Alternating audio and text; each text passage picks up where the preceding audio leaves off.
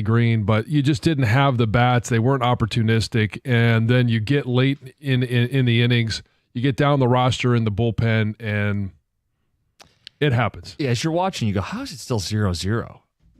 And then Hannafy loads the bases, walks in a run, and go, yeah, one of those days. Because now you know their bullpen's going to get taxed, and they're throwing Sawyer Gipson long tonight, making his debut. Well, and I mean, it's okay. It's 0-0, and then after the fourth, it's 1-0, and you kept thinking, okay, well, the Tigers are going to score some runs.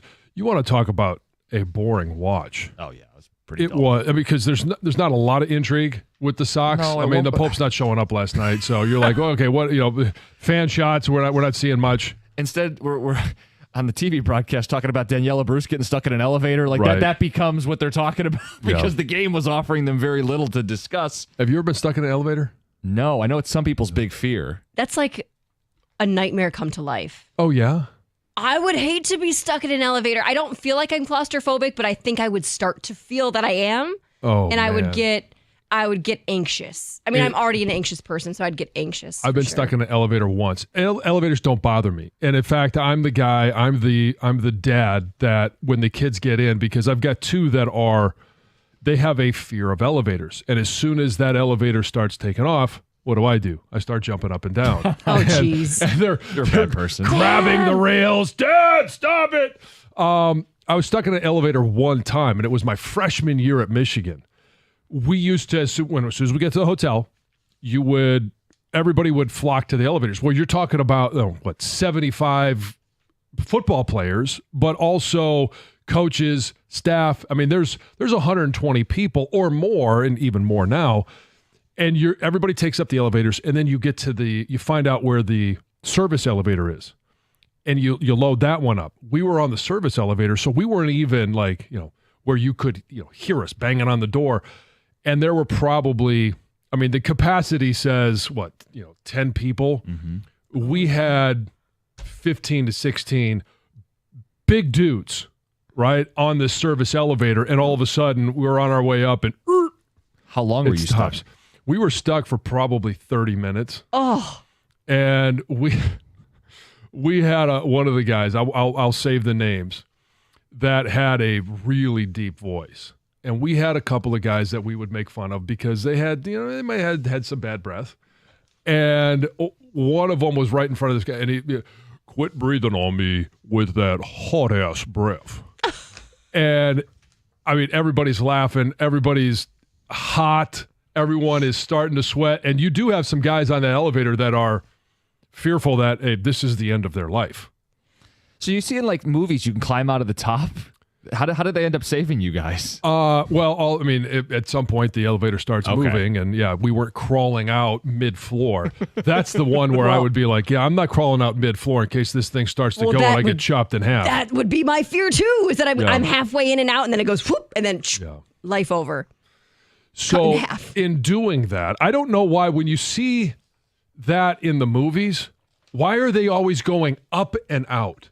To me, it would be more logical to go down and out. If you're stuck between two floors, right, why would you try and lift? It's always harder to lift yourself up to that next floor unless, let's just say you're splitting right in the middle. Sometimes you don't get to choose. You only have whatever floor you're able to get to. Yeah, but if you're stuck between two. Well, very rarely are you able to get to two different floors from the elevator, right? Well, I don't know. I'm not. The cage, the box is not that big. Yeah, you're either on one closer to one. Either you're close to the third floor or the fourth floor. Right. You're very rarely able to access both from the same elevator. I don't know. We didn't try to pry the door open. I don't know where we were in regards to going up or out or down. But yeah, How long would it take before you would get nervous? Because you're calm, cool. It's no big deal. You're not panicking. No, it would be more of a function of how hangry do I get. Or when do I need to go to the bathroom? You just pick a corner, right? Whoa! Yeah, honestly, it's... Well, it depends what you got to do. Your pants are absorbent. Yeah, these are the things you don't want to deal with. So anyway, off track already. So anyway, as I said, Sawyer Gipson Long will make his season debut later tonight. Yeah, hopefully he's not stuck in the elevator. But this is the downside of your bullpen day not going well, is you still got some dudes available, but ideally he's got to go deeper into the game now. You would think. And you're hoping that he does, for him and for obviously the Tigers, but excited to see him because it's been, 615 days since he's had his last start? Yeah, late 2023, he made 4 starts. So, I mean, hey, welcome back. Excited for him, excited for the Tigers, excited for the fans to see a guy that has been really good in the minor league levels in his rehab starts. Tigers still have the best record in baseball. We're going to put it to the test. 635. We're doing the Power Surge MLB edition. Ooh. And I'm hijacking this one. All right. So I'll take the arrows. It's my fault if I don't put the teams where you want them. I'll sit here and do the smarm like you do when I do the football. Okay. No, you're usually I know what I'm getting signed up for now. We are going to talk about an issue. Heather, you were looking in the parking lot the other day. Yeah, I noticed something that I hadn't seen before, and it threw me. You've never seen it just on this car? I haven't seen it here in this lot. Oh, okay. All right. I've seen it before, for sure. And we have strong feelings about it. We'll get to that at 6:50 today. Tonight, we begin the Stanley Cup. And, John, the question for everybody is you got to pick the lesser of two evils. Tonight, you have to decide if you're rooting for Canada, and we love their drought. They haven't won a cup since 1993. Or you have to root for Florida. Reigning champs, kind of a pain in the ass. And I do get this vibe that people in Michigan don't respect hockey played where there are palm trees. They don't like seeing the Southern teams win. Lesser of two evils. We'll put up a poll question on Twitter. Who are you rooting for as the Stanley Cup kicks off tonight? So this one is, there's a few side stories to this, because if you just simply dumb it down and say USA or Canada, I'm going to say USA. The issue is you look at the roster and there's some, American-born players on the Panthers team, but there's also Canadian-born. There's also there's a Finn. Yeah, there's a ton of other countries.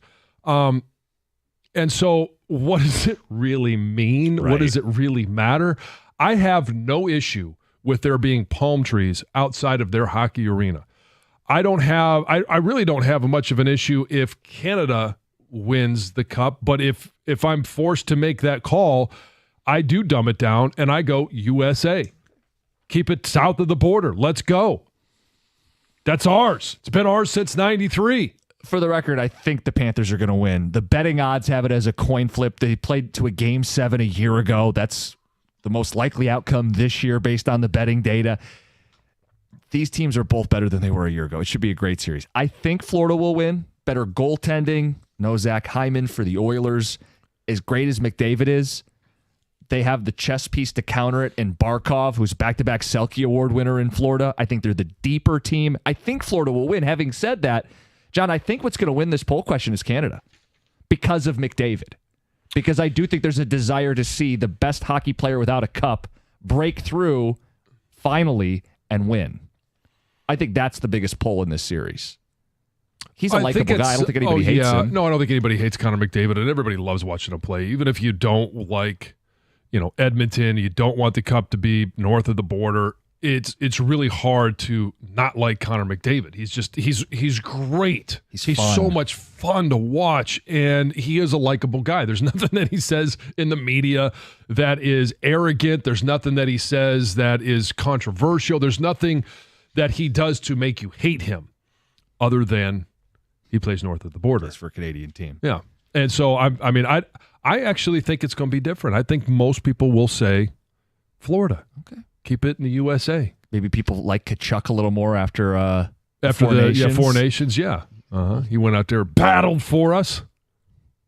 Because he was not a likable guy prior. He's one of those guys who's a pain in the ass anytime you have to play against him or his brother. Or his dad, for that matter, if you really want to go back. They play that physical it's in his DNA. It is. It's just annoying. But if you're rooting for him, yeah, he has a knack for making the big plays. And we know that Tom has a special place in his heart for Matthew Kachuk.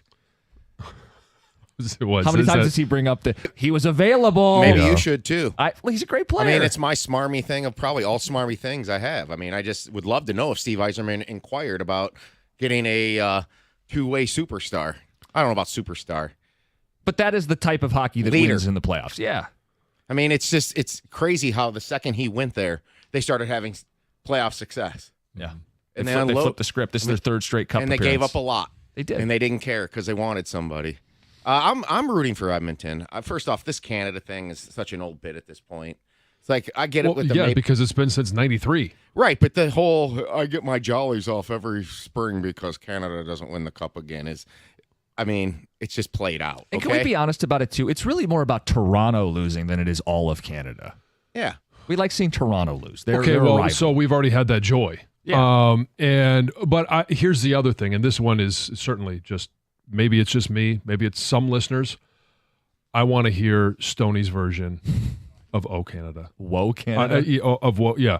And Greg is behind the glass, absolutely shaking his head. So I'm guessing, Greg, you're saying you would like Canada to win just simply for that reason, or lose for that reason. No, so he would like him to like Canada to win, so that he doesn't have to hear it. Yeah. Singing. Okay, yeah, yeah. I want one more year. That would be a good reason, although that has been mitigated due to show circumstances. Yes. Stoney's around though. Yeah, Stoney's around. And he'll sing for anybody. We'll still get it. Yeah, it's Tom. When's Stoney on the schedule next? It's summertime. I don't know. It'll be summertime. He'll be in. Yeah, when he's you just guys in off Monday. next? Juneteenth, I think. There you go. It could be perfect timing. It's you and the drag it Stanley out. Cup final. It's you and Stoney. It's going to go forever. Perfect. So hey, less than quickly 2 weeks. too about this matchup though in Edmonton. I don't think people realize, like, just from the surface, they've won 12 out of 13 playoff games. Oh, they fell down 2-0 against the Kings, and they've lost 1 game since, or 2 games since. I'm sorry. I want to be very careful breaking down hockey because I know audience is small if you look at the ratings in the playoffs. But Edmonton has talked about how they are doing this as a more business-like approach this year. Last year was the emotion, look at us, rocket ship to the final. This year it's more expected. They're playing with more poise this season. Yeah, and I wouldn't mind seeing the best player in the game, get a breakthrough like you said, but it's also in the West. They can do their business over there. It's not going to hurt the Red Wings at all, and maybe the Panthers slowly start to demise maybe a little bit. Fingers crossed, although it feels like they're built for a while here. All right, guys, we'll take some of your thoughts on that. Who you rooting for, lesser of two evils, Canada or Florida? Cup starts tonight. We've got the Power Surge coming up at 6:35, and then the end of the hour, the sticker on the car. It's 97.1.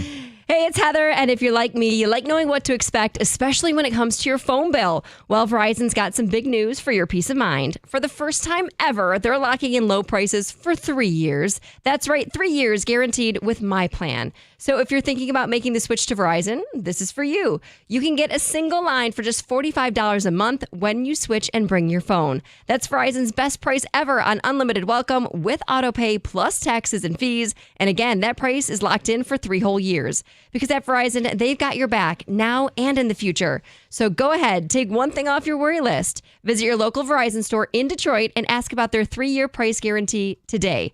$20 monthly promo credits applied over 36 months with a new line on unlimited welcome. In times of congestion, unlimited 5G and 4G LTE may be temporarily slower than other traffic. Domestic data roaming at 2G speeds. Price guarantee applies to then current base monthly rate. Additional terms and conditions apply.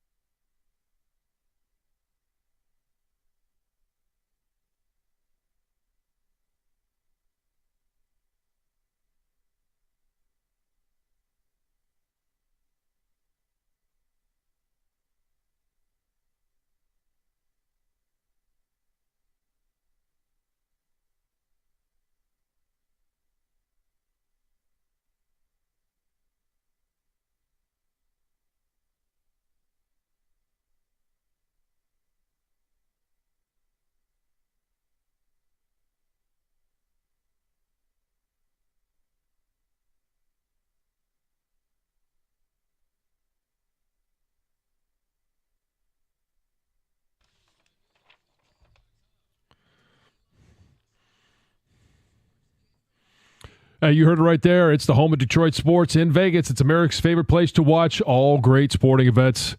Stadium Swim, located at Circa Resort and Casino. Catch all the biggest games at a viewing experience. Built for sports fans. You can chill in one of the 6 pools on 3 different levels for a perfect view, no matter where you are. Poolside, taking laps, in a cabana. You got a great view of that massive 40-foot tall high-definition screen located at Circa Resort and Casino in downtown Las Vegas, and it's right there on Fremont Street. Stadium Swim. Book your spot today at circalasvegas.com.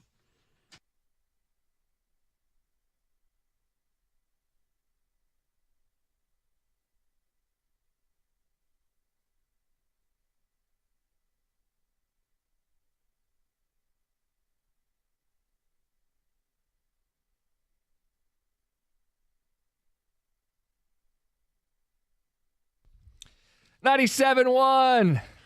Yeah, that's a good reason to get stuck in the elevator. I'm just saying. Yeah. Well done, Greg. Some ticket text. We asked you guys, lesser of two evils. Cup starts tonight. You want Canada? You want Florida? Ticket texters with their thoughts. Rooting for Canada, go Oilers. Dan in Plymouth. Edmonton can't win. McJesus touched the trophy. Matt in Grand Rapids. Yeah, but he didn't last year, so he's trying to reverse it's a reverse jinx. He's trying to pull a Crosby. The last time we had a rematch in the Stanley Cup, Crosby touched the trophy and beat the Red Wings. We'll see. I don't think it means anything. He touched the trophy. No, it does not. Of course, the spicy garlic guy wants Canada to win. Yeah. Mm-hmm.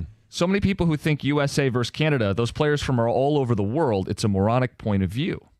Right. That's why I said they got literally players from Canada. I don't know what the breakdown of their roster is, how many they actually have from Canada. So the Cup will go north of the border if if Florida wins and they celebrate. So yeah, it's kind of a dumb thing, but we do dumb things. Hey, Cookies, Wallman's playing 23 minutes tonight. If the Oilers win, it will be a bigger story. We want to know what happened. Position officially from Steve Yzerman is no and no. I know. That's one of the great mysteries that are so insignificant, but we just feel like we got to know. Well, it begs unfair speculation. Like, I don't know what he did, but clearly he was someone they desperately wanted to get off this roster by any means necessary, even attaching a second-round pick to it. And here he is playing significant minutes for one of the 2 best teams in hockey. Texter says, I like both teams, but I'm rooting for the Oilers without a doubt. You got to see McDavid win a cup, Oilers in 6. He's the best hockey player to never win a Stanley Cup. So if you're a hockey fan, and that's really the only people watching this. I mean, we don't have a team in the fight. It's a great story if McDavid gets it done. Texter says, whatever happens, I hope Yzerman makes a pitch to Corey Perry this offseason. He's played more playoff games than any franchise this century. Gritty veteran, and the Wings have needed that. Low cost, bring him in. So one reason I want McDavid to win, because I have the personal opinion that he's a better hockey player than Mario Lemieux. I do. I think he's a better player. I'm open to that. I think he's the second best player I've seen in my life after Gretzky. There's a plethora of numbers that would back it up. Right. So, I mean, you started looking at like playoff stats, and like only Gretzky's ahead of him in a lot of them. You know, it's kind of like Dan Marino in football. He didn't win any championships, and McDavid needs to get at least 1 or 2 because that's what Lemieux's got on him now. Lemieux's career stats are a little jaded because of his leukemia. Yeah. But I just personally think I test that McDavid's better.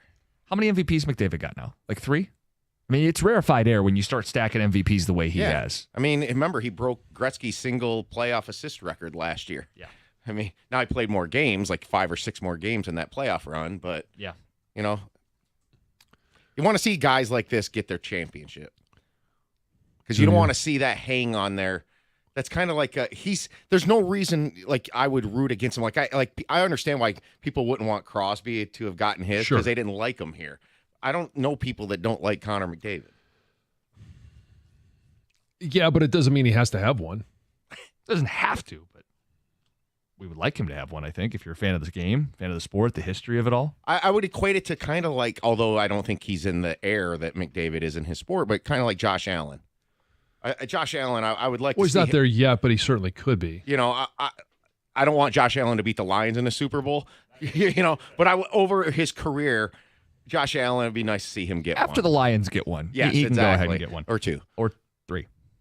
McDavid does have 3 MVPs. Crosby only has 2. You start looking back through history. Lemieux had 3. Gretzky had 9. I mean, you can name the award after. Ridiculous. But it's a short list of guys like Bobby Orr and Gordie Howe. Like, it's a short list of guys who have won 3+ MVPs in hockey, and all those other guys have Stanley Cups. We got a poll question up. You're rooting for Canada. You're rooting for Florida. We'll tally that as the show goes on. We also have a poll question up you'll see about Frank Ragnow and the biggest concern for the Lions.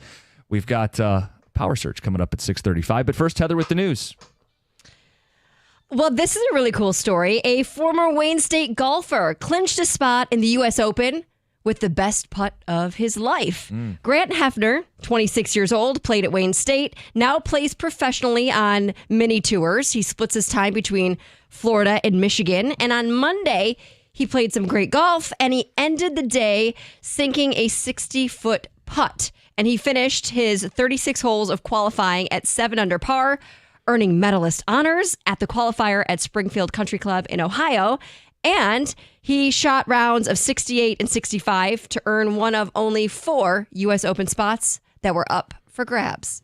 Good for him. It's awesome. Very cool. Very exciting, I'm sure. I mean, any 60-foot putt, but let alone with the stakes. Yeah. Oh, and he sure. said, what was kind of cool about the story is he wasn't paying attention to the leaderboard. Like he was golfing. Okay. Like where other players were constantly kind of checking out where they stood, where everyone was. And it was right before that putt where he looked at whoever was with them. Yeah.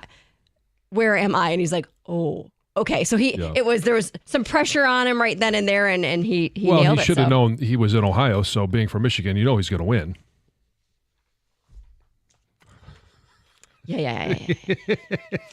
This is also a really cool story. The Tigers return home this weekend, and they're going to have a ton of fans welcoming them back. The Tigers series with the Chicago Cubs, set for Friday through Sunday at Comerica Park, is likely to draw the largest June home crowd for a 3-game series in Detroit since at least 2016. There is going to be a ton of people there. The Saturday game is expected to be a sellout. More than 40,000 fans. They're selling standing room only tickets for that game. There's also a giveaway for that game too. Yeah. Friday and Sunday, they're not offering the standing room only tickets yet, but it sounds like they are selling very quickly, selling very, very fast. So it's possible that we will see more than 120,000 fans during that 3-game series. And the last time the Tigers flirted with 3 sellouts in 3 June home games was in 2016 when they drew 113,416 fans. Look, I get it. The weather's supposed to be great. You get the Cubs in town. Yeah. You have 2 of the 5 best teams in baseball. Iconic. Chicago, Detroit. Perfect. Was that a little preview of the Power Surge? Was a little preview. Little preview? Okay, yeah. And I mean, the thing about it is, too, is we've always said this. I'll go full Field of Dreams. If you build it, they will come. Of course. They have finally built the team. Yes. And people are showing up. There was a graphic that showed attendance to this point this year, year over year, is up nearly 40%. Wow. I mean, get it, though. I remember my last season, I had to try to persuade people to all sit together so we could fill a row, so that we could do a shot on the video board. Right, and it didn't look empty. Exactly. That's what I was dealing with. And now I'm like, how fun would it be to work there right now? I wish that I still was, because this is when it is so much fun. University of Michigan scholar from China and her boyfriend have been arrested after they attempted to smuggle a biological pathogen into the United States. So the couple was charged with conspiracy to smuggle goods into the U.S., as well as making false statements and visa fraud. So according to the couple's attorney, they wanted to bring the pathogen to one of U of M's labs for further research. That's kind of what the boyfriend told authorities. Eventually, he originally lied about what was going on. And this pathogen, this happened back in July. Of last year? It had to be last year. They didn't put a date on it, but obviously it has to be last year because it's not July yet. July 27th. The pathogen that was attempted to be smuggled in is a strain of a plant pathogen that causes head blight, which is a disease that can devastate wheat, barley, maize, and rice. I got to be careful of that maize on the campus. This guy. Gosh. Seriously. I got another cool story. A Dakota high school teacher has won the 2025 Educator of the Year award. We need good teachers, so congrats to her. Kelly Heberholz. She teaches science and is on the administrative team at the high school. She's worked at that high school, Dakota, for her entire 12-year career. Back on November, she also won the Weekly Excellence in Education Award. But this award comes with a $10,000 prize. Cool. Very Great cool. For her, yeah. She was nominated by an unknown sources say. Like anonymous submission. Yeah, from somebody who also works at the school, and you can read the submission. It's obviously singing her praises heavily, and it sounds like she is an amazing teacher, not just in the classroom, but also like she sends postcards every week to all of her students with like encouragement and little things like that just like boost morale at the school as well. So awesome. Heather with the news. Heather spotted something in the parking lot. Sticker on a car. We'll get to it at 6:50. Power Surge is next. We got the Ragnow question up on social media. We'll work that in later in the show. It's 97.1. Hey, FanDuel is the best place to find all your favorite player props as we got a day and the NBA Finals kick off. And now you can make the smarter play with new performance trends. Want to see if a guy's hitting the over consistently or maybe somebody's flirting with a potential triple-double? Get the latest stats right inside the app. You don't need to leave. It's all live, and see who's getting hot. Once the game starts, that's when things really get interesting. You can combine live prop bets into a same-game parlay for a chance to win something big. If you don't already have a FanDuel account, it's not too late. You can still get in on all the action. You're going to get started with $200 in bonus bets if your first $5 bet wins. All you have to do is visit FanDuel.com/971Detroit. That's FanDuel.com/971Detroit to join today and make every moment more with FanDuel, official sports betting partner of the NBA.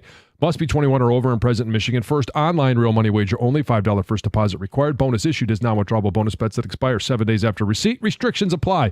See terms at sportsbook.fanduel.com. If you have a gambling problem, call 1-800-GAMBLER.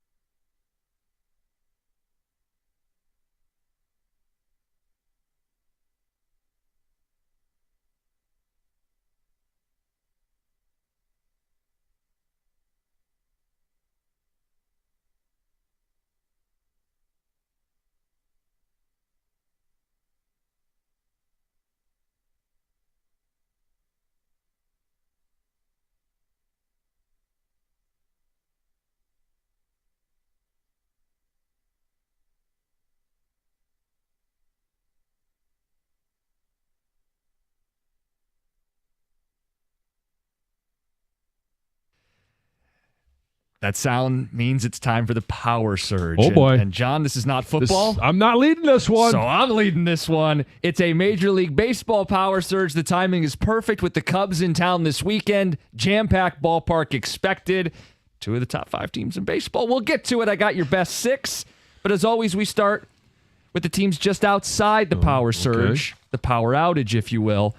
I have the Brewers on the outside. They lost last night. They were riding an 8-game win streak. Their formula is simple. They run, they play defense. They took 2 out of 3 against the Tigers earlier in the year. I think they're going to be on the periphery. They're going to be hanging around this season. I also have the Padres on the outside. Most wins of any team I left out of the surge. Proven bats in Machado and Tatis. They need to get Dylan Cease going to be that frontline ace. And the third team I left out of the power surge, the Giants. Elite pitching with Webb and Ray. They win ugly.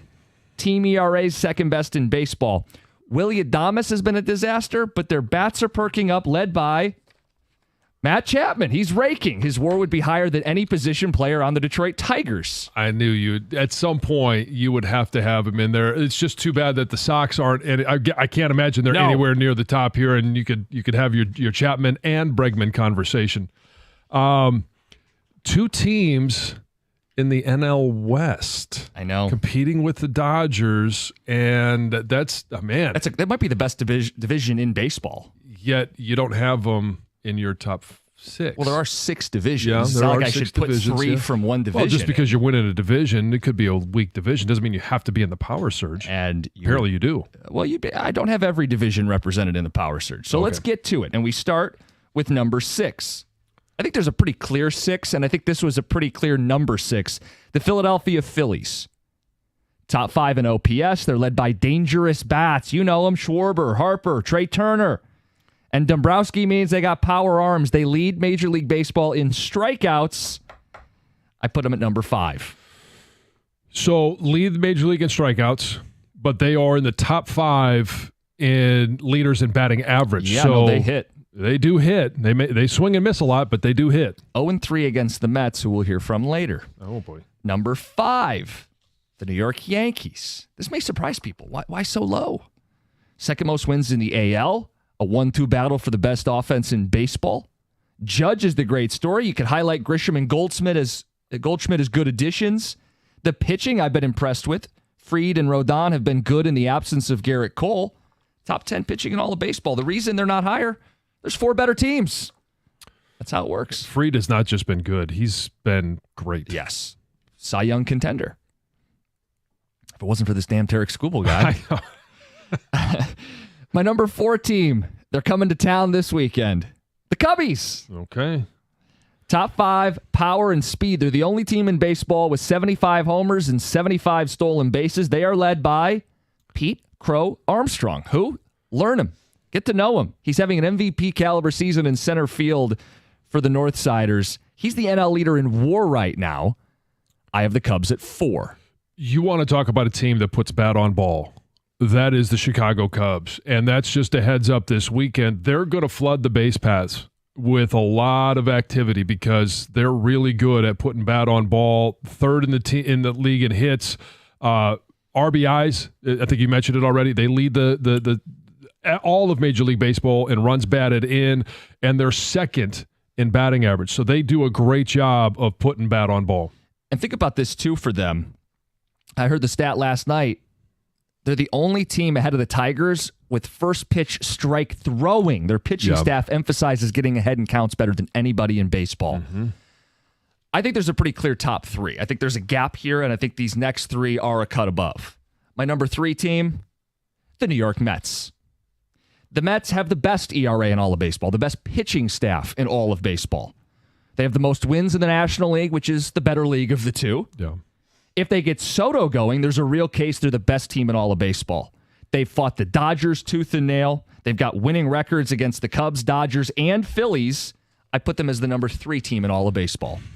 And, I mean, this might be the bounce-back team of the year because of what they went through last year. Spending all that money on the pitching staff, on their roster.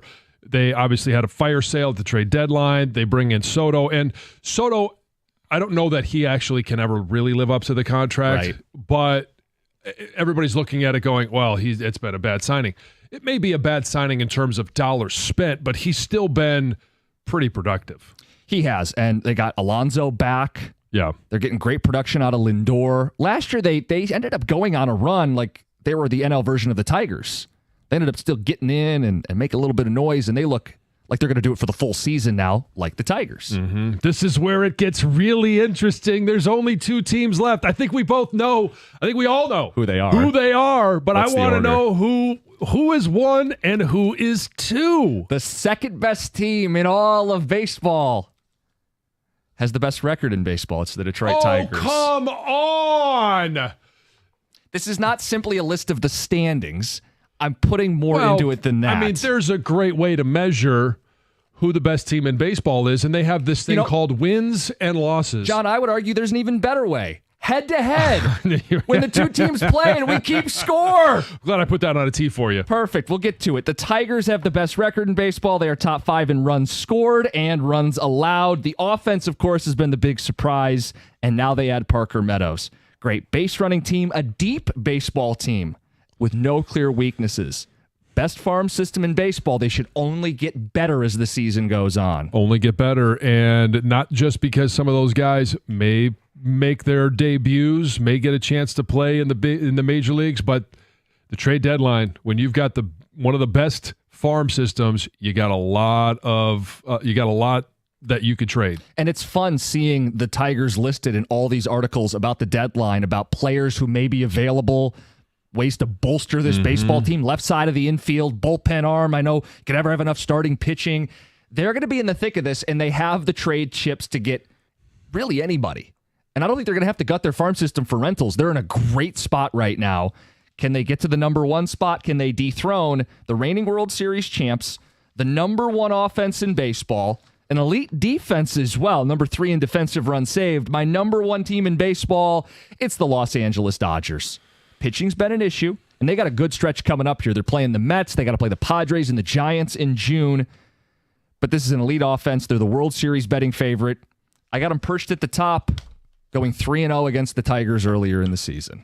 You know what? I mean, head-to-head does matter. And they just took care of the Yankees, by the way, in pretty epic fashion, too. They did. And, I mean, the opening game of that series, the rematch of the World Series, it was, both first at-bats for Aaron Judge, home run. Shohei Ohtani, home run. Now, later in the game, Shohei had a second. They ended up winning that one. They won that, what was it, the 3rd game of the series by 15 runs. I mean, they just put the smack down on them. They flexed their muscles a little bit. But I'm with you as well, and some of it is the fact that they've been able to withstand so many injuries to their starting rotation. I mean, Blake Snell, he's out for at least 60. Glasnow, at least 60. Right. Shohei hasn't pitched. Yeah. And they continue to win baseball games. Think about this, too. Strikeouts. Their staff gets a lot of swing and miss. I think that over the course of the season, you trust guys are going to settle in more. They'll get healthy. They'll be right at the top of baseball for most of the season. They're not going to win the 120 games that we thought before the year, and I think pitching is the biggest reason. Yeah, and when you look at their lineup, like they have...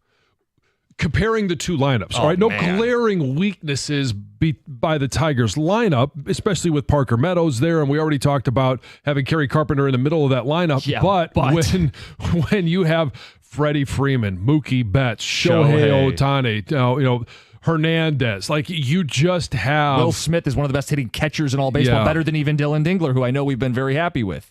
Okay, so I think the Dodgers should be number 1. I mean, they swept the Tigers. If you want to apply head-to-head, and I know the Tigers are probably a little bit better now than they were then. But oh, sure. But the difference is 3 wins, and they're playing in the NL, and they won the head-to-head. Yeah, plus they're in that division that you excluded the other teams. But, look, I think you do have the right 6, but I will probably take the most exception with I think the Yankees should actually be number 3. Okay. I would agree. I put them up. Who would you have then 4 and 5 between the Mets and the Cubs? Probably the Mets because they got the pitching, and you've got to think Soto gets better. That's why. And the Cubs' trustability still isn't quite there. You put the Cubs 5. Yeah. But with the Yankees, they did beat the Mets 2 out of 3 when they played. Good point. They've got a better run differential, and the Yankees are 18-6 in their last 24. They've been surging. Like they're getting their stuff together, and 2 of those losses were the Dodgers. I really don't have a big critique of the Yankees. I found the Cubs and Mets resumes to be better. And then Tigers and Dodgers too. Well, the NL factor too. Yeah. I think there's a clear 3-tier system in this where and you mostly got it right, where it's the Dodgers and Detroit. That's your clear top tier, which is awesome to be able to say, comparing the Tigers to the Dodgers. None of us thought that we would be doing this. But then however you rank them, 3, 4, and 5, Mets, Cubs, Yankees, Cubs, Mets, however you want to do it, that's clear tier 2. Are the Phillies a clear 6? I think, well, they're tier 3, and they're 6, and then everybody else behind them. Did I not mention a team that should have been mentioned, like in the others receiving votes category? Someone you want to stump for? I don't necessarily think that there's another one that I would mention, but no, I don't think there is. Okay. You could make a case for Houston. Or Seattle, depending on your preference out there. Yeah, I don't know. But I think they would be in that, Brewers, Padres, Giants, and probably below Padres and Giants. They're just in such a touch division. There's your MLB power surge. Won't do this weekly. Baseball's a long season, but we'll check in later. Long season. Tigers are going to be in the thick of it. It's 97-1. Hey, at First Merchants Bank, they believe that the real value comes from building strong communities and relationships. Hi, I am John Jansen as I read this word for word. With their new branch opening in the Fitzgerald neighborhood of Detroit, First Merchants Bank is excited to offer a banking experience that's welcoming, attentive, and dependable. Their easy-to-use, secure, and highly rated app makes everyday banking a breeze, allowing you to manage your accounts on the go, and their local attentive bankers are your partners in success. They take the time to get to know you, give sound advice, and provide solutions that work for you. In fact, it's exactly what they've done for me and really my entire family over a number of years. They're my personal financial partner, and it's easy to be with them. With a passion for fostering community development, their team is committed to helping you and your neighborhood prosper. Experience the difference of banking with an award-winning bank that truly cares about your financial journey. All you have to do is visit firstmerchants.com/Fitzgerald to learn more about how they can help support you as well. That's firstmerchants.com/Fitzgerald. First Merchants Bank, helping you prosper. Member FDIC.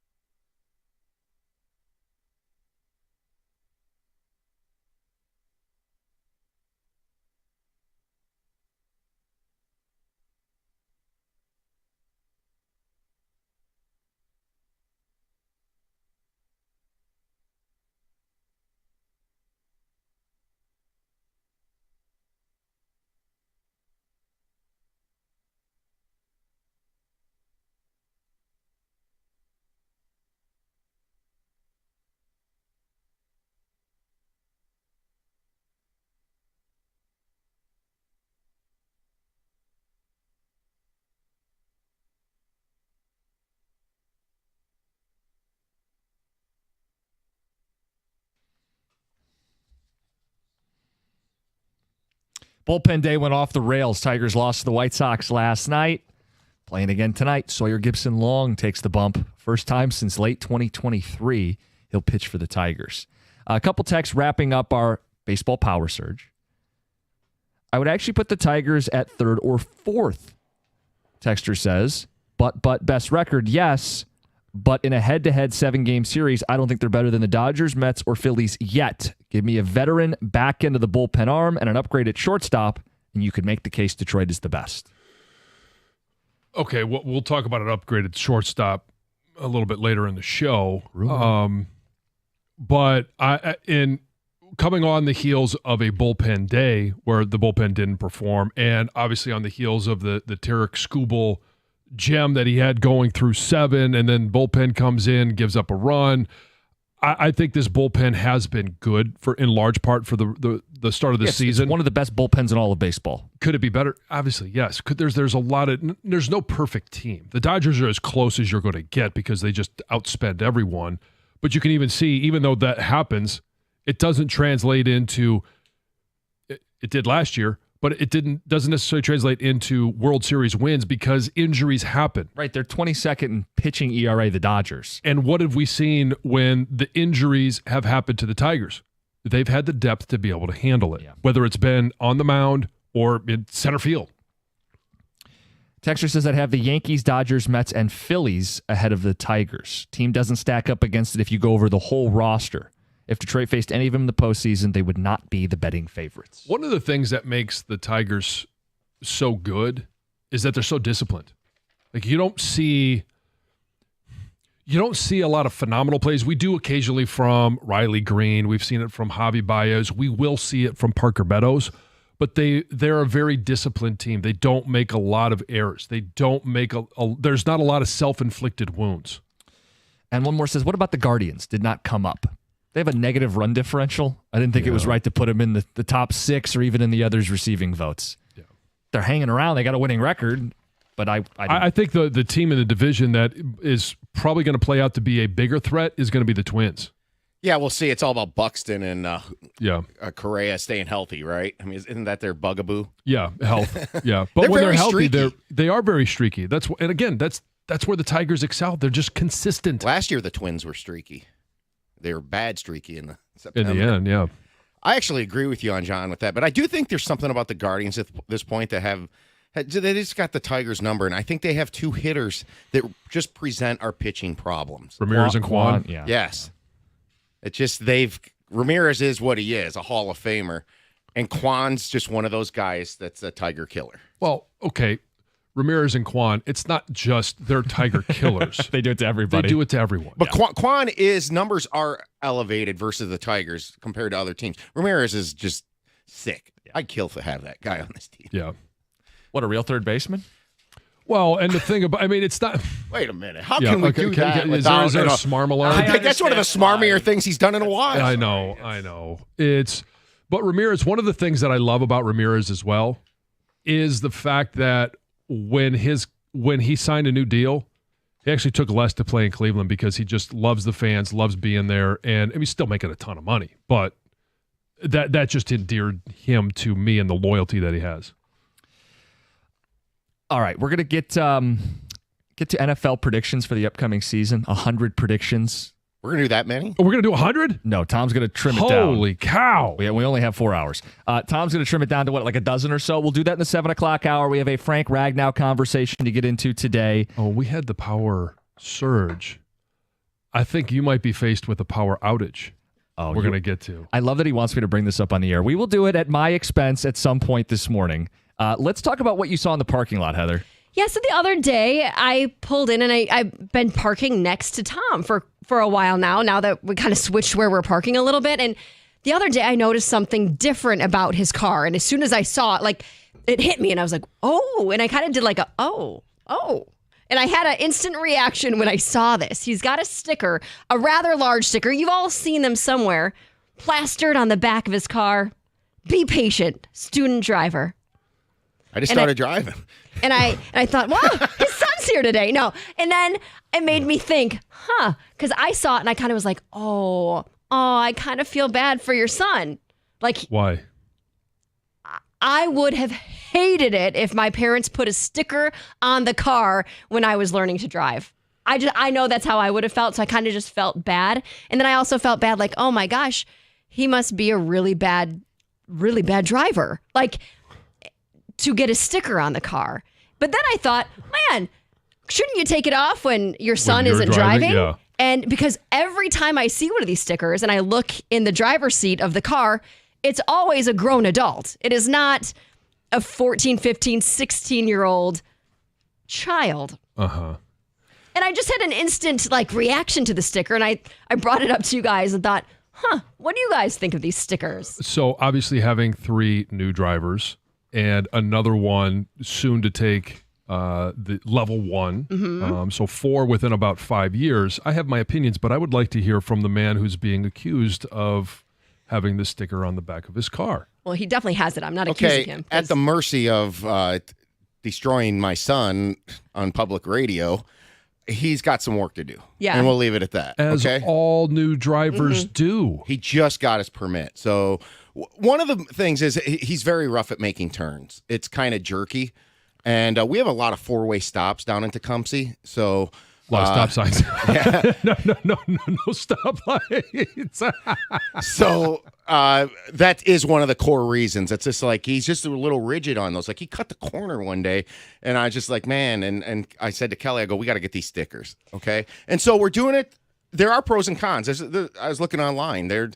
People think this provides more mercy from some drivers. Others think it invites rage. Oh, really? I think the core problem with this sticker is it is probably one of the most obnoxious stickers that there are. It's bright yellow. It's gaudy. Yeah, it's got a little it is. sparkle to it. It does. I didn't notice that. As it should. It's a sign. It is a neon sign that says, if I cut you off, or if I make a bad turn or a slow, or I don't go when the light turns yellow to red and I don't make that turn, please be patient because I'm new at this. But the thing is most people that have it on their car are not new at this. They're all adults. And I wonder if the sticker actually does anything. Oh, I think it does. I am more cautious around. I am. Oh, I'm not. I don't get full of rage, but it definitely does the opposite Sounds to like me. it. You eye roll, don't you? Yeah. Oh God, this is gonna take longer to get to Kroger. This guy. Yeah. Yeah. How do I get around this individual and cut him off on my way to the grocery store? No, I wouldn't do that. I think people want to avoid student drivers, right? They give them a little more space. I have some examples of where this could be very useful. Obviously, I just mentioned it. 3 new drivers, a soon to be a 4th new driver. And I think there's only one problem I have with it. When we come back, I'll share And that. that problem, I have a great reason why. All right, it's next, 97.1.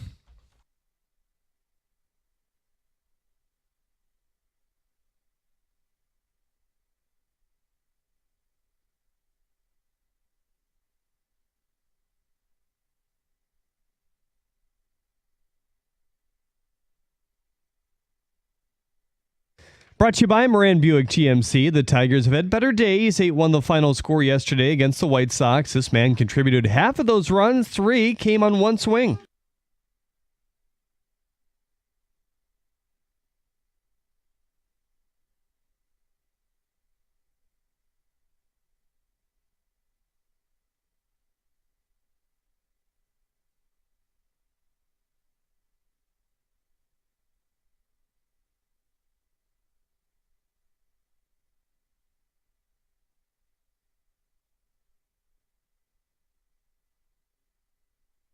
That's Taylor on the Chicago Sports Network talking about the difference between Game 1 and 2 of the series. It looks like the team's number 3 overall prospect, the Tigers, that is Bryce Rayner, has suffered a major injury. It happened on a pickoff attempt in Lakeland last night. He dove back into first and immediately felt pain. The result is shoulder in a sling and a trip to a local hospital. Flying Tigers manager Rene Rivera said after the game it didn't look good after being selected 10th overall by the Tigers last draft. Rayner was off and running this year in A-ball, hitting .293 with solid defense. Brenda Tracy is suing Michigan State's Board of Trustees, including 2 members, for leaking her identity in the Mel Tucker sexual abuse investigation. Tracy alleges she was forced to publicize her allegations. At the Corwell Health Sports Desk, I'm Jeremy Otto for Morgan at 97.1 The Ticket or Odyssey.com.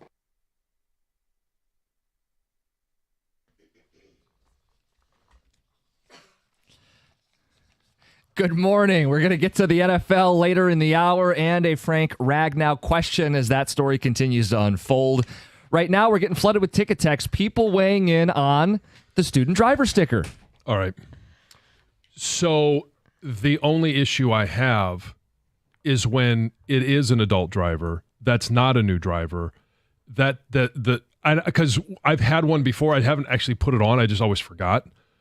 But it should be a magnet that goes on the tailgate instead of a sticker that can't be removed from the window. I like that better. And maybe that's my reason for not really liking them is that the majority of the time it is an adult because a 14, 15, 16-year-old most likely doesn't have their own vehicle. So it's mom or dad's car, and they're the ones driving it the most. And I wonder do people try to use it kind of as an excuse to get away with some poor driving? Oh, you think like adults are using it as like a get-out-of-jail-free card? Do they? Maybe they do. So it's the stickers remaining on because I was afraid that it might lose its stick over time. We live on a dirt road down in Tecumseh, and I thought that would just wear and tear for a while. It would, and I'm not paying for more. I mean, we got these for free. Why would I buy a magnet? Right. I get it that it's gaudy. It costs $10. Well, hey, give it to me.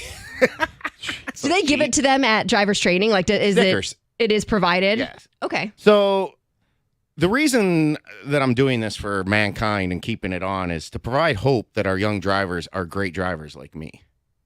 Meaning that student driver does such a good job. I just got passed by a student driver. WTF. I'm kidding. Come on, No, guys. I know. So I'll give you a couple of examples where it would have been useful for me. And I've got a new driver right now, third of the first three. She is not great at changing lanes and staying at speed. This is one thing that I found, and it's been consistent with all three. Some of them have been better early on than others. They all get to a certain point where I'm okay. You can drive on your own once you get your license, and I feel better about it. But one of the hardest things is on the highway, turning your turn signal on and staying at speed or adjusting your speed to get ahead of the driver or behind a driver. They always take their foot off the gas and then they get over into the next lane. And instead of going 70, they're going 60 by the time they get to the next lane. And then somebody's running up their which backside. Which can be very dangerous. If they had that sticker, I think it would be a little bit more understandable. Now, having seen a lot of these stickers, it's kind of a new trend within the last couple of years. Yes. Because I am currently in the mix and have new drivers, as soon as I see one, I'm instantly much more patient. I give them a little bit of a buffer, and whatever erratic thing that they do, I'm like, okay, it's a new driver. I don't care. Like I am now understanding a little bit more patient, and I give them a buffer. So if they turn their turn signal on, instead of being the competitor that I can be of, well, you're not getting over in front of me, I'm going to speed up. No, I let them in because you're just trying to be a nice person in the community. We're very much alike for that reason. I do. I always respect them. I mean, Look, in the end, the actual leave-on thing, seriously, is I just don't care. I really don't care what people think. That's why I leave it on. I'm like, why am I going to go through the hassle? Heather's judging you. As a grown man wearing a student driver sticker. She said she wasn't going to have kids when I met her. And that's the one I've been saving for you. So, yeah. but I understand Heather's point of, like, if I was a kid, I wouldn't want it on the car. Right, I would feel, like, embarrassed that it's on the car while I'm driving it. Yeah. If my mom was like, I'm sticking this huge, massive yellow sticker on the back of the car, I would have been like, oh my gosh. It's a big sticker that says, I suck at driving. Yes. Is how you'd feel as a kid. Yeah. Because you do. Not every new driver completely sucks at driving. But they're not as good as they will be in 5 years. It's like Frank Ragnow. I get that. I get that with experience, you're going to be a better driver, without a doubt. Every new driver, hopefully, is going to be better as they continue driving and have more experience on the road. Now, there are some drivers that always suck at driving. So that's true, too. Maybe that's the key. Be patient. I suck at driving. Just own for everyone. Yes. Don't do student driver. Just, I suck at driving. Look out. So a question I did have for you guys, I wanted to save it just to get your natural reaction. Do you think kids struggle as new drivers more in this day and age than they did when we did it? I don't ever remember having many struggles. Like I remember being in some heavy traffic on the freeway once, and I was next to a semi, and I kind of got a little anxious. But I just don't remember having the problems that, like what you just said there about being on the highway and getting over and not. Yeah. Like I don't know. Because I didn't drive really much before I was actually supposed to. I mean, I think everybody gets an opportunity when they're 13 or 14 to go to a parking lot and practice. And, down the old country road. I mean, we drove some go-karts and stuff as kids, but every kid does that. It's kind of an observation I've had because I didn't know if this was unique to me. I mean, I know it's not completely unique, but when you said that your daughter does, and you're a big driving guy. Right. I mean, yes. And so, I mean, the kids have driven, especially when we lived in Petoskey. I mean, it's up there, you have many more rural paved roads. And I mean, they would get an opportunity as early as 10 or 11 to drive around some of those country roads. And I mean, not for long distances. And if anybody was coming, hey, I want you to pull over, put your emergency blinkers on, whatever. But they've been doing it for some time. So it's not like they're, quote unquote, brand new to driving. It really comes down to confidence. And there are just some kids that are more confident and it doesn't have to be just driving. They're confident in school. They're confident in athletics. They're confident in a lot of different things. And I found that with my kids, there are some that just have more innate confidence. And when they do, they're just more confident in taking on new tasks, and they're better at new tasks early on. Doesn't mean those that aren't going to eventually get there.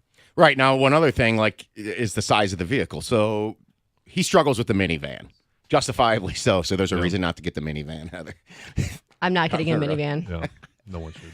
My car is an Encore, and he does a lot better with that. So question for you to react to your question. I don't know if drivers are any better or worse today, but I know for a while there were numbers that suggested young people don't want to drive as much as they used to. Was your kid really excited to start driving? Not super excited, but not against it either. Like he was all for going through and getting this, but he's like, because I wonder if that's part of it. Like if you're really not that motivated, but your parents are like, you have to do this, but you're like, I don't want to drive. Does that make you a lesser driver? Like if you were itching to get behind the wheel when you were growing up, it probably made you want to learn it. You're more excited to do it. You want to go out and practice more often. That would be how I think it shows up. So my theory is that they don't pay attention to when we're driving like we used to when we were younger and didn't have anything to do in the car. Now that they can look at their phones and do all, I find that with directions. Yeah. The kids, it's like they travel the same way to school. They're back all the time. And then as soon as they're on their own going to school, it's like, wait a second, which highway am I taking? Which road am I taking? Especially now when there's construction everywhere and you got to take something new. Like they really struggle with getting from point A to point B. Like I wonder sometimes, do they know north, south, east, west? So Follow the sun. I put this quiz on. Ellie's the newest driver, and I tell her all the time, all right, we are heading north on 275. We got to get to school. When you get to 696, are you going to go east or west? And the first couple of times they'll be like, well, I'm going to the right. I'm like, okay, you're going north. And you go right. Which way is that? And they now, all of them, I'm a huge believer that they need to know north, south, east, west.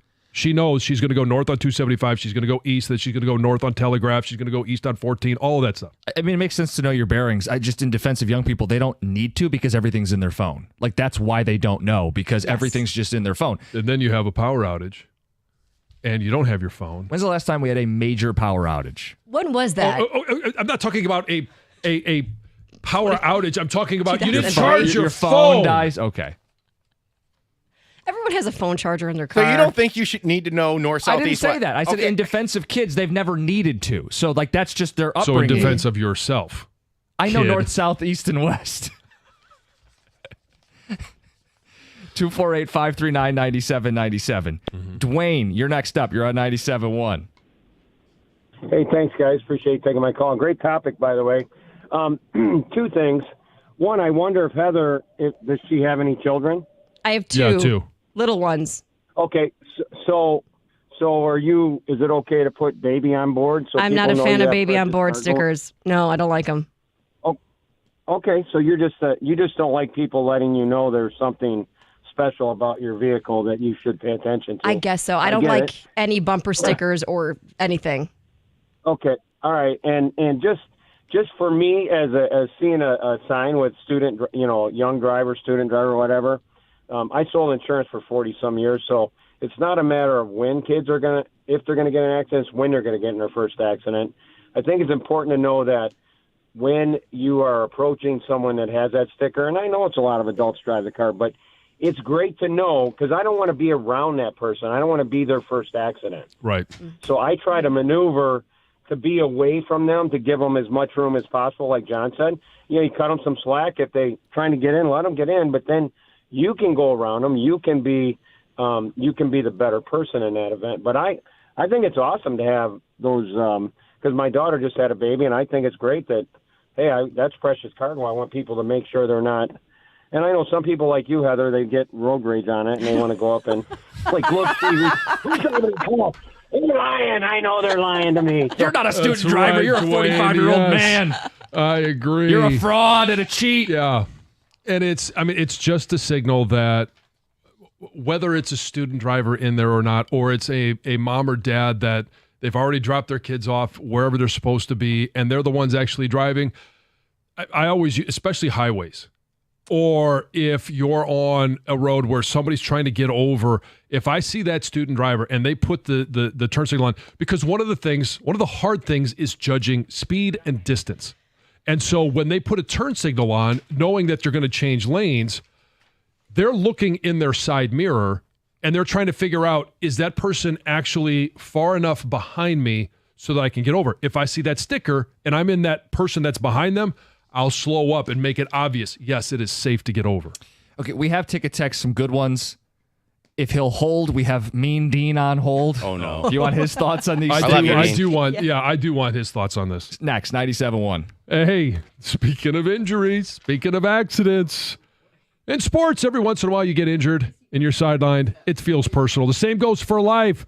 That's where personal injury attorney David Feminino steps in. And trust me, after an accident, you need an attorney who's going to make it personal, and that someone is David Feminino.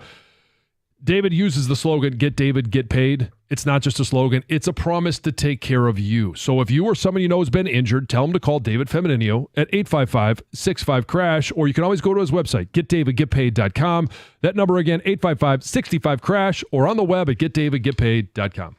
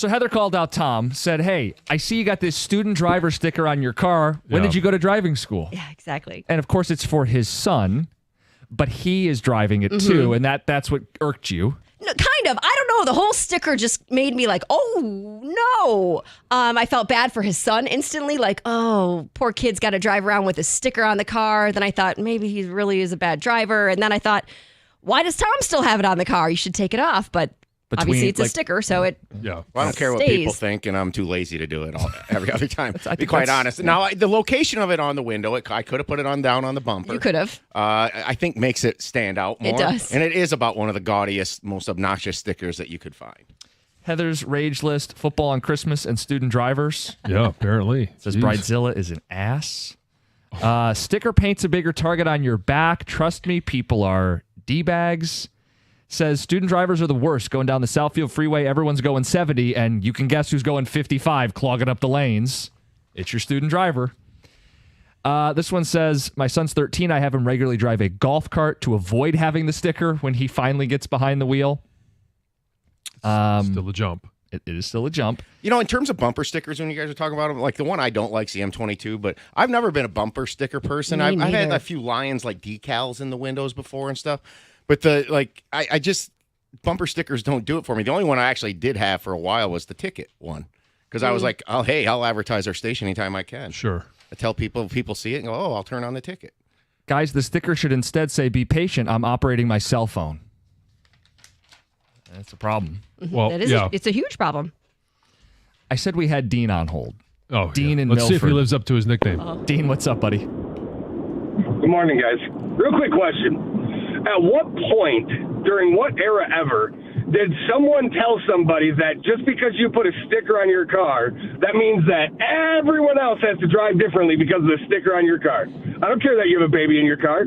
If you're afraid to drive with your baby in your car, don't drive. Stay in the right lane. Stay out of people's way. Oh, my kid doesn't know how to drive, so you have to change the way that you drive. No. Teach your kid how to drive, and then let him on the road when he knows how to drive. Like being Okay, in so the hard instantly when they go situation- on the road, Go ahead. instantly they're supposed to be a seasoned driver. Supposed to be Dale Earnhardt. No, Like, come not on. at all. Not at all. But at the end of the day, though, you need to learn how to drive. So if you start learning how to drive with everyone adapting and slowing down and being nice to you, well, how long is it going to take you to drive? But the sooner you learn that everyone's an a-hole on the road, you start to become a defensive driver and you learn how to drive. Like when I was on hold waiting to come in, I'm sure that the dude in front of me kept looking in his rearview mirror because he was angry because he thought I might have been too close, but it's 55 miles an hour and you're doing 40. How about you get where you should be, and that's the right lane, not the left lane. Like, people think that other people have to adjust the way that they drive. You know what else is annoying? The stupid idiots in the wintertime that after it snows, they go, how are the roads? I don't know, wet and snowy? Wait, there is this effect where How people did anyone forget else how to get tell drive in you the how winter. to drive your car? Yes. Dean, people do forget when it's winter. I'll agree with you on this. Like, you do need to learn how to drive without the sticker. But I have no issue being courteous to someone who's learning Right. how to drive on the road. I have no issue giving someone a How do you little tell? patience. What's the courteous part? What's the courteous part? Because right now you're about to show everyone either you're an a-hole on the road or you're not. So what courteous do you give people with the sticker that you don't give other people, buddy? So, okay, or not. Don't be an a-hole.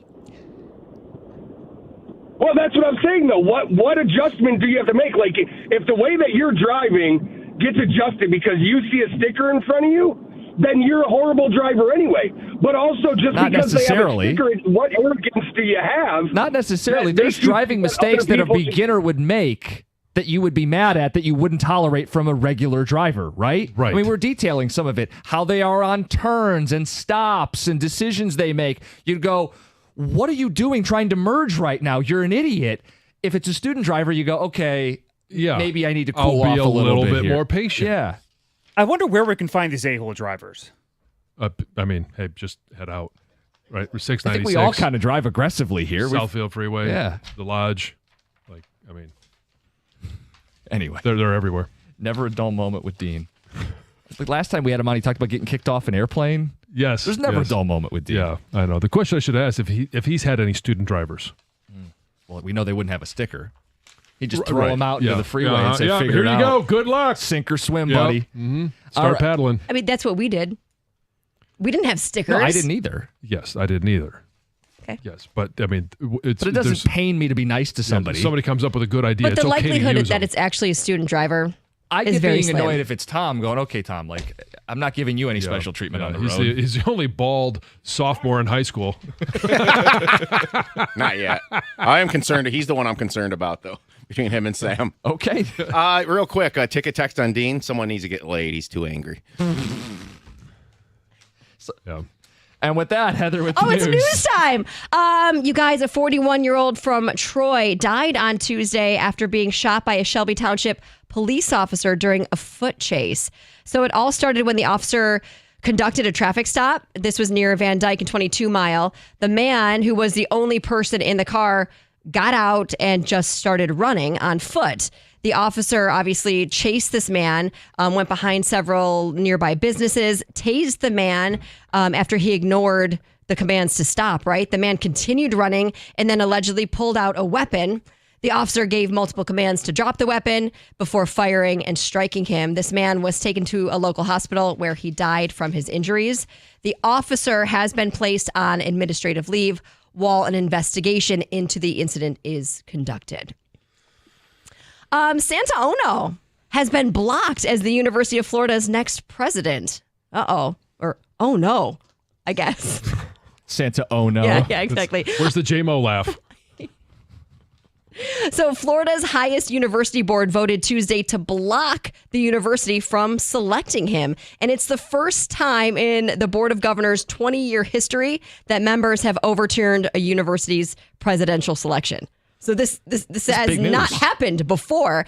And the vote came after a month-long campaign by conservative politicians and activists who opposed Ono's prior stances on diversity, equity, and inclusion at Michigan, and then his also handling of the pro-Palestine protests as well.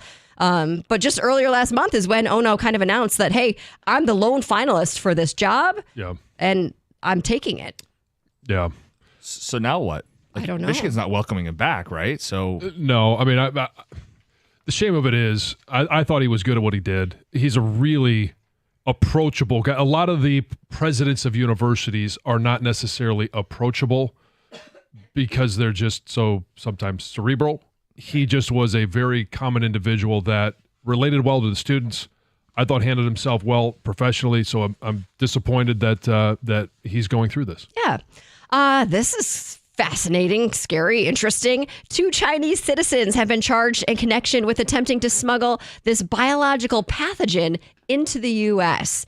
So this pathogen was allegedly brought through Detroit Metro Airport, and the couple, one who was a University of Michigan scholar, were charged with conspiracy to smuggle goods into the U.S., as well as making false statements and visa fraud. Is there a difference between a U of M scholar and a U of M student?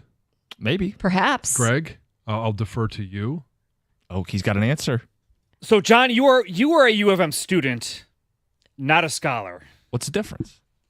What's the difference? He's calling I you think dumb? there are some higher level. Hey, some people are better at school than others, right? Maybe an academic scholarship. Just a little dig right there. John, Dean's some people List? are better. Hey, some people are better at football than others. I didn't start 50 games at right List? tackle. Dean's List? No? I would Really? imagine there is a difference, but I don't know. Like if you need to, Is it a certain GPA? You have to have above a 4.0 GPA? I can find out later and let you know. While both Anyway. students and scholars engage in learning, a scholar is typically an advanced expert with significant expertise in a field, often conducting original research and contributing new insights. Oh, okay. Well, there you All have it. So maybe it's another term for a grad student.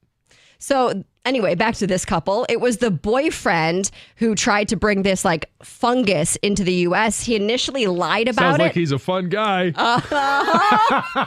Okay, now we have to have the yeah, now I'm a scholar. He initially kind of lied about what he was bringing in, and then eventually he admitted that he was bringing in this fungus to be, like he wanted to research more of it at the school's lab. Anyway, it looks like they're facing could be facing a lot of time behind bars. I got to imagine there's an appropriate way of getting this cleared and brought into, if you are actually going to be studying it in whatever realm they were Yeah. trying to scholarize it. But it can cause a lot of problems. It has health effects for humans, animals, plants, but it could be really devastating for wheat, barley, rice, and oat plants. Basically, causes them to rot. You left out the best one. Well, I changed it from maize to oat plants. It's Heather with the news. Okay, here's what we're going to do. At some point, John wants me to tell the story on the air. I confided it in him pre-show, and I said, I put myself in a pickle. Power outage. Doesn't paint me in a good light, but hey, it's good for radio. We'll do it. They do a lot of your takes. Yet you still say them. Yet the mic still turns on. We got NFL predictions, bold predictions ahead of next season, a Frank Ragnow discussion, all of that, and eventually, yes, my own predicament. It's 97.1.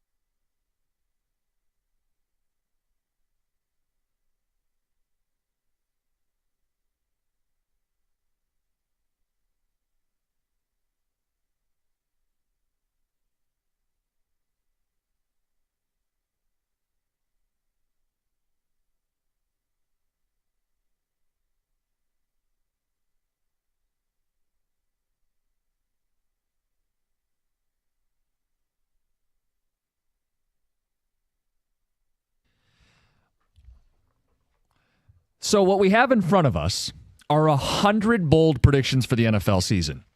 We are not going to read 100 bold predictions. We have a clock and limitations here. So, Tom, you have combed through this, and you are going to present us the most interesting bold predictions. Yeah. So Connor Orr writes for SI.com. I like his writing, and he 100 days from the NFL season, he did 100 predictions. So I selected, just for some reason, the 11 that interested me the most, and I thought would interest you and interest Lions fans in most ways. So the first one, the New Orleans Saints will have the number 1 pick in the 2026 draft. Yes, and I don't even know if it's going to be close, because you look at the Giants and you say, okay, well, they're probably going to yuck up a couple of wins with Russell Wilson as an option at quarterback. Maybe they make the move to their rookie, but at the quarterback position, new coach, all right, brand new coach, brand new system. There are 4 options at quarterback: Tyler Shuck, rookie; Spencer Rattler; Jake Hayner, and tell me if you've ever heard this name before, Hunter Deckers. I mean, they don't have much of an option at the quarterback position. They still have Alvin Kamara. They got Chris Olave. They've got a decent offensive line, but they are in salary cap hell, especially now that Carr has decided to step away from the game. I mean, the playmakers, Kamara's 100 years old. They don't have a number 2 receiver. I mean, in running back years, he's like 100 years old.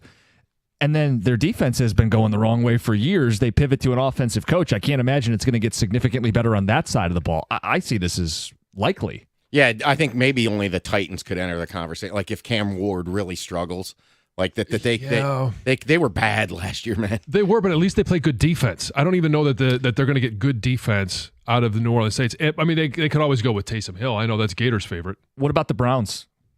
They got a crossover with the NFC North. They don't have a quarterback. I mean, well, they got 5 of them. One of them. They got good defense, man. Yeah. All right, next one. I found this to be maybe the most provocative. Kyler Murray will play his final snap for the Arizona Cardinals. This was not on my radar, but he makes the case that his guaranteed money shifts dramatically at the end of this season. Last year was his first full year post-injury. This was not on my radar. I don't think it's unlikely, but I didn't consider it.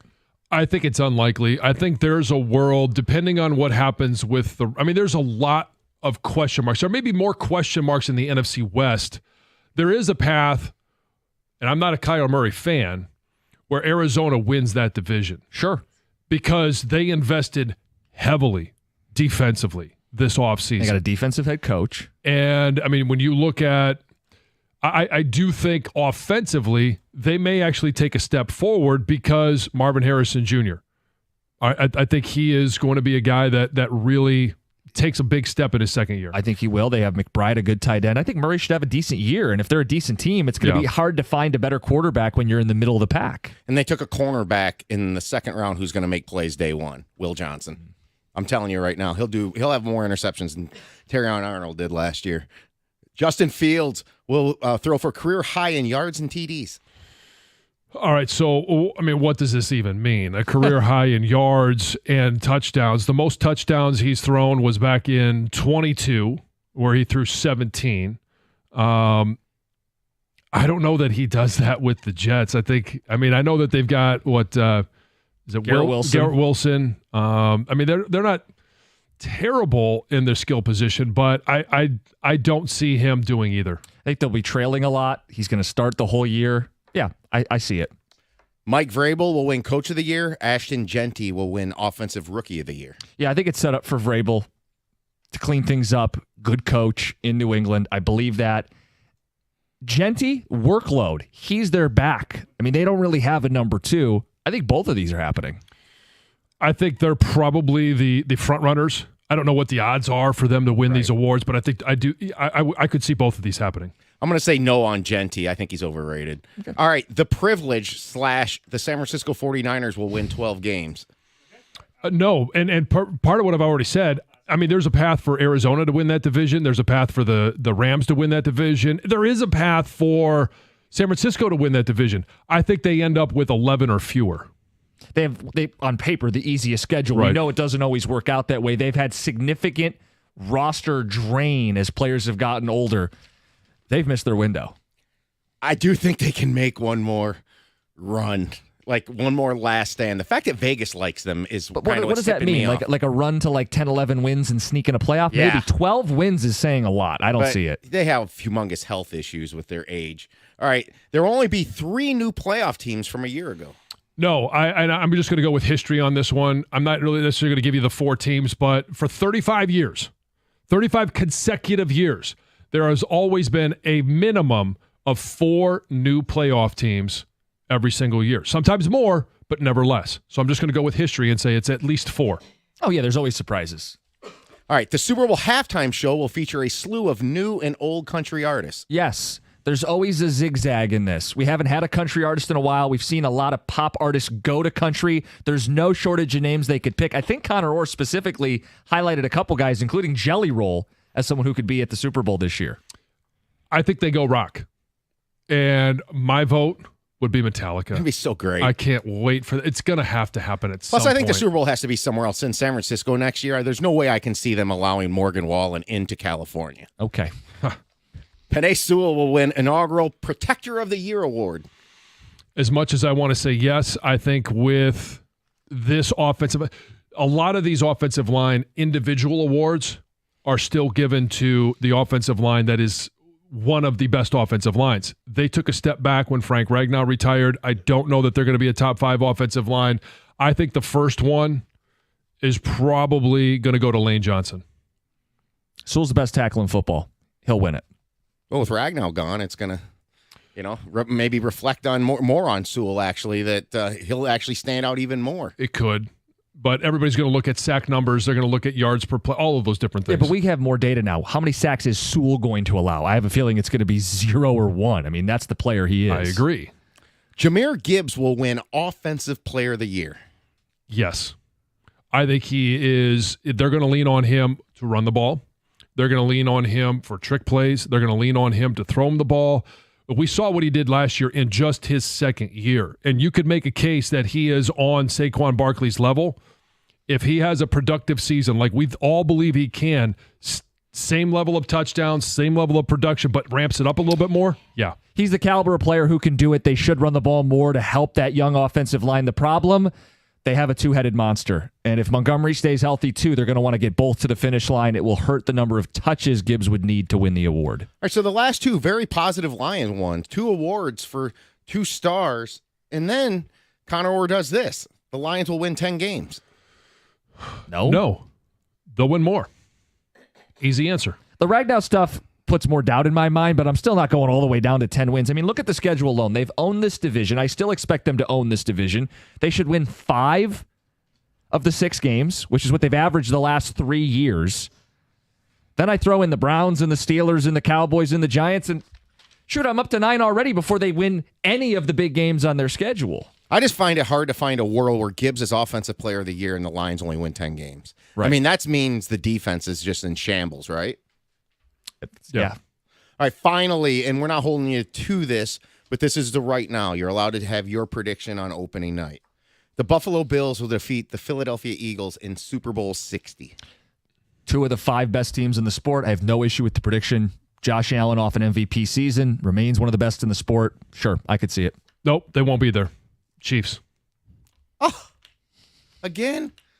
Okay, you can be as annoyed or as exhausted as you want, but they went and they've got more weapons for Patrick Mahomes. It's not a Kelsey issue. Their defense is still going to be as good as it was with Spags leading it and Chris Jones and company, but they've given Patrick Mahomes more weapons to throw the ball to. So I'm not saying the Chiefs win. I just think that the Chiefs beat the Bills in the playoffs. I'm not mad at you. I'm just mad at the Chiefs. I'm sick of them. Fatigue. Give me Allen or Burrow or even Lamar would be fun. Sure, anybody would be fun. Anybody else would be more interesting. I just don't think it happens. Noted that the Lions are not in the Super Bowl. I didn't say that. I just said that the Chiefs beat the Bills. Okay. I'm just saying. What do you think about the Eagles, John? That they're not. I just said. John, what do you think about the Eagles? We'll get to opening night. Those are 100 bold predictions. It's 97-1. Hey, summer is heating up, and there's nothing more refreshing than an ice-cold Surfside iced tea and vodka or Surfside lemonade and vodka to break the heat. Made with a real brewed tea and real vodka, Surfside is only 100 calories, 2 grams of sugar, and 0 bubbles. That's right, no carbonation, so it's super easy to sip and enjoy no matter what your plans are this weekend. Look for the can with the sunset stripes. Sold at bars, restaurants, and stores near you. Must be 21. Please drink responsibly.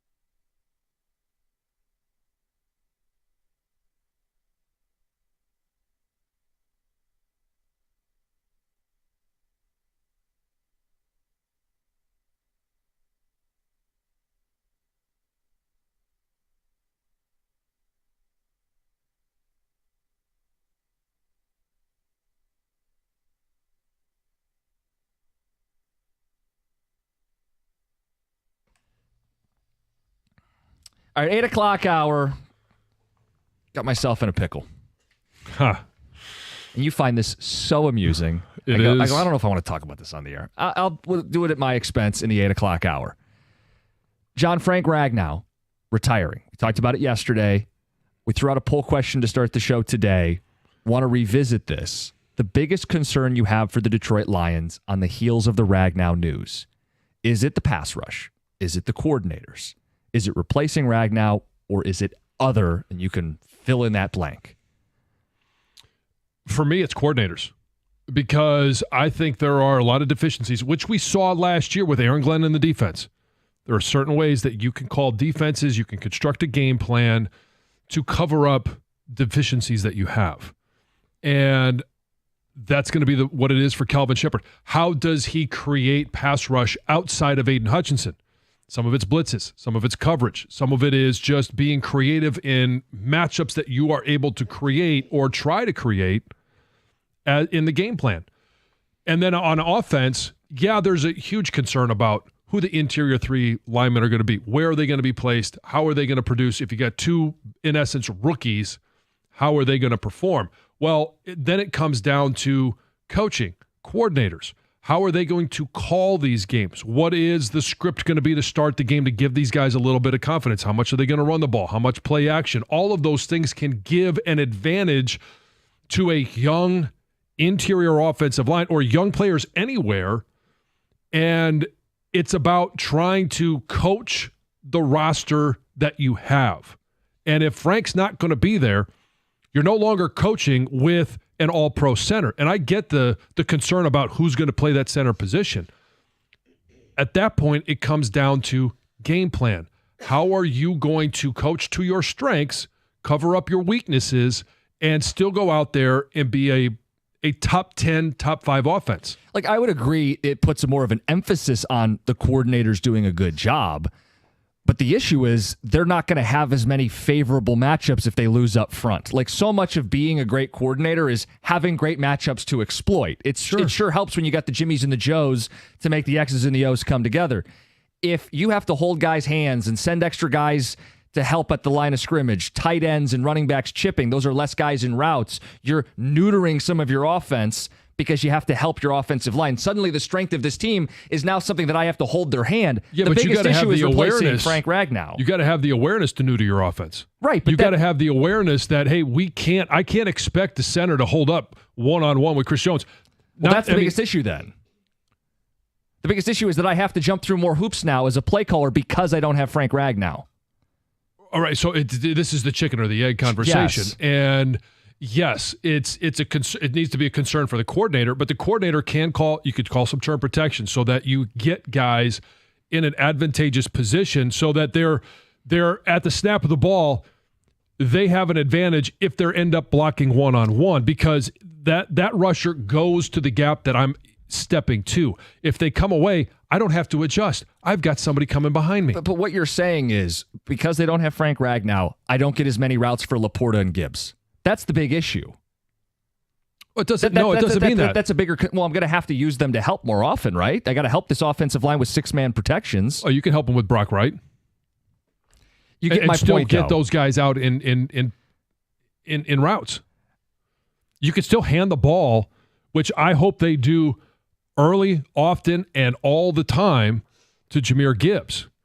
Being able to run block in the NFL is a skill that is easier learned, easier executed than pass blocking.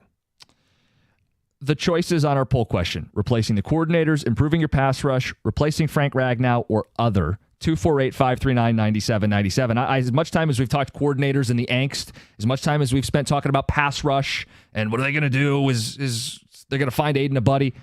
To me, it's replacing Ragnow, and 59% of people this morning have elevated that to their biggest concern with the Lions right now. Some of that might be recency bias. Some of it's the unknown of what are they going to go out and get a Brandon Scherf? Are they going to go out and try and get a Will Hernandez? I mean, Brandon Scherf is a 4-time Pro Bowler. Now, I don't know how beat up he is. I'm not sure the level of play that he still has or what he still has left in the tank. Last a Pro Bowler in 2021, so it's been a few seasons. It's been a few seasons, but it's not like he's gone from a Pro Bowler to, oh, he's terrible.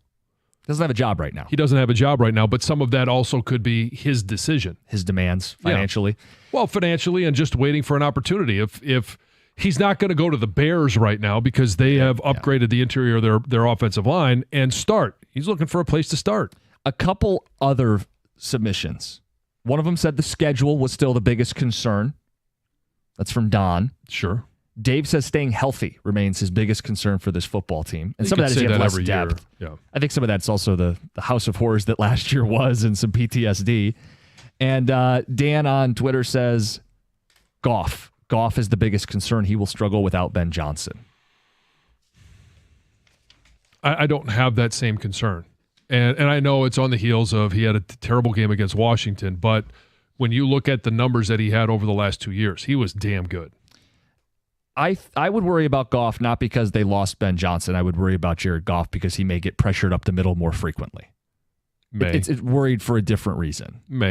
But then it's about what type of protections are you calling? And okay, I know that I use my experience in this quite a bit. When I was a rookie starting at right tackle, in my first, 5, 6, 7, 8 games, first half of the season, Norv Turner, who was our head coach, also calling the plays, didn't put me in position to be one-on-one. There was always a tight end. There was always you construct motions, formations, personnel groups so that you can predict the defense that you're going to get. It's not 100%, but you can put them in position to be successful. He put me in position to be successful until I got that experience, until I was able to build my skill set enough to the NFL level that the second half of the year, there were times where I was one-on-one.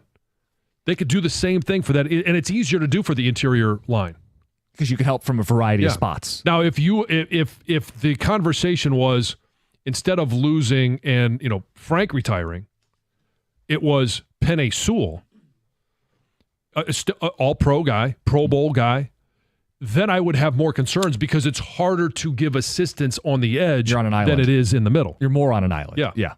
248-539-9797. It's the big question for the Lions with Frank Ragnow's retirement. Is this now your biggest concern for this football team, or is it still coordinators, pass rush, schedule, health, Goff, etc.? We'll take some of your thoughts, ticket texts, and phone calls. 8 o'clock hour. There is a rumored move for the Tigers to make. What is your interest level in that move? There's a reason my alarm just went off. We'll talk about that in the 8 o'clock hour as well. It's 97.1. Can't make this up.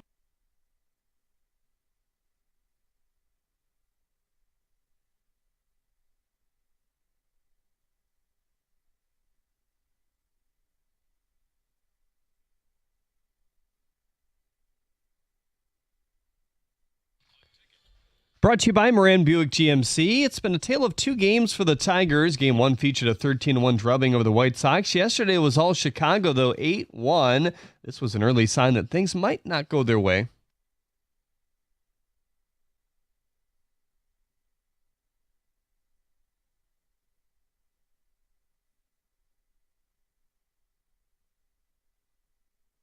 Michael A. Taylor had 4 RBIs by night's end as he drove a 3-run homer out of the yard. The 6th, 7th, and 8th weren't the prettiest. That's where 7 of the 8 runs were scored. More attrition for fellow AL Central members, the Minnesota Twins. Starting pitcher Pablo Lopez looks like he's headed for a stint on the injured list with a right shoulder ailment. He exited last night's game with the A's early. If he's placed on the IL, it will be his second time this year. The Twins have played right around 500 ball after their long winning streak was snapped a few weeks back. ESPN released their first college football power index. Michigan ranked as the 17th best team in the sport. They give them just a 1% chance to win the national championship, though. Meanwhile, Texas has the highest odds to take home the championship at 24%.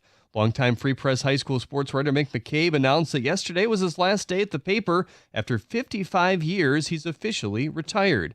Detroit-based soda company Faygo released a new commercial featuring Lions running back Jahmyr Gibbs and David Montgomery. At the Cornwall House Sports Desk, I'm Jeremy Otto for more. Go to 97.1 The Ticket or Odyssey.com.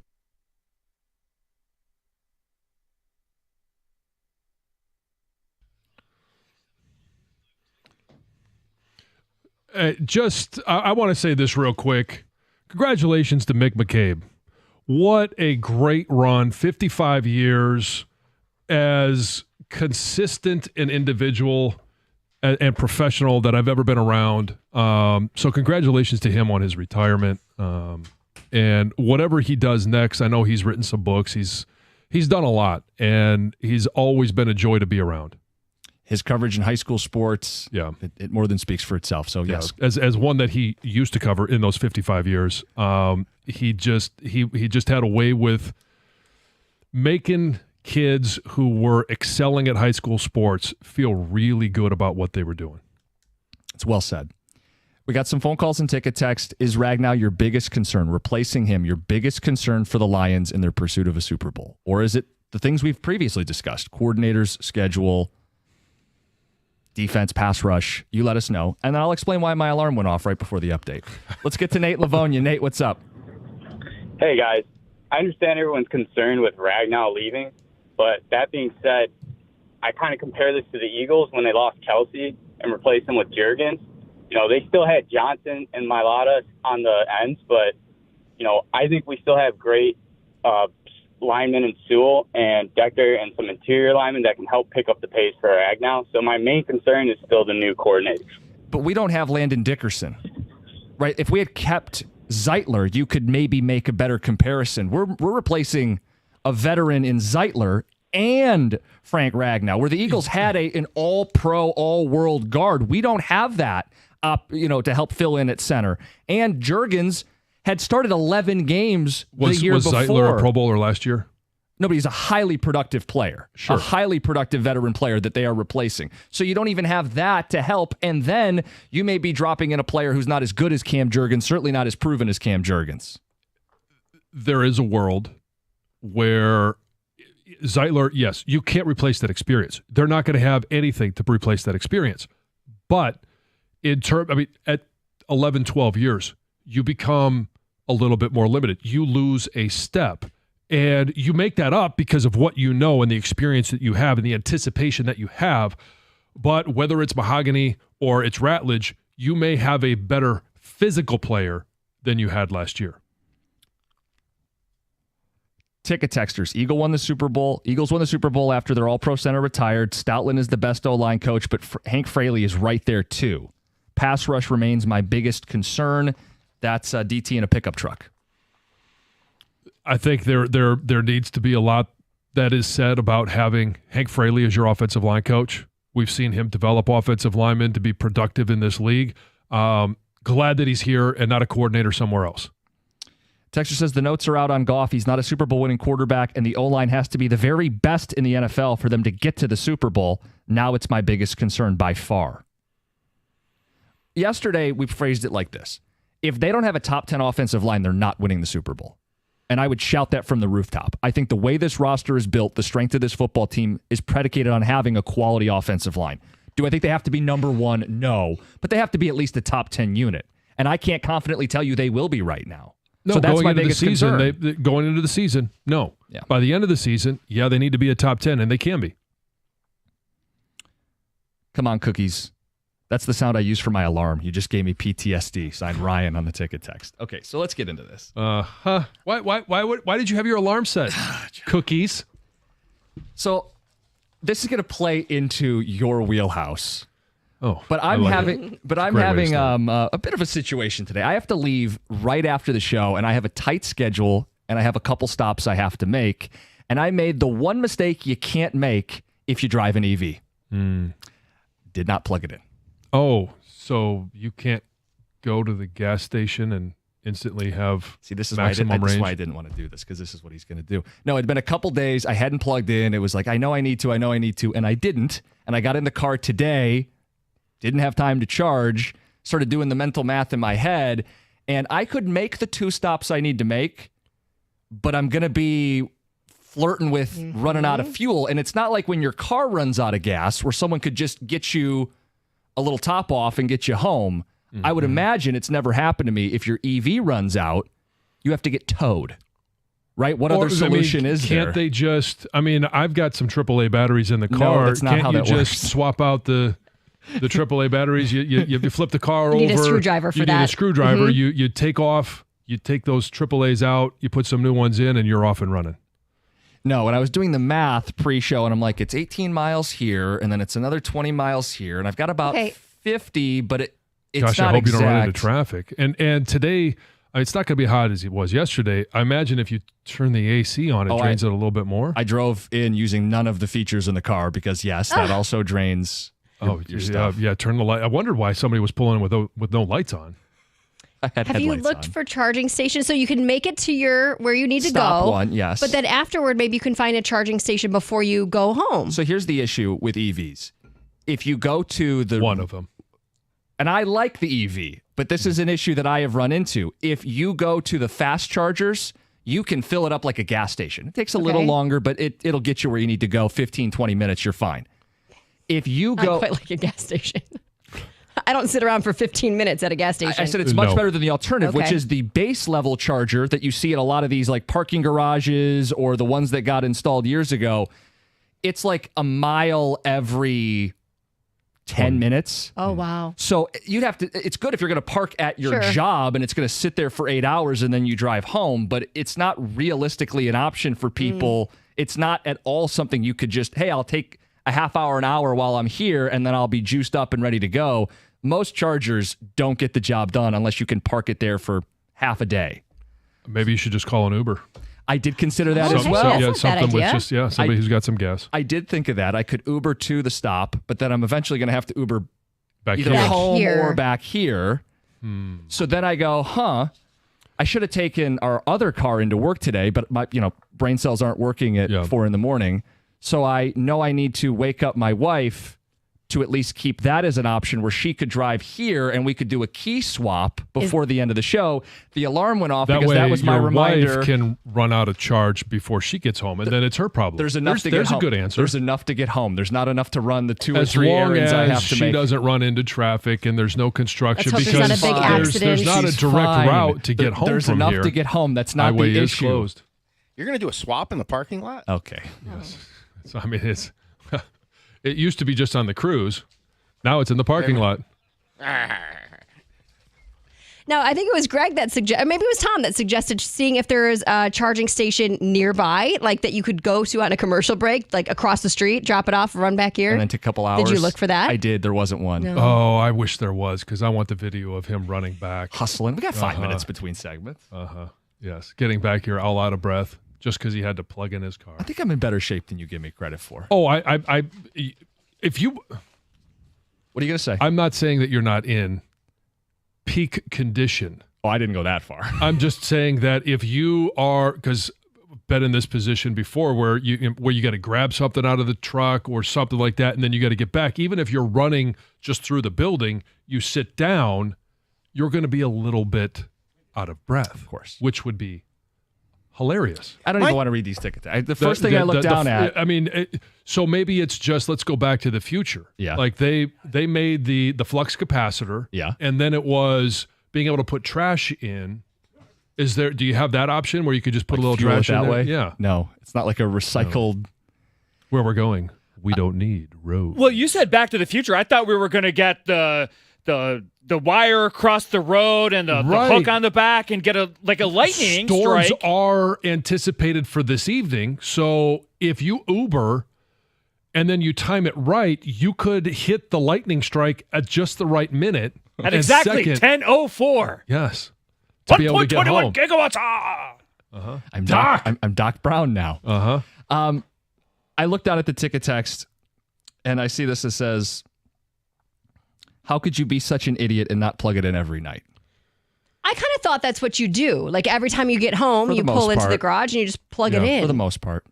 It's not a habit now.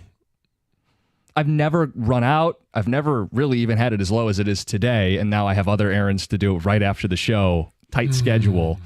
And my options are Uber, which ka-ching, ka-ching, ka-ching. Yeah, walk. Run out. That's always an option. I'm not going to be able to walk where I need to go. Run out of lightning, electricity.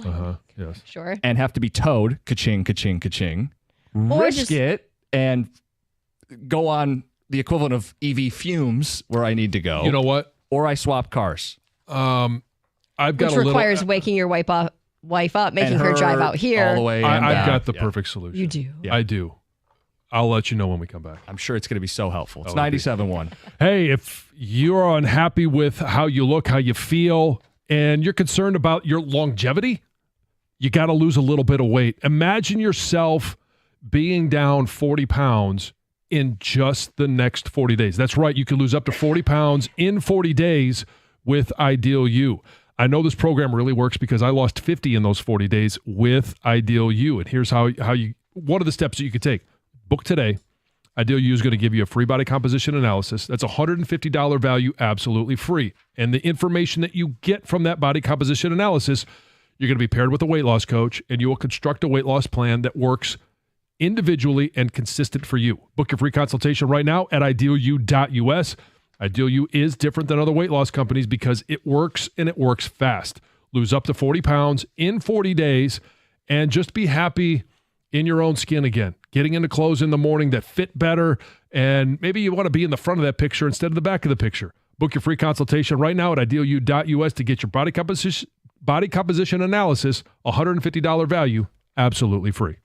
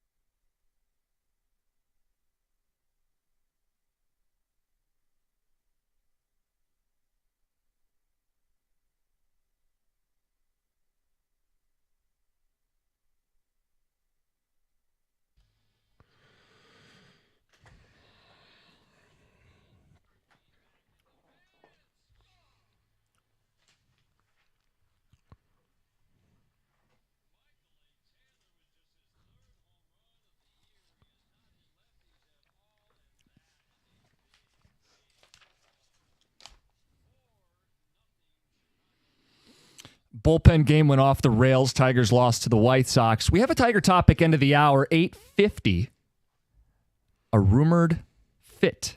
Should the Tigers go out and trade for this player? We'll get to it. Also, we have MLB Power Rankings, the Power Surge. Yeah. I'm hijacking that today.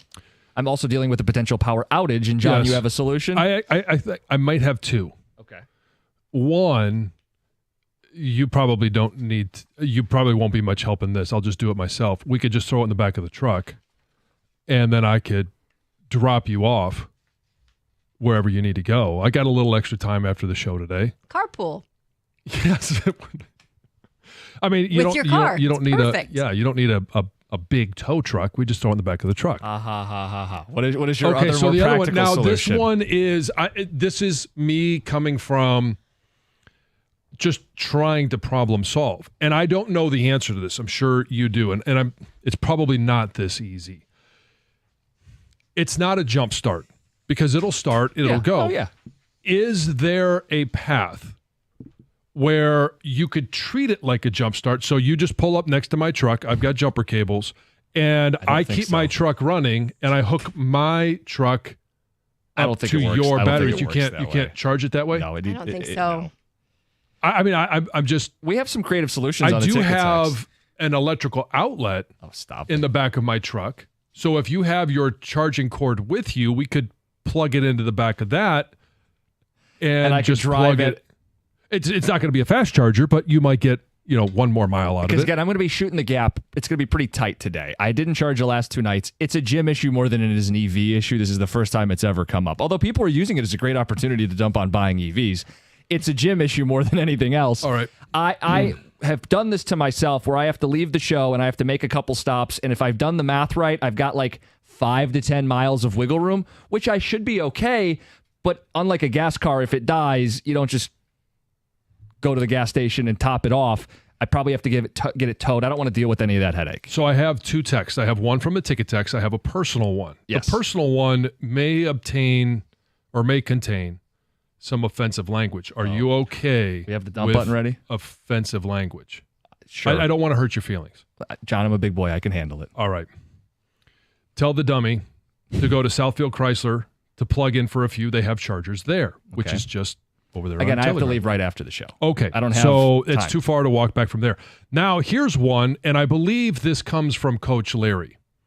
And I've mentioned before, he is the one that dropped off the tortilla chips. He dropped off the punch keys. Everyone should have a Coach Larry in their life. Yeah, we all need one. But this is unnamed, but I do know he works over here. I think you guys work across the street from Viennere Magna. I work there, and they absolutely have charging stations. Make him do the walk of shame. You should. I mean, it's right across the street. It's right there. Yeah. I said this before the show. Yeah. I suggested it. No, millennial doesn't want help. I looked up. I Okay. could do it myself. Yeah. Well, where's that light bulb? What about calling 911? You got an ambulance. You know how they resuscitate people, the portable things? Oh, yeah. I mean, yeah, I thought charging from my truck, but you could always do we have probably one of those heart jump things here, right? We could just hook it up to your car. Some creative solutions on the ticket text. Go to Home Depot and rent a truck for $20. One of those pickup trucks. I don't know, but you might start to feel manly. Someone also said you can go get a U-Haul for $20. So now I'm driving around in an empty U-Haul. I know You where can you go to have to little go, ones.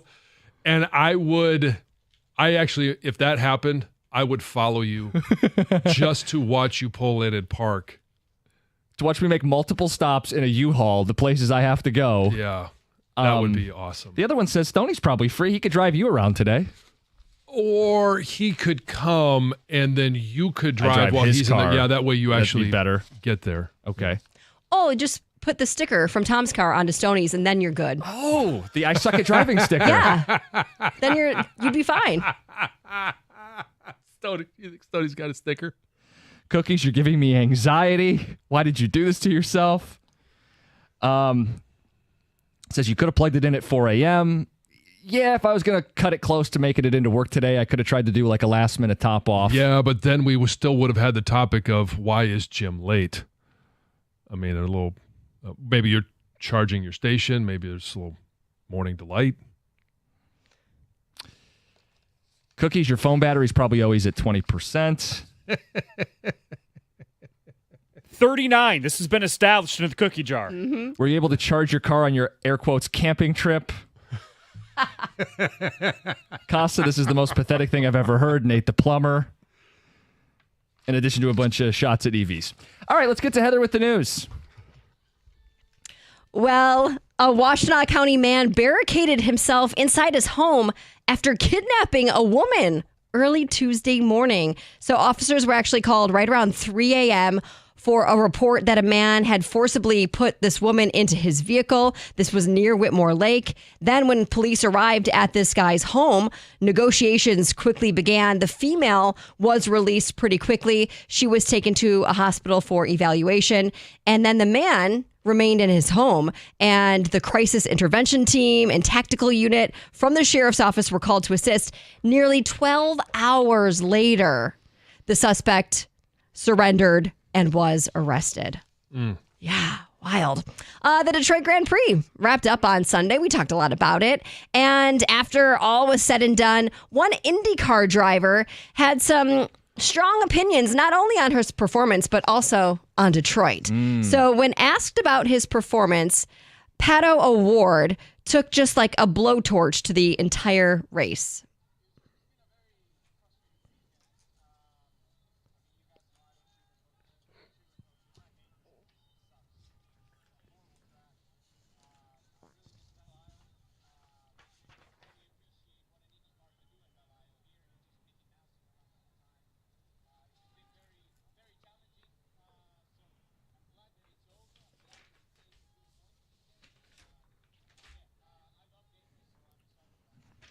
He's the Irish driver? What was his name? Sounds like it. O'Ward is his last name. Sounds Irish. I would imagine so. I wish I knew more about the race to know if this is like the right take on it. Like I know Belle Isle probably was a smoother race. A lot of drivers did comment about the bumpy, narrow conditions. Detroit does have the shortest course among the IndyCar calendar. So, because my thought was the fans like the city. Maybe the drivers prefer Belle Isle. yeah, sounds like it. Let's keep street traffic next time. Make this race really interesting. With student drivers. Yes. That sounds good. Got to dodge them. Then they'll learn how to drive. The dynamic duo of Jahmyr Gibbs and David Montgomery are taking their talents off the field. Together, they're starring in a brand new Faygo commercial. So the ad was released on X. You can check it out. It shows both of them enjoying a blue Super Pop and a pink Bubble Pop. Obviously, Faygo flavors. It's a cute commercial. Yeah, I actually watched it today. I did too without the sound, and I wish I could have heard it because there was music involved. The only thought I had, though, is like Gibbs is drinking the blue one. Yes. Montgomery should be drinking a red one. Sonic and Knuckles are red and blue. He should but be drinking the red pop is not. I think these are new flavors. Yes, I don't know why they did it. Yeah, I think you're right. I understand, but we all know red pop. Yeah. They want to show advertise the it. bubble pop, the new one. We've been talking a lot about driving. Well, teenage drivers are being urged to be careful this summer, as statistically, some of the deadliest weeks on the road are between Memorial Day and Labor Day. So according to AAA, more teens die in car crashes during summer than any other season, and it's due to a combination of inexperience and immaturity, they say. They say each day, on average, 8 people are killed in teen-involved driving crashes. In 2023, 2,897 people were killed in the U.S. in a crash involving a teen driver, and they say a third of those were involved between those big holidays. So they're saying, you know what? Parents, have a conversation with your child. Stick a student driver sticker on the back of their car and send them off. Keep them safe. Most of them were because of being a distracted driver, going way too fast. And they say... Or just being an inexperienced driver. Well, that's what they said. But also they say, having another teen passenger in the car, which would then lead to more distractions. Those are the 3 top things that have caused these crashes involving teen drivers. So be careful out there. Mr. Beast is asking his mom to help pay for his upcoming wedding. Mr. Beast? Mr. Beast. I mean, this billionaire, right? Now, despite being worth an estimated $1 billion, Mr. Beast claims that he has very little money and needs his family's support for his upcoming wedding. So he actually responded to a post on X, which described him as the only billionaire under 30 to have not inherited his wealth. And he responded to that post saying, I personally have very little money because I reinvest everything. He said, I think this year we'll spend about $250 million on content. And then he went on to say, ironically, I'm actually borrowing money from my mom to pay for my upcoming wedding, LOL. But sure, on paper, the businesses I own are worth a lot. He just doesn't have the liquid cash. Apparently. I mean, it's hard to believe because of what I know about him. And he's doing these game shows giving away millions of dollars. And he's got the chocolate bars. Yep. He's got other things. Other products. Yeah, and I'm guessing that, I mean, he's most known for like YouTube fame, right? Yes. I'm sure there will be some YouTube thing that comes out of his wedding, so why not make it a business expense? Very easily could. Yeah. It seems like it could. But yeah, people don't realize know. that's kind of how he did his business, where he just funnels millions into making the videos, and it's just kind of this machine. Sooner or later, you got to pay yourself, right? No kidding. Tether with the news. All right, coming up next, the power surge, not football, baseball. The Cubs are in town this week. Tigers and Cubs, where do they rank? Who's the best team in baseball? It's 97.1. All right, guys, if you find yourself in a car accident, you need a law firm that's going to look out for you. You need a law firm that cares, and that's KG Law. I know Lawrence KG. I know his team. They're staffed up to get you the biggest possible payout.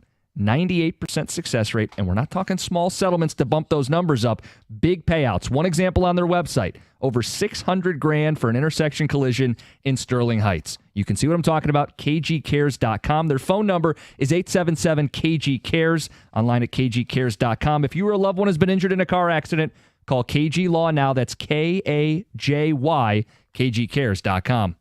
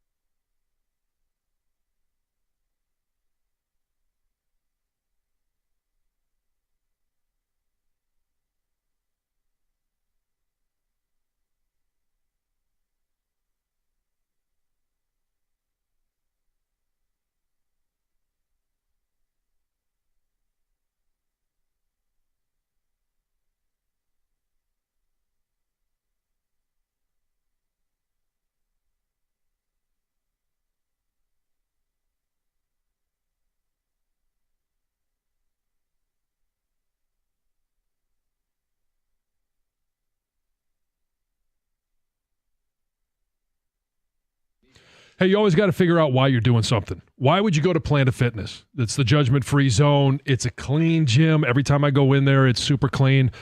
But it always comes down to that question, why? Maybe you're getting ready for an event. Maybe it's a graduation. Maybe it's a wedding. It's something where maybe it's a class reunion. My why? I want to be able to play and have fun with my kids. Now and in the future, they span the ages of 19 to 3. So there's a lot of things that are going on. I want to make sure I'm there for every second of it. I also want to make sure I'm healthy for the rest of my life. You could do it at Planet Fitness. And right now they got a special deal going on for $1. Just $1. You can get your Black Card membership, which will give you access to everything standard membership does, but also access to the Black Card Spa. We got hydro massage and other great amenities. You can bring a guest. Who is it that helps motivate you? You can bring unlimited guest privileges. You have access to over 2,700 clubs nationwide. So if you travel around the state, they're there. If you travel around the country, they're there. Find your nearest club and join today. You could do it in club, online, or on the free Planet Fitness app. We're all strong on this planet. Planet Fitness.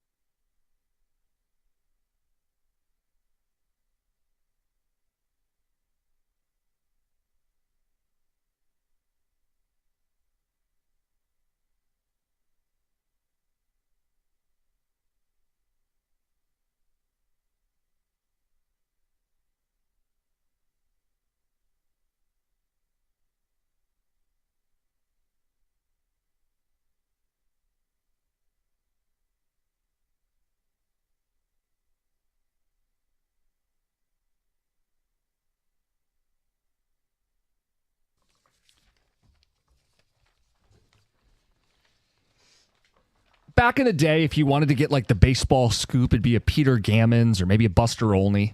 That role is now Jeff Passan, ESPN Baseball Insider. And he put out an article yesterday detailing some goals at the trade deadline for every team in Major League Baseball. Tigers have the best record in baseball. Let's see what he had to say.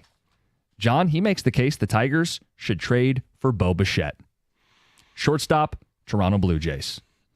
We want to know people's interest level in this, but he writes, the Tigers have the best record in baseball, and it's not just because Skubal is the finest pitcher. Detroit's deep and plays clean baseball. They're managed by Hinch, perhaps the best on-base tactician in the game. While conventional wisdom suggests they could use another high-octane bullpen arm, renting Bichette's services before he hits free agency would infuse the lineup with the sort of bat Trey Sweeney simply does not yet wield. Gap-to-gap power would play well at Comerica and lengthen a lineup that has scored more runs than anticipated.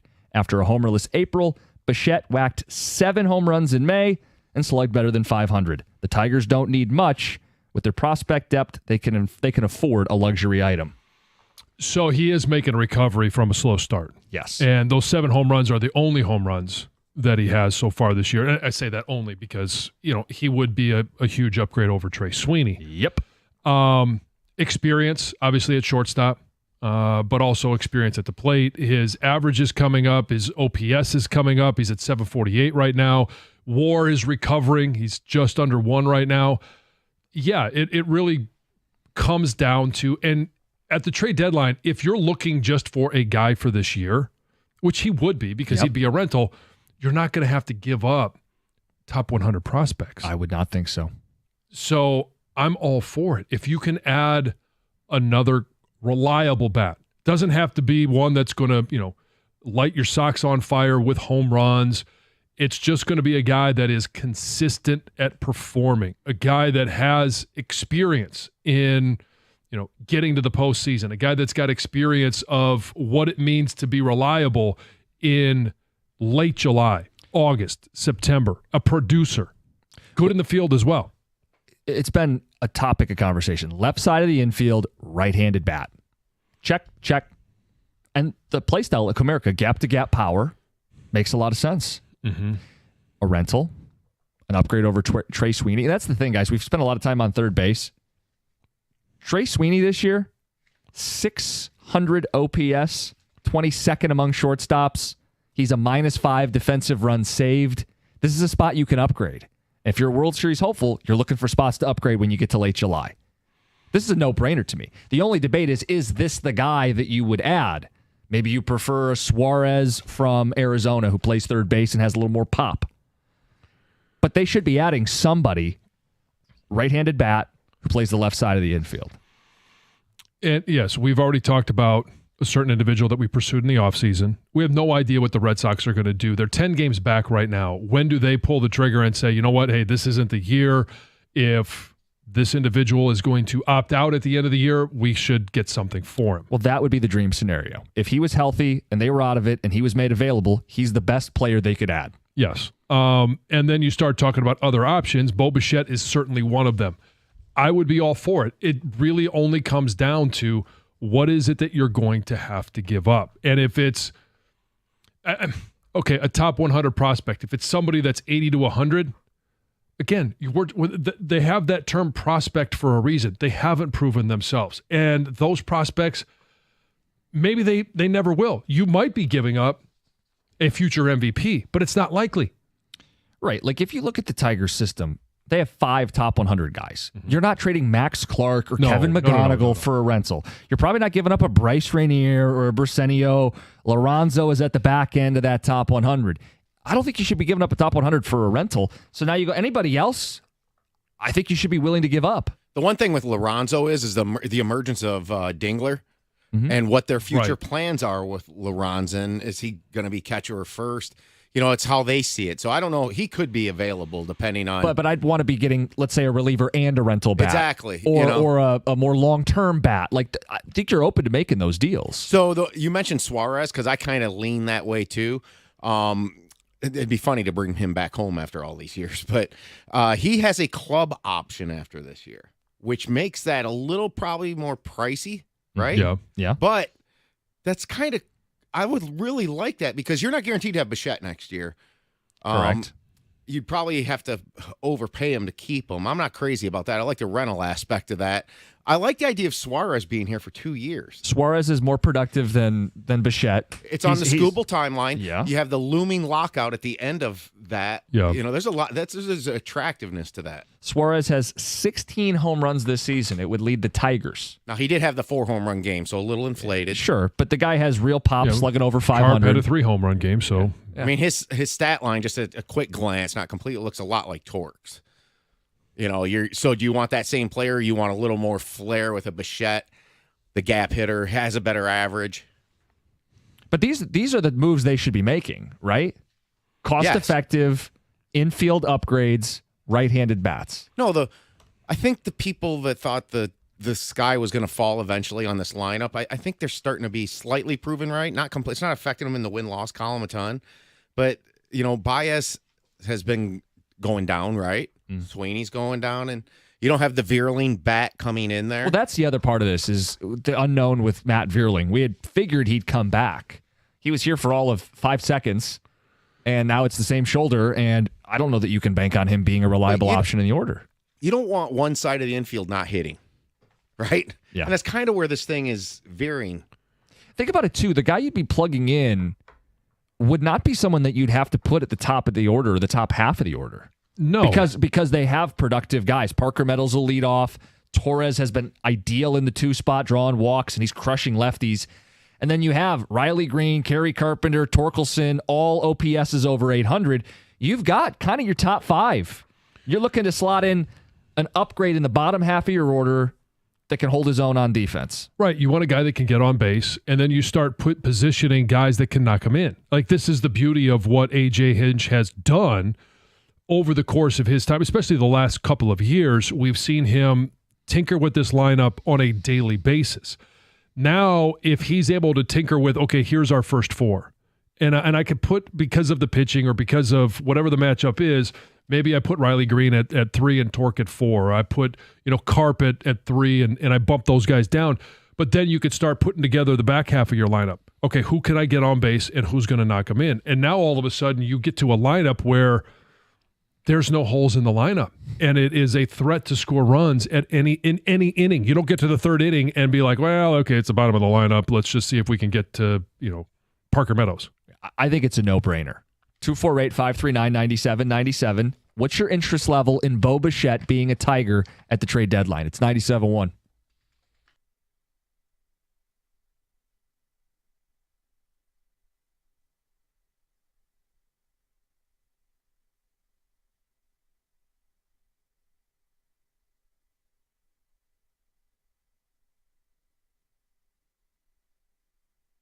Brought to you by Builders First Source. The Tigers lost to the White Sox 8-1. A lot of the damage for Chicago came in innings 6 through 8, where they tacked on 7 runs in total. Will Brisky was the opener on the Tiger bullpen day. Tyler Holton pitched an inning and gave up 3 earned runs. Detroit was out hit by just 3, but their runners in scoring position numbers were just 1 for 8. A.J. Hinch summed it up after the game, quote, "Just lack of execution. That's what happens at this level. We gave them extra opportunities. You gave them extra outs, extra swings. You can walk yourself into some bad situations," end quote. Former Lions center TJ Lang joined Fox 2 yesterday about Frank Ragnow's retirement.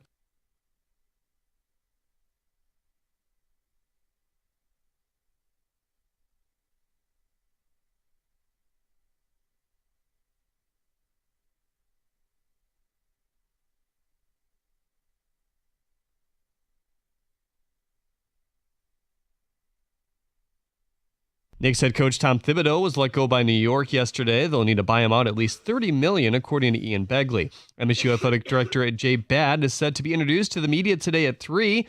Will not start his role, though, until later this month when the board approves his contract. At the Corwell Health Sports Desk, I'm Jeremy Otto. For more, go to 97.1 The Ticket or Odyssey.com.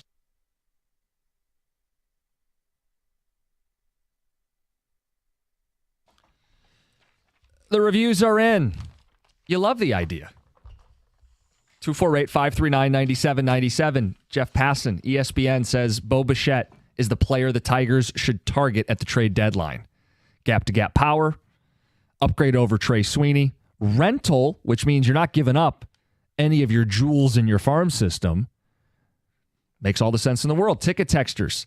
I like the idea of Bo a lot, but along with Bo, the deadline acquisition I would love is actually Eugenio Suarez from the Diamondbacks. Major power, other position if need. Mm-hmm. Another one says, I want Bo and or Suarez. Both are fits. Why are we talking like signing Bichette would be crazy? He could be the shortstop, and that $15 million you wasted on Cobb goes towards Bichette on an extension. An extension, yeah. I mean, Another one says, yeah, he's only 27 years old. You may be losing Torres at the end of the season. Bichette could be a rental with the option to be here long term. I mean, McGonigal is still only 20 years old. You do need a shortstop beyond just this season. Yeah. Yeah, I mean, I'm not completely against Bichette. I just would lean towards Suarez because it fits the Scooble window. Right, having that team option. Because we've always joked about the 2027 thing, and that would be Scooble's contract expires right before that. Yeah. So they're playing in two windows. The one to compete now and the one to compete later, but you could do both. Has always been Jim's argument about getting the Bregmans and the move to Chapmans. do both would be Bregman. I mean, that is still my preference at the deadline over these rentals. I want, who's better than Bichette, who's better than Suarez? Bregman. Right, but it's going to really time out with the deadline. Is he going to be healthy or not? He would need to be healthy, and they would have to be. They're going on a nosedive here. They'd have to be considerably out of it. Yeah, Alex Core's feeling heat right now. Like they may go into total sell mode. What are the Red Sox? You said like their last 10. It's brutal. 2-8. Yeah, 2-8. They're like 29 and 34 or something like that. They're 5 out in the wild card. Blue Jays are just a game and a half out, although they seem to be fake contending like they do every year since they've had Vlad and Bichette together. Yeah, the Red Sox are 10 back in their division, 2-8 in the last 10. And Bregman's not contributing because he's hurt. So you would think they're going to keep trending the wrong direction. They get to the deadline and go, dude, he's going to opt out. And I'd be willing to give up a top 100 prospect to get Bregman. Now, it wouldn't be Clark or McGonigal, but without the opt-in? That's where it gets tough. Because you just said he wouldn't do it. You would, for an expiring contract, a rental, you wouldn't give up a top 100. He is a superstar. It's a little different than Bo Bichette. And you have to play into the relationship. Do you believe you can get him here beyond this season? Because you already walked pretty close within 30 minutes of getting it done. You'd have to have a degree of, we think a postseason run, and we have the money. Who are we giving it to? Yes, we have the intent to extend Alex Bregman. Sure. We already did. It's like you're going to be dating. Do you want to be married? Hey, take him to some fancy dinners and pick up the tab. Didn't I make the Shawshank comparison a few weeks ago? Red's just at the tree right now. You got to go to Sewantaneo. Hey, let me spice up this Blue Jay thing. Yeah. There's somebody else on their roster who expires after the season, who through live BP just recently is doing a rehab in the minors. And I believe the Tigers have a starting pitching need. I don't know if Cobb's coming back. Oh, I know where you're going. An old friend. Oh. Yeah. Mad Max. So, yeah, he'd have to be healthy. Part of the deal. You're bigger on starting pitching as a need. I think they need something. I think we are. I think they need something in the playoffs because I think their pitching is going to get a little bit more exposed against these Dodgers and Yankees lineups, kind of like it did with Cleveland last year. They're starting to get into a position right now, at least in the season, where they're doing bullpen days. I don't trust Mize yet. I don't know if what's going on with Olsen. Flaherty is what he is in the playoffs. Skubal, Flaherty, Mize, and then Scherzer. Well, that's what he's saying. Yeah, I know what he's saying, but I know Reese Olson is resting right now. Got that finger for the playoff run, but it's finger inflammation. I don't expect that there's going to be anything too extensive there. If anything, he is getting some rest, and when he comes back, should be better than when he left. The Scherzer thing's fascinating. What does Scherzer have left in the tank at 40 years old? And how much time do I have to evaluate that before I have to pull the trigger on bringing him into the fold? The other thing, and I hate to even bring this up, is there any Fedorov syndrome here? Oh, because he left? Wow. He left us. No. Therefore, we're going to hold a grudge. So you're telling me Scott Harris says, I want Scherzer in the deal, and he gets nixed? Well, it wouldn't be because of Scott Harris. Right. No, you're saying, that'd be awful. Well, is there a reason 91's not hanging? It's because someone left for more money. Right? I'm asking the question. Is it at all a factor? I mean, you're getting me riled up because Scherzer leaving, I think, is the most awful departure of an athlete here in Detroit ever in terms of going to another team, leaving free agency or via trade, that you never, ever should have let that get away without getting something. I mean, he'd go on to win Cy Youngs and a World Series, so it's easy to say. Yeah, and so I guess it's all dependent on him being healthy. And not just healthy, but because he had, 3 innings this year? And he gave up 2 home runs. I know it was only 2 runs, but it was March. 2 bombs. Yeah. And so I just don't know how much he has left in the tank, and I don't know what I want to give up for him. Right. Well, no, he's just an add-on in the Bichette deal. If you're doing a deal with Toronto, hey, we'll take Scherzer. Okay, we'll pay him the last 2 months of the season. Well, he's not part of our future in Toronto either. Toronto's pivoting with a Vlad rebuild on the fly. What about a different name from Toronto? Because the ticket texters in putting this into our sphere, Uriel Rodriguez, relief pitcher for the Blue Jays. Would that be more appealing than Scherzer questions at 40 years old? Give me all 3, and I'll give you Lorenzen and Sweeney. Yeah, the more we do this, the more we start to build a bigger, bolder package, right? This starts with, it's a rental for Bichette, and we'll give you Troy Melton. It's a go-for-it trade with no ramifications beyond this year. Well, how about this text who says, let's amp up Jim's Bregman thing. They have Aroldis Chapman in their bullpen. You want a flamethrower at the back end of your bullpen? You want to add one more swing and miss guy to this bullpen? How about Bregman and Chapman? Now you're giving up a top 100 prospect. Now we're really going for it here. Now we're really capitalizing on being one of the 3 best teams in baseball, the best in the American League, and trying to win a World Series. Now we're cooking with gas.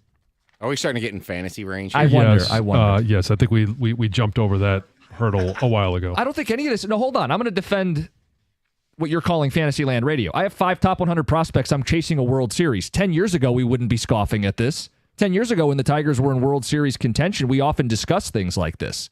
We need to get used to these conversations. We have the cachet, the capital to get these deals done. It's just, do we want it bad enough? Do we want it bad enough this year? Well, there's always 27. Well, yes, there's 26. Before we even get to 27, there's McGonigal 26. And Clark will be here in 27, right? And that's when the real timeline starts. See, I scoff at it. You can start now. You can start now, guys. That's the point. We're all alive, breathing. We watch this team. We want them to win now. They are winning now. More. We had this talk with AJ. More. But this is a healthy conversation because the teams we mentioned in that power surge, the Dodgers will add at the deadline. The Yankees will add at the deadline. You certainly believe the Cubs and the Mets are going to add at the deadline. Are you going to keep up and put your best foot forward to win a World Series? I think the conversation starts with Bichette, but it doesn't have to end there. But it has to be there's a very tight balance between going for it now and, in essence, selling the farm system for the future. You can do both without having to sell all of your best prospects that may not be here. And we say prospects may never be here. Yeah, I don't think you're giving up Clark and McGonigal to get any of these deals done. Well, I mean, you start going down fantasy land, and you're going to have to start talking about some of those guys. And I would say you can also reshape a lot of your team. Notably, the Braves, when they won it a few years ago, they acquired their entire starting outfield from the postseason at the trade deadline. Yeah. Ramping things up, baby. 248-539-9797. We have a couple poll questions we need to update. One involving tonight. The Cup begins. You got to root for somebody, right? The lesser of two evils. Is it Canada? Is it Florida? Do we respect hockey played where there's palm trees? Are you rooting for the Oilers? Are you rooting for the Panthers? And then a Ragnow question. We'll get the results of that. It's 97.1. All right, guys. Been talking about your teeth. If you want to get a brighter smile without breaking the bank, Brightside Dental is your spot. If you're looking for a reason to finally book that dentist appointment, I've got two for you. One, summer's right around the corner and school's getting out. So you're going to get busy. You're going to have kids going to camps. You're going to have sports, vacations. Knock the dentist appointment out before you get too busy. Your first visit or your first visit in a long time, they're ready to take care of you at Brightside Dental. $35 new patient special. That's exams and x-rays and no hidden fees. Nobody likes that. Make an appointment. Get back in the routine before summer gets rolling. 1-800-PAINLESS, BrightsideDental.com. Tell them Jim Costa and The Morning Show sent you. That's Brightside Dental. No judgment, just care.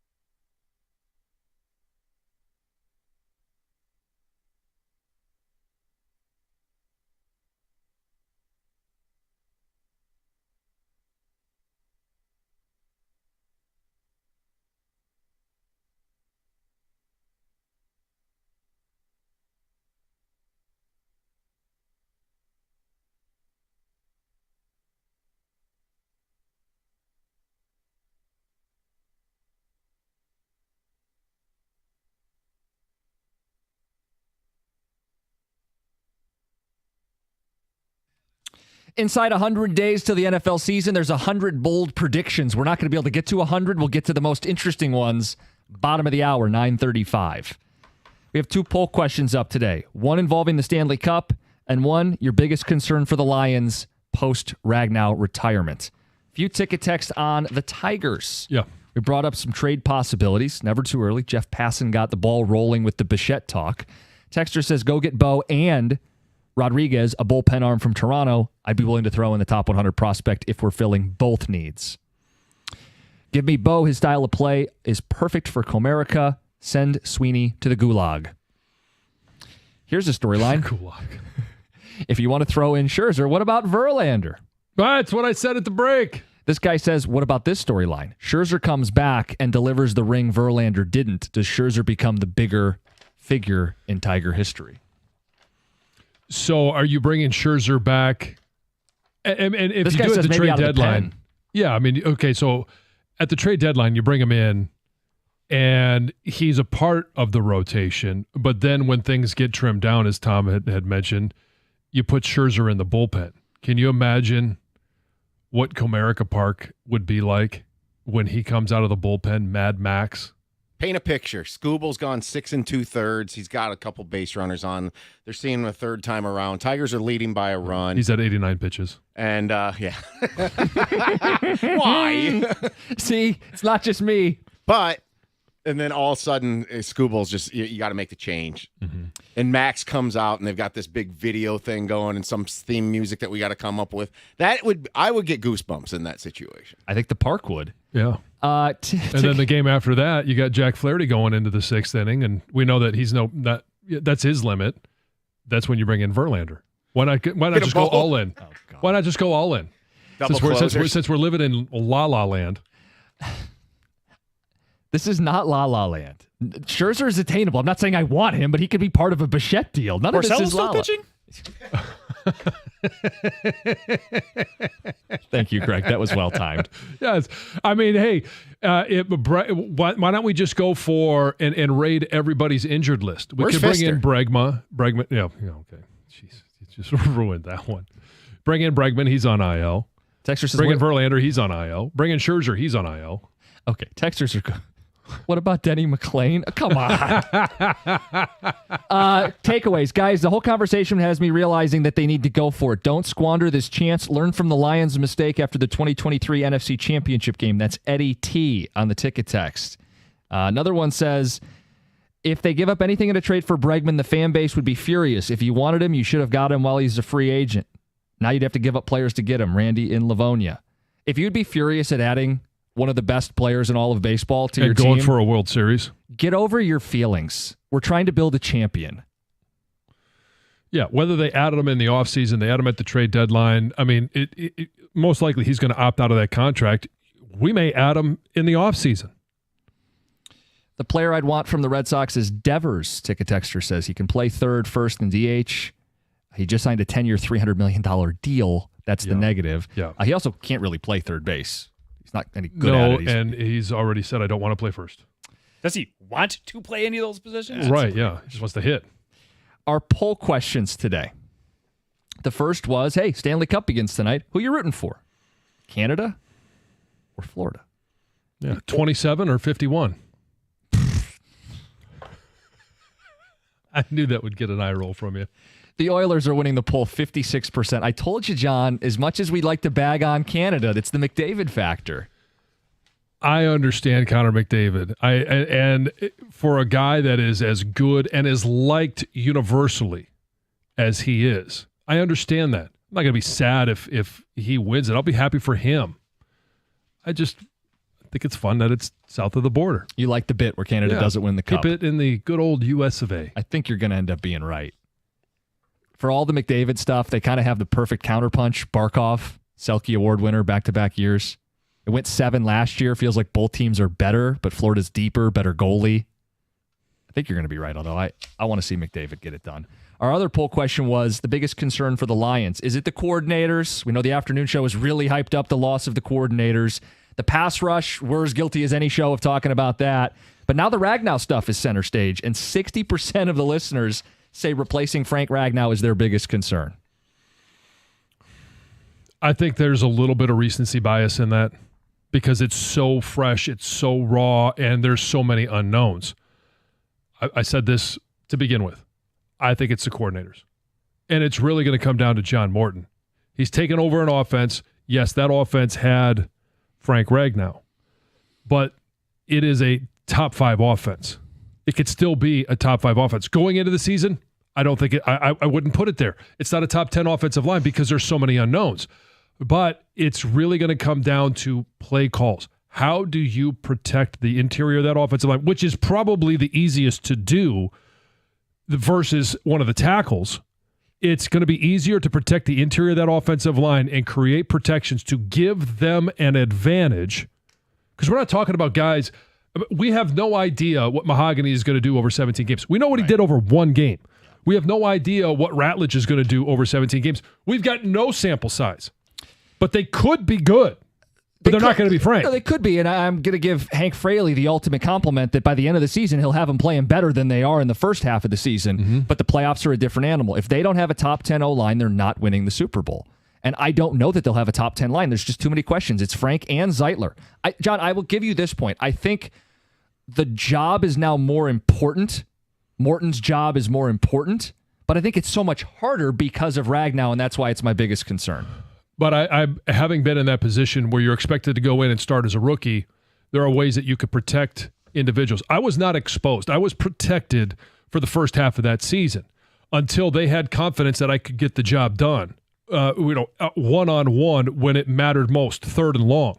And then all of a sudden, hey, you start easing them into it, and you're able to open up more of the playbook. But even if it's a limited playbook, it could still be a dynamic offense.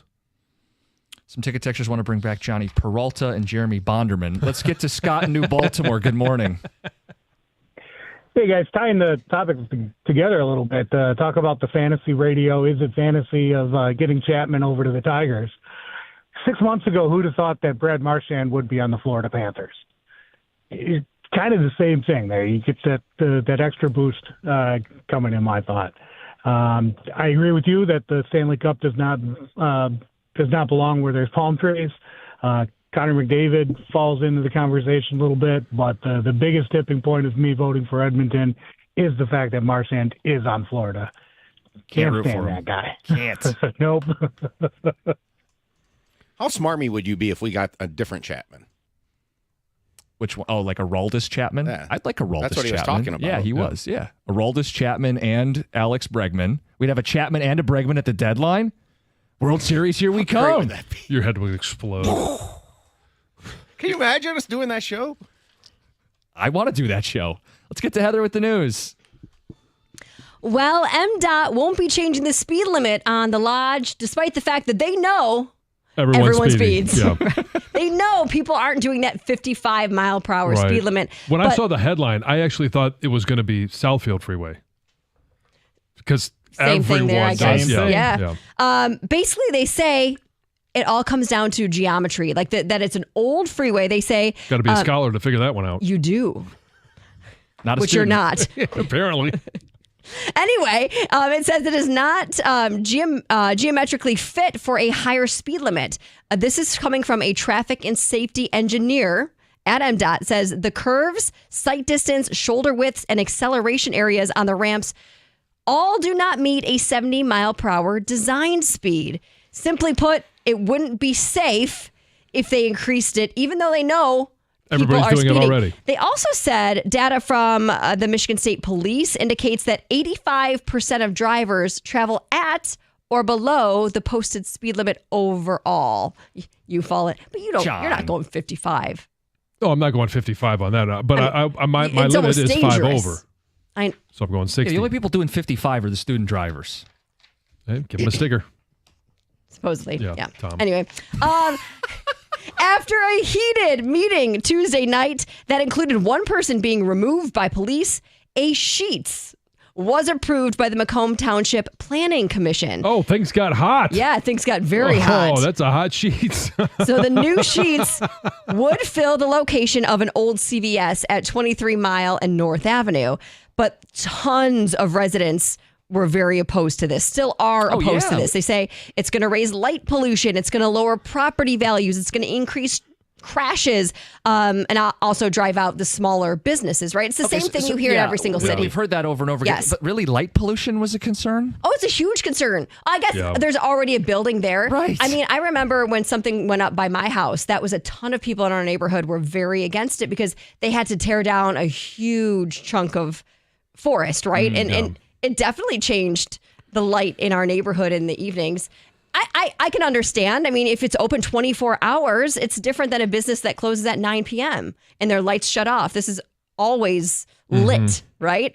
Anyway. Yeah, and not the party style. The Planning Commission, even though they did vote yes, it doesn't mean that everything is like a done deal, right? So the business was ordered to take steps to limit that light pollution, also fix drainage before they could get like a for sure approval. But then the board of trustees for the township still also must give approval. So they could just basically veto everything. Like, yeah, okay, you approved it. We don't, not moving forward. But it is one step closer to becoming a done deal. So it could be kind of like Santa Ono, who thought he was going to Florida only to then be later voted down? Exactly. Okay. Board said, oh no. Again. It's too really? easy. It's too easy. Can we go to the fun guy one so I can use that one again? They said no to him. That's Heather. Well, I mean, Santa in Florida.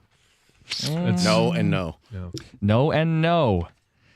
Bold predictions ahead of the NFL season. We present them next, 97.1.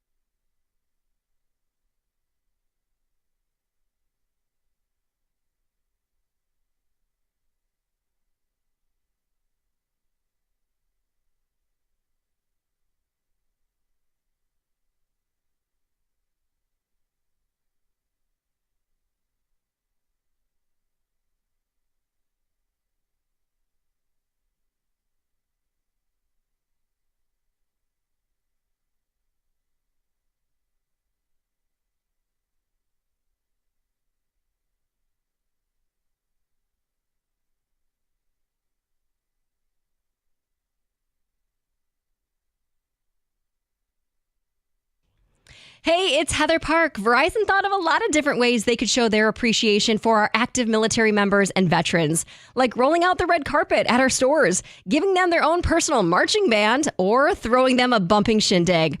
Well, at Verizon, we're doing all of that in the form of special military discounts. That's why we're giving military and veteran families mobile plans with the military discount starting at just $25 per line per month for 4 lines on unlimited welcome with autopay plus taxes and fees.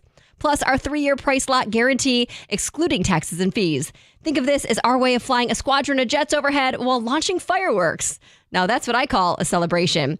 Visit your local Detroit Verizon store to learn more. Discount for personal lines only for military and veterans. Approved verification documents required. $30 per line per month for 4 lines. Less $20 account discount. Auto pay and paper-free billing required. For unlimited welcome plan, in times of congestion, your data may be temporarily slower than other traffic. Domestic data roaming at 2G speeds. Price guarantee applies to then current base monthly rate. Additional terms apply.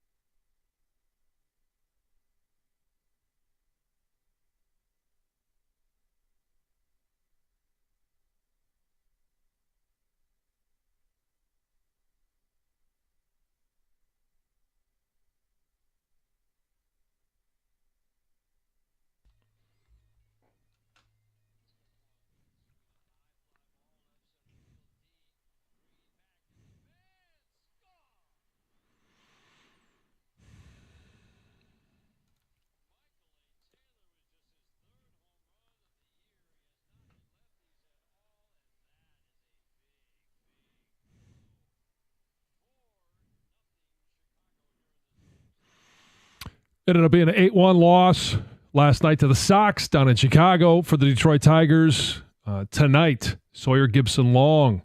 It's been a long time since he's been in the major leagues, long time since he's thrown some pitches. And yes, I know that I get the laughs behind the glass when I say that. But yeah, he'll be on the mound tonight. Excited to see him, and excited for the Tigers to hopefully get back on a winning trail. We had the Twitter polls, and now that we are at the end of the show, I want to make sure to bring those back up. The first one was the Stanley Cup. The finals begin tonight. Stanley Cup final, sorry, Greg, begins tonight. Obviously, Edmonton and Florida. And the question was, who are you rooting for? Do you want that cup to stay south of the border, or can you just simply not stand the fact that there are palm trees outside of the arena where the Florida Panthers play? And now that it's wrapping up, the Edmonton Oilers, a majority, not a vast majority, but a majority, 56% said the Edmonton Oilers. And the other Twitter poll that we had, what is the biggest concern for the Lions right now on the heels of Frank retiring? One option was replacing Frank Ragnow, improving pass rush, another replacing the coordinators, or other, and then had to reply to the other. Right now, it is almost 60% say Frank Ragnow, replacing him is the biggest concern. I know that's where Jim Costa was. I know that's where a lot of people were when we got ticket texts and calls. I'm still with replacing the coordinators. And I think that there are a lot of different ways that you can cover up the deficiencies anywhere on the offense, but most importantly, on the offensive line, the interior of the offensive line comes down to play call, formation. There's a lot that goes into it, but you could protect those guys. They got sideboards and a couple of good ones in Taylor Decker, Frank Ragnow. Graham Glasgow is in the mix. Obviously, he's got some experience. He's not playing the same way it was 6-7 years ago, but he's still a very reliable individual on the interior of that offensive line. And it's going to come down to how can they develop Christian Mahogany and Tate Ratledge as quickly as possible. And then on the follow-up to that is who's going to be the center? Is it going to be Graham? Are they going to split up the rookies? And I'm still calling Mahogany a rookie. They're going to split them up. We have no idea. We'll see as OTAs and the offseason continues. When we get into training camp, they will have that extra week because of the Hall of Fame game. So, it's TBD, but I think replacing the coordinators, I'm in the minority, obviously, as the Twitter poll says. Replacing Frank Ragnow is going to be, and there's a lot of different ways they could still trade for a center or guard. And I mentioned a couple of guys that are still free agents that could come over. Who knows what direction they're going to go, but they do have some options. And we heard the audio from TJ Lang that said, hey, they knew that this was a possibility. They are not shocked that Frank Ragnow retired. They're disappointed, I'm sure, as the rest of us are, but not shocked. And then this weekend, Chicago Cubs coming to town. And it sounds like it's going to be a full house. Large number of people are going downtown. What's the news report? It was like 120,000 people? Could be over 120,000 fans for those 3 games. Saturday, they're already selling standing room only tickets. So that's it's going to be a sellout. 40,000 plus that game. Friday and Sunday selling very quickly. Last I saw, they weren't selling standing room yet for those two, but it's going to be packed. Trying to look up the weather real quick. I will imagine that that's Friday night gets standing room. School will start. I agreed. Yeah. And Sunday's busy with Kids Day. I thought he was starting Friday night. That's what he just said. Oh, I thought you said, okay, Saturday. Yeah, that they haven't, they'll make them available Friday. Yeah, I think so too. And it looks like the weather is absolutely going to be beautiful. We'll get some thunderstorms tonight and maybe into tomorrow, but Friday, a high of 76. Oh, it's going to be hot. Hot at the ballpark. It always, to me, I say feels about 10 degrees hotter at the ballpark than it does outside of it because you don't get that wind and you're sitting directly under. Which one's a day game? Probably just Sunday. Saturday and Sunday. Saturday and Sunday, yeah. So 110 on Saturday, 140 on Sunday. So both of those are going to be a little bit warm. Saturday temperature is 77. Yep. Sunday 78. It's going to be a beautiful weekend. So prepare people too. Friday night is Apple TV. I know Jim keeps saying that and making fun of me. Apple TV is one that I do have. I know, but I think a lot of people don't have that one. Mm-hmm. We don't have it. Prepare. Get the free trial so you can see Friday night's game. And why is it always a school will start? Roku and his great performance, the complete game was on Roku. Well, that was free, John. I understand that. But Apple TV, okay, again, it's not going to be on FanDuel Sportsnet, so it'll be a different app that you're going to have to download, do all that stuff, jump through all the hoops. But it always seems to be a Skubal start. Right, and the cool thing about Friday night is with Skubal, he gets to pitch against the Cubs, which is one of the better offenses in the league. So it's going to be hopefully the Tigers can win these next 2 days. I'd love to see the Cubs win up to then, too, because you could have maybe the best 2 records in each league, potentially. Yeah, with the face-off. And it'll be so exciting, which is why, it's standing room only. Right now on Saturday, I think Friday will certainly get there because it is a Skubal start, and I expect Sunday, especially if they split the first 2 games and it comes down to winning that series, I think that'll play into it as well. But it's going to be a fun weekend. What are your expectations for Gibson Long tonight? I would love to see him go 5 innings. Yeah, that's usually the max. Yeah, that's usually what they do in a return like this. I mean, it would be great for him to at least show a flash that he could be in the rotation potentially. Like for me, that at least to see what you don't want. What would kind of stink here is that they lost a bullpen game yesterday, and then he comes in and gets bombed against a bad team. Right. And that.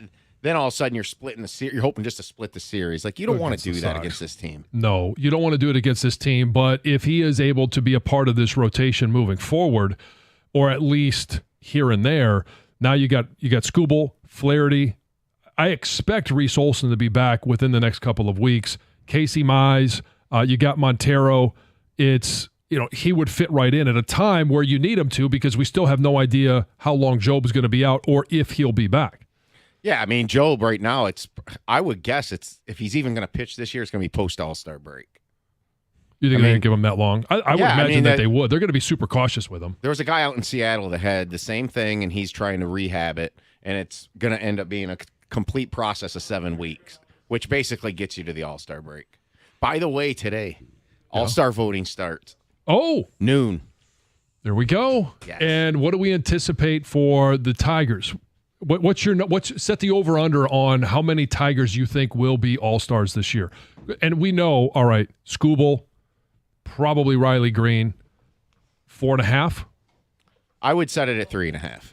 3.5? Yeah, right now. There's still more baseball to be played during the voting because they'll vote all month. So. Yeah, Torque has cooled off a little bit. Yeah, I still there with home runs. I think Torres has a chance. Mm-hmm. How's Canely viewed, and how's that stack up against the rest of the league? Because each team has to have one player, so you sometimes a reliever that belongs gets pinched because there's so many starters taken, and then you got to get somebody from every single team. Yeah. Well, so that starts today. Yes, All-Star voting. Noon, All-Star voting. Gator, you're going to be at the update. You're going to be voting for your All-Stars at noon today? Yeah, how many do I get? Do I get 20? How many votes do I get a day? I would have. Yeah, can we set that up? Do we have a scholar that can set that up as just to automatically continue to do it 20 times a day every day? Get somebody in IT to help us out. Mm-hmm. Do it that would be nice. Yeah. Yeah, I remember as a kid being in the at Tiger Stadium and you get the All-Star ballots, you had the hanging chads or whatever you get. They had to punch the holes through and the whole thing. Uh-huh. It was a blast when you were a kid. Uh-huh. Then you get older and then you become the mean kid. You take the ballots and you throw them out, and it's just why would I be doing this? Right. Waste my time. Right, and now it's electronically done. I think they'll have a number of All-Stars this year. They deserve to. Yeah. But you said 4 now. I'm not sure where you get them because they're not going to. If you actually look statistically at it's like starting pitching in particular, there's a ton of really good starting pitching in the American League. So I don't know Casey, you can make a strong case for Casey Mize. Sure. Obviously, Skubal's going to go. Yeah. But beyond Mize, Skubal, and Green, I don't know if they have an obvious candidate. Maybe Dylan Dingler's an obvious one. Well, to me, it's all right. You've got the best record in Major League Baseball, and I think there are some people that are just going to look and say, okay, well, there's got to be somebody on there, and they're going to look and maybe it's Kerry Carpenter, especially maybe some early voting because of what he's been able to do, at the end of the month of May. Not a ton of RBIs though. No. He's fifth on the team. But it's also kind of what makes this team so much fun. It is, but that's not necessarily what makes an All-Star game fun. No, remember but those Piston teams were great, and it took forever for them to get All-Stars, and all of a sudden 1 year they threw 4 or 5 of them in the All-Star game. But it's just, I don't know, baseball's, they had the representation, the whole bit, and we'll see who gets there. But I'm going to guess it's going to be, like, if you gave me the over-under 4.5, I would take the under. Under. Yeah, I probably would too. Because I don't know if anybody's numbers have aged as well as we thought they might after about 20 or 25 games, but we know it's Doug Karsh's favorite team. Douglas, how are you? I'm good. How are you? I heard your conversation earlier. First of all, Jim's a moron for not plugging in his car. Yeah. And then you over here, Mr. Me use Flint make fire. Not, Wow. But Jim, I mean, seriously, my kids are the ones that don't plug in the car. You're a grown man, Jim. Plug in the car. You don't have this right. problem. Yes. I mean, He's created his own issue. Yes. Well, and it's back-to-back days. Like, okay, I would assume that you could probably go a couple of days because you're city driving. It's funny because you just get used to the routine, right? Mm-hmm. I don't know how. There's no reison not to plug it in. Because for you, it's different. You have a longer commute. Jim's commute isn't anywhere near as long as yours is. Yeah. So I guess I'm trying to bail him out. I also think it's his driveway situation. Oh. Well, I don't think it's a double positioning. lane. So if his wife's car is up in front of his, There we go. Blame the wife. I don't know. I'm just saying So, it I could know, take. you're kind of It's more surprising, yeah. effort. Like I got to move we one got- car to get mine to the garage because of how the driveway. I like I where don't your mind's know. at. Could be. We hear you loud and clear, Heather. Yeah, blame the wife. We understand what you're saying. We got some fun mixed in, some Tigers, some Lions stuff, trade rumors, free agents out there. We got a lot to talk about. All right. Carson Anderson up next. Have a great day, everyone.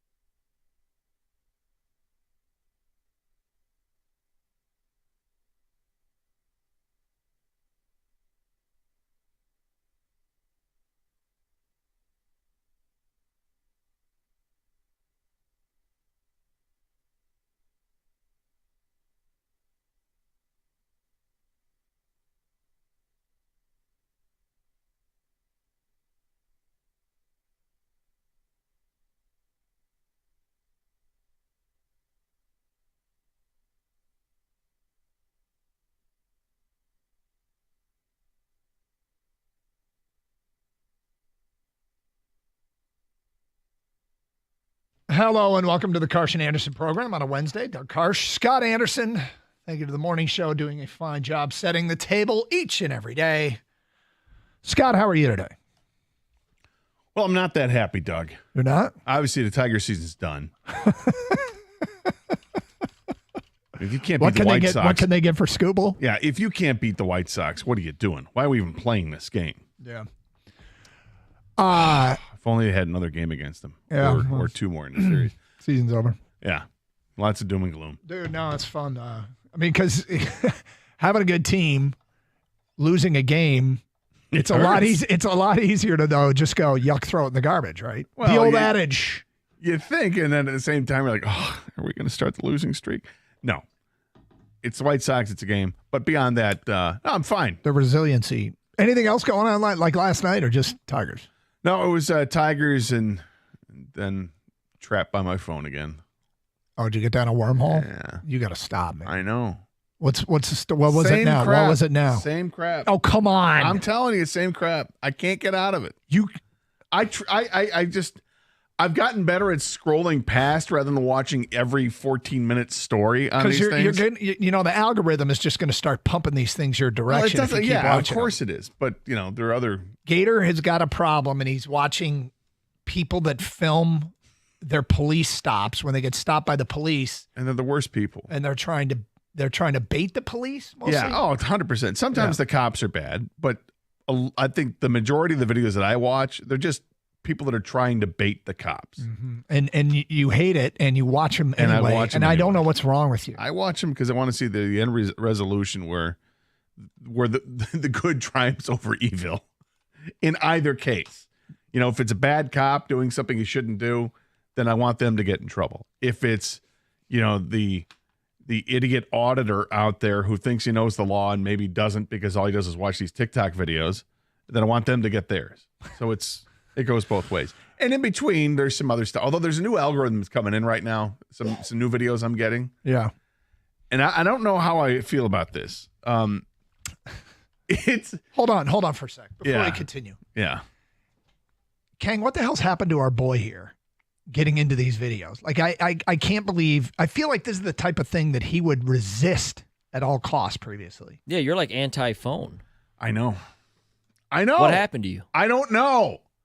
I get bored. I start scrolling through. You know what the problem is? Like, this stuff never I wouldn't see it before, but then on Facebook, it started coming up on Facebook where the reels would come up, right?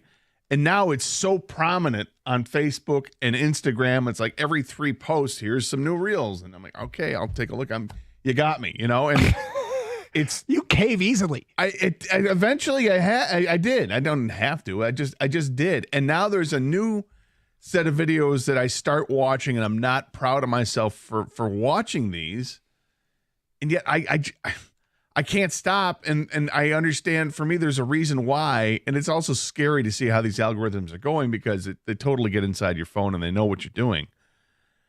And because I've got a trip upcoming to Vegas in July, I'm getting all these gambling videos of these people that go to blackjack tables and they film their blackjack exploits, or at the craps table, and I'm really interested in the craps table ones so I can learn to be a better craps player. Because I love the game of craps. But I can't, now I'm having a tough time stopping. And there are like certain people that keep coming up, and guys that I don't like. And now I'm watching because I want this guy to lose his $5,000 bet because you're a cocky SOB and you need to go down.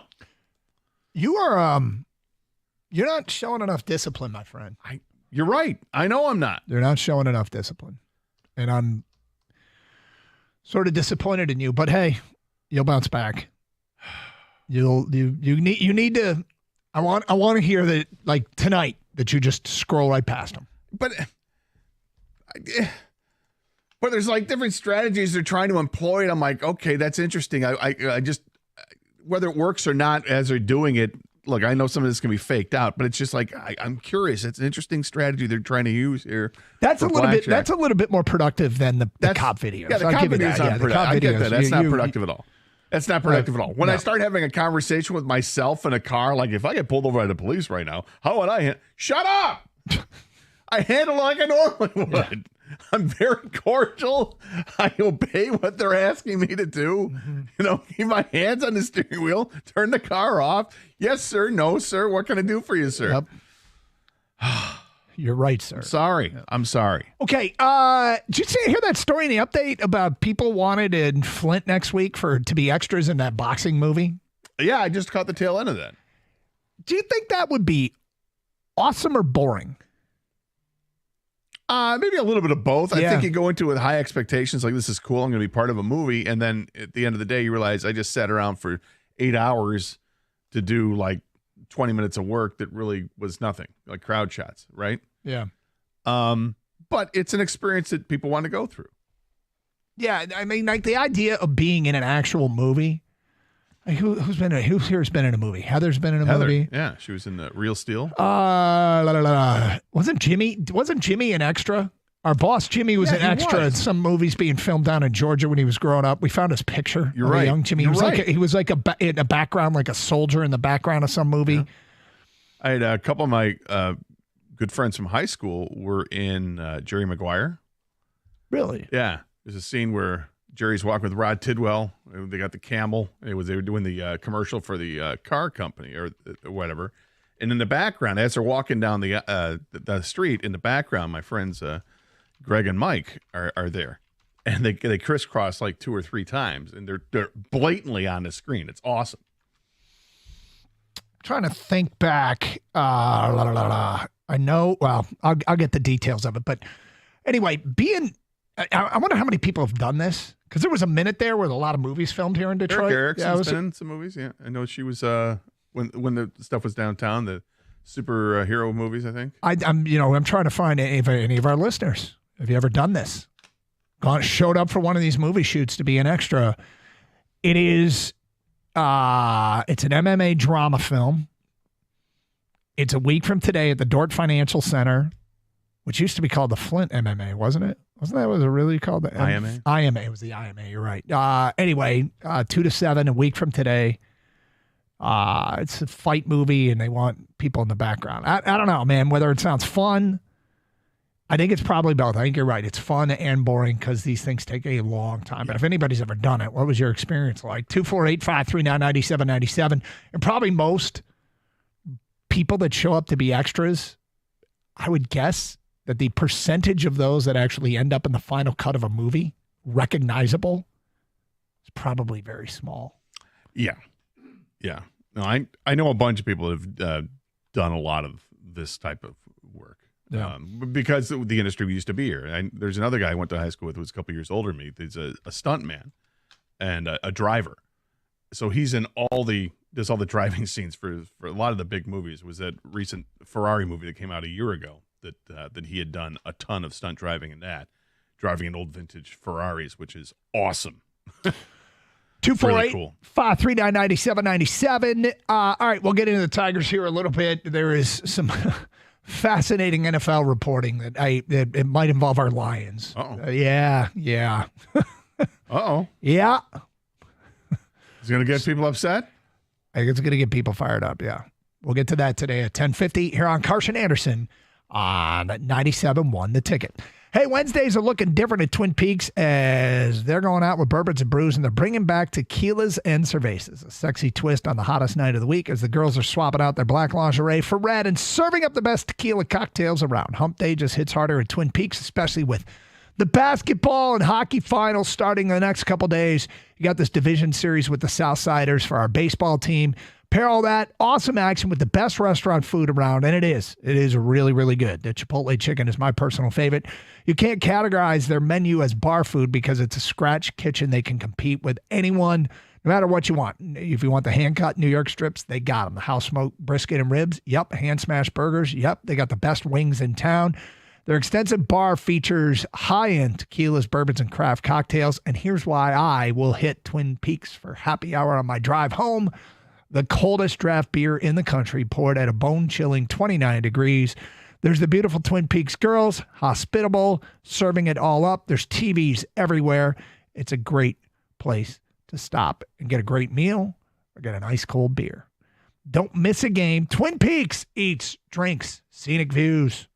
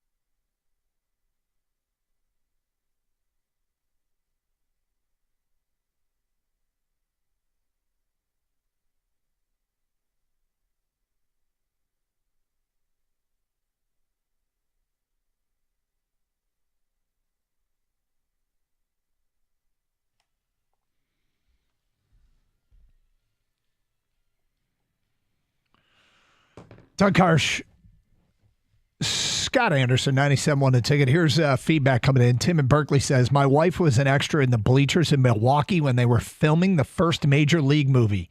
She always said she's a little red dot next to the big red dot. You know, it's funny because, like, probably the thing, you could, the Cordell Stewart Hail Mary, I'm standing on, like, the 10-yard line along the Colorado sideline, like, up against the wall. I had to set up for a post-game show, so I went into the media room, got it all set up, ran back down the tunnel, and missed, like I did it like during a timeout, missed one play, came back. And, touched the banners? No, this was during the, I know. I came down the tunnel, and I'm standing, and I see that, and then I have to run up the tunnel and go on the air. But you can see me, and it's like low def, standard def television from a million years ago. And I'm like, well, that's me. Not that you can tell. It's like the highlight of Barry Sanders. I was working at Channel 25 when he got thrown out of bounds right at the goal line, and I got run over by Barry. And you go, well, there's me, and I'm in the Sterling Sharp highlight. Sharp, yeah. Yeah, that he goes right past you. Runs right past me, and he it's had a all chance blurry. to make the play. He didn't make the play. Yeah, I'm like a dot. Like, it's, that's me, and everybody be like, sure it is. But yeah, I'm like Tim and Berkeley's wife. You can't tell it's me, but it's me. We own a bar in Ipsy, and they filmed the Robert De Niro movie there 3 years ago. We got to be extras. It was pretty exciting. That's from Brian at a car. Matt in Detroit here. I was an extra in Red Dawn shot at Grand Circus Park, and I was an extra in Need for Speed that was shot in Detroit with Aaron Paul. That's from an unnamed texter. I was in Hoffa in a scene at the air-conditioned Cobo Arena. Shook Jack Nicholson's hand in the scene. Had to get a brush cut. 30-second scene. Took all day and all night. I got $100. Nice. And get to shake hands with Jack Nicholson. That's pretty cool. Like, that feels like more than an extra, but I mean, I guess if you're in a crowd. Yeah, it's just crowd shot. Yeah. Shaking hands. Glad handing is what they call it. TJ Lang is in Pitch Perfect 2. That's from an unnamed texter. Is he? Look at that. I didn't see Pitch Perfect 2. I did not either. Yeah. So I cannot. I find it hard to believe. I also did not see Pitch Perfect 1. No. Or any movies. I believe TJ's got a speaking role, too. I think he's got a line or two.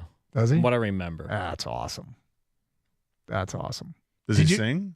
Yeah, that's why, I mean, I think it was him and, like, the offensive line for the Green Bay Packers were in the competition or something like that. Did you see it? Yeah, I've seen it. Yeah. There's a lot of them for a reason. A lot of, what do you mean? Pitch Perfects. Oh. I think there's like 4, I want to say. For a reason. So they're good. Well, someone likes them. It's like, Nickelback. I don't know. Like, right? Oh, wow. Well, see, everyone says they hate them, but they sold like a gazillion records. This is true. Yeah. Facts. All right. So last night's Tiger game. I mean, look, it's funny because the first thing I think about last night's Tiger game is tonight's Tiger game. Like, it's been a resilient group. They haven't had a losing streak more than 3 games so far this year. They've had 2 of those. They've had two game losing streaks, and that's it. Usually they are one-offs, and they get right back to their winning ways. I mean, it sucks to lose to the White Sox, but Shane Smith is good. And there was a little bit of puck luck, if you will, for the White Sox, ball off a glove here or there. Yeah. But it was a yuck throw it in the garbage kind of game. So what bothered you more? Was it the bats or the pitching? I think it was. I think it's the pitching in the second half of the game, and the reason I say that is because it's not just last night. Last night might be the microcosm of all this. Pitching chaos has not worked well for the Tigers this year when they've had to go to it. They haven't done it many times, a handful or 6 starts or whatever they've done with this. But in the games I watch, which feels like it's every game, they're not doing it all that well. It's not met with the same result as last year. And last year may have just been a statistical anomalation when they went with pitching chaos with an opener and then go with 5 other pitchers to finish the game, that they just got it done. This year, it's not the case. So I'm a little disappointed by that. Yeah, I mean, look, there are certain individuals that aren't as effective, and we'll get into that coming up here a little bit. one thing is, it felt like in this offseason they kind of prepared for them. I mean, they did prepare. They weren't planning on going with pitching chaos all season long. They just kind of do it here or there. And they could settle into a normal rotation if they so chose. It'll help if everybody's healthy. Like they lost Mize for a couple of weeks. They lost, Reese Olson currently on the injured list. You've got Sawyer Gibson-Long is starting tonight. For the first time in 2 years, he's going to pitch for the Tigers. That's right. And I've been kind of joking that he isn't a real person, but he is indeed confirmed as a person. Yeah, well, he actually pitched for the Tigers a couple of years ago. He did. And when he pitched, it wasn't bad. Right. I don't know if I'm expecting a savior or anything like that. But, he could be in the mix here. Alex Cobb can be in the mix here. The one thing about what the Tigers have done is they are able to operate. I want to say this, understanding that I'm not blowing anything off. When you've built a bit of a lead, you don't have to. You can let some things play out. You build the luxury of, we don't have to make any panic moves. Hey, we got a chance here. We got a game or two lead, at least. Got a sizable lead that allows them the flexibility of time to let some things play out. And so they can be patient on Alex Cobb. They can be patient on Sawyer Gibson-Long. They can be patient on when Reese Olson comes back and not really risk anything, I guess is what I'm getting at. Yeah. I'm not, that's where we're at right now. And it'd be nice to see a good stretch of health, but who knows how it's going to settle down. This could go, like, in terms of who their starters are, it could go a bunch of different directions. Cobb could be the guy. Well, yeah, and I think, honestly, in a month, we might see a logjam of guys because everybody's competing to be part of that rotation. And when they get healthy, and hopefully we're not seeing when these guys get healthy, other guys aren't. But I think we could definitely see a logjam in the next 4 to 6 weeks because of all the pitchers coming back. Yeah. Well, with that said, that doesn't mean there aren't some growing concerns, and there are kind of 3 Tigers that stand out. They probably could use some good outings, some good at-bats, et cetera, et cetera. We'll get to that today at 10:32. Got some Lions stuff at 10:50, which I think Detroit fans are going to be like, yes! 10:50 for that here on Karsh and Anderson on 97.1 The Ticket.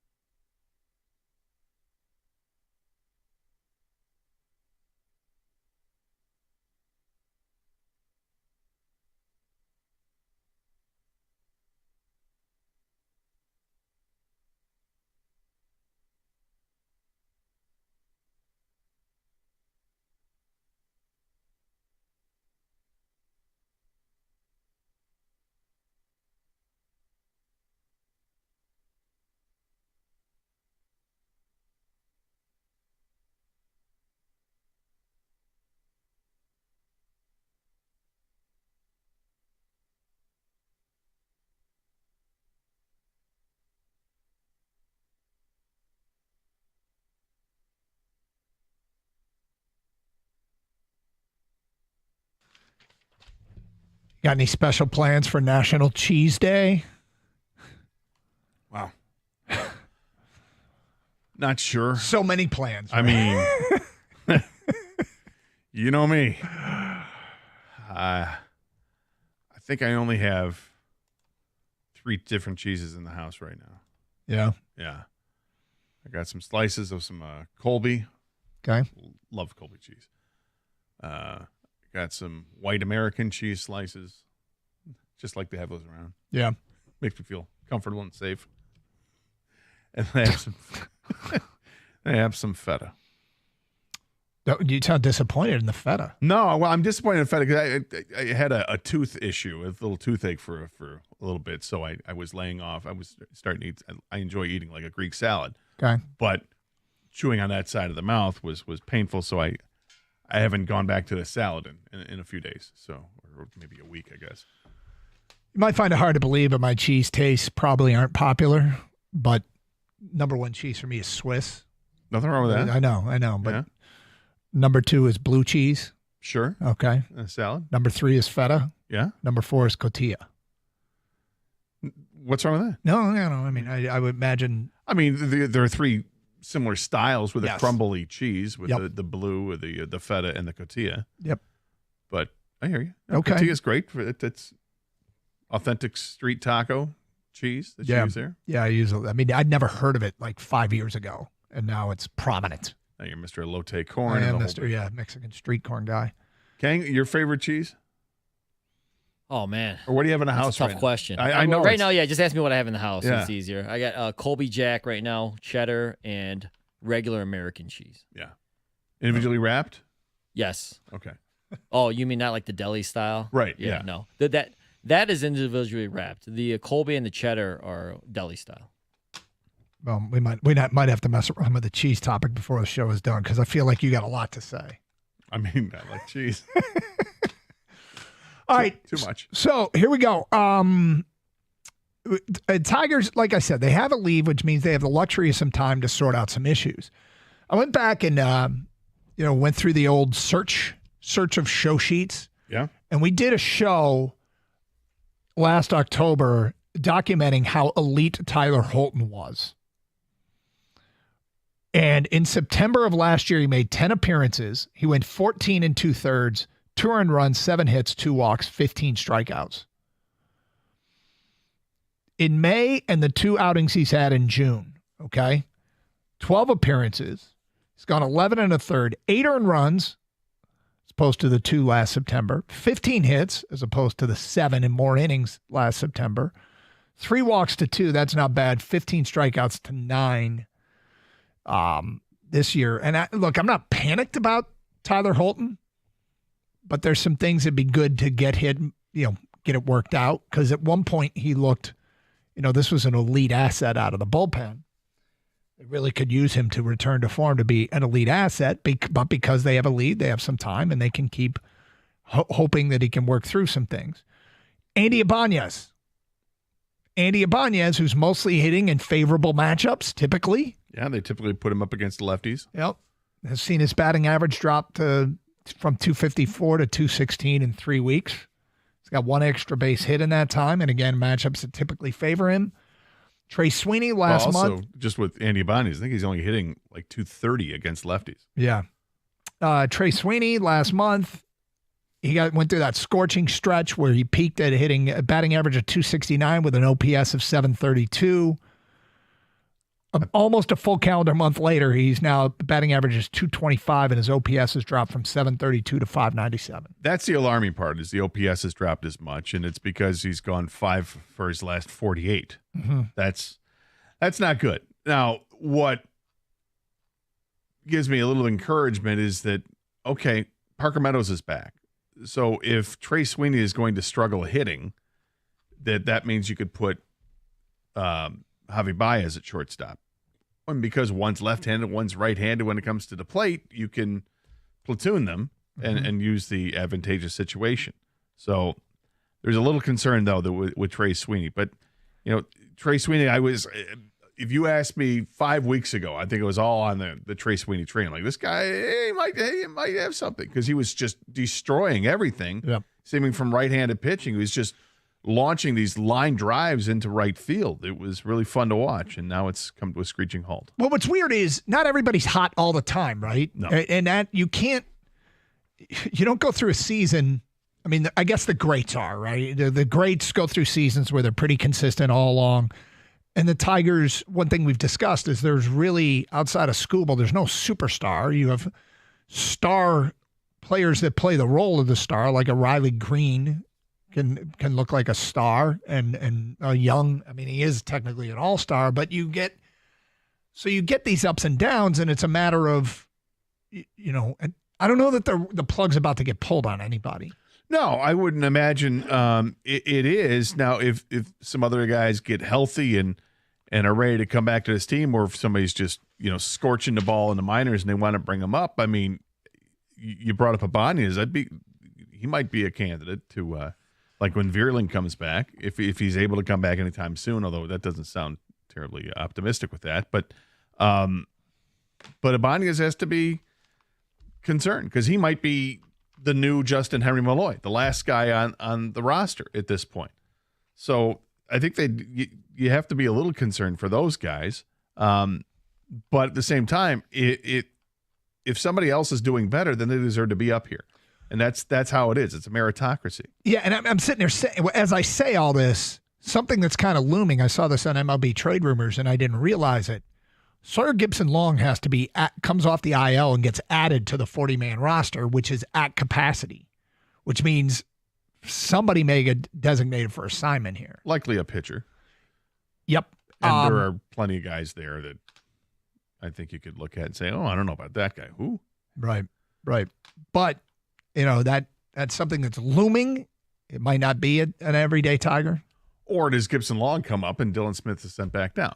Is it? Well, it's 40-man roster. I'm sorry, yes. 40-man roster. Yeah, so Dylan Smith is on the 40-man roster, and I think he just gets sent down, but somebody on the 40-man roster has to get removed from the 40-man roster, which makes them a vulnerability to leave. Yeah, I had to take a closer look at the 40-man because typically there are names on that list that even diehard Tiger fans are going, I don't know who that is. Bailey Horn? There you go. Yeah. I don't think he's a prospect. Tyler Owens, could Brewer Hicklin. I mean, there are names on Yep, there are names on there, but we shall see how it plays itself out. As far as Sawyer Gibson-Long, I mean, I guess we'll see. One of his outings last year, he had 11 strikeouts. But if I said last year, 2 years ago, guy's been hurt forever. But you just, the way things have gone for this organization, I'm not going to say the expectation is that he's really good, but maybe we shouldn't be surprised if he comes back and he's good. No, maybe not. I mean, he was his minor league career. He's been nothing special. He was a guy at ERA in the low to mid fours before getting his call up with the Tigers, and then pitched okay with the Tigers, I guess. But with the minors this year, he's made 5 starts, going 16 1/3, giving up 14 hits, 2 walks, and 16 strikeouts. They're hitting .237 against him. Decent. Yeah, the whip is below 1. It's a smaller sample size, and the ERA is at 2.2. I mean, the numbers are good. They're really good if it's long term. But again, it's 16 1/3 innings, so he'll get his opportunity. I hope he pitches well. I wouldn't expect him to be somebody who typically pushes for the top 5 rotation. When this rotation began at the beginning of the season, when you had Skubal and Flaherty, Olsen, Mize, and Job, it looks pretty formidable and tough to get in there. We kept talking, wait till Alex Cobb comes back. We weren't saying wait till Sawyer Gibson-Long comes back. No. So what's changed out of that rotation? Well, Reese Olson's out for a little bit here, and we're waiting for Cobb to come back still. And Jackson Job is probably out for at least a month, maybe 2 months. So it gives him an opportunity. Can he be good enough? Can he be what he was in the minors and have like a low 4 ERA? Because that's what you expect out of a 5th starter. You're not expecting somebody who's a 5th starter to have an ERA in the low 3s. Yes. Do you know how they got Sawyer Gibson-Long? I forget. There's a quick Google search. Tigers picked up Gibson Long from the Minnesota Twins at the 2022 trade deadline in exchange for Michael Fulmer. He was the final trade acquisition of Al Avila's tenure as Tiger GM. So that, I guess, is in today's Free Press. So, yes. Yeah, kind of weird that goes back to a Fulmer deal and then the last move Avila made. So we shall see. Now you know. Now we know. All right. Let's get to this Lions thing. You know the Paul Skeens stuff that gets kicked around with the Tigers? The ridiculous thought that the Pirates would trade Paul Skeens. Feels like fantasy, right? Yeah. Feels like a fantasy discussion. But is there another one that falls into that category? Fantasy or not so much fantasy? Is it for real? We'll get to that as it pertains to our Lions today at 10:50 here on Carson Anderson on 97.1 The Ticket. Hey, is your garage door making some really weird noises, or is it just kind of sluggish and not moving as quickly as you thought it would, or maybe you got an issue with the battery? Do the right thing and call the great folks over at Precision Garage Door Service, because they know how to fix any problem you have with your garage doors. I know this firsthand. They came out to my house about 5 years ago and I was having a problem with the garage doors, and they fixed the problem immediately. They were awesome, they were friendly, and they were professional. They offer same-day service, emergency repairs also, and weekends are available at no extra charge. In fact, all calls are answered 24/7 by a live person. You got to love that. Give them a call today at 1-800-DOOR-REPAIR or schedule an appointment at precisiondoormi.com.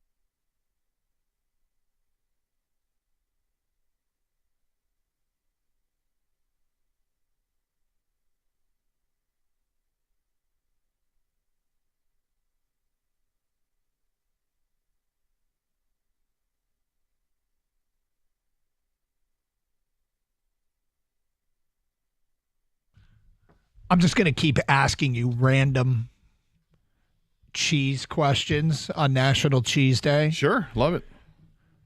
Kang, you can get involved as well. Pizza, double cheese? Yes. You go double cheese? Most of the time, yes. Do you really? Yeah, Okay. I love double cheese and pepperoni. Is kind Like of you asked for it? Yeah. Oh.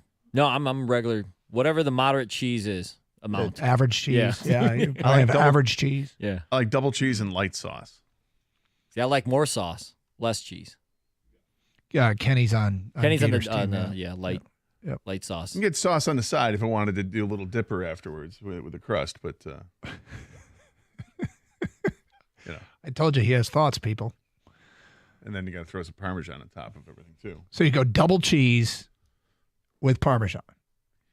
Yeah. Once it comes home, I got Parmesan and might throw some other stuff on there. Sometimes if I feel frosty, I might throw on some oregano. Yeah, I was about maybe to some say basil. It's not National Red Pepper Flake Day, No, it's not. But are you a red pepper flake guy? I used to be, and then it started hurting my boom boom, so I stopped. No, I get it. Could be a sensitive. Yeah. But I love red pepper. The sensitivity, as Gator says, hurting the boom boom has never stopped me. I get it. There was my brother went to Alma College, and he would get pizza from there when I was either my freshman year at Central when we were 15 minutes away, or when we were both at Michigan State at the same time because he was at grad school. We would drive up every once in a while to Alma to get this pizza because it was awesome. And what made it great was they would serve the spices on the side in little like tinfoil things. So you would have a little oregano, the red pepper flake, and garlic pepper or powder as well. It was awesome. You spread it all over the pizza, and I think it was some kind of meat pizza. It was delicious. So good. Pizza Sam up in Alma College. If you know, you know. Okay. Said we get to this. Let me follow through on it. ESPN had a fun little exercise today. They took 3 players that are expected to, or there's been plenty of discussion about them potentially being traded. Those 3 players are quarterback Kirk Cousins, defensive back Jalen Ramsey, and edge rusher Trey Hendrickson. This exercise, they took 4 ESPN NFL analysts to craft realistic trade offers for all 3 players. Then they had the NFL Nation reporter for each team accept the trade. So the reporter for the Bengals would accept, so the Miami reporter would accept one of the trade offers put together by the ESPN national guys. The Atlanta reporter would, accept an offer, and in this case, the Bengals reporter. Right. And so they, it's So how many teams submitted an offer for Trey Hendrickson? 4. 4. Yep. They are Indianapolis, Buffalo, Washington, and Detroit. Okay. Oh, boy. Here we go. Yep. The Indianapolis offer was the Bengals get a 2026 second-round pick and a 2027 fifth-round pick. The Colts get Trey Hendrickson. The Buffalo offer was a 2026 second-round pick. That's it. Bills get Trey Hendrickson. The Washington offer was defensive tackle Jerjon Newton, a 2026 third-round pick, and a 2027 seventh-round pick for Trey Hendrickson. All right. And Detroit offered a 2026 second-round pick, a 2027 fourth-round pick, which could escalate to a third-rounder with performance conditions. And the Lions get Trey Hendrickson and a 2026 fifth-round pick. Interesting. So let's just go with a 2026 second and a 2027 third or fourth. Mm-hmm. To make it as clear as possible for Hendrickson and a 2026 fifth-round pick. Well, that's interesting because out of the 4 offers you gave, if I were Cincinnati, I would have taken the Indianapolis offer.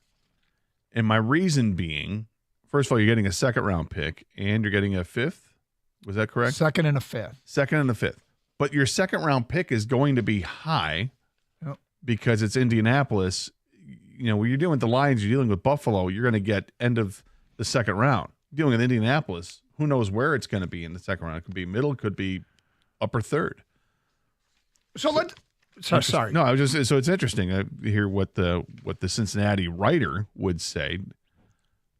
The intriguing part of the Lions offer is that it's based on what I'm assuming is Trey Hendrickson production.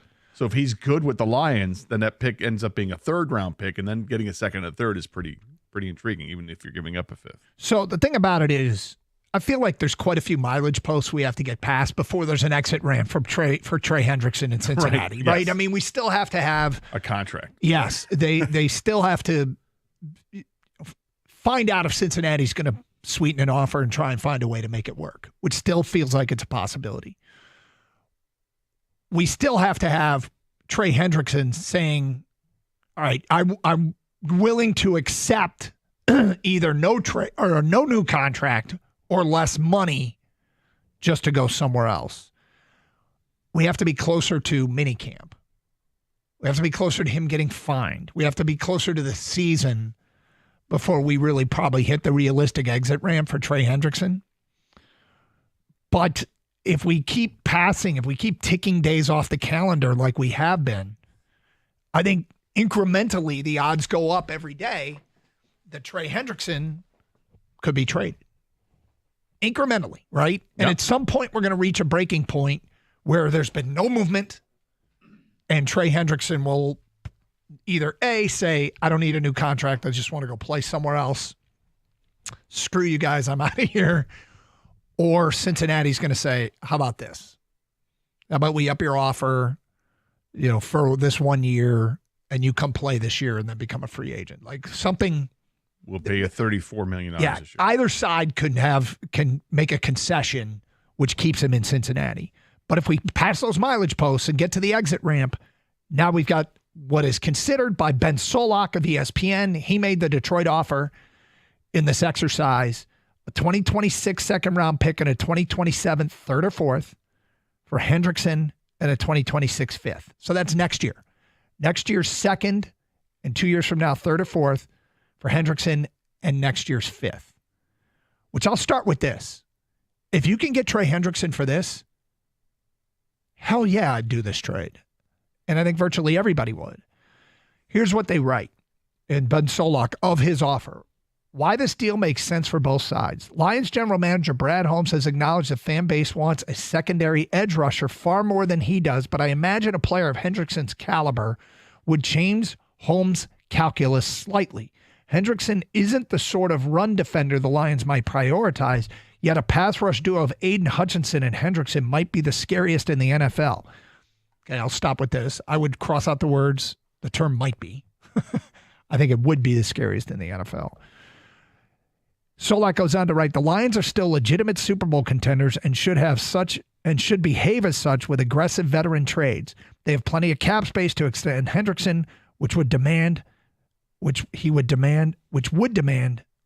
an acquiring team. Okay, so anything about the parameters of this trade? Are you all on board? Would you absolutely make this trade? Yes. I mean, I don't understand how you couldn't. Now, here's how you couldn't. You have to get past all those things you mentioned earlier. But if you can, if all that is doable, if a contract with him is doable, if because that's the biggest obstacle of everything, it's the contract. Knowing that he is willing to sit out the season if he doesn't get what he's demanding. So if you're able to work something out with him, would I then give up the second and the potential third round pick to acquire him in a fifth? 100% I would. Is anyone in Detroit saying no to this?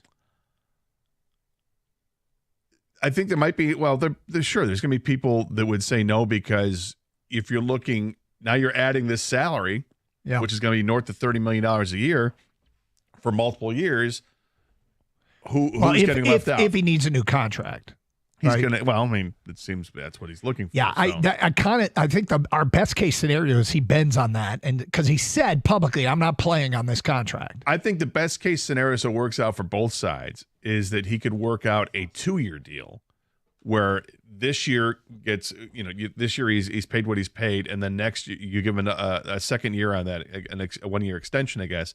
And you do that for like $35 million. So it ends up being a 2-year $64 million deal or whatever it is, that's okay, because at that point, he's gone after 2 years, and maybe that pain of having to cut somebody else from the roster that you're not going to be able to sign, that's not there. You're just having to swallow a lot of salary for 2 years, and then you get to breathe a little bit because the Hendrickson contract is gone. Well, the other thing about this deal, of course, is that I feel like the slightly deflated balloon that is holding the Lions Super Bowl hopes, slightly deflated after the news on Monday, gets fully reinflated if they were to make a trade like this, right? I mean, losing Ragnow, this doesn't help the offensive line, clearly, but it does help the team overall pretty substantially. Absolutely, it does. And, you talk about that dynamic duo you can have an edge rusher. Yeah, it's massive. Would it be the best in the league? It has potential to be the best in the league. On paper, it would be. Houston's got a pretty good duo with Danielle Hunter and Will Anderson. The Giants have actually like a trio or even four guys with the Giants that are really good. But these two, if the Lions added Trey Hendrickson, put him with Hutch, that's outstanding. Okay, so here's where we are. Jeremy Fowler made the Colts offer. Dan Graziano made the Buffalo Bills offer. Seth Walder made the Washington Commanders offer. And Ben Solak made the Detroit Lions offer. The beat writer for the Cincinnati Bengals is Ben Baby. We'll tell you which deal he took today at 11:02. That's his name. Okay. Tell you which deal he took today at 11:02 here on Carson Anderson on 97.1 The Ticket.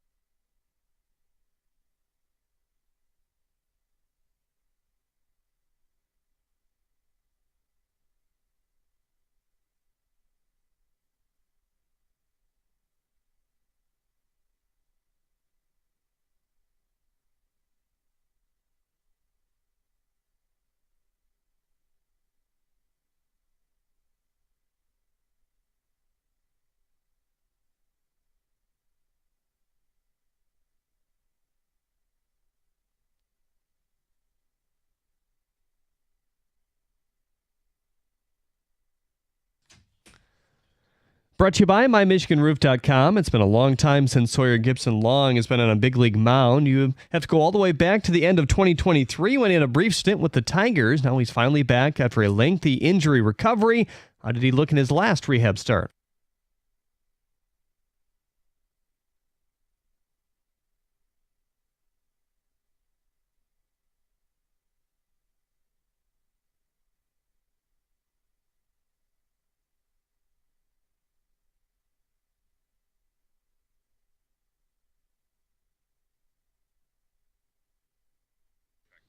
That's Mud Hens broadcaster Matt Melzak. Your Gibson Long start tonight right here on 97.1 The Ticket at 7:40. Speaking of the Hens, they released their specialty Peanuts jersey as in the cartoon that we'll wear on June 29th. It features 5 layers of comic strips that goes 360 around the whole shirt. Just to Pretty make sure, cool. I want Peanuts, right? Is that what you said? Yes. Okay. I think so. Because you say it quickly and it sounds like something else.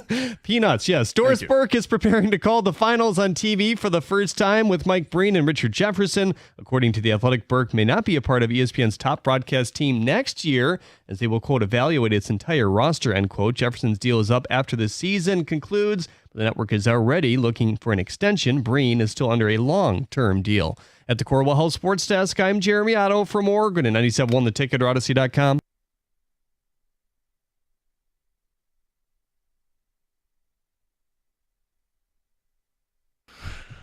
All right, so we try and sift through. We call it the guardrails. We don't want to go crashing through guardrails. And I think the Skeens talk, when we talk about the Tigers making a trade, it's probably crashing through the guardrails when you get into the reality of could they get Paul Skeens out of Pittsburgh. The Trey Hendrickson thing is tricky. His demands would say that it seems unlikely that he would come to Detroit. There are quite a few mileage posts before I think there's an exit ramp from Cincinnati, but if we pass those mileage posts and still no deal is done, could he be dealt? ESPN with a hypothetical trade offers today. Interesting exercise. 4 national writers put together hypothetical trade offers, and then the Cincinnati beat writer that covers the Bengals for ESPN can accept one of these offers or none of them. And of the 4 offers, Detroit made one. If you're just joining us, it's a 2026 second rounder. So this coming draft, 1 year, 10 months from now, whatever it is, a second rounder in the next draft and a third or fourth rounder in the following draft. And the Lions get Hendrickson and a 2026 fifth rounder in next year's draft. The reporter that covers the Bengals is named Ben Baby. And the verdict, they say, is Detroit's offer could get the job done. Yeah, and he writes, Solik's offer is very good for the Bengals. Let's say the Lions give Hendrickson a 3-year deal worth $90 million. Okay, here's another mileage post we'd have to get past. Would he accept a 3-year deal worth $90 million? And could the Lions afford a 3-year deal worth $90 million? Could they work it in such a way that they could afford to sign Hutchinson long-term and everybody else they need to sign that probably want to sign to make way for what would be a much older player, but he would help them win now? Yeah, I've maintained all along they can sign him, but you may have to say to yourself, okay, we're signing him, but it's going to cost us Sam Laporta. I mean, that might have to happen, or it might cost you Brian Branch. Mm-hmm. I mean, there's no question Lions they're going to give Hutchinson an extension at some point. But because of this coming up, I mean, you could wait on the Hutchinson extension. You can wait. This is his 4th year. He was a first-round pick. You've already said you're going to pick up the 5th year. So you don't have to – I mean, he gets a pretty healthy raise for the 5th year, but it's still $15, $18 million, whatever it is. So you don't have to give him an extension until after that 5th year. Meantime, when you do, that'll be going into the 3rd year of Hendrickson. So you can make it work, but there's probably some pain that comes with it in the form of, I guess we can't afford to hang on to Sam Laporta, or if we do, maybe you sign him to a very normal 1-year contract with the promise that, okay, once Hendrickson's contract is done, then we can afford to pay you a little bit. Or I'm not sure that's how it works. Anyway, here's what else he writes. Let's say the Lions give Hendrickson a 3-year deal worth $90 million. It is less than what the Texans gave Danielle Hunter in terms of the average annual value, which would be a huge bargain for Detroit if Hendrickson continues his all-pro form. And for the Bengals, trading him to an NFC contender instead of an in-conference rival such as the Bills is an added bonus. By acquiring picks in 26 and 27, the value of the trade would be prolonged for the Bengals over the course of those players' respective rookie deals. Based on ESPN's trade models and the Fitzgerald-Spielberger basis of trade evaluation, this offer actually gives the Bengals a good return. With Cincinnati tying up money in Burrow and the receivers through 2028, finding quality players at value can help the Bengals maximize their championship window with this trio. Trading Hendrickson would place more pressure on Joseph Osai, Miles Murphy, and Cam Sample to increase productivity on the defensive line. The Bengals could also use the extra cap space to add depth to the unit, perhaps with a designated pass rusher only on third down. He takes the Detroit offer. Well, thank you. I mean, I look, as a fan, I would love this. I would love to add someone like that who's been the sack leader in the NFL for the last 2 years with 35 sacks in the last 2 years. He's fantastic as a pass rusher. And he was used a little bit more last year in all situations as opposed to previous years where he was just a pass rusher. So his game is evolving even at his age of 30 or 31. Yeah, I mean, he's at the age, as you go through the course of looking at the history of most pass rushers, not all of them, but you get to 29, 30, 31, there's a decline. There just is. Over the course of time, that's usually the case. Not in everybody's case, but okay, if he doesn't have 17 and a half sacks and he declines to 13, I mean, yeah, that's a really super valuable player. The only downside to this, there's two downsides to it.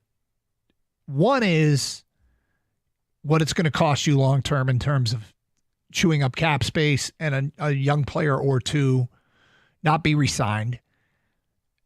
Two is I think you need to be a little bit sensitive. I know people are like, oh, whatever. I think we need to be a little bit sensitive to Aiden Hutchinson here. If he's in contract negotiations and then they stop those negotiations and say, look, we just added Trey Hendrickson, we're signing him to a contract, Hutchinson and his camp might be like, dude, we're about to sign a long-term deal here, and you just gave my money to Trey Hendrickson. I get that might not matter to people. It's just something to keep in mind that is a potential downside. If you win a Super Bowl, people might not care about that, but this is a business, and the reality of it is they've had a very harmonious locker room. They've had no culture issues since these guys took over. That might test it a little bit. I don't see that happening even a little bit. I give that such a small percentage because I think the Lions are absolutely committed to Hutchinson long term. They drafted him second overall in the draft. They love him. He's a hometown guy. He's awesome. He personifies everything they want in a football player. Coming back from this horrific injury, and he is, battled back to the point where he's completely cleared and ready to go. That is the guy that you want, and that's the guy they love. And I don't think anything that they signed Hendrickson for, if they were to trade for Hendrickson and give him a contract, Hutch will make more. There's no question Hutch makes more. The market's been set, and that's not going to screw it up because they give Trey Hendrickson money. The way that it doesn't screw up Hutchinson, it might screw up somebody else, but not Hutch. Kang, your thoughts? I mean, the Madden football fan in me that plays video games loves this move. Of course, you want Trey Hendrickson on your team, but I just don't see this is not the Lions' culture. Brad Holmes is with the way he does business. I think the only time they would even consider signing a bigger name free agent, or because I know he's not free agent, you have to trade for him, but acquiring a bigger name like this and attaching a big contract to it is if it's an obvious position of need. And the way Brad Holmes speaks, and I believe him, by the way, they don't feel the edge rusher opposite Aiden Hutchinson is an obvious position of need. They feel that they have an elite edge rusher right now, which they do, and you don't need two elite edge rushers. If anything, center is a bigger need. The corner opposite, Otarian Arnold and whoever, that is an obvious position of need. Guard was a position of need when they got Zeitler. I think he goes after that type of player when there's an obvious position of need. Otherwise, it's draft, develop, re-sign. So I guess, and I'm not sure I agree with you. Well, I do and I don't. Center is a huge need. It doesn't feel like there's a Trey Hendrickson caliber center out there available right now. There's not access to that player.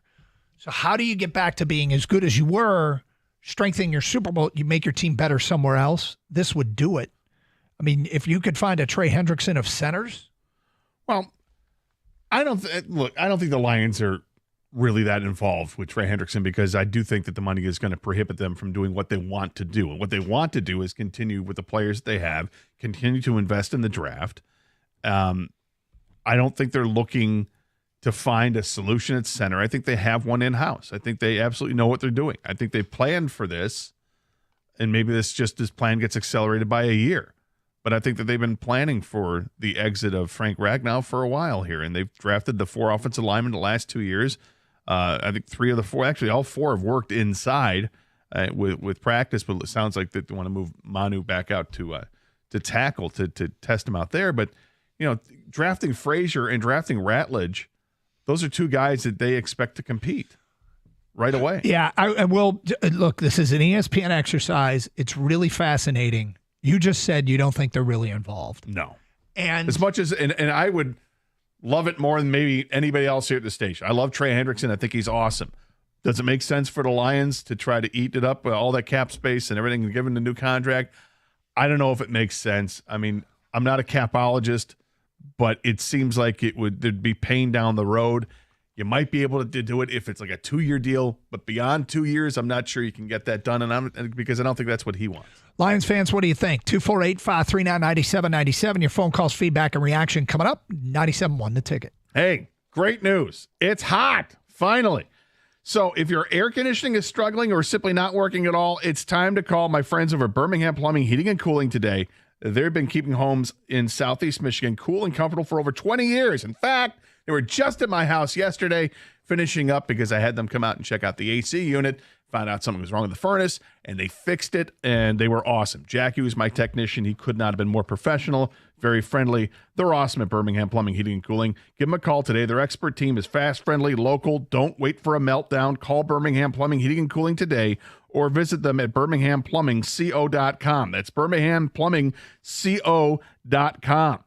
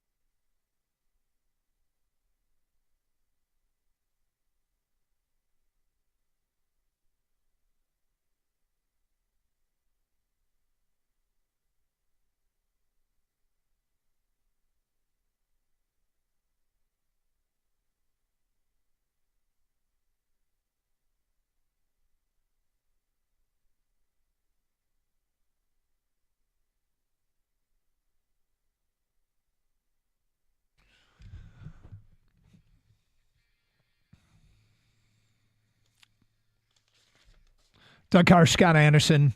Well, Trey Hendrickson talk. It's back out there because of of what ESPN did today, which was hypothetical trades, offers made by their national writers for players that could be available: Jalen Ramsey, Kirk Cousins, Trey Hendrickson, and then the writer for each given team accepts or declines one of or declines all of the offers. And the Bengals writer accepted Detroit's offer, which again was put together by an ESPN writer, but it sounds pretty good to us. A second in the coming draft and a third at best in the draft after that for Hendrickson, and a fifth in the coming draft. It included Hendrickson signing a 3-year, $90 million deal in Detroit, which is kind of on the cheap end of, I guess, of what he's looking for. The writer wrote this would be a bargain. And so there's some presumptions being made here, but if you can get Trey Hendrickson for this, I don't know that anybody in Detroit would say no to it. Although Kang brought up a good point. They probably really aren't going after another edge rusher, and it's something we've talked about a ton. And it would have to be Hendrickson agreeing to the terms of these deals, and Cincinnati, obviously. Yeah, I don't think the Lions are in the mix there, because it is going to be too much money for them to spend that they'd want to spend. They could do it, but I just don't think that it doesn't seem like that's their MO. Yep. And how they operate with things. I think it's interesting. The 3-year deal sounds interesting to me because it's really only 1 year overlaps with an extension for Hutchinson, which would be that 3rd year. And with NFL contracts the way that they are, players are signed to be cut later, and who knows if it ends up just being a 2-year deal, and the 3rd-year deal is, just there for salary cap or for signing bonus money. I don't know. We got open lines. Let's get to your phone calls. Josh is in Warren and on 97.1. Hello, Josh. Hey, fellas. I know you guys are a very level-headed show. You guys keep an open mind, and, you see things from a 360 view, and you also like to look at things to how to improve our team no matter what, right? And I have a correct assessment on that? I think so. Yeah. I mean, no matter what, I'm not sure no matter what. But we're very level-headed, Josh. But I was thinking, with the news that broke today, with him being innocent and winning his case, who's him? Would you go and sign Trevor Bauer? Oh. The thing about Trevor Bauer is he hasn't pitched at this level in 5 years now. Was he found innocent, or was it just that because the woman he violated won the case and she has to pay him? I don't know what other innocent that could be. Well, it's because she talked about the terms of the settlement. That's why they took the settlement away. That's why she's ordered to pay it back, because she wasn't supposed to talk about it. You're held in the eyes of the court, the public opinion, or whatever you want to say it. He's an innocent man, and it would make your team better. I feel like we got maybe some issues with some pitching, if guys are injured. I just look at it as what's the downside and also making your team better. That's the only approach I'm coming from. It's a pitcher out there. You don't have to trade for him. You can just sign him. And what's the harm in even giving the guy a workout? That kind of thing. Be interesting to know what the locker room, the clubhouse thinks. I mean, there are guys here that I think that they're probably test first before they do anything like that. Sawyer Gibson-Long being one, Alex Cobb being another. And if they think they're going to be healthy, if they really think they're going to be healthy, they could be all set at starting pitcher, but it might be something on the back burner. I don't know. I mean, look, there's so much outside noise that comes with Trevor Bauer, and with this settlement with the woman, I don't think that's a declaration of innocence. They come to a settlement, and then she has to forfeit the money and actually pay it back and then some because she talked about it. I don't think that makes him innocent. And beyond that, this is a boisterous guy. I don't know if he's a good locker room guy for this team, but there's no question that he's been able to pitch in the major leagues, and he had some outstanding years in the majors. But he hasn't pitched in the majors since 2021. Since then, he's been in the Japanese league and the Mexican league. Last year in Mexico, he threw 83 innings, had 120 strikeouts, an earned run average of 3.02, and a 1.04 whip. This year, he's pitched in Japan, and he's had a combined 76 innings pitched with 73 strikeouts, a low whip again, a 1.09, and a low ERA of 3.2. I mean, he can still pitch, but I don't know if he's the locker room guy that this team wants. This team is humming along pretty good. It seems like this is a really tight-knit group of guys. They have a lot of fun, good characters on this team. I don't know if Bauer's the guy you want to bring in. And nobody else has taken a chance on him either in the last 4 years. I typically think, you investigate everything, but my guess is there would have to be a lot of things that happen before we get to that point. Yeah. 248-539-9797. More text here regarding the Tigers. Trey Sweeney and Ibanez are a liability and need to go. Spencer Torkelson swing is starting to look more like his swing from last year. More like his swing from last year than it was earlier in this year. So this goes back to, and thank you for sending the text, this unnamed texter. They've got the luxury of a lead here that they can let things play out. Seasons are filled with ups and downs. Torque has done a good job pulling out of swoons this year when he put together a couple games where it wasn't. And Ibanez and Sweeney, I mean, as long as they're still winning, and unless there is better alternatives. Like, didn't you say Jace Young is now swinging a really hot bat again? Yeah, he is. Yeah. I mean, it didn't work the first time around, but they can let some things, age here a little bit before they do anything. I mean, the guy said they need to go. I would be shocked if Ibanez and Sweeney were outrighted today.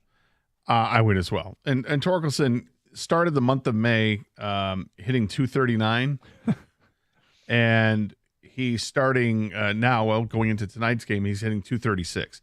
He's been consistent for this last month and still produced with 18 RBIs during this time and 6 home runs since the start of May. He's still productive. He's hitting extra bases, and he's got 6 doubles to go with the 6 home runs. Feedback coming in here. Kang is right. They will sign Zadarius Smith. All the other talk is just fantasy.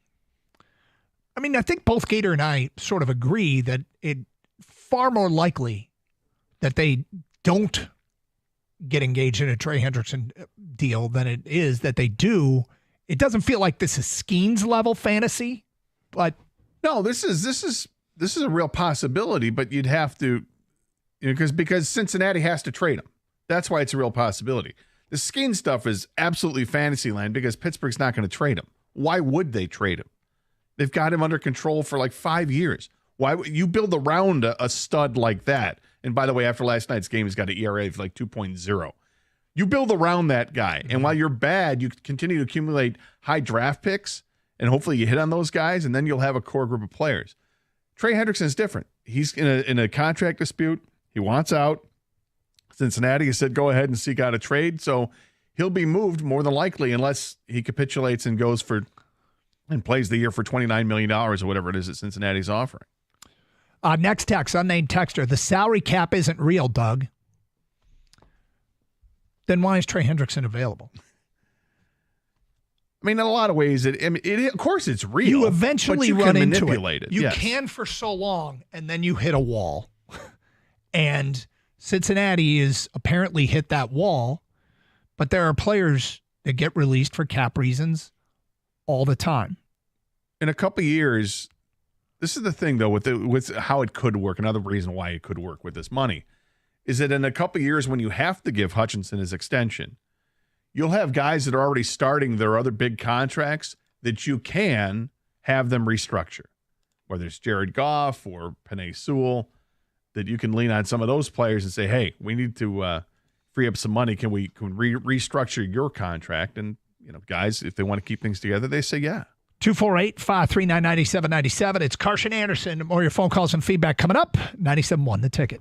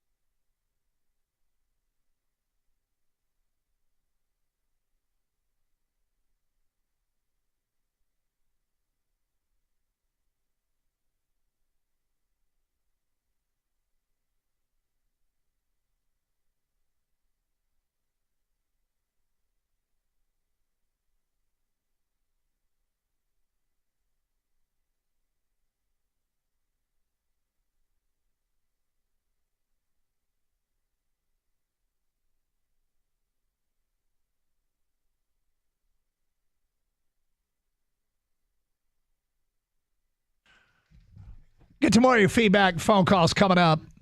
The Trey Hendrickson exercise that they did on ESPN. Trade offers were made. Beat writer for Cincinnati could accept or decline any of said offers. He accepts Detroit's offer, of course, which was a second and a third or fourth for Hendrickson and a fifth. And it's like, I think everybody in Detroit would like that. One of the presumptions they made is that Hendrickson would accept a team-friendly offer for Detroit, which feels like that might be a bit of a stretch, but we'll see. In the meantime, this feels more real and possible than the Paul Skeens stuff, but it still feels borderline fantasy to us. But we're going to talk about it. I mean, the beat writer said, out of all the trade offers anybody made, this one's the best. But these are writers representing the Lions. They're not the actual Lions. We'll get to some of the feedback coming in on that in a moment. Gator, today is National Cheese Day. I'm hitting you and Kang with random cheese questions. How do you feel about cottage cheese? I love cottage cheese. Do you? Yes, but you laughed when I brought it up. Well, because it's not a typical cheese you think of, but you got the large curd and you got the small curd. Mm-hmm. And to me, there's a massive difference. The small curd, it's not as creamy to me. So I always go for the large curd instead. And every time I have it, I love it.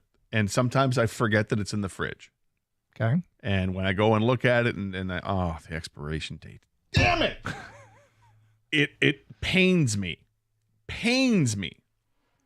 to have to throw out cottage cheese because I forget that it's there and I love it so much. It's delicious and it's kind of versatile. You can throw it in a salad. It's great. Mm-hmm. If you're making a lasagna and you don't have ricotta, you can like drain some cottage cheese and get as much of the liquid out and use that instead. It's fantastic. It's great with like sliced peaches or pears with fruit. I love cottage cheese. Kang, how do you feel about cottage cheese? I hate cottage cheese. I think it's disgusting. It doesn't go well with fruit, peaches, or strawberries or whatnot. I stay away from cottage cheese. Is it the texture? Not really, because I don't mind. Like I know texture's a big issue with a lot of people, but yeah. I've had worse in my mouth, Gator. So use that. But seriously though, no, texture does not bother me. It's just I don't like cottage cheese. Okay. Yeah.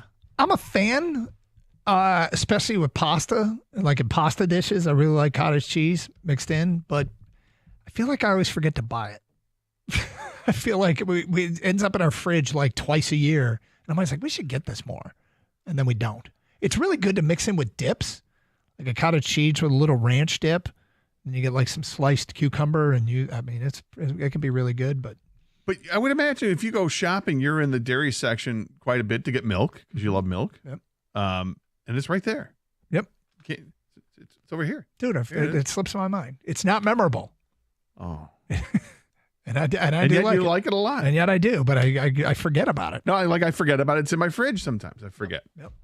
Like, wait a minute, don't I still have half of it? And you know what it needs? It needs a better marketing team, cottage cheese. It needs a better container. Maybe that's why you keep forgetting it. You're overlooking it when it's in your fridge because it doesn't stand out enough to you, Gator. Something says, pick me. Yeah, boring font. Yeah, I don't know. I don't know. Is that what it is? It pains me when I forget it because I just like grab the container out, pop it open, grab a spoon, and go at it. And then when you've had my fill, put the top back on, put it back in. You don't have to transfer it to another dish and dirty and sully another dish in the house. That's the other thing that's great about it. It comes in its own container. All right, feedback coming in. Unless you got to share it with a family or something, whatever. Feedback coming in from the Carson Anderson inbox regarding the Trey Hendrickson possibility as spelled out on ESPN today to Detroit. The salary cap's going to go up $10 million a year. The Lions are going to be fine. The way home draft, go get Hendrickson now. The way Holmes drafts, okay, I think is what he meant. The way Holmes drafts, go get Hendrickson now. This one's great. From an unnamed texter, you can't be afraid. You got to go win a Super Bowl. Jeez. Well, no kidding. Do you think there's more than one route to winning a Super Bowl, or do all routes to the Super Bowl go through Trey Hendrickson? I think there are multiple routes. Though. Yeah, it doesn't matter what the topic is. If you're talking trade or whatever, you invariably get the, hey, I'm trying to win guy. Everybody's trying to win. It's a debate over what's the best way to try to win. I'm not trading away assets or paying Hutch yet. They need to make sure they know who the true Goff is first. If he regresses due to the coaching change or schedule, they'll have a much bigger problem. Well, the guy's like 30 years old. What do you think he is? You think he's going to regress dramatically? You think he's going to get dramatically better than what he is? He's really good. He's a top 10 quarterback in the league. There are challenges. I agree with you. I think coaching change, I think schedule, and I think the loss of Ragnow are all things that could impact Jared Goff. And it might make Goff statistically not as good this year. It might make the Lions offense not as good this year. Doesn't mean they can't win a Super Bowl. But I'm not sure. I'm not sure how this impacts trading away assets or paying Hutch. Like, are you suggesting that you would use the assets or the cap space to go get a quarterback that's better than Jared Goff? And I would say, okay, you might be able to find that. Sure, there's quarterbacks better than Jared Goff. Let me start with that. How do you get that quarterback? What's the path to getting that quarterback? Because if you're saying you're not trading away assets and you're not re-signing Hutch because we need to find out about who the true Goff is yet, the implication is you want to use the assets and the cap space to get a quarterback better than Jared Goff. And okay, how are you getting one of those 6 or 7 or 4 or 5 or whatever number of quarterbacks? Look, unless this text came from Fanboy out on the west side of the state, who's a big Kirk Cousins guy, then that player isn't available, right? No. And I would argue that Goff is better than Kirk Cousins, and I like Kirk Cousins a lot, but Goff's better. Mm-hmm. So the only way you get better at quarterback is to draft one. And unless this guy thinks that, one of the backup quarterbacks they have now is better, which that's funny because we've hardly seen Hendon Hooker at all, and Kyle Allen certainly isn't. So I don't know what I don't understand that. I mean, we know what Jared Goff is. He's good. Yes. He's very good. Is there possibly a regression based upon coordinator, Ragnow, schedule? Yeah, I kind of expect it. I expect the offense is going to be is not going to score as many points this year. I don't know if it's going to be as explosive. Also, though, on the other hand, I expect J-Mo to be better, and I expect Jahmyr Gibbs to be better. Oh, and so do the Lions. Yep. Well, they've made that clear. Yeah. 248-539-9797 if you want to continue down this road.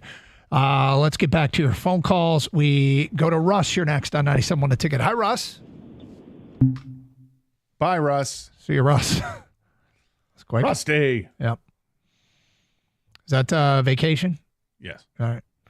Now, if this is real, and there is a path to Hendrickson, getting Hendrickson reinflates the balloon over news this week. That's for sure. Yeah, look, that would be, for us, fantastic to talk about it. I don't even give myself time to think about what kind of an impact that would be on this team, because I think it is fantasy land. I don't think the Lions are in the market to add a $30 million plus player. Give him the money that he deserves, frankly, and that he's asking for. I don't think that's going to happen. I think they're going to, before that would happen, I would think that they're going to announce an extension for Aiden Hutchinson. And they don't have to do that for a couple of years. And they could do it before the season. They could do it at some point during the season or right after the season. There's the thought process that, well, we got to see what he's like. Is he back or not? Because he's coming off that broken leg and all that. Well, okay, if you want to wait, you can wait, but it's probably beneficial if they try to sign him earlier to save them a little bit of money, because the longer you wait, the higher the price. 248-539-9797. The Lions just made a move. They're adding an offensive lineman. We will get to that coming up in 5 minutes here on Carson Anderson on 97.1 The Ticket.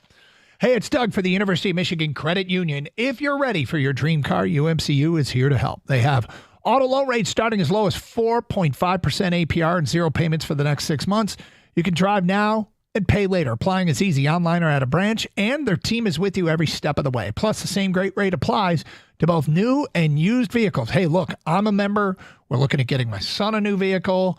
This would be where we would go if indeed we follow through and that trigger gets pulled. Don't wait. It's a limited time offer. Becoming a member is easy. Visit umcu.org to get started. Insured by NCUA.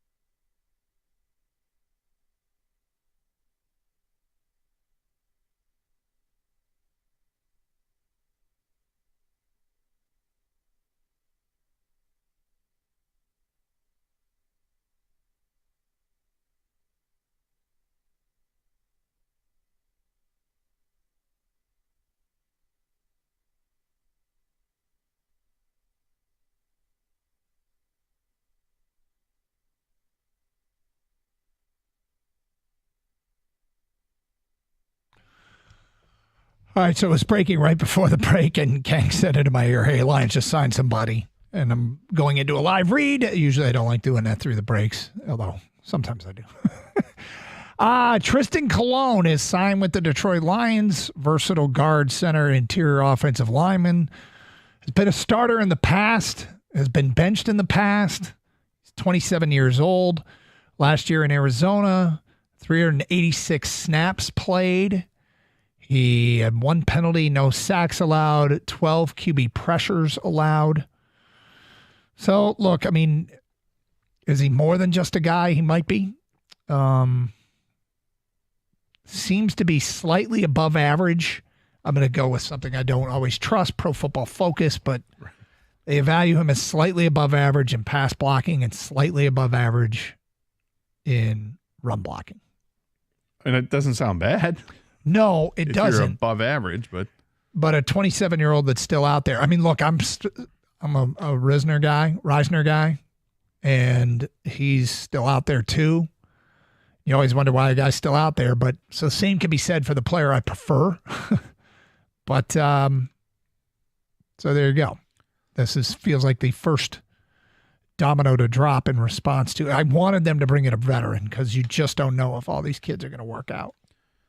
No, but I mean, the thing that they could have done was, and they still may do, is Glasgow goes to center because he's played center. So that could happen, and then you start Ratledge at guard.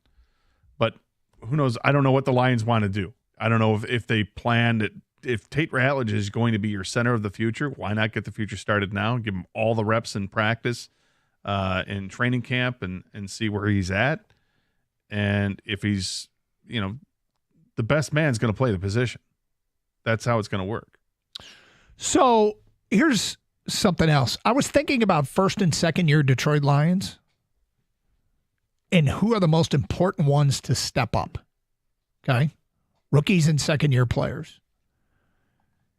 And as I sat down and put the list together, I realized that for me personally, I think number 1 and number 2 are both interior offensive linemen.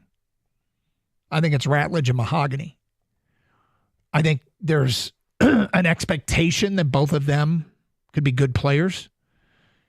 And it's not just Ragnow that's missing. It's Zeitler. Mahogany played a little bit last year and showed some promise. And I think there's a little bit of uncertainty with Glasgow. So I'm looking at Ratledge and Mahogany as the 2 most important first or second year Lions. And I know people want to see Terrion Arnold take a big step forward. I thought last year Terrion Arnold by the end of the year actually was pretty dang good. He'd come a long way. Let's just say that. From the beginning of the year when all the penalties happened to the end of the year where very few penalties happened, Arnold made a step forward. And I expect him to get better. But if I were to pick 2 guys that need to step up, I would go Mahogany and Ratledge before I go Arnold. Because they did add DJ Reed, who's a good player, and there are other options there in the secondary if Arnold fails. This is true, but I think the most salient point you made about Arnold is the way he was playing at the end of the season. He was good. Yep. So I tend to agree with you about that, and same thing with the offensive lineman. That it's so very important. I'm trying to look at another player that or position where you got to have a big step forward, and I don't know if I could top what you said. I think you maybe Levi Onwuzurike has to be the guy that. Is he third year? I think he's third year. Yeah. I mean, I guess he's not rookie or second year, but he hasn't played a ton in his NFL career to this point. So. I mean, it's a pretty big ask for Tyleik Williams to come in. It is a big ask, but is it a big ask to ask him to come in and be the run stuffer right away? Like, they like him because he does that first and foremost, but also they think he's got untapped potential as a pass rusher in the interior. That he did have a good pressure rate at Ohio State, but really wasn't asked to do that. They had all these other guys that were counting on to be the pass rushers. So, I mean, Tyleik Williams might be another obvious one. Dave Burkett, Lions beat writer, reacting to the story, which was broken by Mike Garafolo of NFL Network. At this hour, Burkett says insurance for the middle of the offensive line. So when you see the word insurance in football terms, that feels like in case one of these young guys doesn't work out. Yeah. So I don't know that he is considered a solution, but deep breath. Damn it, Frank, why couldn't you be healthy? Like that? Yeah, I'm not mad at Frank. I'm not mad at Frank. It's the damn injuries, right? It's the accumulation effect. Yeah, nobody's saying, why can't you just tough it out? Well, no one's going to. I mean, if you're going to say that, then screw you if you're going to say that. This guy's toughed it out for his entire career. There's nobody tougher than Frank Ragnow. So please don't have that attitude about Frank Ragnow. You can be mad that he's always hurt. Yep. And he still played through it at a all-pro level. That's how good he was. It's frustrating, but Sucks. It is what it is. It's, I think that we've seen the last few years, he did everything he could to get on the field. He wasn't practicing a lot. And I'm going to guess that with OTAs last week, I guess it was, he started his OTA routine and realized, I can't do this anymore. We're going to get the offensive line is going to be focused on for the first time since I think Penei Sewell was a rookie in training camp. Yeah. This is where we're going to be training our eyes. We're going to be looking to see it when we're out at practice, when we're here doing the show. We're going to be looking for reports from all the beat writers. We'll be talking to Birchie on a weekly basis. Hey, what's Ratledge looking like right now? This is the first time we're talking about the offensive line in the training camp since Penei Sewell was a rookie. Yeah. And it's become a huge offseason story. Huge offseason story. I'm always intrigued. I want to get Brad Holmes. Like, okay, why Tristan Colon? Why him? What about him? Was it a guy you liked out of college? Was it a player that you've scouted and was a problem? That's simply for your interior defensive line the last couple of years. Best player we can get for the money we were willing to spend. Yeah. Is that what it is? He was not selected in the 2020 draft. He signed as an undrafted free agent with the Ravens. And he's still in the league. Yep. So signed with the Jets in 2023, but got waived by the Jets. Played 14 games for the Cardinals in 2023. One-year contract last year with the Cardinals as well. This sounds like a Brad Holmes guy. Does it? Well, undrafted, so still in the league, though. Since 2020, he's been in the league. Yeah. Just hanging on, doing what he can. Probably because he's got a great work ethic. I would imagine he's a great work ethic. Is probably a good character guy and finds himself, unable to crack a starting lineup, but he's still a good player and goes to a next opportunity to try to get another starting opportunity. In Arizona the last 2 years, he had a chance to start a little bit. He started 11 games in 2 years. But to me, this just, on the surface, maybe this is just a Brad Holmes character depth kind of guy. Yeah, and I doubt competing for a starting spot on this team. I think you're probably right. But does this preclude them from signing another veteran? I hope not. Not if there's a better opportunity out there, better option out there. Yeah. But again, we don't know what Brad Holmes' plan is. If the plan is Glasgow at center, Tate Ratledge at right guard, and Christian Mahogany at left guard, then all right, LFG, let's go. Feedback coming in, and this is from Twitch. FBG25 writes, I like one of the vets as the center and the rookie at guard. Wolf Mother 2 says, Doug, genius ninja GMs work in mysterious ways, ... but maybe only in drafting. Kitech says he's the next Dan Skipper, but a center/guard. So depth guy, but this doesn't feel like the obvious counter move when you lose Frank Ragnow. We'll see. Maybe they'd tell us otherwise. 248-539-9797. Got Tiger stuff on the table as well with this team losing last night. Doesn't instill full panic. Gator, I've got a quiz for you. Another quiz for Gator. Great. Here we go. Look, I'm always rooting for you in these things. I don't think that's true. You don't think so? I don't think you're always rooting. No, I think sometimes you're like, how can we make fun of Gator? That's a good point. Yeah. Okay. Here's what I want you to do. I'm going to give you an assignment during the commercial break. Mm-hmm. Thanks. Homework during the show. Great. Yes. Using geotagging and feedback, the group at betonline.ag put together a map of the United States. 39 states are rooting for the Indiana Pacers. 11 are rooting for the Oklahoma City Thunder. Can you name 6 of the 11 states that are rooting for the Thunder? All right. You don't hate this, do you? No, I don't hate it. But this is obscure. It is obscure. So I need to come up with 6 of the 11 states that remain. Yep. That are rooting for the Oklahoma City Thunder. 39 the more states are rooting for the Pacers than the Thunder by a significant margin, actually. What are the 11 states? I mean, heck, maybe you'll get all 11, but can you get 6 of the 11 that are rooting for the Thunder? I think you can do this. We'll get the Gators answer today at 12:02. We'll talk some Tigers. There's some Red Wing rumors out there. If you missed the Trey Hendrickson stuff, we'll revisit that in the second half of the show. It is Carson Anderson here on 97.1 The Ticket.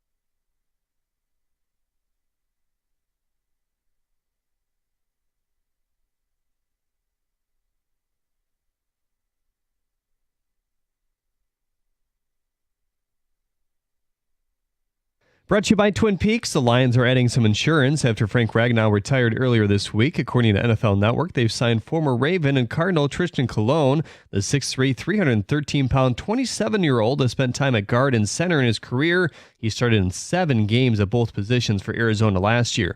Little Caesars Arena announced that Michigan basketball will play Wake Forest downtown on November 11th. Tickets will go on sale this Friday. Jim Bowden released his list of early All-Star nods. He has Gleyber Torres as the starter at second base, Riley Green as the starting left fielder, and Tarek Skubal on the bump. He also lists Spencer Torkelson. Quote, he leads all AL first basemen in home runs 14 and RBIs 42. I didn't want to carry 3 first basemen, but felt like he had to make this team, end quote. All-Star fan voting underway right now. The Stanley Cup Finals begin tonight. On this date in 2008, the Wings defeated the Penguins to take home the crown. This year, it'll be either the Oilers or the Panthers. Puck drop tonight at 8. The league has announced that Nikita Kucherov has been named as the Ted Lindsay Award winner for 2025. The player union makes the pick, honoring who they feel is the most outstanding player in the league. Couple factors there. Kucherov also earned the Art Ross Trophy for leading the NHL in points. At the Cornwall Health Sports Desk, I'm Jeremy Otto from Oregon, and 97.1 The Ticket or Odyssey.com.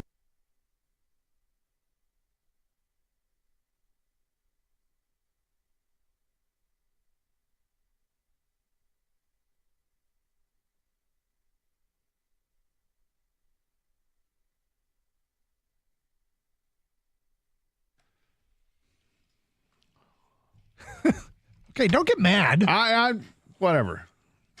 It's a chance for you to excel. It's an opportunity. All right. I'll give it my best shot. All right, so we're looking for there are 50 states, Gator, as I'm sure you're aware. Of the 50, 39, according to this graphic, are rooting for the Indiana Pacers. Can you name 6 of the 11 that are rooting for the Oklahoma City Thunder? I will start with Oklahoma. There you go. Pretty good about that. Yep. Kansas. Let me get rid of this one here. Okay. No for you, and I'll go Hawaii. Okay. Washington. Kentucky. Michigan. New York. New Jersey. Nebraska. Ohio. And California. Okay. Kang, do you think he made any mistakes in there, or do you think he did all right? He left out the 51st state, Canada. SGA is Canadian, so. Here's what you got right. Oh, boy. Oklahoma. Yeah. Come on. Kansas. Michigan. New York. New Jersey. And that's it. You got 5. Oh, come on! Come on! What? You missed on Wisconsin. Now, is that Milwaukee fans rooting against Indiana? Could be. Well, yeah, sure. You missed on Missouri, Arkansas, and Louisiana. I almost put Arkansas on the list. Because these are states with, the two have no NBA team. Well, there's a player that went to Arkansas that's on the roster for OKC. And then there's 2 random states. Delaware is rooting for Oklahoma City. Why wouldn't they? And Idaho is rooting for Oklahoma City. Idaho. Yep. Saying Hawaii's got no love. No. Alaska's got no love? I didn't pick Alaska. Hawaii is rooting for Indiana. Washington is rooting for Indiana. Right, did you pick Washington because Oklahoma City used to be in Seattle? No. Oh, okay. I picked Washington because what's his face went to Gonzaga. Oh, right. Chet Holmgren. That's good reasoning. Kentucky. Shea Gilgeous-Alexander went to Kentucky. Well, it's great reasoning. And they weren't there, huh? Nope. Nebraska, Ohio, and California, all rooting for. Your enthusiasm is offset by your disappointment.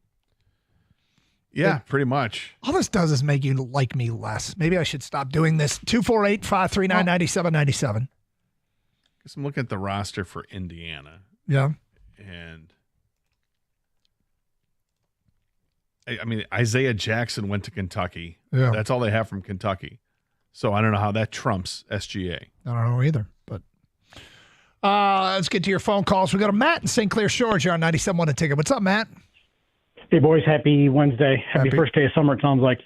Yeah, no kidding. Hey, so you guys were talking about the Tigers adding yesterday, rather, and I was just looking at the scores when, we were getting drubbed last night. We are 6-15 when we score less than 3 runs, and we are 32-5 when we score more than 4 runs or more. Don't need to add the chime on that one, but I really feel like it's a race to 4 every game. And if we can clear that, that's really what we need to be shooting for. So it's great that we've got Sweeney and McKinstry and Veerling and name that random right fielder that's playing today. But we need to go get a bat because, Tork's doing great, but he's still only hitting 233. We need to extend the lineup, and we really need to put the fear of God in those pitchers. Because last year we had an issue scoring, 2 or less runs, and we had this weird record then too. And I feel like this is beginning to be a carryover from last year is kind of beginning to emerge. But if it's 30, you said they're 32-5 when they score 4 or more? Correct. Okay, so that's 37 of the 62 games they've played. They've scored 4 or more. That's pretty healthy. Yes, but we can only play the White Sox and the Royals and, throw up a 13-burger every now and again, right? I feel like but I mean, we're probably going to play better teams in the playoffs. But they beat the Yankees. They beat San Diego. They beat St. Louis. They've beaten some good baseball teams along the way, in addition to, by the way, splitting so far with Chicago. Matt, these are interesting numbers. It would be really important to put them in context with what everybody else does, 4 games or more. The offense has been good, okay? The question is, is it sustainable? Like, I have more questions about the long-term sustainability about their offensive production than their pitching staff. Even though the pitching staff's taken some pretty big hits as far as injuries are concerned. They score the second most runs in the American League, and I think their OPS is 4th. But is it sustainable? Like, Colt Keith has come on as others have dropped off. The good news is, and we talked about this earlier, is they've created a bit of a cushion for themselves in the division where they can probably wait as long as possible to figure out what their real issues are. And I'm with you, but I just feel like we are close and we have time to figure out what the best move is. Mm-hmm. But I would hate to stand pat and, we run into a series where we're scoring 1 and 2 runs, the world, whether it be the ALCS or the World Series, and having had that bat, right, we could have, moved that runner over, gone from 2 to 3 runs, 3 to 4 runs, because, the pitching is going to get better. Defense is going to get tighter come, the winter months towards the ALCS and the World Series. I feel like when you go from a 25% chance to win at 3 runs versus an 88% chance to win on 4 runs, you've got to find a way to get that 4th run regardless. Yeah, I mean, I'm not going to turn down a good bat. It depends on the price tag, of course. Yeah, I mean, yesterday, sorry to interrupt, Gator, but I just wanted to point out yesterday that ESPN story suggested Bo Bichette made sense in Detroit. And it would be an upgrade. It would be an upgrade offensively at shortstop. Yeah, there's no question it would. I'm not a big Bo Bichette guy. I know Mike Valeni is. I'm not. The other thing to look at, though, is that the average OPS in the American League is 705. It's 716 in the National League. The Tigers' average OPS as a team is 733. To look at it more individually, 8 of the 9 guys who start have an OPS that is above average. The bottom guy on that list is Colt Keith with a 721 OPS, and it's been climbing for the last 4 or 5 weeks here. The 9th guy, the 9th position that's there is likely to be filled by Parker Meadows, who will end up being, probably an above average OPS. He's above average now, but he's played all of 2 games, so I can't really lump him in there yet. To have 8 of your starting 9 above average tells you that the offense is really good here. So the guy who's left out of it is the shortstop, Trey Sweeney. That's who's the 9th one. He's the weak link, so to speak, when it comes to providing at the plate. So, yes, if you want to go out and look at adding someone like Bo Bichette, you can. I don't know what the price would be. Probably not much, considering that he's a free agent at the end of the season. It's a rental type player, but they're still going to want something for him. I think the Tigers operate on right now on having, if they're going to get a player, if they're going to give up something significant, they want a player that's going to be around for a few years. Are they going to be willing to give Bo Bichette a contract that's going to pay him $30 million a year?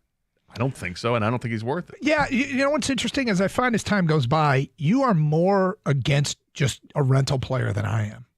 I have no problem with them trading for Bo Bichette trying to win this World Series and then let him walk. Depends. I mean, everything is dependent on what the price is. I mean, you'd have to, I'm not asking you to do this right now, but you'd have to throw something at me. What is it going to cost, It's going to cost you Ham.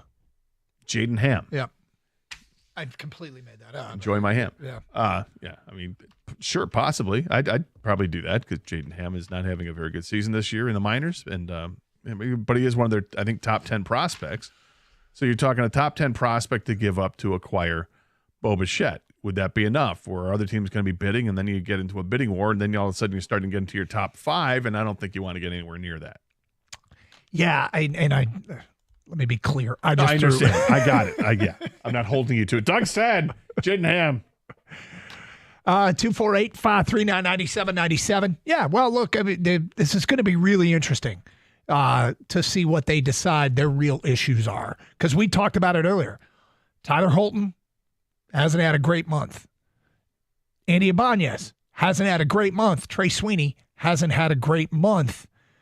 I don't know that we're at a breaking point with any of these guys, but at some point, somebody gets the ejector seat, and either a player's brought in from the outside or somebody's bumped up. Yeah, and Andy Ibanez is like last guy on the roster right now.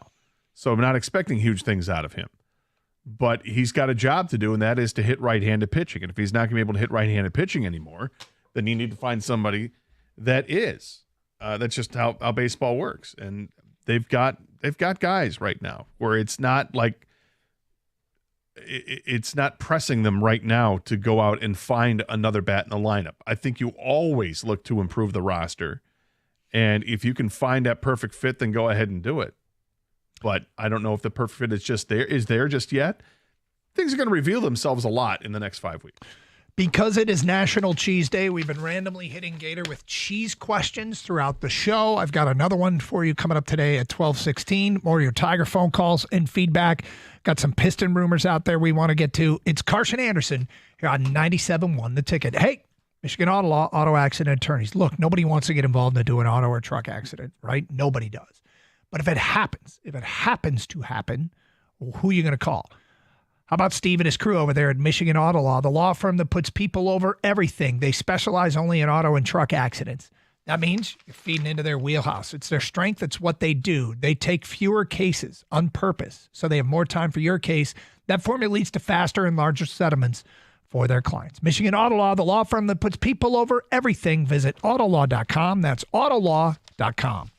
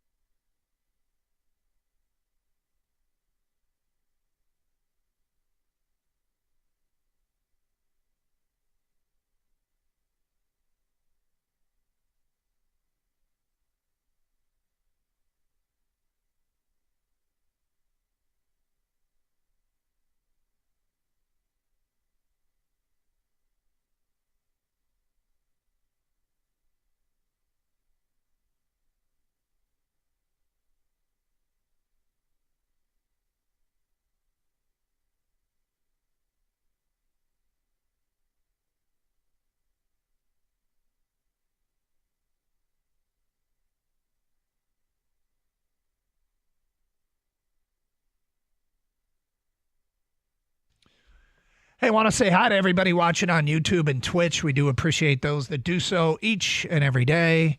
Got a good community of people on both those sites. There's a streaming chat on both sites. And we'd like to pull stuff that you say off there, and sometimes we interact when we get the opportunity. So feel free to watch the show. Going to twitch.tv and youtube.com. Search bar at the top, type in 971 The Ticket, and bam, there we are.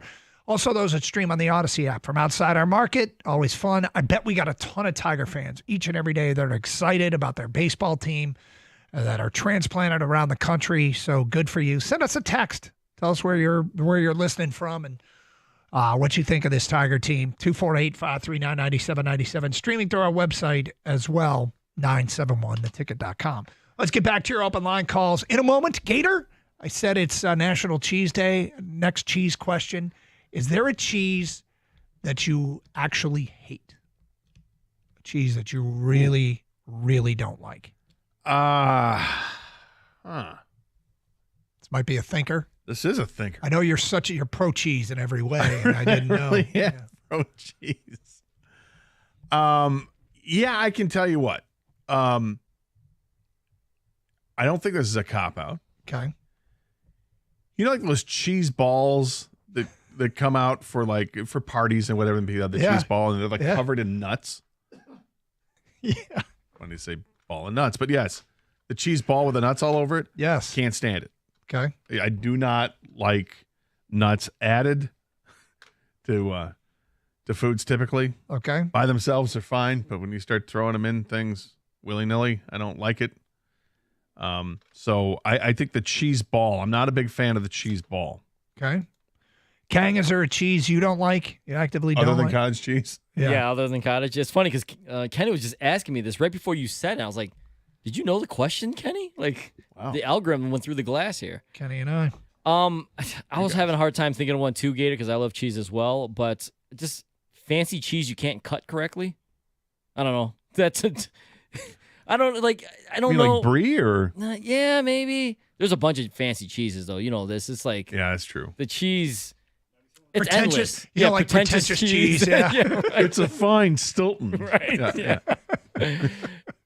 I'll just take nacho cheese, sir. A sauce? Yeah, right? Yeah. Yeah, actually. Which was going to be my answer. Those pump cheeses you get on your nachos. We know you don't like that. Yeah. Like, just too yellow? It's like, it's just like the most synthetic looking thing. And, So good. So good. So good. You can put that on anything, honestly. Like a leather glove. It doesn't matter. Yeah. Yes, it can ruin anything. I mean, the fact that the whole cheesesteak industry in Philadelphia is based off of Cheese Whiz is just hysterical. warm it up, yeah. Like, I remember the first time I went to Philly and got a cheesesteak, and I went with my buddy, and he's like, all right, you got to know how to order the whole thing. I go, wit or without? What does that mean? Because with like whiz. I'm like, what? Cheese Whiz? Really? And he's like, yeah, it's the whole thing. I'm like, okay. And then, so I ordered one with it and had it, and I'm like, okay, yeah, it's fine. I didn't particularly like the first cheesesteak I got there because it was the meat was very chewy and just not all that good. And no matter how much Cheese Whiz was on there, it wasn't going to make it better. And then I goes, oh yeah, you could have ordered provolone with it too instead. I'm like, well, I would have gotten provolone. Somebody let you down. Yeah, Cheese Whiz. Does that count too? Yeah, sure. Cheese Whiz guy. Yeah. I mean, I think this came up before, but it's not really cheese, but head cheese. Head cheese is awful. That's not cheese. No, it's not. It's just bits and pieces of animal, right? Like head cheese. Like cheek. Head cheese is, you know what that is? Like gelatinous? Yeah. Yeah, that is Armageddon only. It's the only food left on the planet, and I have to eat. Head cheese or Spam? What do you go for? Spam? Spam's good, actually. Spam's not bad. But I know it's not. Spam's awful, but I'd eat it before. If I had head cheese and Spam sitting in front of me and it's an Armageddon end of times scenario, I'll take the Spam before I eat the head cheese. Ugh. All right, 248-539-9797. Let's get back to your open line calls. We have more cheese questions on National Cheese Day. Yeah, Jason and Warren, you're on 97 want a ticket. Hi, Jason. Hey guys, how's it going? Great show. Thank you. Yeah, just wanted to say it's crazy to think the Tigers are an Alex Bregman away from solidifying themselves as a World Series contender, like for sure. I feel like they can still make it, but I'm not opposed to trading for them right now. The Red Sox are faltering and they're not looking too hot, and I'd be willing to give up some guys to go and get Alex Bregman. Well, I don't know if Bregman's on the trade table there, but what about Devers? Is he on the trading table? Because he's been unhappy about position switches and all that, and that's a guy who can play third base. I mean, I'd be willing to listen if they're interested in moving Devers. Here's the thing about Boston. Yeah, absolutely. It strikes me that Boston is not a team that pulls the plug when they're 5 games out of a playoff spot at the beginning of June. If they're 5 games out of the playoff, I mean, I think they'd have to slip significantly more between now and the trade deadline before they. Yeah, it's kind of in the back of our mind. Yep. Yeah, we got to let it simmer a little bit longer, but definitely in the back of my mind. Now, Nayrock on Twitch said no trade clause. He has a no trade clause. Is that correct? Bregman? Yeah, and after not choosing Detroit, would he nix a trade to Detroit? I don't know if he'd nix a trade. I think that was more about contract, right? Like he got a few extra dollars, but I'd be willing to pay him. We got $40 million a year in the deal, but there's an out after each of the first couple of years, if I'm not mistaken. Didn't he make a comment? He went to Boston because he thought he had a better chance to win. He said a lot of things. Yeah, that was wrong. But he also said he loved the players and the coach and the Tigers, and so right, Jason. He was wrong. It was wrong AF. And what I like about, I mean, look, we're all wrong about stuff. That doesn't mean you don't improve your team if you can go get them. But it feels to me like it would be a very odd, unique scenario. Not impossible. I think Boston would have to continue to take on water over the next 2 months. That's not a town and an organization that easily gives up on a baseball season. No, I agree with you. And but if they start to falter and continue to falter, I should say, fall further and further back, Devers or Bregman, be all about it. And that either those players is going to cost you a lot. Yeah, I'm trying they're worth it. Do you remember yesterday we had the where we found the Bo Bichette thing? They had split teams into. Was it Jeff Passan that had that? I think you're right, King. I think it was Passan. Latest intel. I want to see what category he had Boston in. He had Boston in the tweeners, meaning between being a buyer or seller. Because you don't know yet. It could go either direction. 248-539-9797. Mark in Detroit. Hi, Mark. Hey, how you doing? We're good, Mark. Hey, I think that the retirement of Ragnow didn't surprise me. He only probably had a good 2 years left. But, I mean, as far as guts, you got to give him credit. Ain't no tougher. He's got guts, man. Playing with all them injuries, it's hard. I mean, he got to do what's best for his family. I don't think this had nothing to do with money or nothing. I don't think it was a holdout or nothing. This guy, I mean, people who question this guy, I mean, come on, he gave all he had. I mean, what guy? I mean, he played with a broken ribs, pectoral muscle. Half of the guys would have been quit. Yeah, didn't he have a broken throat at one point in his career? He literally has gone through so much. And I think all Lions fans just right. But I do think this. I think the Lions knew. That's why I was shocked I knew they was going to draft offensive linemen, but they got 2 or 3, and they've been. I think you go with Graham Glasgow. I think Graham Glasgow was injured last year. Graham Glasgow is still a good offensive lineman. You go with him first, and then I think they're going to slowly bring Radlich on, and then you got Manu and Surfside. They got a lot of young players. You got to start letting these players play. Well, yeah. Look, it's got to be a steep learning curve. In the last 2 seasons, they have added 4 draft picks that can play interior offensive line. That's pretty amazing. That tells me that they knew something was coming, and B, they've stockpiled for this. They've war-chested young offensive linemen. I don't think they thought it was coming this quickly, although I'm assuming they thought it was a possibility when they added 2 more this year. And Frazier and Ratledge, both guys, they're considered pretty good prospects. I said earlier in the show, I ranked first and second year Lions based upon need and chance to help this team Ratledge was 1, Mahogany was 2. Here are the Lions linemen that are 25 or under. Colby Sorsdahl is the old man at 25. Penei Sewell is 24. Giovanni Manu is 24. Tate Ratledge is 24. Mahogany is 24. Miles Frazier is 23. Kingsley Equicon is 24. That's a lot of guys under the age of, 25 or under. The only guys that are older are like Glasgow, Decker, and now Cologne. Yeah, there's Tristan Cologne, and then a couple guys today. that we haven't seen play. Yeah. So 248-539-9797. It's Carson Anderson. Got a couple of questions for our guy Kane Collects coming up today at 12:32.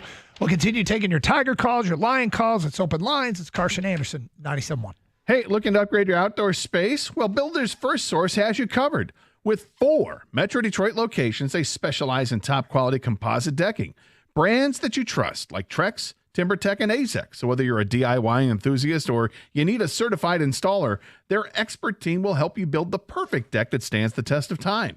Visit one of their locations today in Lapeer, Auburn Hills, Clinton Township, or Shelby Township and discover why Builders First Source is your go-to for decking. Quality, service, and unbeatable value, that's the Builders First Source promise. Search buildersfirstsource.com.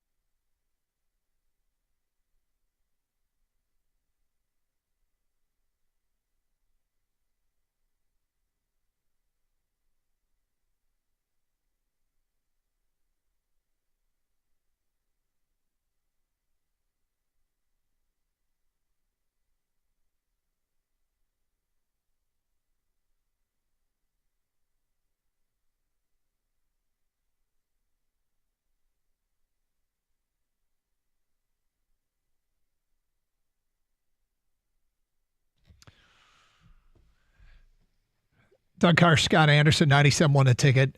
I don't know if this is an exciting day or not. Let me ask you this. Are you excited that Sawyer Gipson-Long is starting tonight?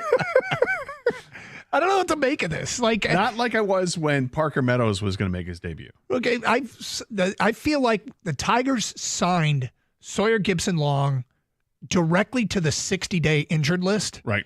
And have continually put him on the 60-day injured list. Yeah, I mean, he dealt with an elbow issue and a hip issue, and he thought that the hip issue brought on the elbow issue. And now apparently he's all straightened out and ready to go. I mean, my excitement level on 1 to 12, Parker Meadows, him coming back, was probably a 10 or 11. Yeah. Because I really like Parker Meadows, and I think he can really be a big piece of this team moving forward if he can just stay healthy. Sawyer Gipson-Long is probably at a 5. Yeah. For me. I'm interested. I mean, Dylan Smith the other night was like a 4. Yeah, okay. So slightly more than Dylan Smith. Anyway, so Tigers in action tonight. Sawyer Gipson-Long is getting the call up. Dylan Smith's probably getting sent down, and somebody has to get replaced on the 40-man roster, which means they could get designated for assignment. It might not be a Tiger much longer, but we shall see. And we finally have, this morning they didn't have who the starter was for the White Sox. It's going to be Jared Schuster, who is a left-handed pitcher. All right, so our producer here, Kang, does a podcast called Kang Collects. I saw this today, Kang, and I thought, this feels like it would be worth $1 million plus in the collectible world. Maybe not, but did you see that the guitar Michael J. Fox used in Back to the Future is missing? Missing from a museum or missing from a collector? I don't know. I just saw it was missing, and they're gonna create a TV show around about trying to find it. No, I did not know this. Is that the Gibson 335? I thought is he pitching tonight? That guy, the pitcher? I found him. He's in Chicago. Does it say what kind of guitar it was? Like a Gibson 335 or something? Gibson ES 345 Cherry Red, played by Michael J. Fox. Is that the one where it was Johnny B. Good? Yes. Okay. Yeah. He plays in the guy calls Chuck Berry. Okay. Yeah, that seems like a pretty famous guitar. It's a really famous guitar. Yeah, for it's a purpose. very famous guitar. And I imagine that's a big that would fetch quite a bit. So it's been missing since 1985. Wow. What? They've been actually searching for it in earnest since 2009. I guess there's a documentary being done on this, a webcast called Lost to the Future. And they're trying to find this guitar. Wow. Yeah. That's a valuable guitar, man. And it's been gone. I didn't realize it's been lost since basically the release of the movie. Mm-hmm. Effectively, right? And that kind of when the movie came out? I don't know. Sounds about right, but so that's 40 years it's been gone. Look at that quick math. Yeah. Good job. Thanks. So what do you think? I mean, is that yeah, that now add on to the fact the story behind it even makes it more valuable. You know who just passed away was a big collector. Man, Gator were talking about it, Jim Irsay, owner of the Colts. He had a massive guitar collection. I feel like he would have had this. I was just going to say, I'm like, have you checked Jim Irsay's house? Because he had everything. He had a ton of guitars there he had, I think, multiple $1 million guitars. Wow. Okay, so I did have some follow-up questions. I don't know if you've come out with a podcast again this week. I know you were previewing the latest podcast is basically how do I don't want to say how to identify, but the Michael Jordan autograph memorabilia market is insane. Yeah. And I have an expert that comes on about all things autographed by Michael Jordan, including Tom Brady and Wayne Gretzky, and how everyone is forgery and all this stuff, and how to help you out with authenticated items and things like that. Okay, so did you go to the Detroit Sports Spectacular? Yes. And how was it? It was good. I only went one day, Saturday. I heard Sunday was a crazy day because a lot of the big-time Lions players were signing that day. So if you had something that you wanted signed by, a bunch of Lions at once, get it in one shot, that was the day. Like Hutchinson, Goff, Gibbs, St. Brown, those guys. But Friday, Saturday, and Sunday I heard were good turnouts. It was a big show, and it's coming back next year. Okay. Did you make any purchases or? I bought something. It's a lunchbox tin that you could get basketball cards in, and it's still sealed and wrapped. So I thought that was really cool. I don't see that very often. So I made a move, did a little negotiating, got to take the lunchbox home. And it was all sports started, but Gator was all fired up to go see Gone Girl or Tank Woman. Tank Girl. Oh, Tank Girl. Lori Petty. Gossip Girl. Who was it? It was in Point Break. Lori Petty. Did you see Tank Girl? I did not. Okay. There was a separate area for the autograph, so I'm assuming she was over there somewhere. Right. Gotcha. I don't know what day she was either, Gator. Okay. The other thing is, Gator, do you know what Labubu is? French for I made a mistake. It is not. So as best I can tell, Kang, you know what Labubu is? I do now. I saw this on Channel 7 the other morning. It's turned into like the latest, I don't know if I want to say teenage girl craze, but they're like these big, oversized keychains that I think the genesis of them, like the Kardashians had these things. They're from somewhere else. Or like they're from Asia somewhere, I think. Yeah. I want to say Korea. And they've become. How do you spell it? Well, I wrote it. Sound it out, Gator. I think it might be L-A-B-O. L-A-B-U-B-U. Gotcha. B-U-B. Okay. And they're like dolls, but they have, they look like keychains. And the thing is, but they're bigger than your standard small keychain. You can get them in vending machines. There is a line. When the vending machine gets restocked out of 12 Oaks, they have it cordoned off with like ropes for people to stand in line to get these things. It's a hot item. They're from originally from Hong Kong. And this is like a mixture of like, I don't know, Hello Kitty Beanie Baby type. You know what I mean? Like one of those collectibles. They almost look like baby versions of the monsters and Where the Wild Things Are. Yeah, I thought it was from a movie at first when I saw this craze. Like, oh, this must be the latest marketing thing. They're marketing this, character from the movie, but it's on its own, and people love them, man. Should we get you one? You want to go wait in line? These things go for big bucks. Do they? Well, they're gonna go for even bigger with tariffs and whatnot, right? Probably. So this is what he had in mind. right. So there's vending machines at 12 Oaks. The price of a little boo-boo is extraordinary, very extraordinary. There's a vending machine at Great Lakes Crossing, and then the next closest one is in East Kentwood in the Grand Rapids area, and I think those are the only 3 in the state. So we are blessed to have 2 vending machines in our immediate area. I don't know if anybody's kid out there, if anybody's kid or you had to go wait in line to get your kid one of these things, please fill us in. You could go to Amazon and get one. Well, how much are they on Amazon? I mean, depending what they are, I see one here for $14, one for $30. 14, are they authentic? 16. Sure. Okay. No. I don't know. I don't know how much. I was going to say, you don't know. Don't forget, I mean, there's a lot of Etsy people out there, Yeah, there's one for $33. They're all different depending on which character you're getting. Yeah, and what Labubu you're getting.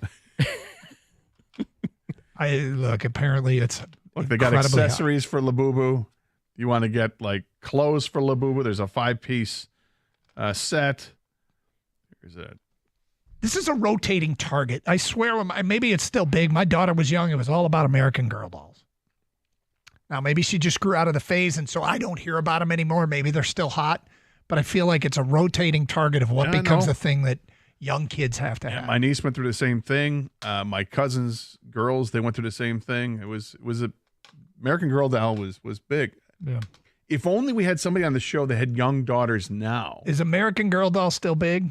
It is, but my girls don't like them. Thank God. Like they're scared of them. Are they asking for Labubu? Remember the statue thing? Like that's basically a little miniature statue. Those dolls. Labubu, I don't want them to. And if I got them one, I wouldn't want them to have it on their backpack or whatever because that'd be a target. It'd be targeted. Yeah, you don't want that. And Kang, your podcast, Kang Collects. If you can collect it, I'll talk about it. You haven't talked about Labubu yet? Not yet. I think I need to. Get someone out from Great Lakes Crossing or 12 Oaks. Kenny, you down with Labubu? You got a lot of Labubu stuff or no? Oh yeah, big Labubu guy. I love I didn't know about it until you guys brought it up. I've never heard of it. I think he's pretty much. I would think of you as the least Labubu at the station. Thanks, man. Yeah. That's the best compliment he's got all week.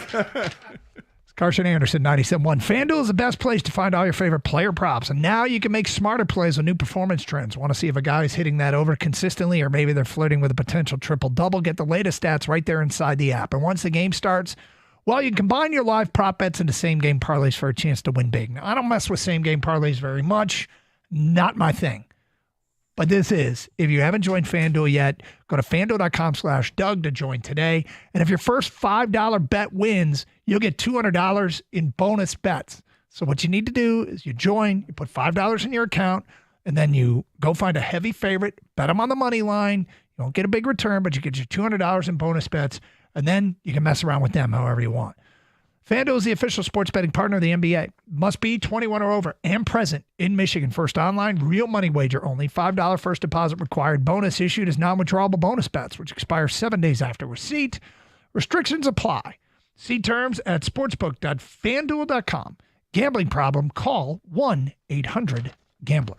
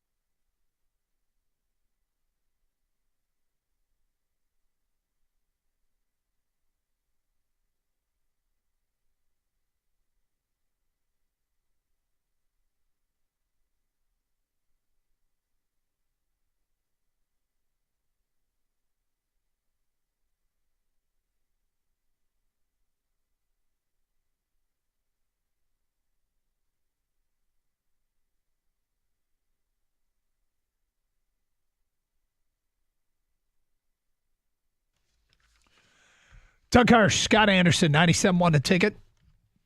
Okay, probably the most controversial use of cheese on this National Cheese Day that I have come across in my lifetime, where something was presented to me and I'm like, no was cheese on apple pie.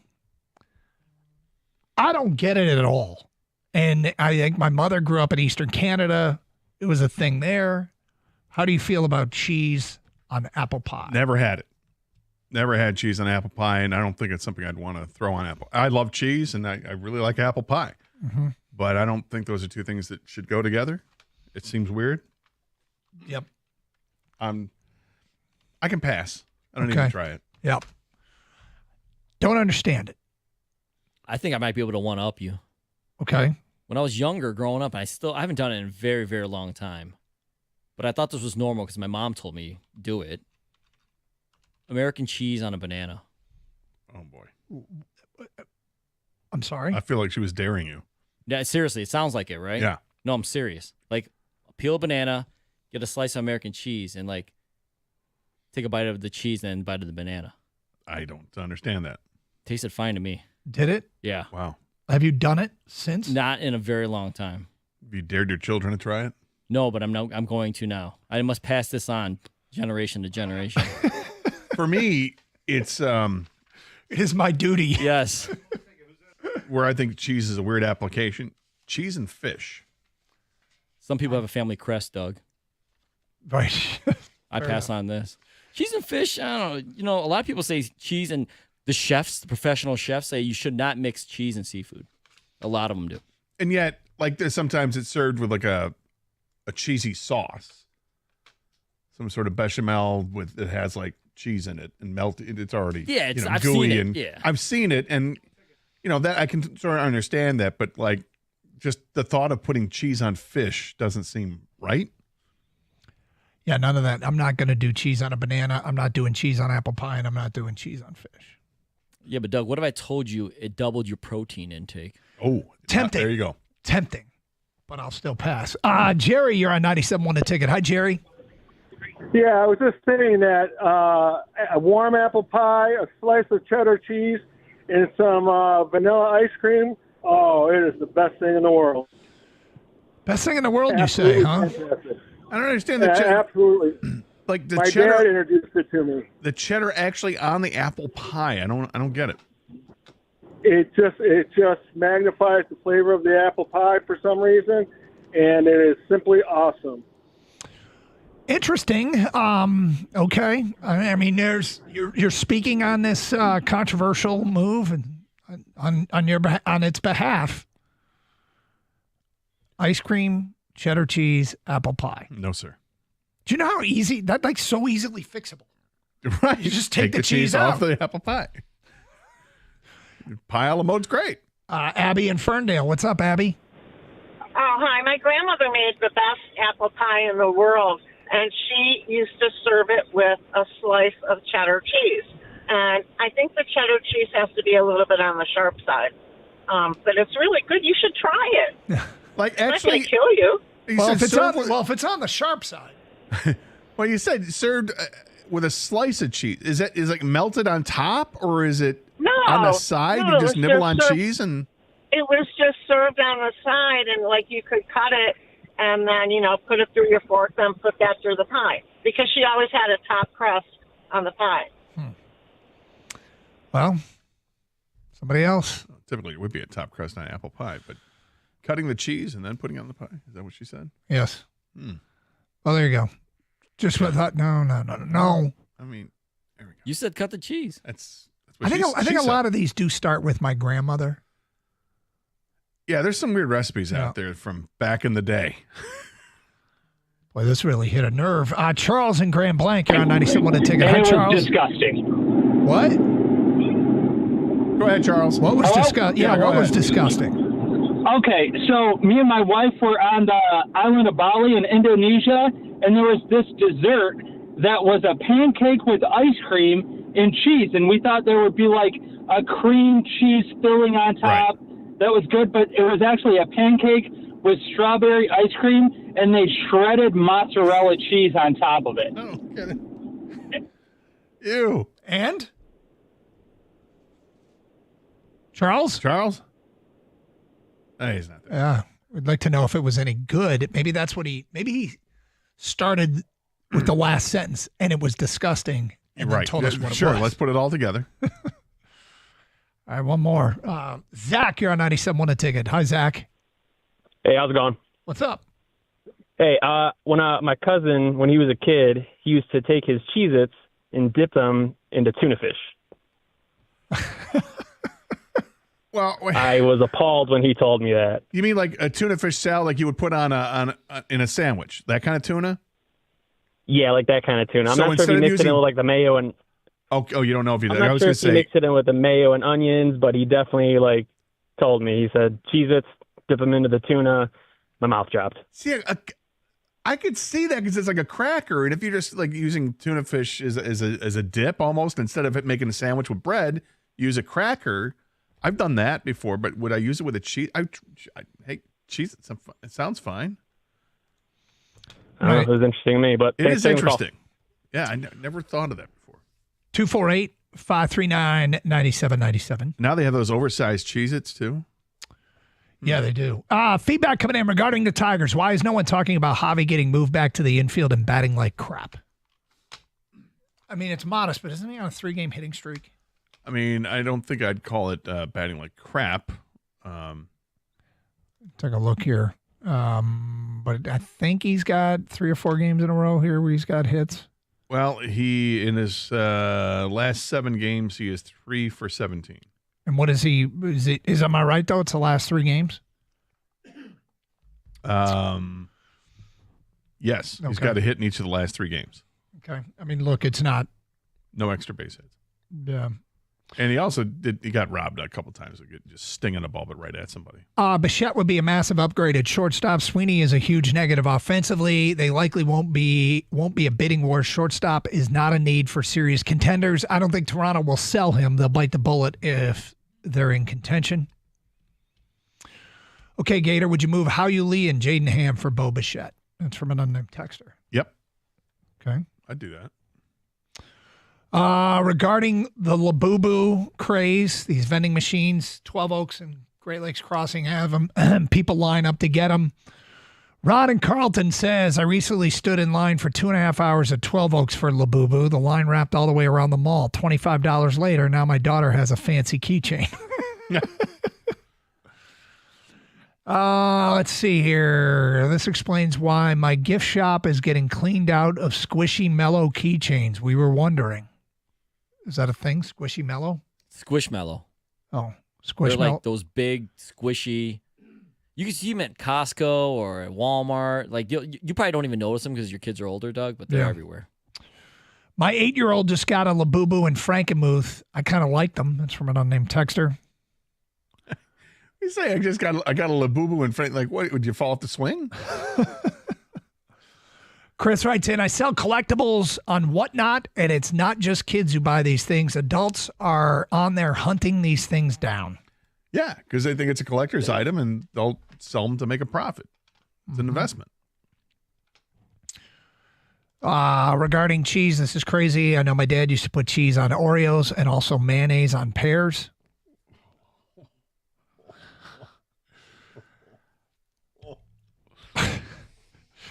Hey, to each their own, right?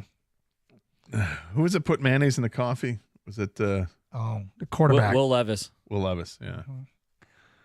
I used to eat peanut butter and Kraft single sandwiches as a kid. Not sure I'd do it as an adult. I mean, that's something I feel like I should have tried when I was a kid. Yeah. Probably wouldn't do it now, but love peanut butter and love Kraft singles. My mom made grilled cheese, put grape jelly on it, loved it. Still do it as an adult. That's from Jared. That's not terribly far-fetched because you have like like a charcuterie with cheese. A lot of times it comes with jams as well. Mm-hmm. Make yourself a little cracker sandwich, cheese and jam. All right, we got some Vegas odds here, Gator. And Detroit is listed as the favorite to land this player. We'll get to that today at 102 here on 97.1 The Ticket.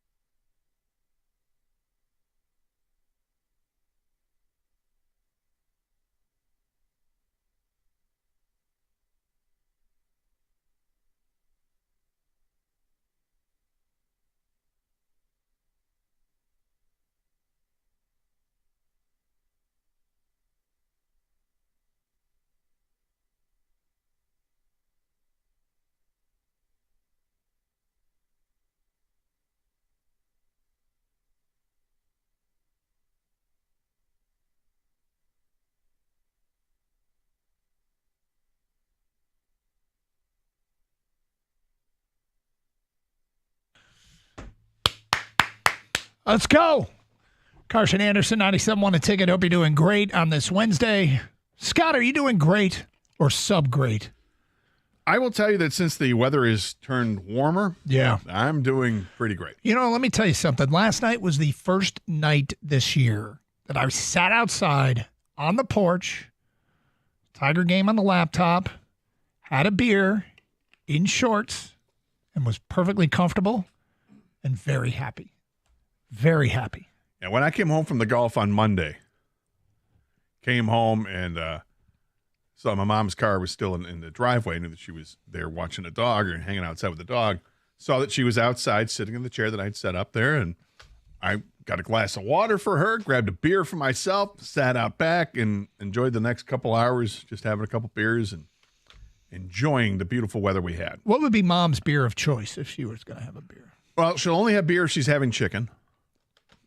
Is that right? That's right. She's got a policy? There's a policy, yeah. If she has chicken, she's got to try. She has to have like a sip of beer.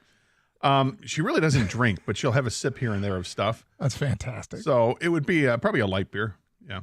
Okay. She used to like Amstel Light a lot. Did she? Yeah. Okay.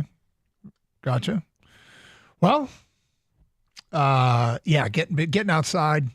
When night falls and you don't have to go in because it's gotten cold. No, it didn't. I felt like it didn't even get chilly last night. I'm like, yes. I mean, I'm eyeing my fire pit anyway. Like, I got all this stacked wood. I can start, really just sitting outside and enjoying it. I think we'll see how the weather is tomorrow. We got the afternoon game tomorrow. I'm guessing that when that game's done, I ain't gonna want to have another beer. Maybe just kind of sit outside. He's pre-planning his beers, people. Put him on your Google Cal. Yeah, that's what I do. Yeah, but that Oberon Light, I'm telling you, get yourself some Oberon Light. I gotta try it. I gotta finish off. we got some beers in the fridge. We gotta finish off before we make another purchase. I will say this: I enjoyed last night even more because, in my opinion, we just finished the worst weather month in my lifetime. Not the worst weather per se, but the most below expectation. By the time May rolls around, it's supposed to be heating up. May sucked. May was awful. May 2025 will go down in the calendar as the worst weather month so far in my lifetime. Now, there have been, I like the snow in the winter, and I expect it to snow in the winter. I don't expect it to feel like it's going to snow in May. But anyway. So now that we have some good weather, I'm loving every minute of it. All right, so I mentioned this before the break. Didn't expect to see this, but there were odds put out by the fine folks at betonline.ag regarding some players that may become available. Two of the more maddening players in the league were traded in a package for one another before NBA training camp started. Karl Anthony Towns and Julius Randle switched teams this year and both thrived in their new environments as the Knicks made the conference finals for the first time in 25 years, and the T-Wolves went back for a second year in a row. Unfortunately for both teams, some frustrating habits/career traits reared their ugly heads. Cat was clueless on defense, especially in the pick and roll, while Randle's bad body language and lack of hustle reappeared after a terrific second-round series. Will either player be wearing a new uniform next season? The odds makers opened odds for the next team for both players. Karl Anthony Towns. Should he move on? The favorite to land Karl Anthony Towns, the Phoenix Suns at 4-1. The Detroit Pistons are 5-1. Karl Anthony Towns. Julius Randle. Favorite to land Julius Randle. The Detroit Pistons at 4-1. Charlotte Hornets 5-1. Boston 6-1. Miami 7-1. Toronto 9-1. Phoenix 10-1. Could either of these things happen? And would you want Julius Randle or Karl Anthony Towns? Here's the thing about Karl Anthony Towns. On the offensive end, he's amazing. I mean, I couldn't stand playing against him. Right. And I feel like he has an amazing ability to have his body like in the lane, but his arms well outside the lane and get a shot off, if that makes any sense. And he seems to have limitless range with that little push shot of his that's pretty effective out to 3. But correct me if I'm wrong, he is owed $53 million next year and $57 million the year after that. Oh. And then there is a player option for $61 million the year after that. Well, that's a bit hefty. Mm-hmm. He definitely is in part what the Pistons are looking for. I mean, he was a 21-12 guy in the playoffs. Yep. But the lack of defensive effort doesn't seem to fly with what the Pistons are building on. And that kind of financial commitment is way too much to take on. Julius Randle, this is a scorer, but not necessarily a shooter. He's at 30 years old. He is owed $31 million next year before becoming an unrestricted free agent. Now, Randle did shoot 38% in the playoffs from three-point land. What did he shoot during the regular season? 34. Okay. Well, he's a 33.4% shooter in his career from three-point. I mean, he's not a terrible three-point shooter. He's not. It's not as much of a strength either, but okay. No, and he's only played in the postseason 3 times, and he's been a 33% shooter during those years. This was by far his best season in the playoffs was this year. Okay. Interest in him. Look, I don't know enough to say, oh, yeah, for sure. I just know he's got good size and he can score. What was the financial commitment with him? $31 million next year.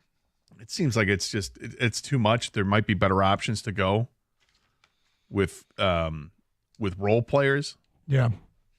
That would help this team out as opposed to, trying to find that, not unicorn, but that really good piece that seems to make all the sense in the world. Seems like you got to draft a guy like that and develop that guy. There are other players that I would prefer over him, and we'll get to that in a minute. Why do you think, and Kang, I want to bring you in on this as well, why do you think Detroit is listed with such good odds to land Karl Anthony Towns and is the favorite to land Julius Randle should he leave Minnesota? I think this is a national perspective of thinking, the Pistons are close, go get a big star. When it's not the case. If you actually follow the Pistons and you see them on a daily basis and how they operate and what they've said too from the front office is they're not going to go get most likely that big name. But I think outside looking in, you're like, hey, you got Cade Cunningham. You need one more guy kind of like him on his level to advance in this league. And I think that's why maybe those odds are where they are. Now, because automatically I'm thinking, okay, should they re-sign Malik Beasley, and does that take care of the scoring thing? But Malik Beasley means it's another guard. If you're going to hang on to Jaden Ivey, which I hope they do, and see what they have there, is that too many guards trying to compete for the scoring? So if you don't bring Malik Beasley back, then it makes sense to go out and try to get a scoring threat that's a bigger player. I could see that, but that financial commitment is massive for both players. All right, next up, Mark Stein is reporting that the Pistons are eyeing a couple of players. One is Indiana's Miles Turner. The other is Minnesota's Naz Reid. So I'm not sure that Miles Turner's leaving Indiana. Naz Reid is interesting. He is expected to opt out of a $15 million deal, so he'll want north of that. He is on the younger side. He's 25. He's got a really pretty stroke from three. And he is a better, pretty decent three-point shooter. He's like the stretch 4-5 that many teams are after. I kind of like the Naz Reid possibility. Any thoughts on Miles Turner or Naz Reid? Well, Miles Turner that's a guy who blocks shots, he plays defense, kind of like that, and he's involved in scoring. He's going to get you 15 points a night. Good size. Again, I'm not sure he's really going to be available. I don't know if he's going to be available either, but I mean, it'd be interesting. I think there's no question the Pistons are looking to add a size player, somebody of substance at forward or centered position, because they're an undersized team when it comes to that. So Turner at 6'11", 250 pounds, plays defense. I like it. If there's truly accessibility towards him. If there's accessibility, be interested. Kang, what do you make? Naz Reid, Miles Turner. Yeah, I'm a big fan of Naz Reid for the Pistons. This is kind of like that stretch four they've been looking for. You're not going to get the high-end guy, but Naz Reid, he can hit the three. He comes off the bench, gives that second unit a boost like Malik Beasley does. I know he's been quoted as saying he views himself as a starter, and that's cool with me too. If like someone like Tobias Harris wants to go to the bench, or maybe doesn't want to, but the coaching staff tells him, hey, it's best for the team if you come off the bench. We have Naz Reid now. I think he's perfect for what the Pistons need. What does he want money-wise? I know he declined a $15 million player option, so he's going to probably want something, I'm guessing, in the $20 million range. But that's the NBA now, man. Everyone's making big money. You just read off what Cat and Julius Randle make. That's like, those are the high-end guys. But these other guys, they're not too far behind as just how much they cost. Yeah, no, I'm definitely looking at this, and would say more intrigued by Naz Reid. Out of the 4 names that got mentioned, as far as true accessibility to that player and how do they fit and what do they cost, Naz Reid feels to me like it'd be a smart signing. Yeah, he's more of a Piston player. I think Cat and Julius, besides the price tag already, they're priced out. They're not the type of player I think the Pistons are looking for. Too many times Julius Randle loses focus on the court, and he's not playing enough defense. Same thing with Cat. Defensively, he could be a liability. Offensively, those guys have tremendous upside and skill sets. But defensively, I don't think that's what the Pistons are looking for. I think Naz Reid more so. Miles Turner is a rim protector, can shoot the 3, but I think he goes back to Indiana. I think Naz Reid's the perfect guy. Plus, Naz Reid, they call him Big Jelly. Do we have peanut butter? We can find one. And what about cheese? I don't think that goes with Big Jelly. Well, we just took a bunch of text on it. This is that's the most Gator observation in this whole thing. Get him, Big Jelly. Nickname Big Jelly. 248-539-9797. Any of those names that you'd go all out to get makes the most sense to you. It's Carson Anderson coming up. 135. Wait till you hear what this person tried to smuggle in a carry-on. Nope. Nope. Are you sure about that? Nope. 135 for that. 97.1 the ticket. Hey, are you in the market for new garage doors? If you are, I got great news for you. The perfect folks to call are Precision Garage Door Service. They've got a warehouse that's chock full of brand new garage doors just waiting to be sold. Do what I did. Give them a call today at 1-800-DOOR-REPAIR or check them out online at precisiondoormi.com. They're going to come out, walk you through the entire process. You're going to pick out the perfect doors. All the options are right there in front of you, and you might have a new garage door installed in 24 hours. Like I said, that whole warehouse they've got that allows them to move quickly. Give them a call today, 1-800-DOOR-REPAIR, or visit precisiondoormi.com.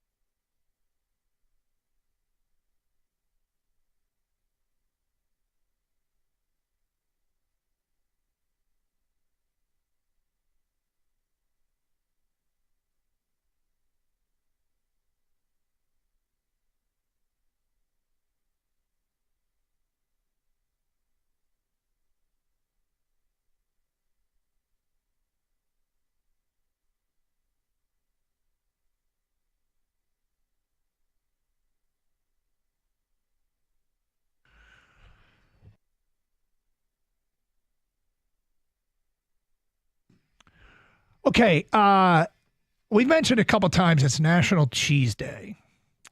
And with it being National Cheese Day, throughout the show we've asked, I know how Gator is, he's a cheese enthusiast. I enjoy cheese. He is a big cheese guy. And so I'm like, I'm going to ask Gator a bunch of cheese questions. What is atypical of us is we need more audience involvement. We promote audience involvement. If you have any specific cheese questions you would like Gator, our show cheese expert, if you have any expert aficionado, I do enjoy cheese, but well, I think you're an expert relative to me. Maybe not Kang, but anyway, point being, if you have any cheese questions you'd like to fire at Gator, we can discuss. Yeah, it's a discussion. No text right or him wrong over. answer. Yeah, text him over at 248-539-9797. Maybe he can either help you answer, a debate between friends. We've done what? We've done cheese on apple pie. We've done how do you feel about cottage cheese. We did your cheese rankings. Double cheese on pizza. You're a fan of that, which he is. Yeah. And then Parmesan on top of that. So anyway, 248-539-9797. If there are any cheese debate points that you would like us to bring up. Okay. So feedback coming in regarding that Piston stuff. Interesting. It's going to be one of these off seasons where we see our team's name involved with a number of available players. And, so the odds were put out if Julius Randle and Karl Anthony Towns leave their teams.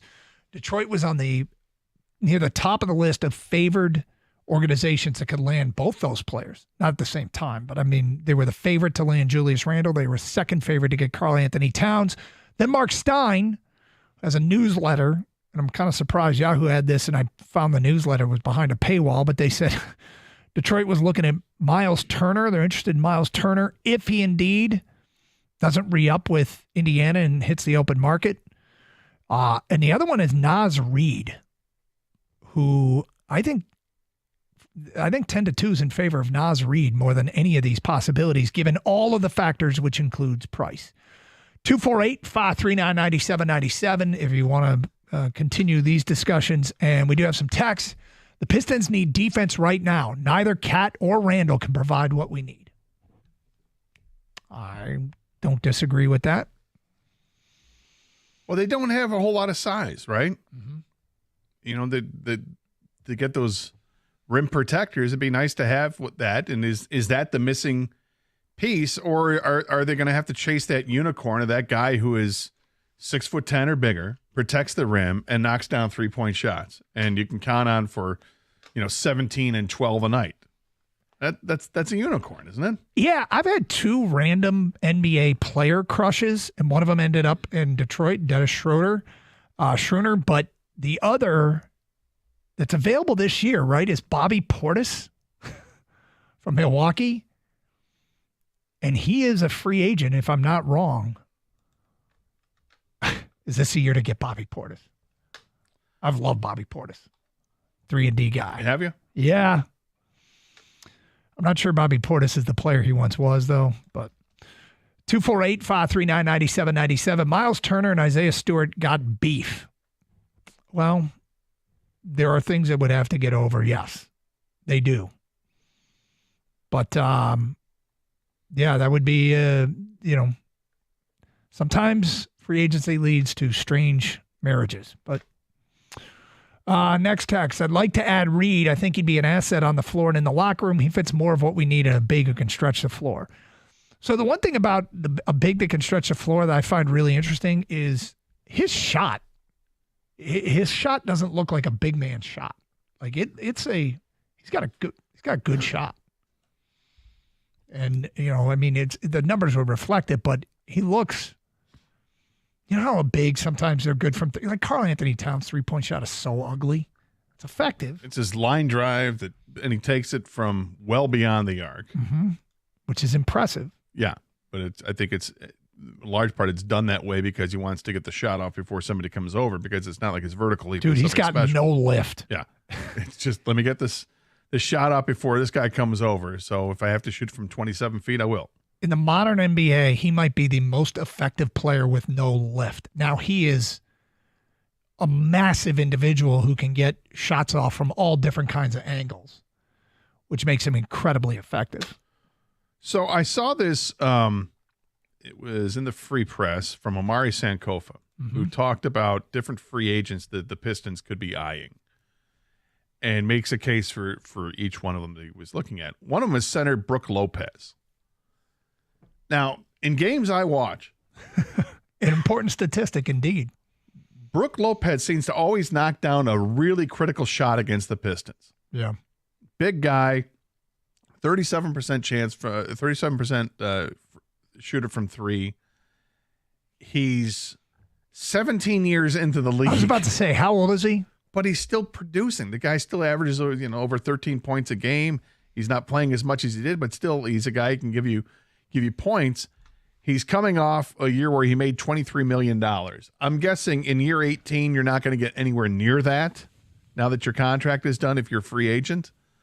Does a guy like that make sense? Again, I'm not looking for the unicorn. I'm looking for somebody to come off the bench and give you that size and the ability to knock down an outside shot. Do you have his numbers in front of you?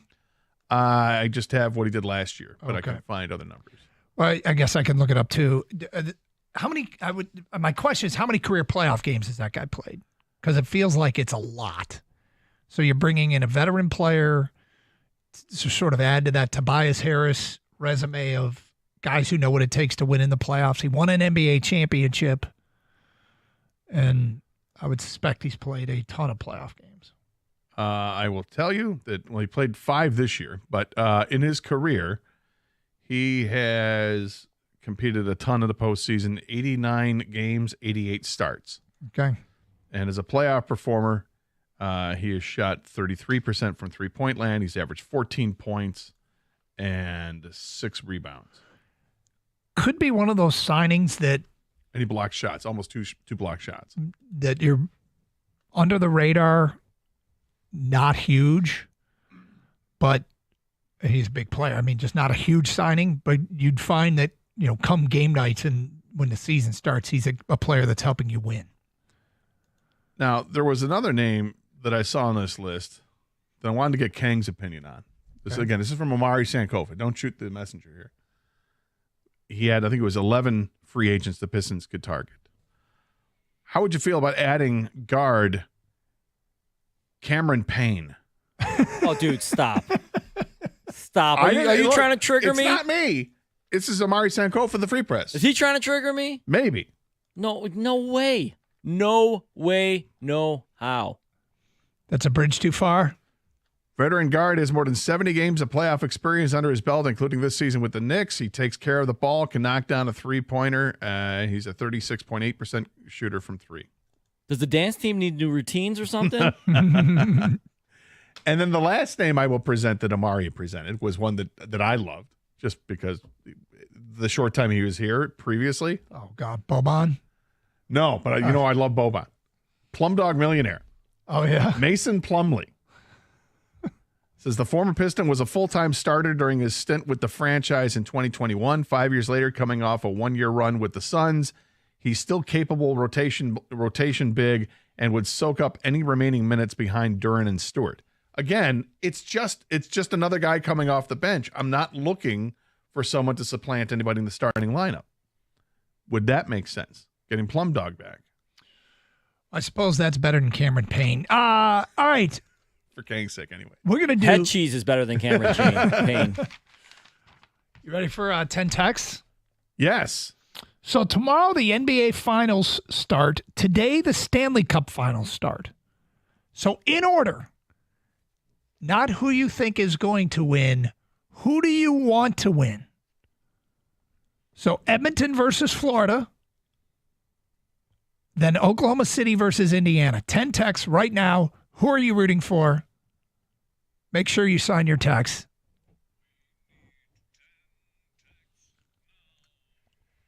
Just want to know who you're rooting for. Give us a Stanley Cup, who you want to win the Stanley Cup, and who do you want to win the NBA Finals. 248-539-9797. First 10 texts signed, we will read on the air. It is Carson Anderson, 97.1 The Ticket.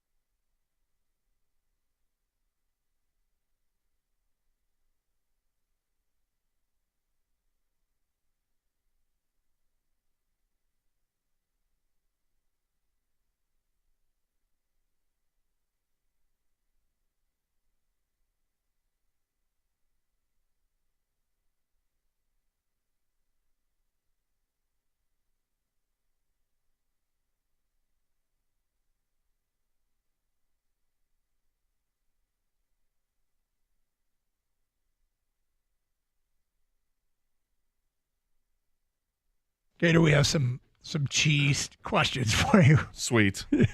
God, I love the people who listen to this show. All right, we just simply asked, who do you want to win the Stanley Cup? Who do you want to win the NBA? Are you ready? I am. Sam in a car says Panthers and OKC.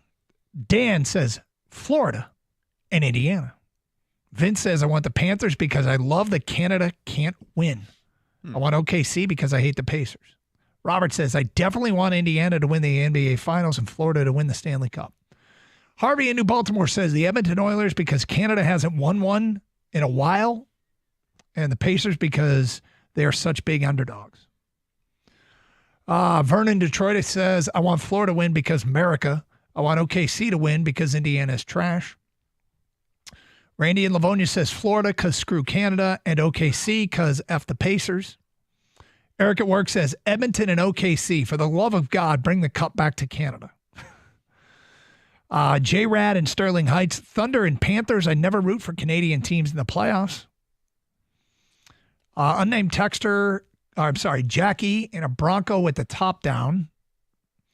Says Cup, Florida. Love ice hockey in Miami. NBA, OKC. Screw the Pacers.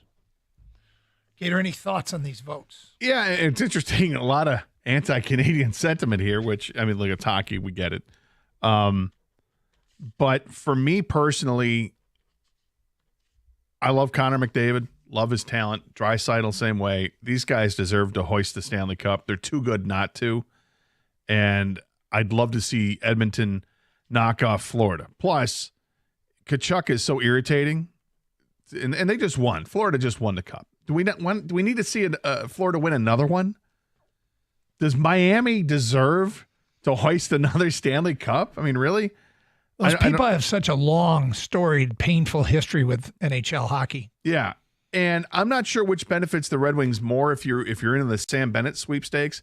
Does it benefit them more if Florida wins? So then Sam Bennett can say, well, I won 2 Stanley Cups. I can move on and do what I want to do. Or if they lose, does it make him hungry and say, I'm coming back. We're all coming back. We're going to go win this thing again.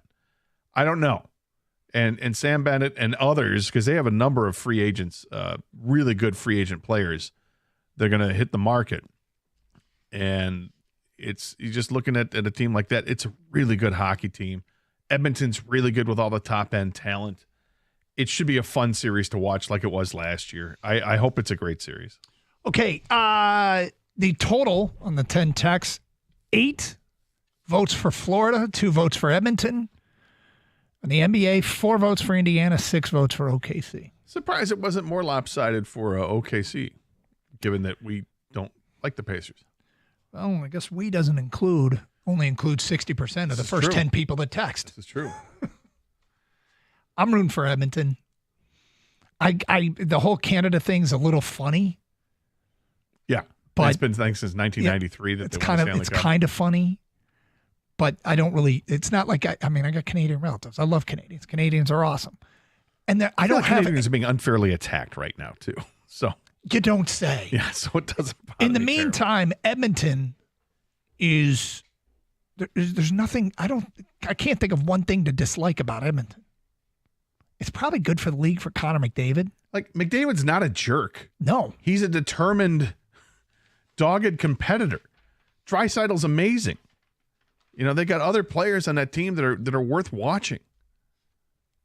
It's unfortunate then that Hyman got hurt. Hyman's, yeah, former Michigan player. Cool, he was a really good playoff performer. Really good playoff performer. All right, Gator authorities in India have arrested a man for trying to smuggle dozens of rare reptiles, including venomous snakes, into the country. The Indian citizen who was returning from Thailand was stopped by custom officials at the airport in Mumbai City on Sunday. 47 venomous vipers were concealed in the man's checked luggage. What? Yep. This was literally snakes on a plane. How does this thank God they stopped them. But what goes through somebody's mind transporting any venomous snake illegally?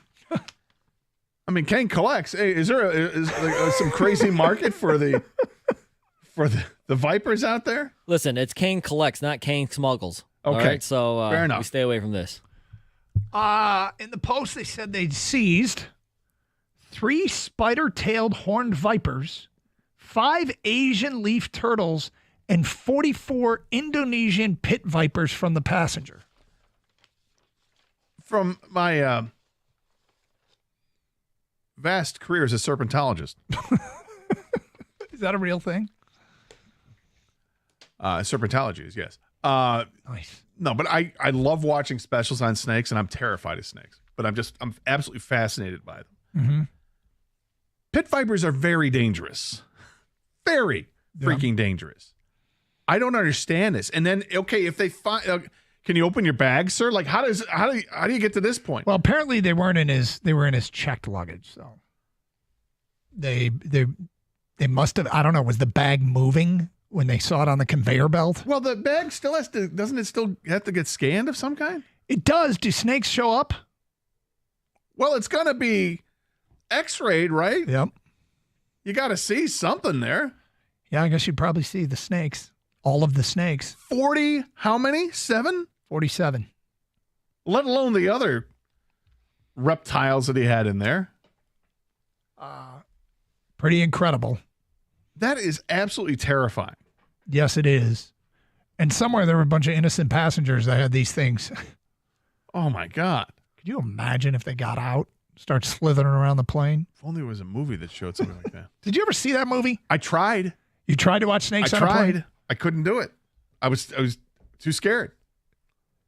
Really? Dude, I thought you were going to say it was too bad. No, I watched, I think, the first half hour of that thing, and I'm like, nope, can't do it. Can't do it. Because snakes creep me out. And I don't ever want to think of that scenario. You're trapped in a, giant flying Tylenol up in the air, and next thing you know, there's snakes on a plane. That is a nightmare scenario. Kang, did you ever see snakes on a plane? The movie? No, I haven't actually. Have you ever seen snakes on a plane? Not literally, no. Okay, all right, gotcha. Thank God. Sure, because you did ask the movie, and if he's looking for distinction, then maybe he has seen snakes on a plane. Yeah, I remember years ago, before we were an all-sports station, we had when I was a producer back in the day, this is probably in the late 90s, there was an animal talk show that was on the station. The guys would come in on the weekend. The guys were awesome. Great guys. And answering any questions you had about pets or whatever. And so they did like some publicity photos. One of the guys brought his dog, which was like a whippet that he had. Cute little dog, like a miniature greyhound type looking thing. Awesome dog. And the other guy had this giant yellow boa or python, whatever it is. The yellow and white, but this was a big snake, like a 10-foot snake that he had all over him, right? And the picture that was taken, the dog's face is terrifying. Of the snake. Right, yeah. And the snake is just kind of, over the other guy's shoulders. But during the photo shoot, the snake apparently bit, not the dog, but bit the other guy in the face.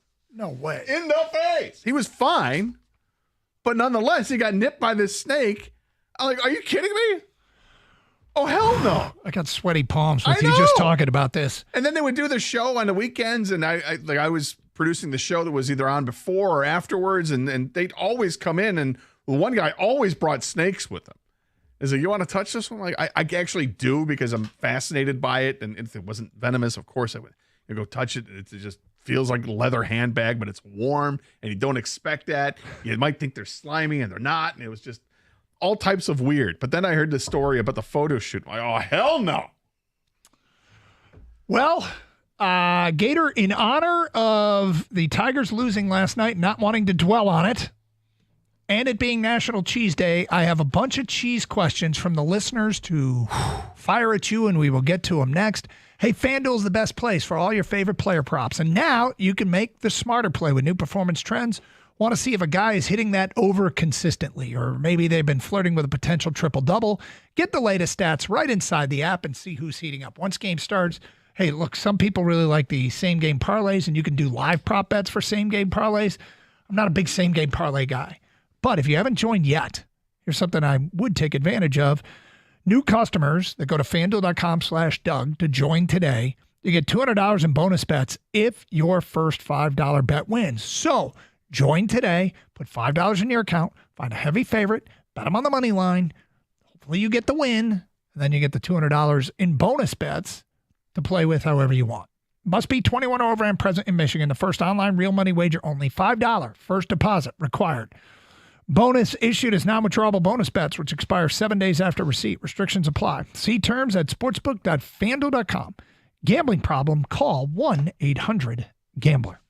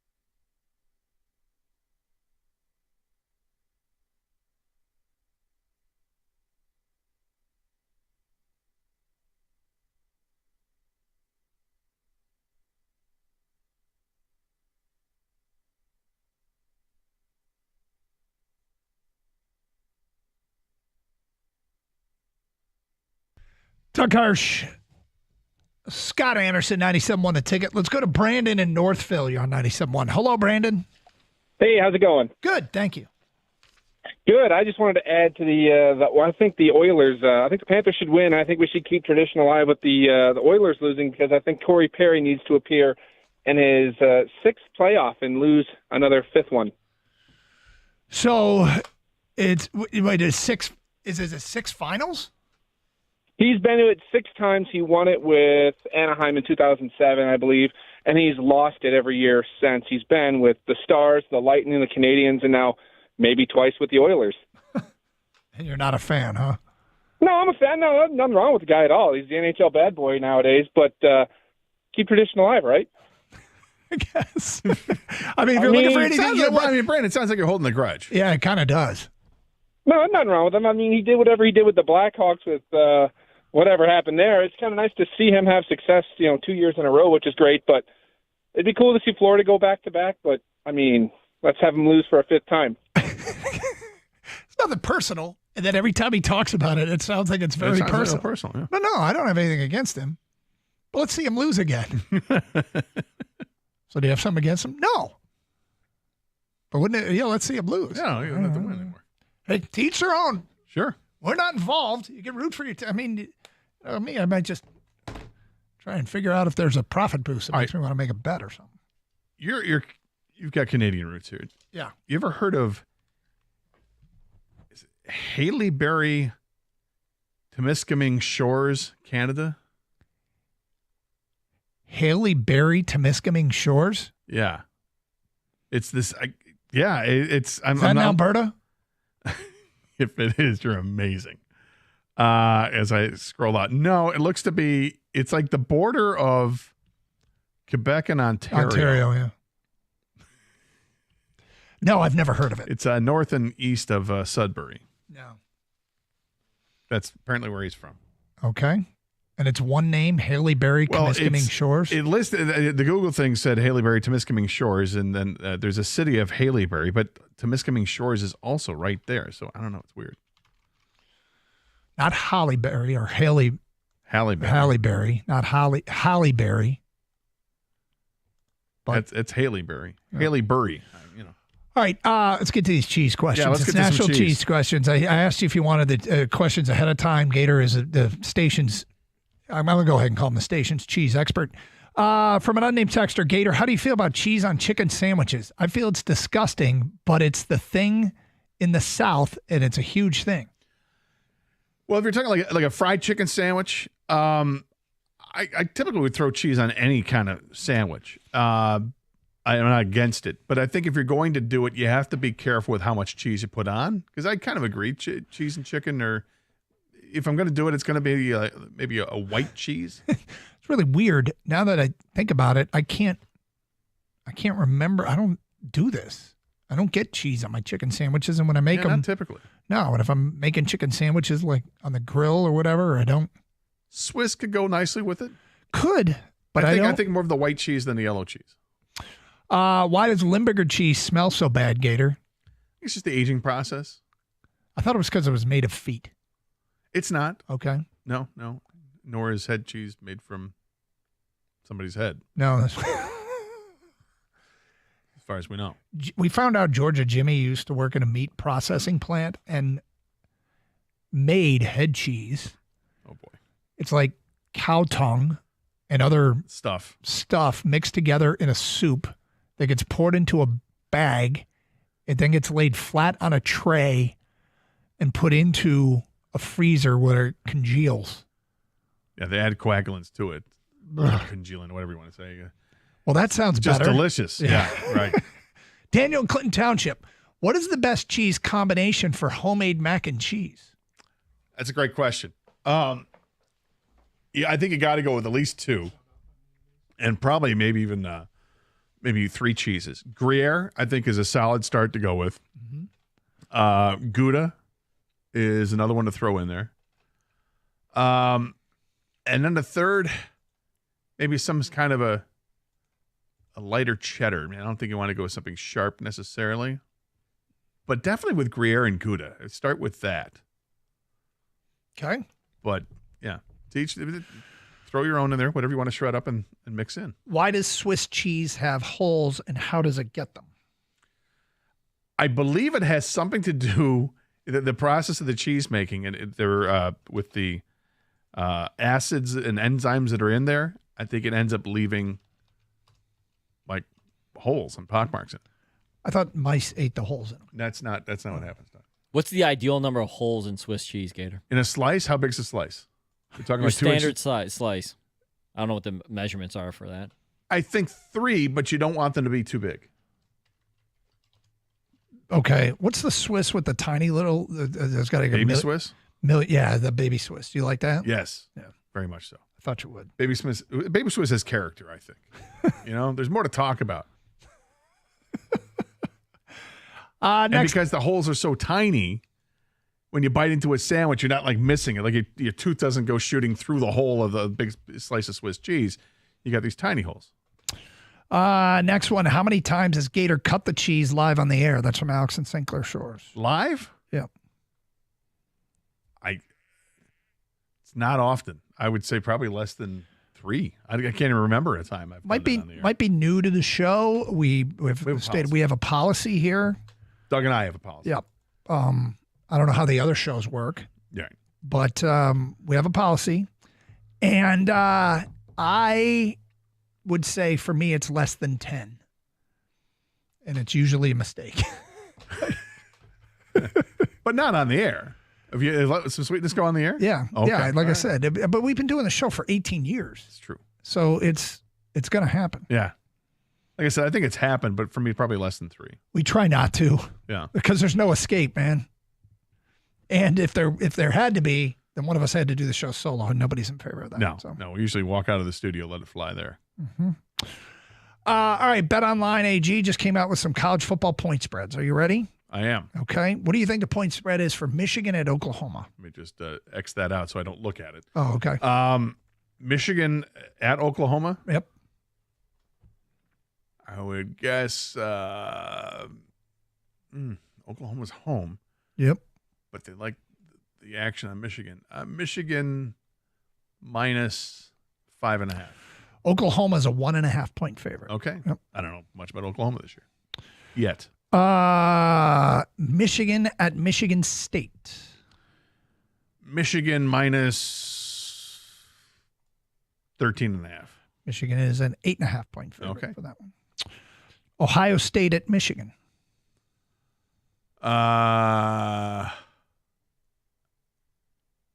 Michigan minus 1.5.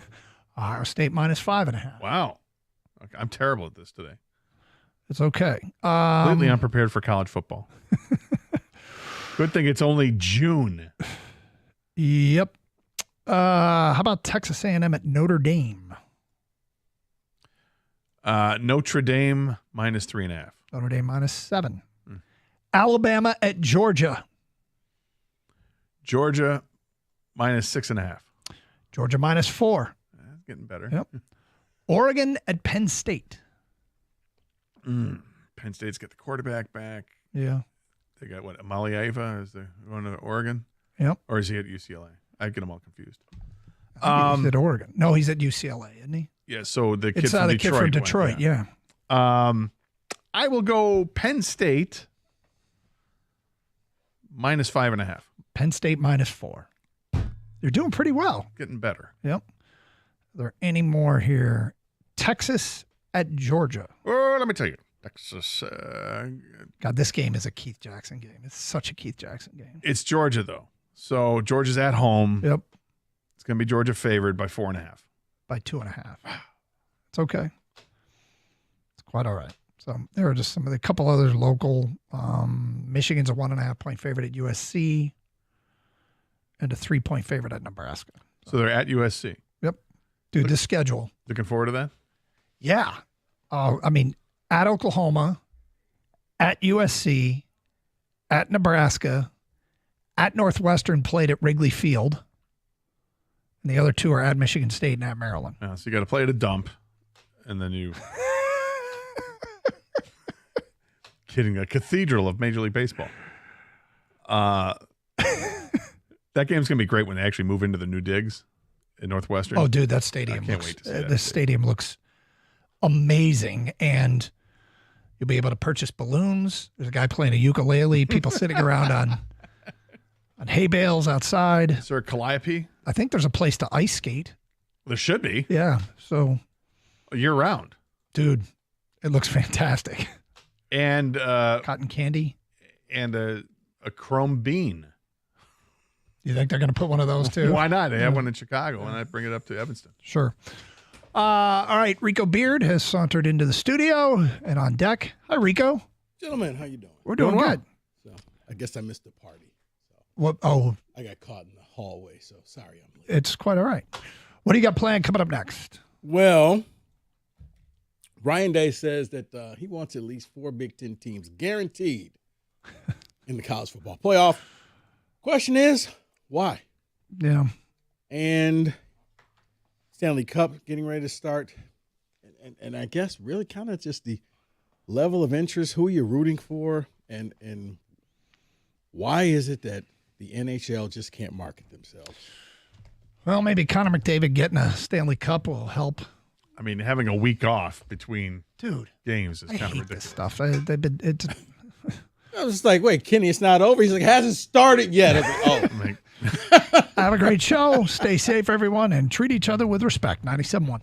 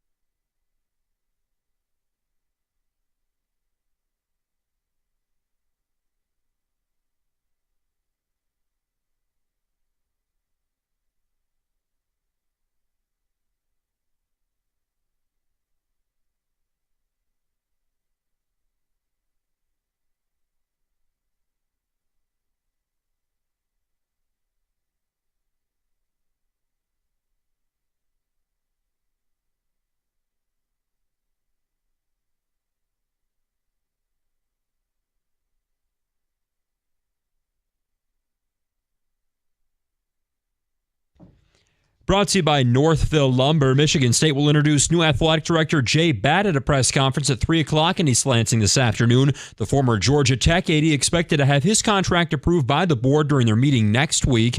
The Tigers look to shake off last night's 8-1 loss to the White Sox when these two teams do it again for Game 3 of a 4-game series in Chicago tonight. Tigers took the series opener 13-1, then they scored just one run last night. It's something manager A.J. Hinch says reflects the sometimes streaky Detroit Bats.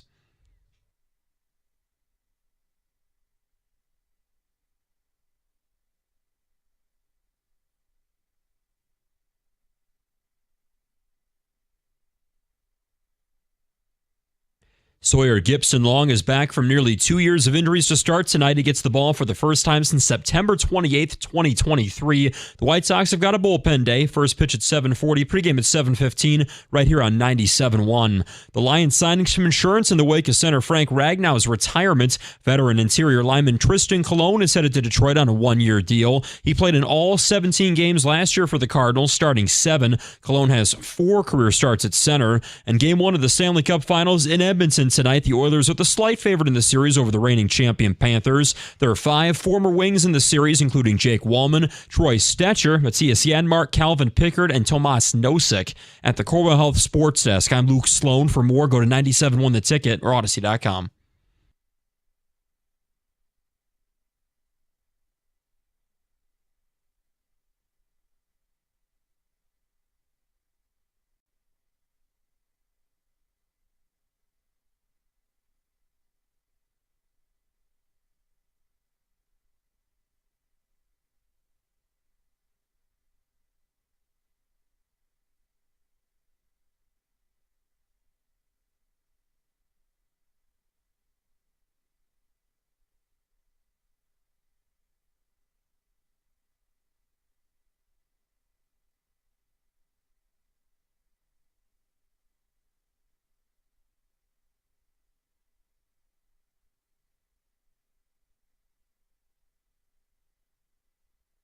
Okay, that's enough.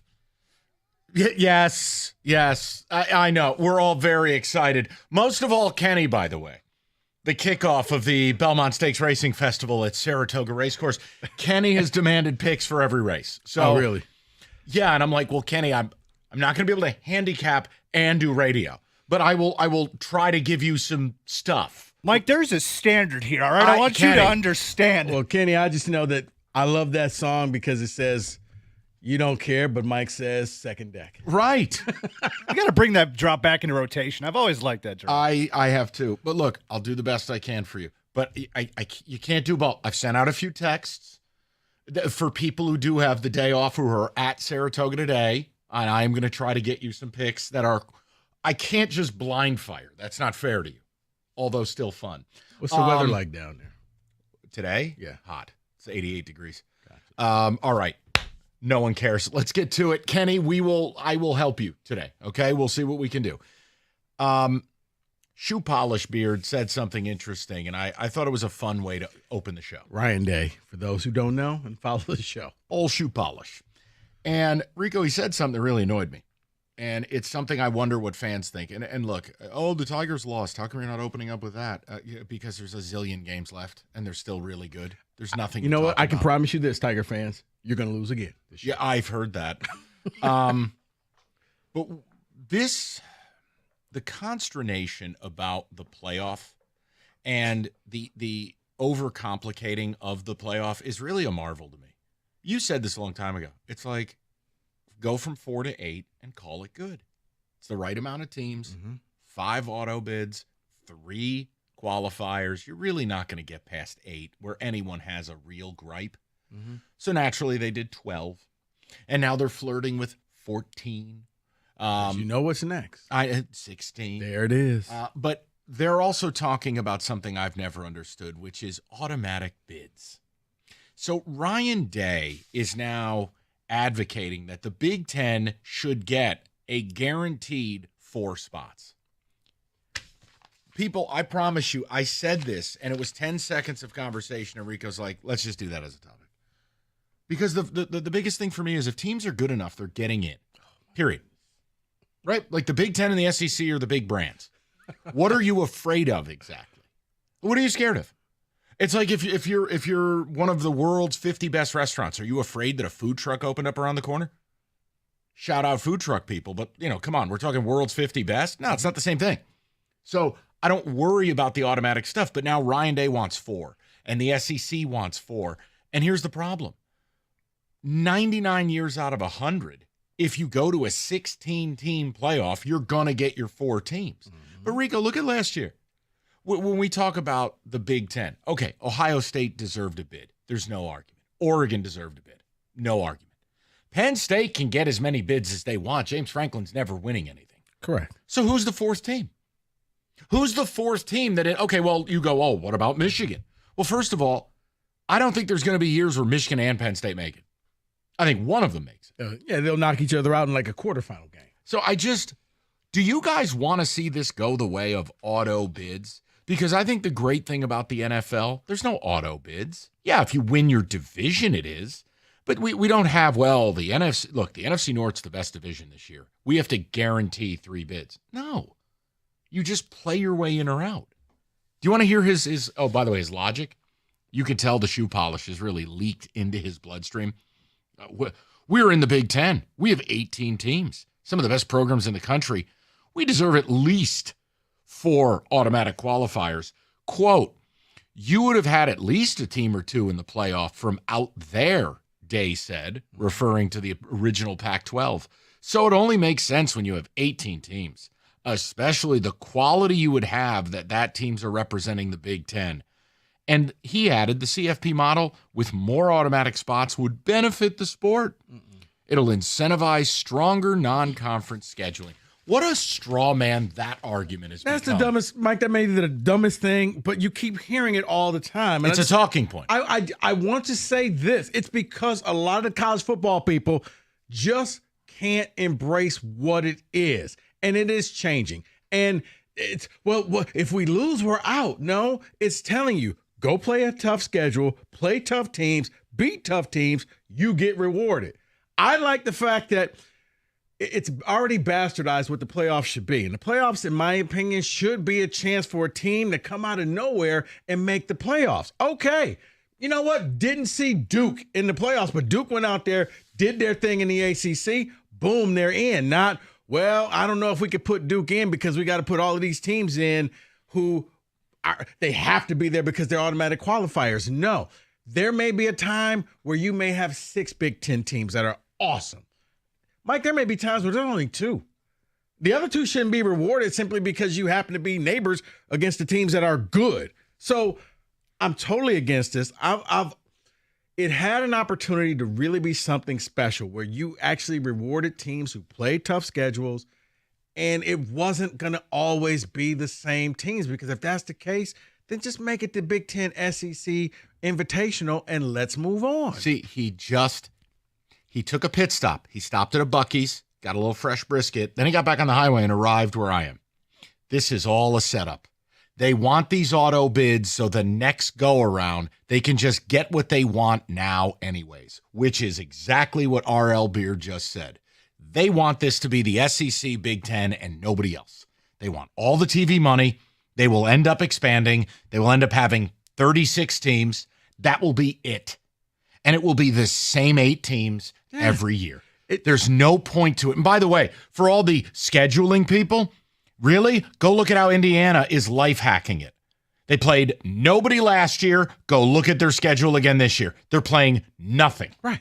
And so to me, that is not what it's for. It's a different sport, but it's one of the reasons why I like college hoops, because they're like, screw it. Everybody plays everybody, and we'll see who makes the tournament in the end.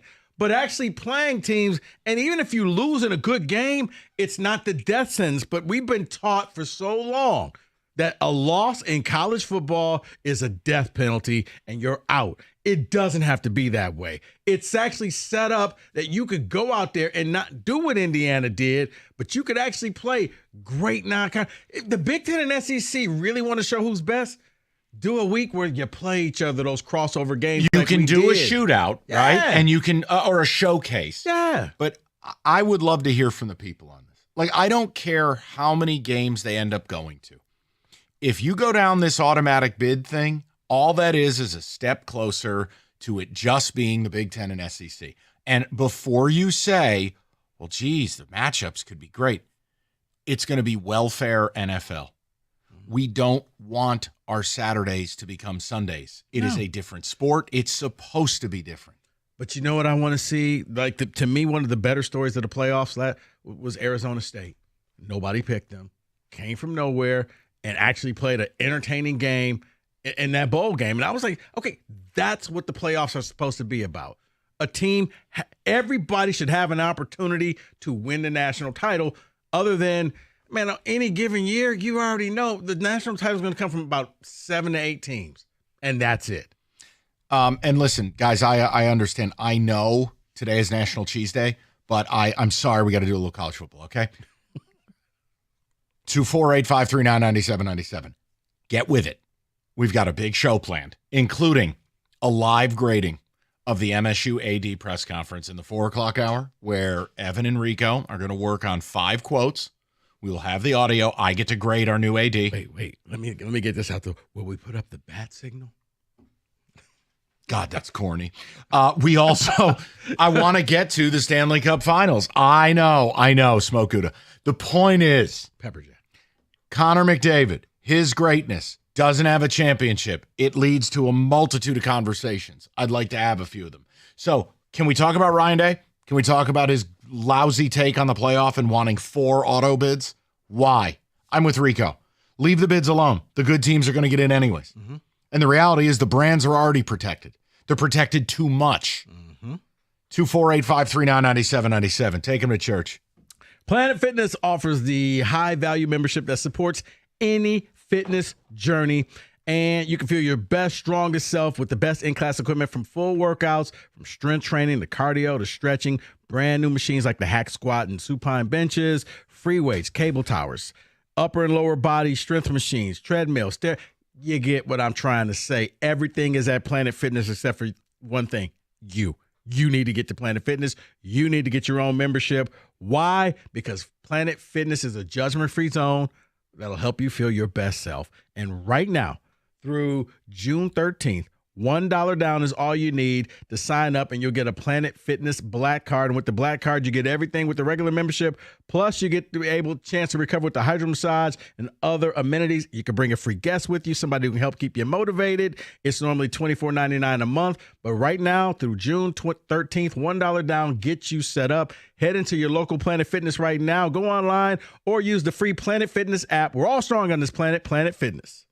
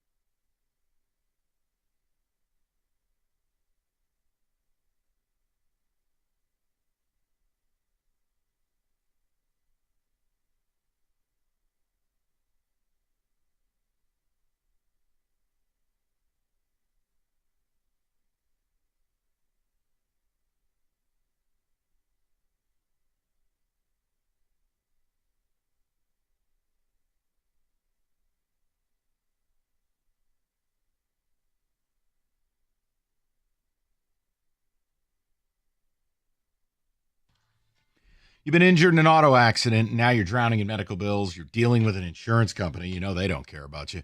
Look, David Feminino is going to get to work and fight for you. Make him your first call if you or someone you know has been injured in an auto accident. Get David, get paid. It's not just a phrase. It is a promise. They get to work and they deliver. Call David Feminino, 855-65-CRASH, or go to that website, getdavidgetpaid.com. That's getdavidgetpaid.com.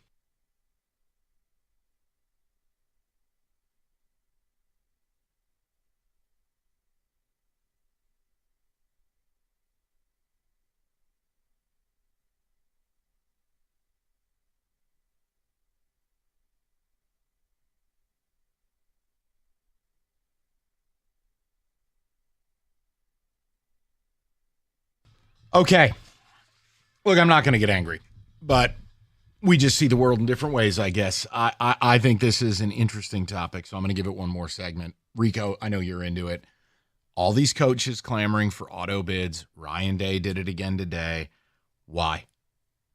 And I'll tell you why. And if you disagree, I'm not here to argue with you. I want to know why you disagree. It's clear what they're angling at. They want to leave the NCAA. They want to form their own national championship. They want to kick out everybody, and it'll simply be a government cheese, National Cheese Day, version of the NFL. Are you up for that? Maybe that's the way the topic should go, because I'm not up for that. As much as I have hated just about every decision the sport's made the last 5 years, it's still college football. A lot of it is familiar enough. It's a comfortable pair of shoes. You do that, we're done. Yeah. I like the fact that it should allow for teams to come out there. Mike, I think the reason why your SEC and your Big Ten schools are trying to push for the automatic qualifiers, they want to fail safe in case they have a season where they lose 2 or 3 games and we still get in. Oh, we didn't have that great of a season, but because we play in these 2 power conferences, we'll still be allowed to play in the playoffs. And you're nailing it. But that's the point. Is like there are plenty of years an SEC team doesn't play anyone. Oh, but we're in the SEC. Or look at what Indiana pulled last year. Oh, well, we're in the Big Ten. Right, but you didn't play anyone. Right. You dodged everyone. So, no, I don't want those fail-safes. But that's why I think beyond it, the long view is, don't you think we're on a collision course with the Big Ten and the SEC being the only conferences? Yeah. That's what it feels like, seems like, sounds like. Yeah, because I think it's probably going to break down to one day the SEC and the Big 12 are going to realize, man, we're on the outside looking in. Let's just go ahead and form these super conferences. And it'll end up becoming the American Football Conference versus the National Football Conference. Doesn't it feel like ever since NIL, we've been doing this basically every summer where there's a headline that comes out, a coach says something, Greg Sankey says something, a commissioner says something that you're like, oh, we're getting close to being NFL territory. That's exactly what this is trending. And that's my question. To me, I don't want that. If people do, then that's fine. I can be accepting of it. I don't have to like it. It's not for me. But I think I know what they're driving at. And again, 4 guaranteed teams from any conference? No. I wouldn't guarantee 4 from the SEC. I wouldn't guarantee 4 from the Big Ten. Wouldn't guarantee 4 anywhere.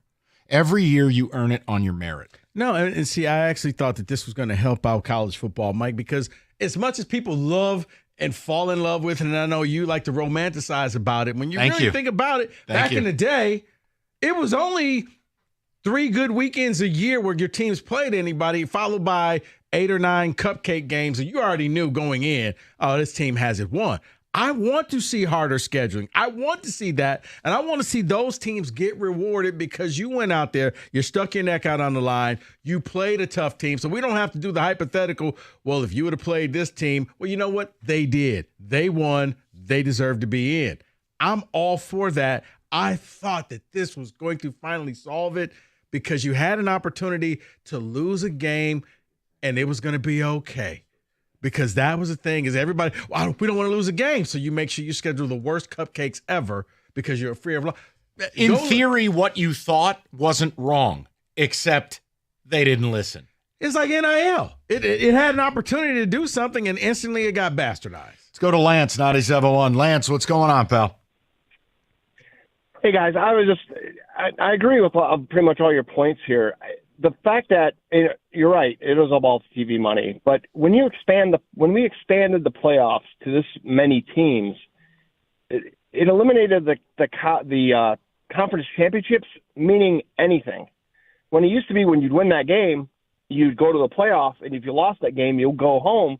That'd be great. But now I can't even think of a reason why to have a conference championship game. But hold on, Lance, I'll say this. Go ahead. If you go to the model of, let's just say they expanded out and go the 5 plus 11, you win your conference. That's your qualifier. You're in. It's not, well, we're already in already, so what's the point? We can just take that bye week. No. You win the conference, you get a spot at the table. Everybody else, you lose that game, and now you got to kind of sweat it out with everybody to see if you're going to make it on that selection. Yeah, but hold on 1 second. If then you don't have the automatic qualifiers. Lance, I'll give you all the time you need. But hold on, last year proved that's not true. Clemson and SMU meant nothing. Georgia and Texas meant nothing. Penn State and Oregon meant nothing. No. The losers all got in. No. Mike, I'm saying he's saying that it will take away from it, and I'm saying you have to put a premium out. If you win it, you get a better seat. But does winning a conference, like I'm with Lance in this regard, what does winning a conference championship even mean anymore? It's meaningless. It is, and, right? And I can't. I'm sorry. No. Go ahead, Lance. And I can't think of a way to make that, like, to win that game that it means anything. So let's say you get a home game for it because you win the conference championship game, you get a home game in the first round of the college playoff. That's great. So, but if you lose that game, are you really going to penalize that runner-up in the conference championship game by not having a home game? And who do they play? Like the SEC champ in the first round? It doesn't make any sense. I can't. Well, no, but Lance, that's just it. Make it make sense. Lance, if you win, let's just hypothetically go with what you're saying. You get a bye, you get a home game. Why? That's your reward for winning the conference title. If you lose, you may have to go someplace that you don't want to go. You may have to go and play a cold weather team. You may have to go and play somebody else. Why? Because you lost that game. You didn't win. I'm not going to I'm not giving out orange slices and juice boxes for everybody. The point is conference championships should matter. I hate that they don't. And look, college basketball, I know we gave up on it years ago because the tournament got too big. It's exactly what's happening with college football. Remember when a Big Ten championship mattered? Hell, Michigan and Michigan State's programs were almost solely defined by it.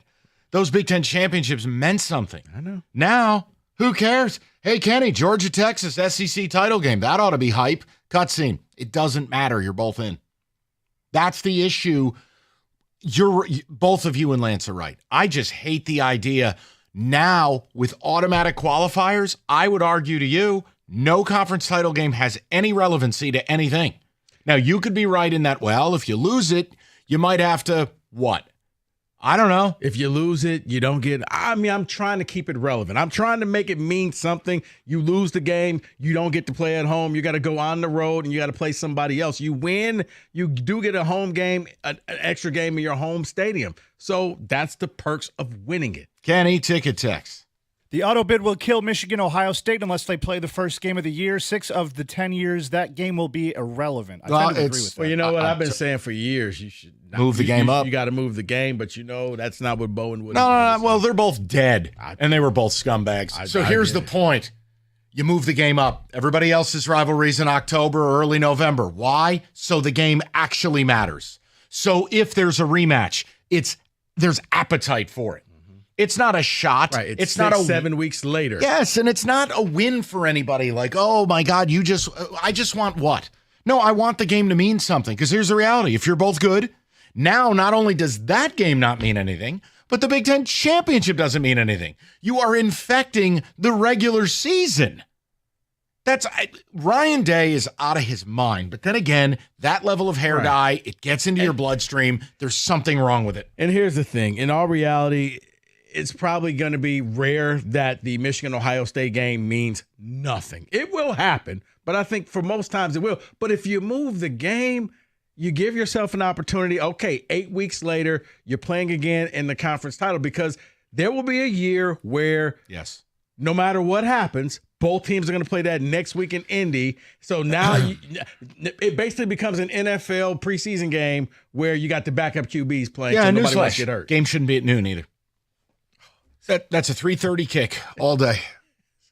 Halftime comes, the night happens, lights come on, drama. Should absolutely be 3:30. So on June 4th, you chose violence. It's not violence. I just want you to see that I'm not an obtuse traditionalist. Bruh. I pick the traditions that matter. That one doesn't matter. Oh, I'm with you, but it gets shot down. No, it's got like why? Can you imagine if both teams are top 5 schools? The 3:30 kick. 3:30 kick, or you know what? You're the last game of the night and you're at 7:30.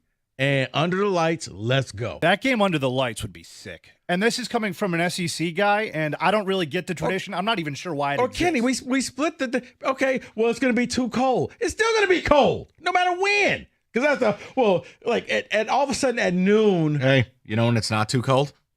Mid-October, when the game should be played. Also, for a conference that says, "Oh, these Southern teams don't want to come up," you're afraid of the cold. No, that's one of the biggest knocks. Is it's noon, the sun is out. It's like it'll be too cold if you do it at night. Like, dude, it's football. It's mental gymnastics to back up a tradition you have no understanding why it means something to you, other than a dead guy told you it should mean something. It doesn't make any sense. And again, if Ryan Day gets his way, Michigan Ohio State means 0. 0. I've said it for the longest. I'm with you. Look at the Iron Bowl. 0. Huh? All jokes about Auburn aside, there are plenty of years that game means a lot. It will mean nothing. Like this is where they've gone too far, man. And it's starting to impact the regular season, and you know I hate that. All right, good talk. Maybe we should have opened up with favorite cheeses. I don't know.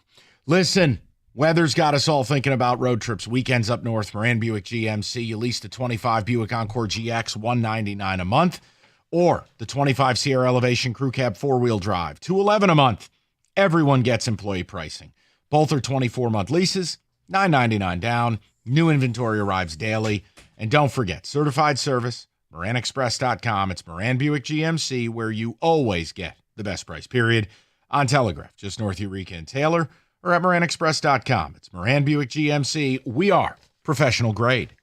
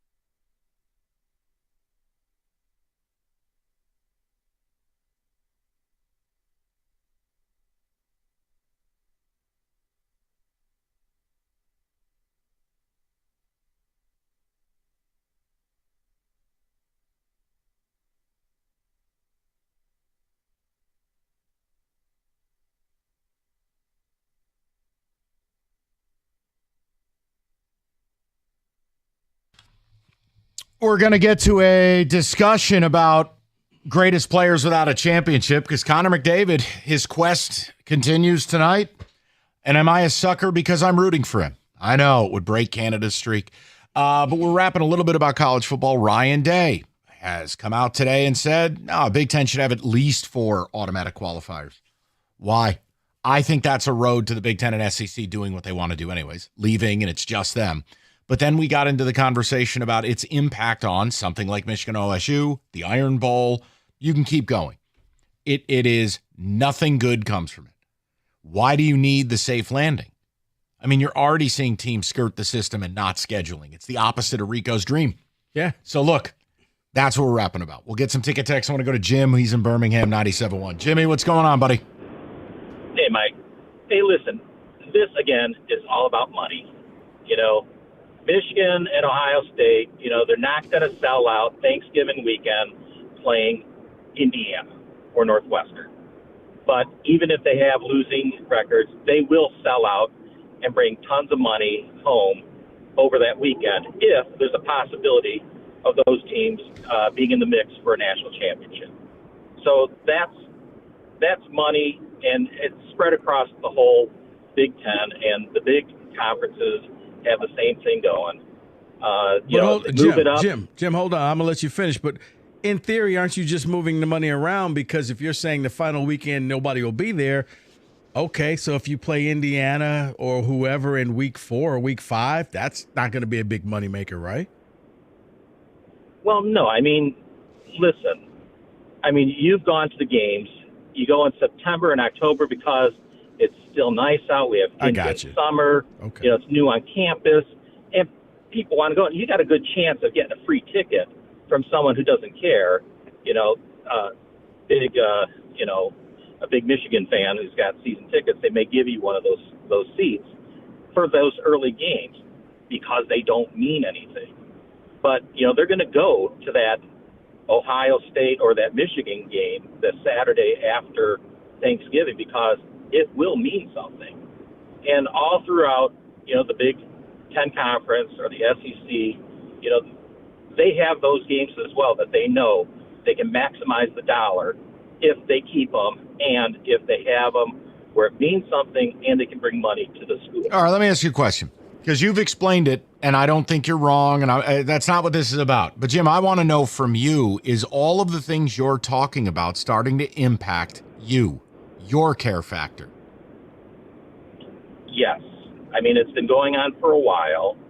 The more and more that it becomes more of a professional league, my interest has kind of waned. Yeah. We have professional football already. For me, college sports is in a different whole category by itself. They represent schools that I identify with, I've gone to, or my kids have gone to, my brothers and sisters have gone to. We've had rivalries. It means something different, but they're becoming professional, and it's losing that specialness that they've had for all these years. I think you said it beautifully. I couldn't agree more. I mean, Jim, if you listen to the show a decent amount, I've been there for a few years. It's killing what makes the game great. And I mean, like Rico jokes about it, but there's truth in it. The fact that I don't know who the hell's on my team on a month-to-month basis, I'd wake me up the week before the season. And the problem is I'm going to look at the roster. I'm not even going to know these people. Who? Where? Well, see, and that's why, I wanted to step for like Jim or for you. Like, really, if you think about it, yeah, he said it. You go to a lot of games because you can get a free ticket, whatever. It's nice outside. I thought that this would mean you would actually have 7 or 8 games that actually mean something. Yeah, you'll still have your cupcake games, but it's just like, man, now teams shouldn't be afraid to lose because you could absorb a loss or two and still make the playoffs. You may not get the top seed, but it won't hurt you. See, it's a difference between you and me, though. I want teams afraid to lose. Like, I want perfection. No. I know we're two different people. But here's the thing. You're not going to get the perfection, but I'd rather see, LSU, Ohio State in a regular season game. Yeah. One team's going to lose, but you know what? That's okay because we're going to be ballsy enough. We're going to play this game. See, I want to see that game and then the loser's dead. I like that. Problem is, it's tough to do both at the same time. Exactly. No, but I think more people feel like you, and that's why Ryan Day and those coaches, they will say they're afraid to death to play those types of games because if you lose, oh my God, people, what are they going to say about us? Well, look now? at it this year though. So OSU's playing Texas this year, correct? Pardon me, I don't have the schedule matrix memorized on June 4th. Does that game even matter? Nope. Yes. I think it does. Okay. I think because that weekend of college football is going to be exciting to watch those two teams play. Okay. Ohio State loses by 21. How does it matter? It doesn't. No, actually it does, Mike, because now you're looking at if Ohio State goes on, and let's say they win the Big Ten. Yep. And the Big Ten, we need all these teams. No, you don't. Your best representation of Ohio State got drilled by Texas. Right, but it doesn't matter. Let's say OSU, fine, I'll up the ante. They play Texas, lose by 21. They play Oregon and lose by 21. They lost 2 games by 42 points. 10-2 Ohio State is going to the playoff. It doesn't matter. Too many teams. And now old hair dye wants 4 AQs. Are you kidding me? You're taking the results and killing them. I wish I could fight you on that. No, and it's not a fight. I'm just trying to explain. Because in my world, they don't go. In my world. Well, then I want you to be the commissioner, damn it. In my world, it's like, at that point, I would rather take a team that was 9-3, but man, look who they lost to, and they lost by a field goal, a botch call, and an onside kick. Yep, that was my case for South Carolina last year. They're going. Look, then you can dress up like Idris Elba in the little Viking ice costume, and you can be the commissioner. I'd love to see it. Let's go to Donnie, 97.1. Donnie, what's up, bud? Donnie? And Donnie. Donnie checked out. He's had enough. Kenny, a couple ticket texts, and we will move on. Go ahead. I just wanted to ask you from my perspective is, should I care about Georgia, Alabama this year? Of course I'm going to. But it takes away a lot of the sizzle out of that if that were the case, if it was auto bids. Losing doesn't really matter. You know what it is, Kenny? I think on the grand scheme of things, on June 4th, yes, you feel that way. It's kind of like when you see athletes with the NIL, and you're like, oh, well, they're making all of this money. But when that Saturday rolls around, and the game starts, you're no longer thinking about the ramifications of what's going to happen with the playoff. Man, this is going to be a good game. I just hope to see a good quality game. You know what kills me, though? We'll figure this out later. What kills me is the same way I watch pro sports, it's now turned into the way I watch college, which is, no, you know what some of these players make, and it makes me, like, somehow I expect more from them. I know. And that's not right because they're just college players. Right. Like, it's a weird thing, but, like, Aiden Childs is a case in point. I know what Aiden makes, and it makes me loathe him when he fumbles inside the 5. I shouldn't feel that way. It makes me feel like a bad person. And I hope I don't reach that point because when I'm watching the games, you don't think about even for the pros, it's not like, oh my God, you just signed $100 million deal. It's you just do a pick. Why do you suck so bad? I'm different. Like Daniel Jones signed that contract, he may as well have signed his death warrant. I'm like, you overpaid piece of garbage. It just, I don't know. It's a different thing. You cut different. I know. It always comes back to that, doesn't it? You are. 248-539. We accept you, man. But you just cut differently. Well, we'll see if I can be different for Kenny here.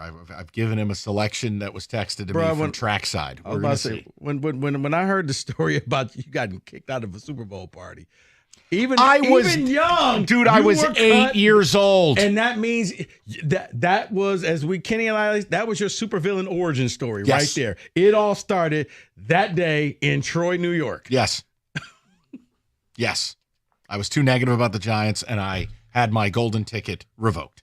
Okay, let's get to the people. America's favorite place to watch football, Stadium Swim, located at Circa Resort and Casino. All the biggest games and the best viewing experience built for fans. 6 pools, 3 levels, perfect view of the big screen, located right in the heart of downtown Vegas. It's Stadium Swim. Book your spot today at circalasvegas.com.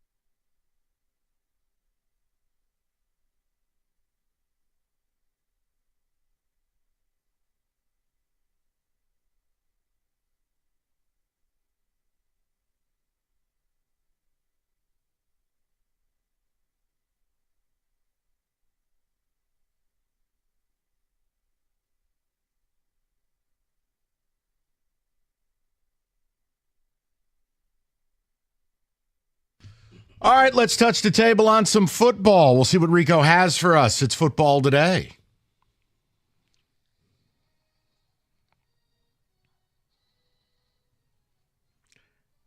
You know what, Mike? Yes. Let's go with the theme of playoffs. Funny thing about the NFL, just because your team is bad one year doesn't mean you can't make the playoffs the very next year. As a matter of fact, I did a little research. Going back at least until the year 2013, is probably even more, but at least from 2013, there's been at least 4 new teams each year in the playoffs that didn't make it the previous year. Some years, it was up to 7 teams. Half the playoffs were brand new teams who weren't in there. So let's have a little fun. Oh, yeah, this is great. Go ahead. Kenny, let's you, me, and Mike try to predict who's going to be, let's just say this year there's going to be 5 teams that didn't make the playoffs that will this year. Let's start off in the AFC, and we'll go with Miami. No. I don't like anything their offseason has been. I am done waiting for Tua to stay healthy. Tyreek, I don't know if he's on the team. Defensively, they've been gutted. I feel like Stephen Ross is approaching like William Clay Ford owner status, and McDaniel might be fired. I'm going to say no on this. I am going to also say no, primarily because you brought up Tua's health. That's kind of what it hinges on for me. It's at a point where, for me at least, I'll believe it when I see it. So I'm going to say no. Okay, let's go with the New York Jets. Okay, I can pathway this. A, I have a lot of respect for Aaron Glenn. B, when you look at what happened to their season last year, things went toxic. It was septic. If I remove all that, they have the ability to have a top 10 defense. Your man, Justin Fields. Can Justin Fields be average in what looks like a soft AFC East? We just said no to Miami. I can't say no to everybody. I'll say yes. I'm going to say no to this one also. This is going to be, to me, the way I have this, and I see the pathway that you took, Mike, to get them into the playoffs. I tried. I know you did. For me, it's going to look, I would guess, a lot like the Lions looked the year before they got in, when they beat Green Bay at the end of the season, they ended their season. That's actually really fair. They could have a really good year. That's really fair. 8-9, 9-8, something like that. Just I'm not miss. trying to be mean to the Jets. I think that's the right way. And okay, you've actually now convinced me to go to your side, because then it will leave another team in here that I think could be a playoff team in the East. Okay. And I've been saying it. I'm high on them. All right. Well, I'm changing minds, people. Let's just go. Hearts and minds, Kenny. The New England Patriots. That's my team. I am a complete slap for Drake May. I'm a slap for Mike Vrabel. I like the offseason, and I think Drake May is going to blossom. I'm going for it. Patriots going to be a playoff team. And that is where you now align with me, because that's the pathway I was forming when I said no to the Jets. Let's go to the garage and do some karate. Yes. All right. We just become best friends. I'm a believer, and Josh McDaniels being back matters. The Cleveland Indians. Cleveland Browns. I'm not even dignifying that with words. I agree with the senator from Troy, New York. Yes. No. I'm Paul Woods. No. Jacksonville Jaguars. Uh-oh. Okay. It's possible. Yes. Liam Cohen. It's the same thing we just talked about with Josh McDaniels. You get these quarterback gurus, they can repair people. How do we know it? Jared Goff collects a paycheck with Ben Johnson. They can do it. It's a soft division. Do we really trust Houston, who got rid of every O-lineman? This is the last stand for Sunshine. Give me Duval. You're saying Duval. I'm not doing the Liam Cohen. Duval. Kenny? No, do we still have him saying sure Duval? it's in there somewhere. Let me look. Hold on. No, I'm out. I don't think this is the year for Sunshine. I've fully given up on Sunshine, I believe, actually. All right. So Mike has 2 teams. Kenny has 1. Let's go. I don't have it on here somehow. Let's go to the Tennessee Titans. Data, baby. No. I'm just that's one of the rare ones I'm just out. Yeah, I completely agree. Okay. I'm Paul Woods in this situation. No, I'm Paul Woods. It's a rookie QB. The infrastructure's not there yet. I'm just going to say no. I'm not trying to be No. Let's go with the Las Vegas Raiders. No, because I have another 2 teams in that division I would pick. I'll say no. I don't get the Pete Carroll thing. I don't get what their offseason has been. I mean, I love Ashton Genty, but really? No. Brock Bowers. Receding hairline. No. The receding hairline, I could work my way into a path for them to make I'm not saying it's impossible. I lean more yes here. Maybe that makes me an idiot. Yeah. You like old gum chewer, huh? I don't like him, but he knows how to win games, man. That means something in this league. Kenny has 2 teams. Mike has 2 teams. Let's go with the LA Chargers. Yes. Look, I don't have to like somebody to respect their ability. Jim Harbaugh's a damn good football coach, at least at the pros levels. Hasn't had to cheat to win there. I think they're absolutely a playoff team. And frankly, they could unseat the Chiefs. So, yes, all in on the Chargers. Bolt up, or whatever it's called. Yeah, if it walks like a duck, man, that team looks like they could be a playoff team. I agree with Mike. Yes. Maybe this is Kansas City being vulnerable. Maybe they just take the whole damn thing. I don't know. So we're looking at the we haven't even got to the NFC yet. Denver Broncos. No. This is a regression for Bo Nix, and I can't handle Sean Payton anymore. What does that visor do in Denver? It doesn't keep your ears warm. It doesn't keep the top of your head warm. It makes no sense. So out. Is this on the list? You can't win with a visor? I don't like coaches who wear visors. They bother me. Yeah, no, I'm out on this one as well. All right. And last team in the AFC, Cincinnati Bengals. Oh boy. Yeah, they've got a shot to do it. Yeah. So Mike has 4 teams in the AFC. All right. I know. I'm trying to be open-minded, and then at the end of this, I get to clip 1 or 2. But yeah, Bengal bounce back. My problem's the defense. My God, is that defense bad. That's my problem. That's why I'm saying no. Maybe, Mike, you're not the negative one on the show today. It's me, because I guess I have, 3 from the AFC? Mike has 4? No. Mike, yeah. So you're saying no, Kenny? Yeah, you got 3. Mike has 4. All right. NFC, can we lump a few in together? Go ahead. And just kind of say no? Can we put the Giants and New Orleans? Yes. No shot. Okay. No shot. No. Okay. Dallas Cowboys. Tough. It's tough because it's a new coach. You might get the new coach bump. But I'm going to say no, because there's already 2 teams in that division that are worlds better than them. And we all know the North could get 3. So I'm going to say no. This is the thing. The North here is the only division where I'm like, 3 are getting in football. So that's where I could be more choosy. So you want your automatic qualifier? Yes. Old Ryan Day. Go ahead. Yeah, I'm out on this one too, no. Okay. Chicago Bears. Yes. I think it's very possible. I got to keep them in the mix. I believe in Ben Johnson. I'm not one of these people who think that he lost his brain when he left Detroit. I think Caleb's got a shot to be a star. They spent a ton of money. The O-line is better. I'm going to go with it. Yeah. I'm going to use the same comp that I did with the Jets. They're right there, but they're knocking on the door. See, I wanted to say that, Kenny, but I didn't want to spoil it. So, yeah. Okay. Let's go to the ATL, Atlanta Falcons. Yes. Your guy's going to lead them to the playoffs. Yes. Michael Penix. And they got some pass rushers. I'm in. Their quarterback play was so bad last year. That's the only thing that kept them out. They're making it. Yeah, and the addition of the pass rushers, yeah, I'm in on them. Okay. Kenny is in as well. Carolina Panthers? No. Paul Woods, not ready. They'll be improved, but no. Kenny? No, Paul Woods. Seattle Seahawks? No. It's just a complete seed change. I mean, you got rid of your quarterback. You got a ginger idiot now. You traded DK Metcalf. I don't know who's catching the football. I'm just saying no to it. I've checked my notes. You actually can't win with a ginger, so I'm also saying you no. can't. It's science.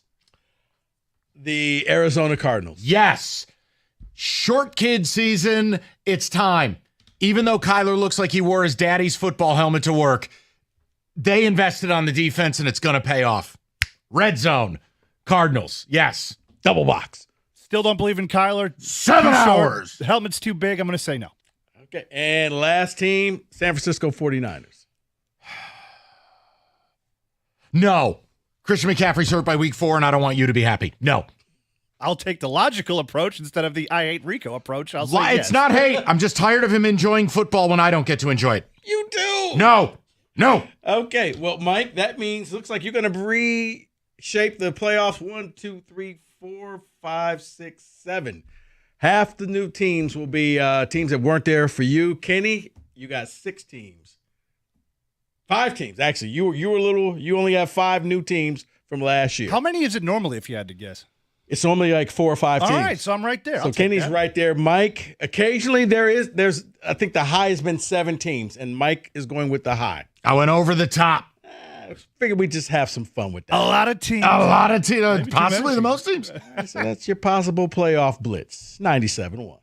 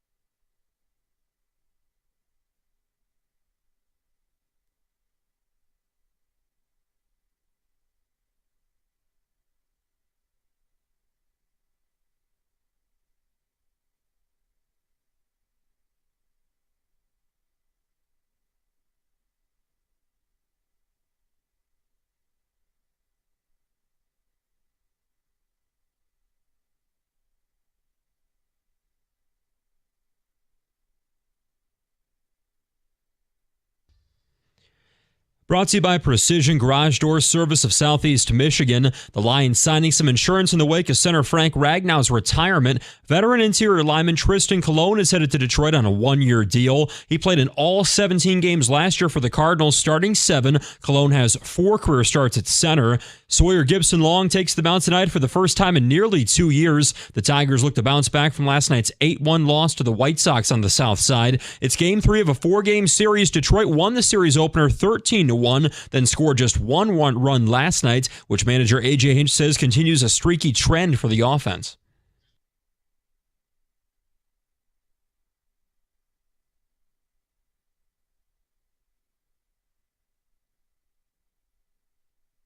Gibson-Long making his first starts in September 28th, 2023, had an ERA of 2.7 in 4 starts that season. The White Sox going with a bullpen day. That first pitch 7:40, pregame show at 7:15 right here on 97.1.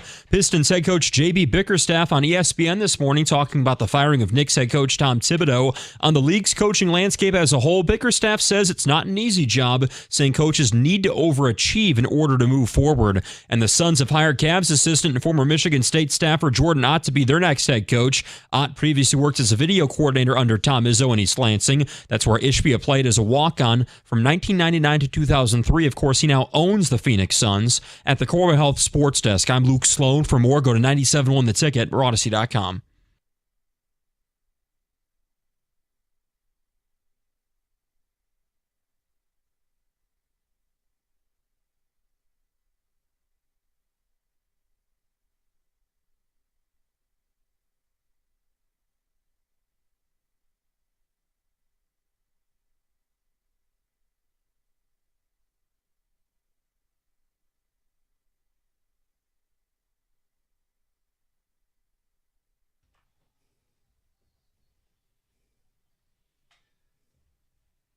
Three o'clock, good to have you. And if you're like most of America, you're probably not aware the Stanley Cup Finals begin tonight.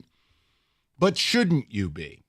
I actually, Kenny, I want to surprise you with something. I loved the way you spoke about this when I talked to you earlier.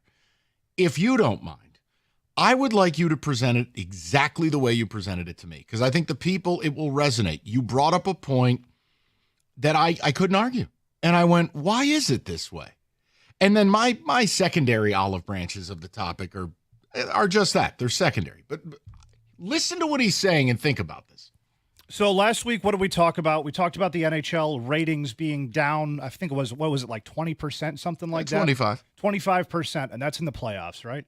So now we're going to the Stanley Cup final. You have the best player, maybe ever, one of the best players ever, for sure, in Connor McDavid. Best player in the sport that we've seen in decades. And he's going to be in the biggest series of the year, and ratings are down. Why is that? Can you explain it to me like I'm 5? Sell me this pen. What's the reason that ratings could possibly be down for the what I believe to be the best playoffs in sports? And that's me being a hockey guy. I can fully cop to that. But best player in the world, most important series in the sport, and ratings are down. Can you explain to me why? Rico Beer, because you have the same reaction I do when I talked to him earlier. I go, I don't get it. Kenny, because your sport doesn't know how to sell itself. You had the world watching for the Four Nations. And how did you follow that up? You didn't. And that's another thing. And I'm glad you brought that up, Rico. I am glad. You Kenny. are a beautiful man. Here's why I'm glad you brought that up. Because you had non-hockey fans obsessed with the Four Nations. It was super entertaining. That one drew massive ratings, and now ratings are down after that. Kenny, let me help you out with this. So that was the same weekend. I took the trip out to L.A., visiting with some friends. We go to the bar. That was the Founders Summit. That was the Founders Summit, yes. Yes. Except for there was no founders, just some friends. And we want to watch the MSU-Illinois game in L.A., and the bar owner is like, I don't know what to do. We got the Four Nations on. So all the TVs are. So we had to beg him to give us a side TV so we could watch that. That's how big it was in LA that everybody wanted to watch this sport. Everybody's rooting USA. Kenny, that's a problem. Another problem, I think, is what's wrong with it is you have hockey in places it shouldn't be. yeah, I don't mean to sound like that guy, but you should have hockey. I think you put it best, your buddy. Hockey should only be in places where ice is at some point in the year. Oh, that's no, Mike. But it's because people in Florida. Do they really care about ice hockey? I don't know. When The you game's think ice sold hockey, out. I don't know, man. when you think ice hockey, do you think, you know what? My God, let's think Las Vegas. All I know is when I think Stanley Cup, I think Lightning and Panthers. Yeah, kind of. Okay. You know, I don't know, man. I'm just telling you. Look, here's the question. The greatest player, look, Pat Caputo knows more about hockey than maybe anybody. Caputo said Connor McDavid, and I want to make sure I got this right, said Connor McDavid is the greatest player he's ever seen. True or false? That's what he said. Okay. If that doesn't get you to watch hockey, what keeps you away? Why will you not wrap your arms around this? Look, I admit this. I'm rooting for Connor McDavid. I want him to win a Stanley Cup. Why? Because he's the greatest player without a title. Yeah. And I think he's too good to not have one. Now, here's the problem. People like Rieger will yell at me, well, it'll break Canada's streak of I'm not winning one in the last 32 years. I don't care. You can't count Rieger. Okay. Well, Connor McDavid, I think when you have that level last year. Yeah, I mean, you're right. You felt bad. But it goes back to, once again, Mike, the NHL doesn't showcase him. Like, you know who Shohei Ohtani is. Major League Baseball makes sure you know what he looks like. So what is the issue? People, if I ask you the question, what is the issue where hockey has the greatest player to ever play the sport? You are, in essence, watching Wayne Gretzky, prime, now. Not 1985, now. And the ratings are in the toilet. And, hey, guess what? Doug and Scott got more calls about effing cheese. Cheese! Not a player nicknamed Cheese. Literal dairy product cheese. Not Green Bay. That's what they talked about. Cheese. I'm asking you about Connor McDavid. I'm asking you about, you have to root for this guy, right? But what is it that people won't watch? What is it about that sport that keeps you from watching it? Like, it's as easy as it gets. Yeah. Oh, my God. Cheese. 248-539-9797. I think it's also the inconsistency. The fact that we had to wait this long just to get the Stanley Cup started. The fact that it's like, okay, the NBA starts off where it's like one game and then 4 days later. But after that, it's a rhythm. And you know, every other night, there's going to be basketball on. Every other night, it's either East or West. With hockey, it's just kind of, all right, we got time to play some hockey. All right, let's go ahead and put it on this week. So they never should have let an entire week go by and you just forget about it, because at that point, to use a horse racing analogy, Mike, NBA pulled ahead and took the lead. And now I don't know if hockey has enough to take that lead back. So why? Even though they have the best player, why? No, I'm asking. I don't have the answer. I want to know from the people what keeps you from investing in this. You have Michael Jordan on skates. This is every bit of Wayne Gretzky, and he's probably better. So answer me. Because, look, the other angle to it, these are my secondary little topics. Greatest player who doesn't have a title. If it's not McDavid, who is it? Mm-hmm. Because this guy, he's just different. And I am rooting for him. Is it wrong that I'm rooting for him? No, it's not, Mike. Please don't. Like I said, don't. If you're relying on Jeff Rieger to help you think, no, I don't. Then just stop. I don't rely on him for anything. Okay, but I do believe, because the average person would know McDavid if he came and delivered a pizza to them. And that's not a slight against Kenny Sport. It's just, it kind of feels like a slight. No, it's, the superstars, the league promotes their superstars. You know who they are. You know who Patrick Mahomes is. Whether you're a casual fan or not, you know him. You know who LeBron James is, whether you're a casual fan or not. You got to be a fan to know who McDavid is. Okay, so what keeps you from knowing? What keeps you from getting involved? Just tell me. And are we willing to lay down our swords, let Canada have some joy? Plus, who can root for the Panthers? They're the Niners of the hockey. Oh, really? Yeah, you cheat on the salary cap, just like you and Eddie DeBartolo and Okay, Carmen you know Policy. And you're privileged. And they also have no state tax, which is just a joke. You know what? And they're using this stupid long-term injured thing. We're going to be throwing rats on the floor. Let's go. John Van Beesbrook? Yes. 248-53, Ed Jovanowski. 248-539-9797. Oh, my God. All right. Let's get into it. Kenny's doing a great job screening calls. I got to wait for a second. I don't know if Kenny can multitask. I'm going with the Panthers now. Are you really? They're the Niners? Yeah. They already had their fun. Go to hell. Nah. They're a goon squad. I don't want to root for them. I'm tired of them. I want Connor McDavid to have a championship. Does that make me a softie? 97-1.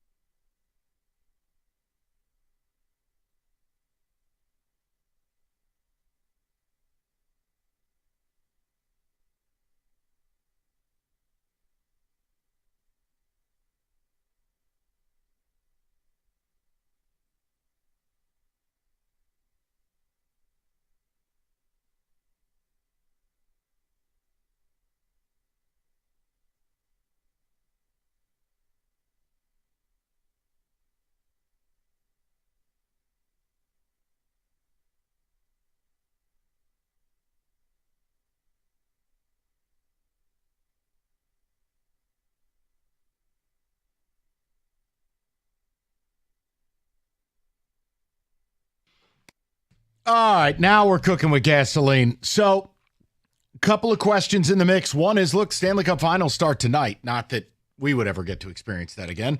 But Connor McDavid's the greatest player in any sport on the face of the earth. He's the greatest hockey player ever, potentially. Yet, no one's watching. Ratings are down 25%, and I don't think anyone is stopping what they're doing tonight to watch Stanley Cup Finals. Why? What keeps you from watching? Part two was something simpler. I'm rooting for McDavid because I think, and I know this sounds stupid, guys, he's too good to not have a championship. Like, he's not a bleep hole.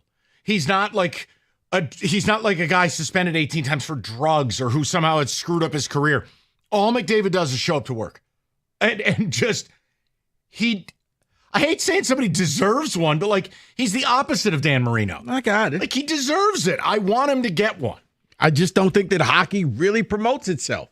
And that's why you have that. If you're not the hardcore fan, it's, oh, wait, the Stanley Cup, it's not over yet? And then you're like, oh, well, who's in it? And it's like, oh, okay. Right, so you say it's lack of promotion. Noted. I'd ask Kenny, but he's screening, so we're going to go to the people. Joshua's going to bat leadoff, 97.1. Josh, what's going on, buddy? Nothing much. Thanks, Mike and guys. So I grew up playing hockey, loved it way back, know a lot of stuff from it. But, like, so I want McDavid to win too, but I'm kind of hesitant with Edmonton because I can't stand Corey Perry. But, you know, I like McDavid more than Tkachuk and Marchand. And then the other thing is NHL hasn't really promoted. Like, if you think back in the 90s and stuff, it was Steve Yzerman and the Wings versus Joe Sakic and the Avalanche, or Sergei Fedorov and the Wings versus Brett Hull and the Blues. Like, there was always the name, and on ESPN they always had the picture of the player, not the team logo. Or now it's just like Edmonton Oilers, Florida Panthers. Not really promoting it with the actual players, just teams, and hoping that draws. I think they're doing it horrible. Okay, so it's Rico's point about promotion. Look, maybe it'll come back to that. Josh, I still think there's an element of it. And hear me when I say this, because I'm not pointing this at you or Rico or anybody. Mm-hmm. But it's not the easiest sport to watch if you don't know what the hell you're doing. Like, other sports you could just turn on and you know what you're watching. Hockey, there's a nuance to it. It's also, hey, it's hard to find the puck. Things move fast. Right. There are weird lines and rules. But Joshua, real quick, Mike, as you know, sometimes people are just sheep. And if you tell them this is what you need to watch, they're going to watch it. The NFL does a great job at that. Yeah. It's year-round. Hey, we'll come up with a list of our top 100 players, and we'll let you argue it out of which player is better than this player. They'll come out with the schedule release. They'll come out with different things to keep the interest there, and hockey just shows up to work. It's hard to argue. Josh. Yeah. No, I'm still here. Sorry. There's a little bit of hockey possible arrogance from up top or something. I don't know, with the people promoting it or trying to like, oh yeah, here's hockey, here's the stuff. Like, I know partially what at times prevents me from watching it is the availability of it. Like, oh, I have to go pay for this app or this app to watch it. Like, it makes it kind of annoying that they're not like on, you know, the mainstream of like everything's on Hulu. Oh wait, no, it's Hulu. I got to go to FanDuel or wherever. That all plays into. Yeah. Or Max, whatever app. It feels like it's been 20 years since it was taken seriously. It really used to get pushed out in the mid to late 90s. ESPN2 on SportsCenter every night, full highlight packages, NHL Tonight with Chicken Parm. Like, it was real. And even now, I mean, I've said this to you, Kenny, it feels like a redheaded stepchild. And you know what doesn't help either? Do you know when the third round ended? Do you know what the last game of the third round was? It was Thursday. We're on Wednesday now. They could have, I looked at the arena availability. They could have played the first couple of games over the weekend. Stop. Rewind for a second. You looked at the arena availability. I'm that petty. I was that upset because I was like, why am I not watching hockey on a Sunday afternoon here? A matinee, 4:00, game one of the final. Yeah. They're shooting themselves in the foot, actively shooting themselves in the foot. We have to wait almost a full week for the final to start? Are you kidding? It's not a real league. Yeah. Let's go to Dean, 97.1. Dino, what's up, buddy? Thanks for taking my call. Yes, sir. I've been watching. I'm going to date myself since Bill Kennedy had the movie when the Red used to come on. It's going back a while. We used to play hockey in the backyard, have fun, and we scored a lot. And since the pads have gotten bigger on the goalie, and the rules have changed about touching the goalie, and you can't do this, you can't do that, it's become boring. There's no three-point line where you can score like an NBA. The scoring's going down, so it's gotten boring and boring. It's no different than soccer. You watch soccer for a while, and you stop watching it because it gets boring. Hockey has become boring. Thanks for taking my call. Yeah, look, here's what I will say. I think the most overrated thing in the world is when people use the talking point, well, playoff hockey's the greatest of all. Okay, hold on. There's a very specific playoff hockey you're speaking of, and it's rare to find it. When you get into these games where it's up and down action, it's physical, it's fast, or God help you if you get into an overtime, yes.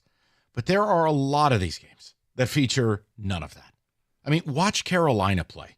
Don't sell me that that's something anyone wants to see. How about my team, who's made it to multiple conference finals in the last 3-4 years? The Islanders were a pestilence upon your television screen. Like, I hate the talking point. Well, it's the NHL playoffs.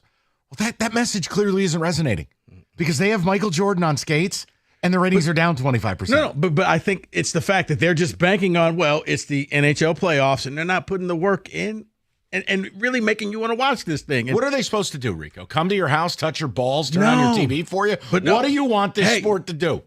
You know what, Kenny? Maybe they should just hire me. Since I ruin college sports, maybe I can help. You can fix hockey? I Is that can what you're fix going to hockey. do? I mean, you know, how about this? You know, Kachuk versus McDavid, just like the Four Nations. You get that interest back. You make people want to watch this thing. Because I did see, and they stumbled upon it. It's not like they even promoted it. It's just people kind of caught wind and was like, hey, this is kind of a cool little hockey tournament with the nations. I want to watch this thing. You got to make them want to. You got to bring a draw in rather than, it's playoff hockey. Okay, well, what about it? Who's playing? Well, it's playoff hockey. Well, okay, well, tell me who's playing. Like, Mike, it's just that simple. Promote it. Really put it out there. And, yeah, it's going to be just like in the Four Nations. You got Kachuk, McDavid. Let's go. But the commercials are good. That's the problem. They do. Have you seen them? They do really dramatic commercials. It feels like you're watching Gladiator. There's a disconnect here. It is. And maybe you have to go year round the way other sports do, where you're constantly promoting it in the offseason. Well, good luck with that. See, here's your other problem. It's like the draft. Who knows these? No one knows these players. It's like baseball draft. Yeah, I mean, look, my team's got the number 1 pick. Bob Schaefer. Who? Oh, he plays for Erie, Cornwall. And you're like, okay. But I just, that to me is a limiting factor too, is a lot of the talent pool, they're not even from here. Can you call hockey an American sport? There's another one. I don't know. It feels more global. It does. All the other sports are quintessentially American. Yes. It's more global, and it's more specifically, I mean, obviously it's more Canadian, but you get a Canadian person talking about hockey, and it's the biggest deal they've ever had talking about anything. Here it's like, oh, yeah, there's hockey going on. I forgot about that. Oh, yeah. Let's go over to Connor, 97.1. Connor, what's going on, buddy? Good afternoon, gentlemen. Afternoon. You know what? As Connor's my namesake, but if he was playing for an American team, I have Connor McDavid underwear. I mean, that's the one thing I'll agree with Rico about, or Rieger about, is you can't let a Canadian team win. I'm sorry. Oh, come on. We're really doing this now? So hold on. I understand it's fun to break their balls, but if any player almost demands that you root for him when he's not playing your team, isn't it McDavid? He's almost like before Ovechkin had a cup. He's too good to not have one. Yeah, maybe, but I think this year was tough with the Four Nations and all that. But I did have a list that I'd like to, as a member, a card-carrying member of the elite. Yes, I'd like to point out 4 things that I think is lacking this year. No scoring, like the last guy said. No original 6 teams, except for Toronto getting bounced instantly. There's not even the root against them markets like Philly or Boston. They're not there. No personalities. I mean, I love McDavid, but he's got the personality of Wonder Bread. And fighting. I think fighting's the biggest part. Like I talk to my girlfriend who doesn't give a crap about hockey. I talk to a lot of people. Like they want fighting in hockey. Okay, Kenny, I'm going to need you here now. Connor is. I was just laughing. Did he just call McDavid like Mike Trout? Yes. He is very boring. He is not very exciting as a player off the ice. He doesn't have a whole bunch of personality. Fighting, cliche, talking point, or reality? Somewhere in the middle. I like fighting, but sometimes there's too much. I thought what you saw at Four Nations was awesome. Who doesn't like fighting exactly? The league. They want to take it out. There's supposedly, they don't want to be known as a thug league. Not even that. It's not about the thug league. It's about like concussions, and they're worried about player safety. They should just be like the NFL and fake it. Seems like, looks like. I don't disagree. I'm a big fighting guy. I'll just sit here. 248-539-9797. We'll get more of your calls. Great feedback on this. Why is it no one's watching? And is Connor McDavid too good to not have a cup? Is it wrong I'm rooting for him? Yes, I would like someone to be happy. I feel like the guy's too good to be Dan Marino on ice. Because Dan Marino was a bleep hole. There's a big difference. Really? He contributed to his own losing. He never wanted a running game. You know these things. You're old as dirt. But he helped in finding that dolphin. Shut up. Okay. 97-1. Ace. Let's talk about. Why do I try? Let's talk about the Chevy dealer in the area that's been leading the way, Hamilton Chevrolet in Warren. Hey, take advantage of the unbeatable deals at Hamilton. Andrew and the sales staff want to be your Chevy dealer, and it's time to hit the road in style, and Hamilton is your go-to destination for top-notch vehicles and savings, sleek, powerful cars ready to conquer the roads, and Hamilton Chevy has them all from fuel-efficient compacts, rugged SUVs. Heck, now the summer is here, they even got the drop tops. They've got the wheels to match your lifestyle, and with Hamilton, you know you're getting excellence. It's not just about selling cars. It's about delivering an unmatched driving experience. They're more than just a dealership. It's a commitment to quality and customer satisfaction. Take advantage of Hamilton's great inventory of 2025 Chevys. The selection is best right now. You know what I always say. The best deals are found at 14 Mile and Mile. Go and see my guys at Hamilton for details. Tell them Rico sent you. More at HamiltonChevy.com. Chevrolet together. Let's drive.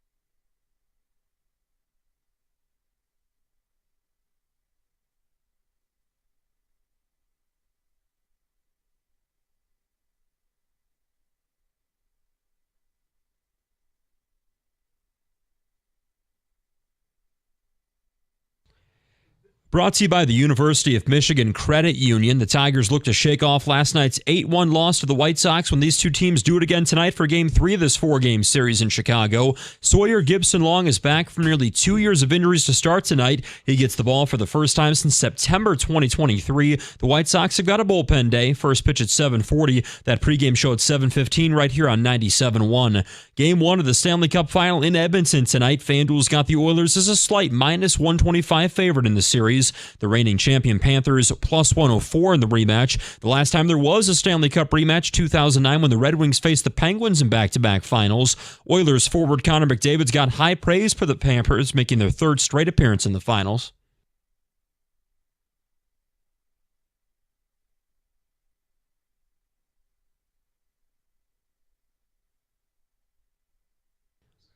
There are 5 former Red Wings playing in this series, including Jake Wallman, Troy Stecher, Matthias Janmark, and Calvin Pickard of the Oilers, plus Tomas Nosek of the Panthers. Puck drop 8:10 tonight, and it's week 2 of OTAs for the Lions in Allen Park. They were back on the field this morning. Tomorrow wraps up the team's second round of OTAs, and then mandatory minicamp starts next week. At the Corwell Health Sports Desk, I'm Luke Sloan. For more, go to 97.1 The Ticket or Odyssey.com.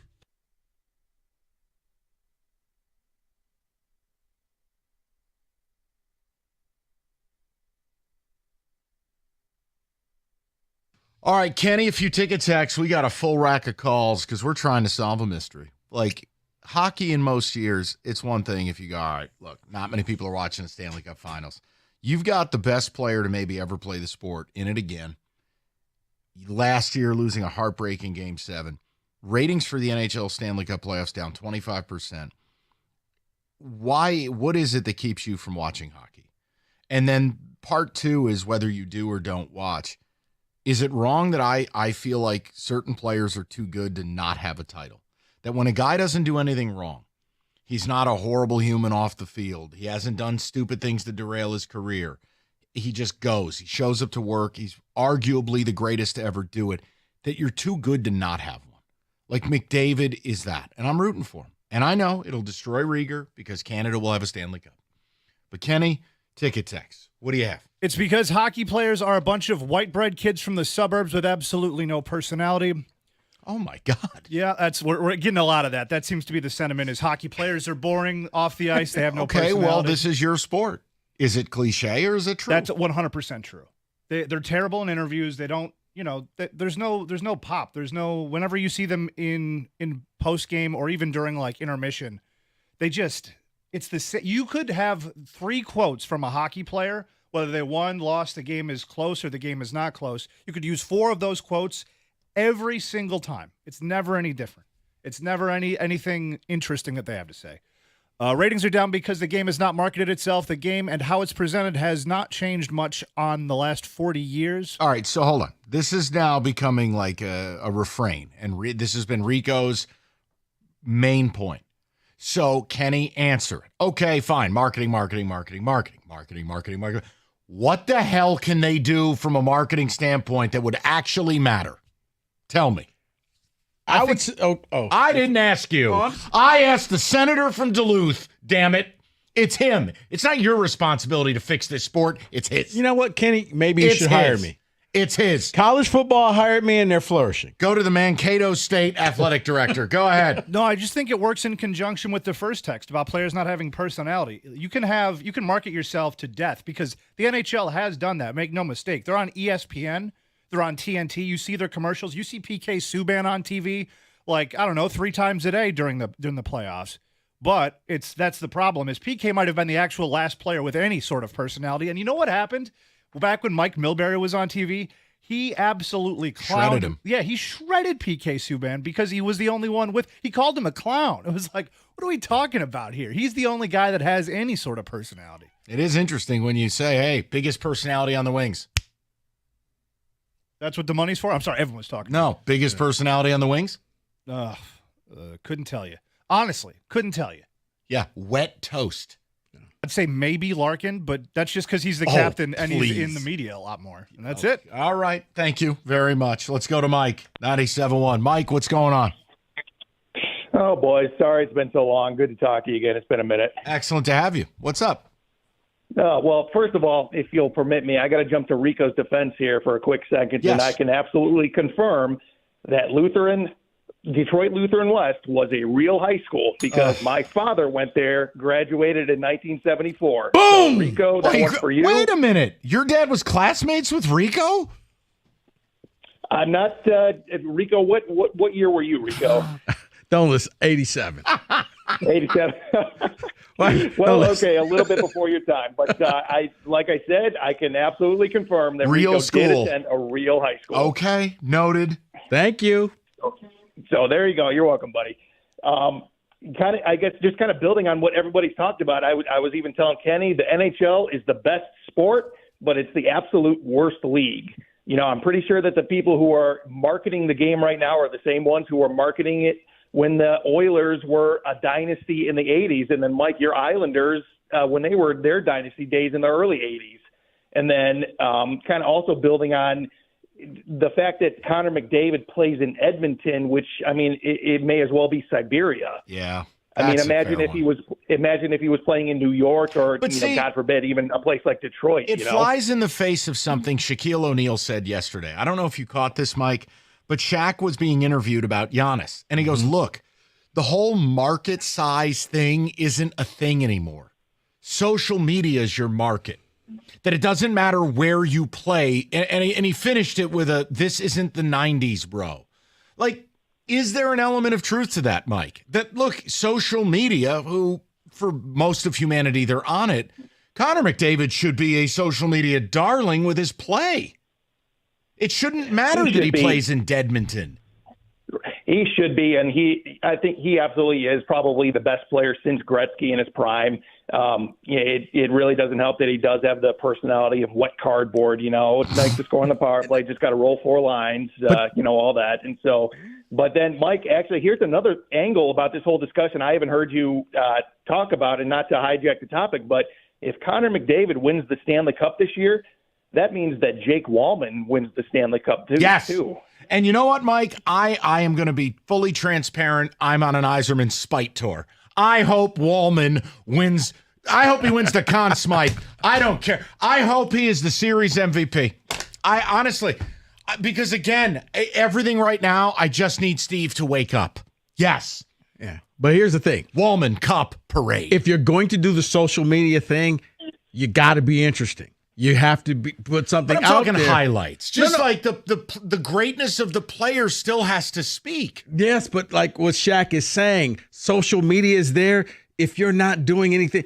And look, I know a lot of people hated the Kansas City Chiefs, but it was because Swift was there. And it was because they were interesting. And it was the things like that drew the casual fan in. And you know what? Maybe hockey needs, Kenny, and I don't know, maybe they have it, and I'm just like a Hard Knocks type of thing that takes you behind the scenes where you actually get to learn the players and you find out about them and their families and where they grew up and how the journey that it took to get to the league. So they did kind of something like that last playoffs, except they buried it on Amazon Prime so that like nobody watched even it. better. Perfect. So, but like, and that actually, if that would have been done on a better platform, I think that would have made everybody very happy. Because it showed a behind the scenes of Connor McDavid going, dig the bleep in, and he was yelling at his team, and it was like Jesus, this guy's on fire. This guy's electric. I never see that. We're going to look forward to the next game. Like that's all we get. But in that doc, you got that. But yeah, it's like the horse racing doc thing that you have, or the F1 drive. It's like called Race for the Crown. Will you put some respect on its name? I said horse. But no, I think something like that where you get to go behind the scenes, and every year they'll pick a couple teams and they do that. And I think you pick the teams with the superstars, and now I kind of get a behind the glimpse of, okay, this is why you guys have been talking about this guy. Okay, this is the best player in the league. Okay, I'll watch that. But just the highlights, I hate to say it, Mike, but I mean, when it comes to social media, you can see highlights all the time, but what makes you special if you're selling yourself on social media? What are you doing? Like Giannis. Dude, I remember like when he was going through saying, hey, the first time he had Oreo cookies and it got like over 1 million views because he's like, these are the greatest things ever. Oh, my God. Okay. But that's what social media is for. Idiots, exactly. 248-539-9797. All right, Northville Lumber, largest Trex decking outlet in the country. And Northville is Michigan's Trex Superstore. They stock all colors of Trex decking, railing, lighting. They have it all the time. Absolute lowest prices. Call Northville today. Get your deck built. Stop into the showroom as well. Take home some samples. You can call Northville Lumber, Michigan's Trex Superstore today, or simply go to northvillelumber.com. That's northvillelumber.com.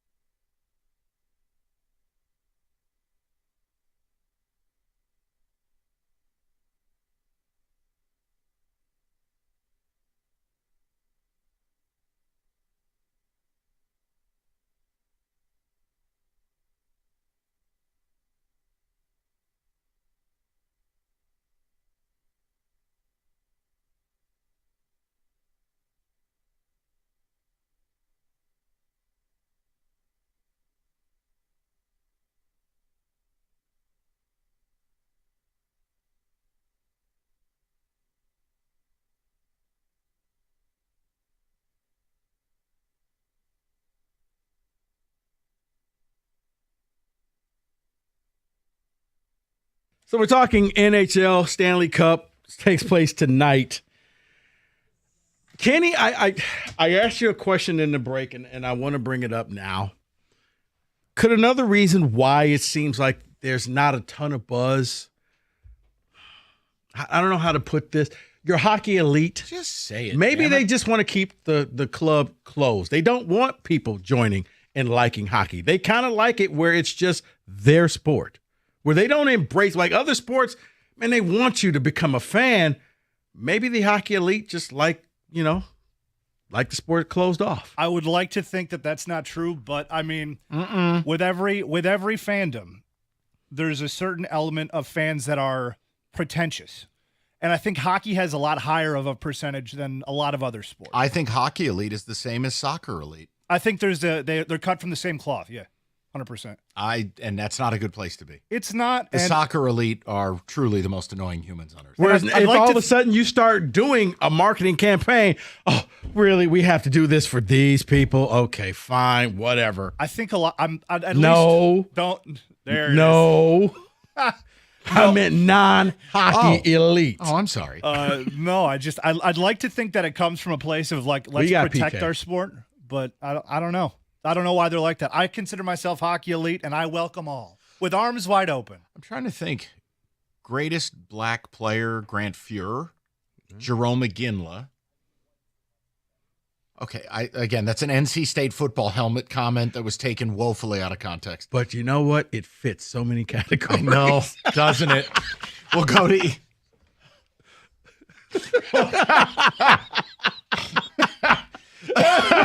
that actually the Hockey Elite's inner monologue? Yeah, that's a live look at Edmonton right now. All right, live look at Saskatoon. Let's go to Ethan, 97.1. Ethan, how you doing, buddy?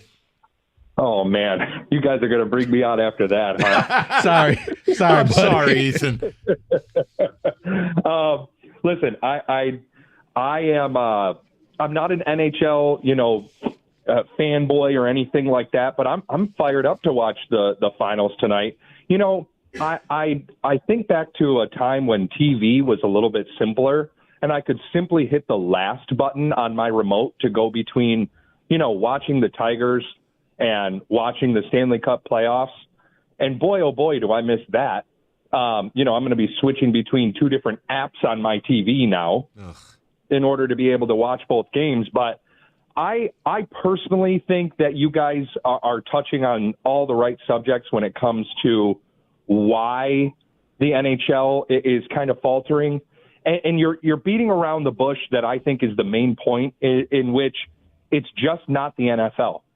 And I think with the availability of media and all the things that are at everyone's disposal at all times, if you are not king, the absolute king, which the NFL is, there's just going to be fluctuation.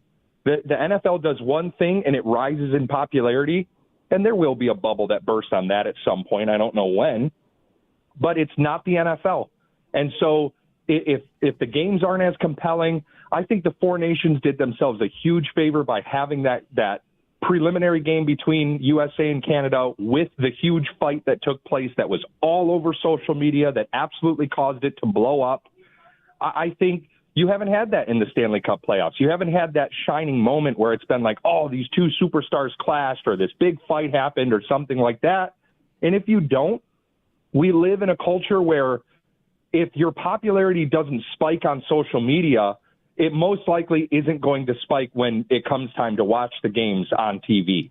And I think that plays a huge role in it. And it's probably something that isn't talked about enough.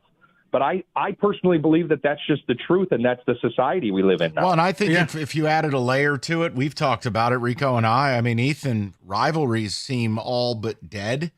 And I think there's too many teams in hockey. No, but Ethan, that immediately touches back on the point of why the Four Nations was so huge. It's Canada, it's U.S., the political turmoil that was kind of going on between the two countries at the time and everything. Yeah. It was just like everybody gravitated towards that rivalry aspect of those two teams. You don't have that in the playoffs. Well, there's Ethan, you kind of do, but you kind of do, but the rematch in the finals, right? But I'm saying you could go with the whole Kachuk McDavid thing with the fight, like everything that was Four Nations and everything that the people loved. You could highlight that, and you could really say, "Hey, if you remember this, well, guess what? You got it for a 7-game series." the U.S.-Canada thing. You're right. There's so much that they could do, but it's almost like, we're going to do it our way instead. I think Ethan's touched on something. Ethan, I think what we're going to go with is you want more political unrest for better hockey. That's what I took from this call. Yeah. And tariffs. I just think if you don't have that social media clip, if you don't have that thing that blows it up, that thing that just makes it like, oh yeah, I saw this fight take place and now I really want to watch this rematch of this game, and there might be a moment that happens in the finals that gives you that, right? You might get that huge spike. There might be something that happens tonight in game one that really attracts people to it. But I think if you're missing that wow factor, if you don't have it, and it can't happen, it can't be something that isn't natural. It has to happen naturally, and you kind of hope for that. And if you're not the NFL, you need it. The NBA has shown that over the last several years with their numbers plummeting. Yeah. No, and Ethan, in all sincerity, you're right. It's not the NFL thing is something every sport has to deal with. I mean, look, I think you could say the same thing about the NBA finals that are about to come up. I don't think anyone's watching this. Indiana OKC, and here's the problem. OKC is a wonderful story. They have the league's MVP. They have this young, exciting roster. They do play defense. They've been built out of ashes by Sam Presti. Mm-hmm. And guess what? Nobody cares. Nobody's going to watch it. No, but Mike, at least they didn't wait a week to get started. Hey, here's my problem. Rico, the fact is we shouldn't be playing hockey in June. We shouldn't be playing basketball in June. It's ridiculous how long these seasons go. I'm with you. But to your NFL point that it's not the NFL, they weren't the NFL last year. Why are ratings down 25%? That's what I asked you to figure. I don't know. A lot of anger. 248-539-9797. Ticket text. Hockey is turning into baseball. You only care about your local team. Once they're out, ratings will go down. I think there's a lot to it. I worry about that with hockey. Well, you be worried because I think hockey in a lot of ways mimics baseball that you don't watch your team every day. The only thing that they have going for them is that at least they have a passionate Canada fan base that will watch Canadian or will watch American hockey even in Canada. Once all the Canadian teams are gone, they still care. Well, also, I think both sports sharing the whole thing. You can't even really get excited about the future because you're not going to see that draft pick for some years down the line. Outside of the first 2 or 3 picks, yeah, no, that's absolutely the truth. Whereas NBA, NFL, hey, okay, I'm going to see that guy playing for my team next season. Yeah, we're just now getting like Mo Sider and I don't think we're going to get Danielson until like maybe middle of next year. Okay, I'm tired. You know what? I'm tired of hearing about Danielson. Okay, because everything I read is a middle 6 forward. You know what I care? I don't care about him. Trade him. I was going to say package him up. I am now in spite mode with the Red Wings. I don't even want to hear. Get rid of them all. I was screening a call, but I heard you're a little Wallman meltdown there. I like that. I'm in full Stevie spite phase, meaning I want things that get him to wake up. And we had to get rid of him. He's a bad guy. Get him out of our room. Right, but you duct taped a second-round pick to him, and a year later, a team gave a first for him. How big of a bleep hole can he be? You paid to get rid of him, and now he's on an NHL team's roster. Hello? Starting in the Stanley Cup final. Right. Yeah, I'm sure he was worth packaging a pick with. Yeah, that guy's a butthead. Yeah, and he's on, and you know what? A Stanley Cup team decided he wasn't a big enough ass that we had to keep him out of our room. You paid to get rid of him. They gave a one to get him. Let's give a one to get him and then start him as one of our key defensive pieces. Right, all in the Stanley Cup and then final. the best part, the best. You go out and do this Wallman thing, and your defensive core plummets into being bottom 5 in the league and the worst penalty kill maybe since the Mighty Ducks. Gordon Bombay, he was an offensive coach. Bash Brothers. So you're not a big Petrie guy. I prefer my defenseman with 2 legs. 248-539-9797. You've been in an auto accident. You're drowning in medical bills. You're dealing with an insurance company who couldn't care less about you. David Feminino, injury attorney, is the call you've got to make. David will fight for you. Get David, get paid isn't just a slogan. It's a fact. You call David at 855-65-CRASH, or you go to that website, getdavidgetpaid.com. That's getdavidgetpaid.com.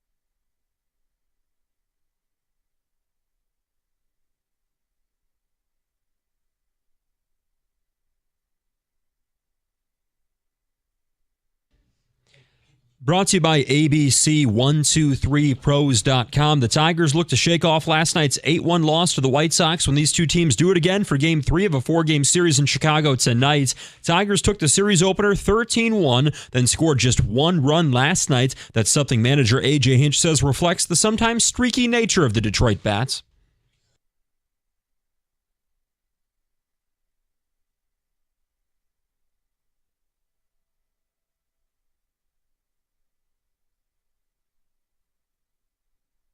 Sawyer Gibson-Long is back from nearly 2 years of injuries to start tonight for the first time since September 2023. White Sox have got a bullpen day. First pitch 7:40. Pregame show 7:15 right here on 97.1. ESPN has proposed a Lions trade for Bengals pass rusher Trey Hendrickson. Detroit will give up a 2026 second-round pick and a 2027 fourth that could become a third for Hendrickson and a 2026 fifth-round pick. The first-team All-Pro led the NFL with 17.5 sacks last season. I'd take that one for sure. Michigan will take the floor at Little Caesars Arena this fall. The Wolverines have scheduled a rematch with Wake Forest for November 11th downtown. Michigan lost to the Demon Deacons last November in a neutral site game in Greensboro. And Michigan State flipping 3-star safety Braden Thomas from Iowa State. The 2026 prospect hails from Cleveland powerhouse St. Edward Mike. A lot of former Spartans from there. Michael, Andrew, and David Dowell, and also Montori Foster. Good. A bunch of guys who stink. Hey, Montori's a Seahawk, I believe. The Dowells were great, gentlemen. At the Corwell Health Sports Desk, I'm Luke Sloan. For more, go to 97.1 The Ticket or Odyssey.com.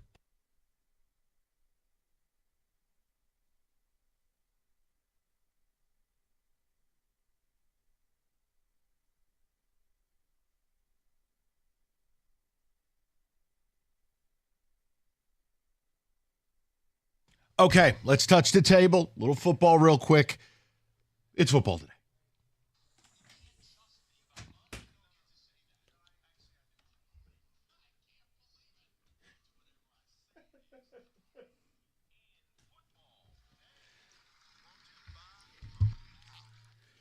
Okay, what do you got? All right, Mike. Sports Illustrated came out with 100 bold predictions for the 2025 season. We're not doing this in 8 minutes. I parsed through. Okay, and thank found God. Some of the All better right. ones. Okay, some of the more relevant ones for you. 1, New Orleans will finish with the number 1 overall pick for next year's draft, but they won't take Arch Manning. Why, he didn't come out? No, they're just saying they're going to go in a different direction. Now, for me, I think it's I mean, talk about a story that writes itself. He goes to play for Granddad's team in New Orleans. There'd be riots in New Orleans if they didn't take him. So I'm going to say no to this one. Is it possible they're the worst team in football? Man, does it sure feel like it. I don't even think that it's almost to the point where why try? Let's just go out there. I've reached that phase with my Giants. Thank you. You guys keep trying though. I know. I don't think New Orleans worse. is. I don't think they're trying. They're gonna roll Spencer Rattler out there. It's Tyler Shuck's time. Okay, Spencer Rattler. All right. Another bold prediction. Kyler Murray will play his final game as an Arizona Cardinal. They will move on from him. No, because I think they're making the playoffs. I'm going to stand by it. I think the Arizona Cardinals make the playoffs. Okay. No. Christian McCaffrey will be named Comeback Player of the Year. No, he'll get hurt again. Not just because I don't want you to be happy, but because that's what older running backs do. No, he'll get hurt again. Dude, he went to like Brazil for platelet treatment. Right. He did the Maglio Ordonez. He did the experimental surgery on a different continent. Mm-hmm. I ain't buying it. No, I'm just saying, but he came back in the best shape of his life. Kenny, Paul Woods drop. No. Okay, well, let's talk about young running backs then. Okay. At some point this late in the season, Cam Scatterboo will have a game where he carries the ball over 35 times. No. What is he, Lorenzo White? No. Just late in the season, you guys aren't really trying. You just put him out there. No? Nope. Okay. I'll say yes to some things, but these are not any of those. No. All right. The Houston Texans will have 2 guys that will be eligible at the end of the season for an extension. They will only sign one, and that one will be Will Anderson, not C.J. Stroud. Agree. Stroud has a lot to prove. That was not a good year last year.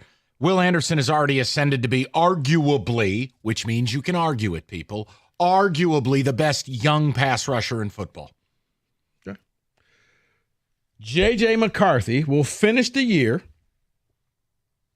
3,400 yards, 26 touchdowns, 9 interceptions. If he does that, the Vikings win the division.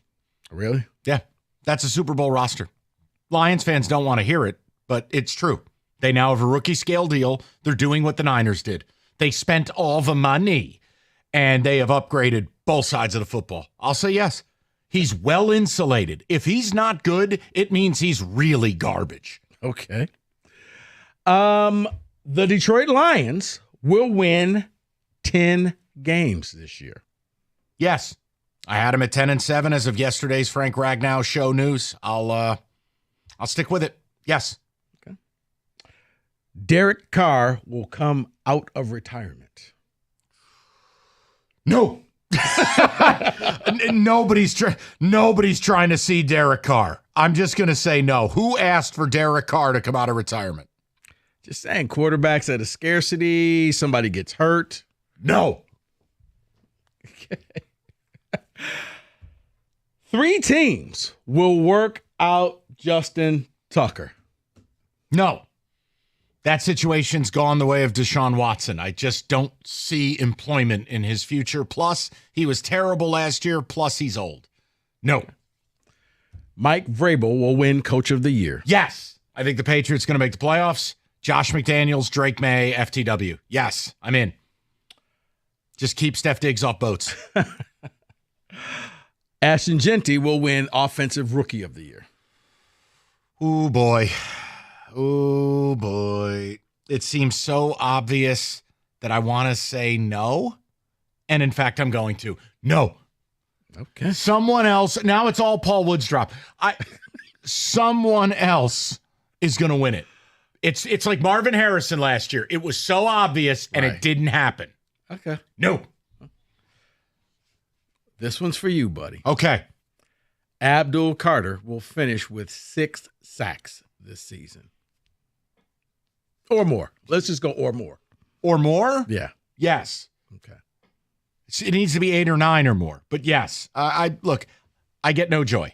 I wouldn't be surprised if Abdul Carter falls off a ladder painting his windowsills and never plays football again at this point. So, sure, Rico. Michael Penix Jr. will have a game where he throws for 6 touchdowns. Or at least score 6 touchdowns. This is there, not me. Kenny, hit it. There's no way I could ever.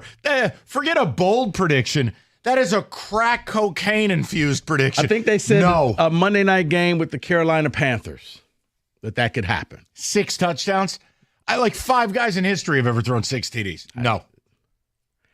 Anthony Richardson will win the Colts job out of camp, but lose it. He and Daniel Jones will finish the same amount of passing touchdowns, 12. No, because I don't think Daniel Jones has 12 total touchdowns in his life. No, hit it. Finai Sewell will win the inaugural Protector of the Year award. Yes.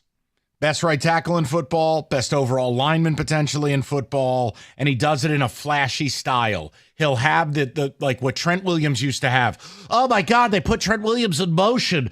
Oh, my God, Trent Williams is 30 yards down the field. Penei Sewell has those types of highlights. Yes. See, I would say no. Of course you would. No. Of course you would. Because it's probably going to go to the player on the best offensive line, and I don't think this offensive line is the best anymore.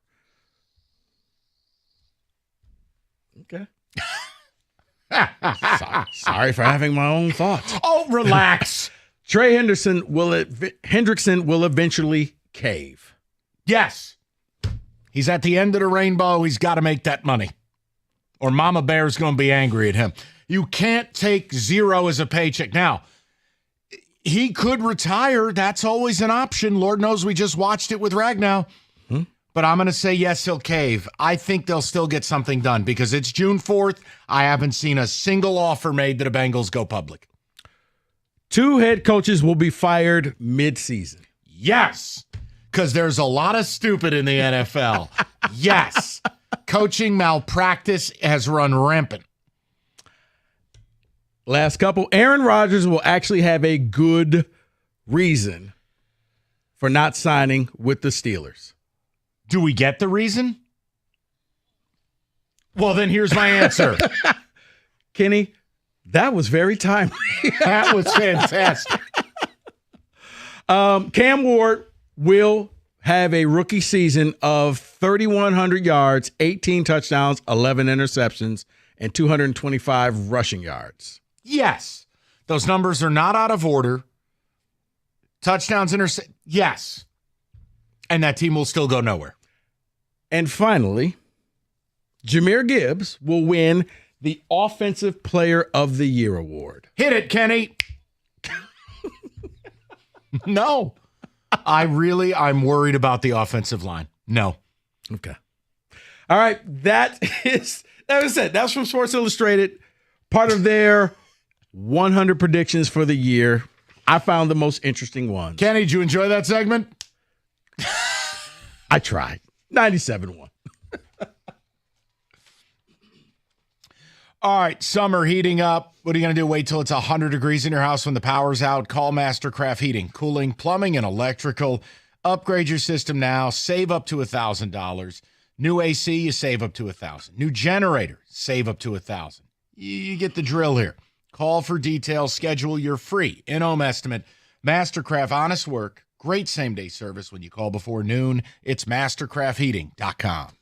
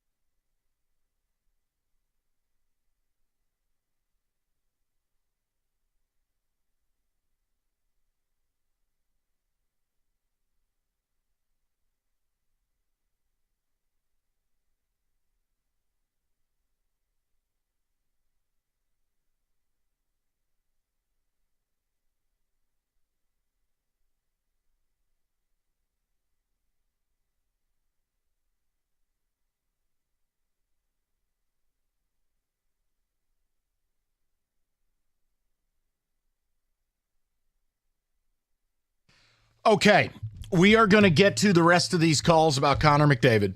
And 4:30, Evan has been hard at work. We made a joke about this yesterday. I hate press conferences. I mean, I think they are amongst the most useless things on the planet. Well, MSU has introduced its new AD today.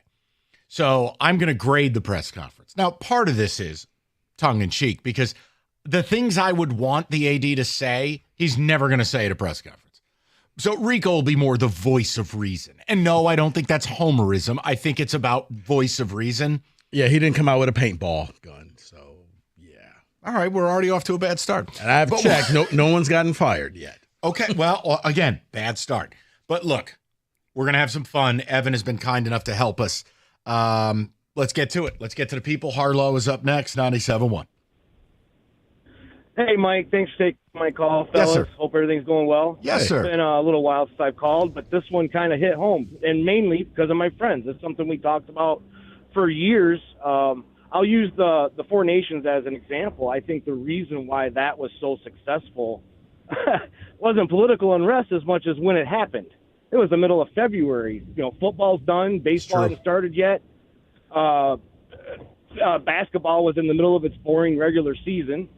And that kind of brings me to my second point then is if hockey wants to be more relevant, start a month earlier and end by the end of April. Get out of this overlap of sports. You got basketball and hockey at the same exact time. And myself and my buddies, we're all part of golf leagues. It's June. You're committed to doing those things. You want to get outside. You want to go fishing, go to the beach, go to the boat. Move your sport. I mean, we know they're not going to get rid of games. So just start sooner. Same with the NBA. Start 2 weeks sooner. Be done by the end of May.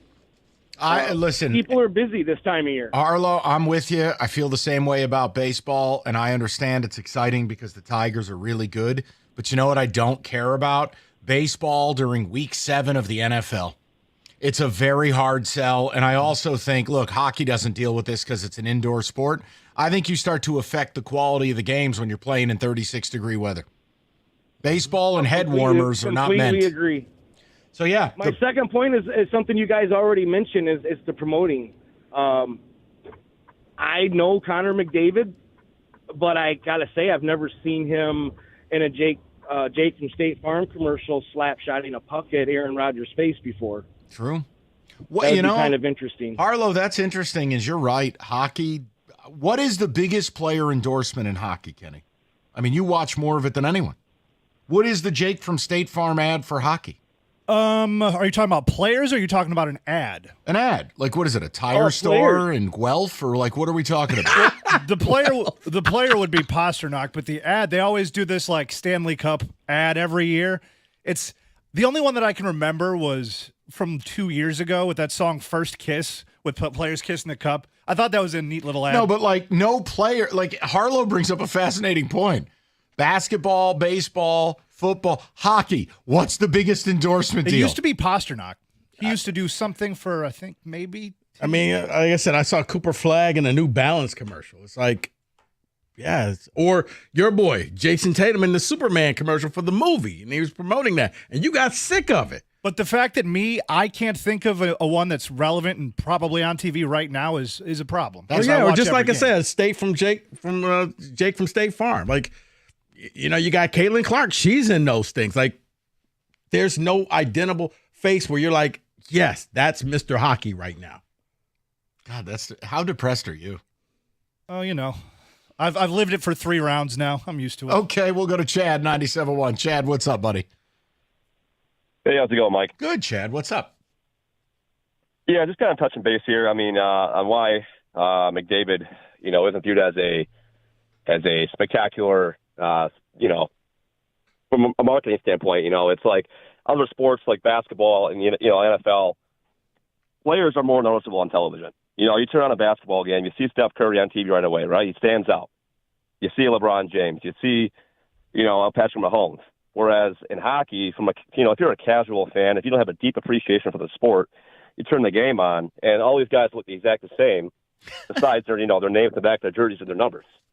That's all there is for a difference when you're watching a game as a casual fan. Yeah. And also, it's like, Go ahead. No, I think you're hitting on something too, is like if you don't totally know what you're watching, it's really hard to watch it for the average person. You don't need to know the nuances of football. You understand what's going on. Hockey, you got all these lines on the ice. The puck's hard to find. For the average person, it's not approachable. And the rules aren't consistent either, because there's guys that, like, you'll see a guy punch a guy in the back of the head, he'll get kicked out of the game, and then somebody will do the same thing in the very next game, no call. I mean, there's no consistency in hockey. But there's no consistency in any of those rules, Kenny. I mean, balls and strikes. Come on. Seriously. Pass interference, non-pass interference. There's a lot more pass interference rules in hockey than there are in that was a foul. This wasn't a foul in basketball. So the rules thing, I get what you're saying, but it's frustrating because I want to invite people into the sport, but people are like, I don't know what the hell I'm watching. How can I watch this? And that's just tell them to shoot the puck. You're also just missing the highlight reel plays. Like you don't have the highlight reel plays like you have in other sports. Unfortunately, that's just the nature of the game. You don't have the buzzer beaters. You don't have the posterizing slam dunks. You don't have the walk-off home runs or things like that. So the thing they used to, Chad, the thing they used to be able to market was some of the huge hits. The Scott Stevens stuff. That's all been taken out of the game. The Darius Kasparaitis hip checks gone. The fighting largely gone. And you're right. There's not enough scoring to really have that type of highlight package. Certainly the scoring is better than it was, but it's not 1985 again. Also, for the hits thing, it used to be a little bit like jacked up in the NFL, where it was like, all right, we probably shouldn't be doing that. No, but Kenny, I understand it. We're talking about just what would get people to watch. No one's looking to see Paul Correa die on the ice. No. Exactly what I was thinking, by the way. No, I know. Brutal hit. I know, man. It's just I don't know another way, because I don't know what you're selling. But you have the greatest player possibly in all of sports on the ice tonight, and you open the show saying ratings are down 25%, and this isn't going to be some big ratings thing. It's Edmonton and Paradise, Florida. And Connor McDavid's the ultimate example of that guy that called in, the caller. He's about to go very fast. That's Connor McDavid. That's Connor McDavid to a T. He's always about to go very fast. But he's very also exciting. got personality of, I believe the caller said, wet cardboard. That's pretty difficult. And with that's tough to sell on social media. Am I wrong for rooting for them? No. I know Canada would get a cup, but damn it, he's too good to not have one. But I don't know. You said the Panthers are like the Niners. They are. Cheating scumbags. All right, let's go. Unlikable. Let's go. Okay, then. 248. Let's go to Kent, 97.1. Kent, what's going on? Oh, boy. Kent, what have you done? Your call is very important to us.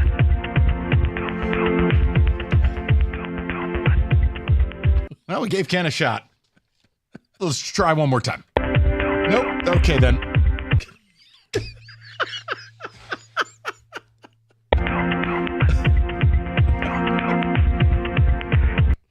Okay, then. We'll move along. There's a joke in there somewhere. Hockey, poverty sport. Can't place us on hold. It's a joke in there.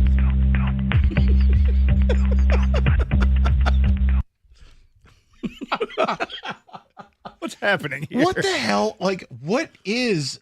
Because he's at work. But they're not saying your call is valuable to us. Because he's at work, so I think this is just... Is that Paul Woods in the background? No. Here, go ahead, do the Paul Woods remix.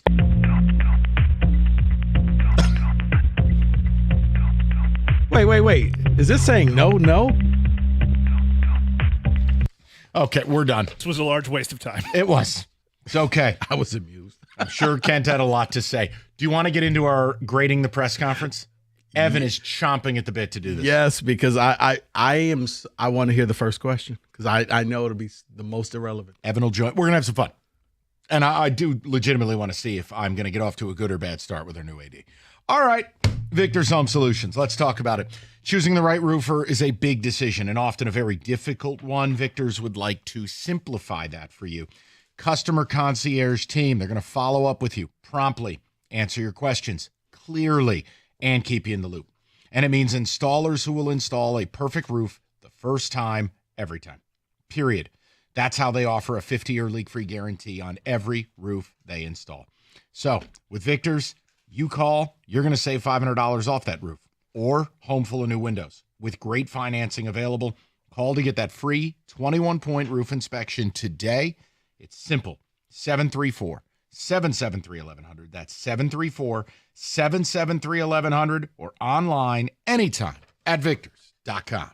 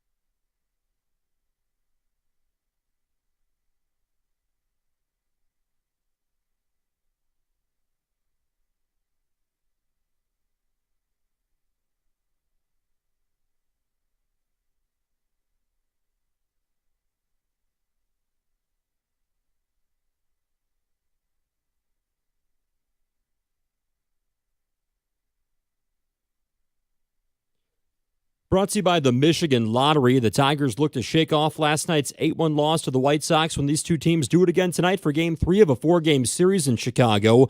Sawyer Gibson-Long back from nearly 2 years of injuries to start this one for Detroit.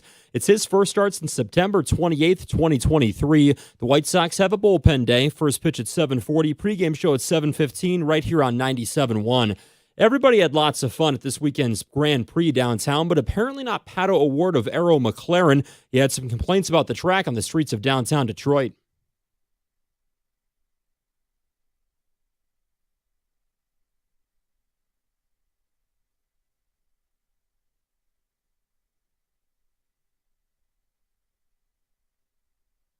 Now, O'Ward finished 7th in the race. That was won by Kyle Kirkwood of Andretti. And the Suns have hired former Cavs assistant and former Michigan State staffer Jordan Ott to be their new head coach. Ott previously worked as a video coordinator under Tom Izzo, which is where Suns owner Matt Ishbia played as a walk-on from 1999 to 2003. At the Corwell Health Sports Desk, I'm Luke Sloan. More at 5 o'clock or at 971theticket.com.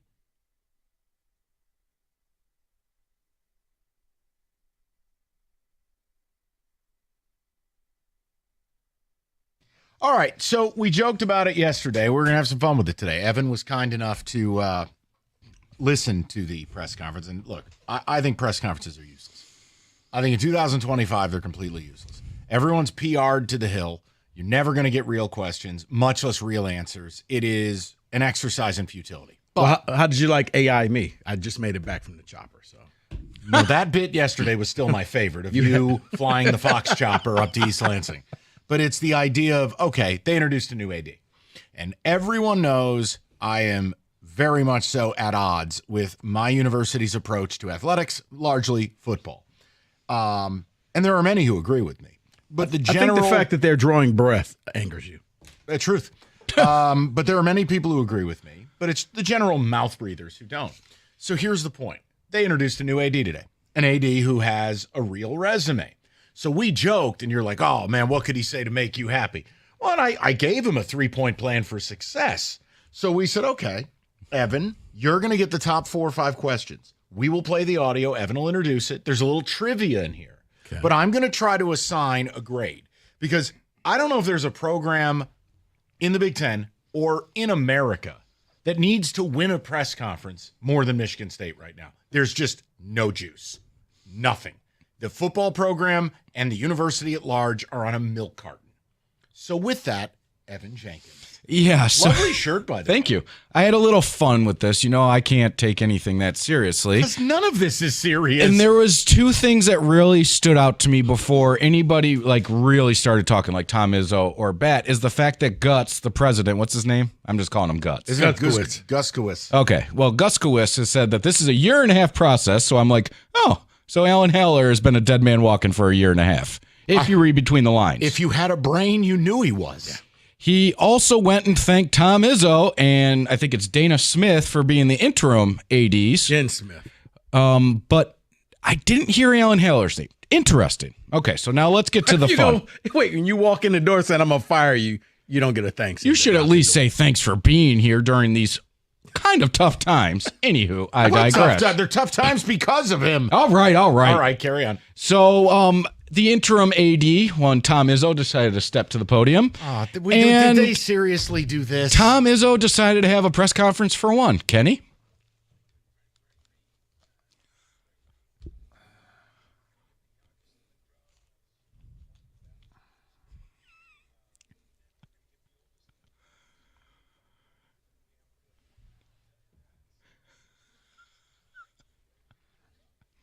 I'm like, I don't know who Gregory is or why he's getting a shout out right now. Gregory but Tom, Kelser, you could have said thanks before or after. How long was he up there?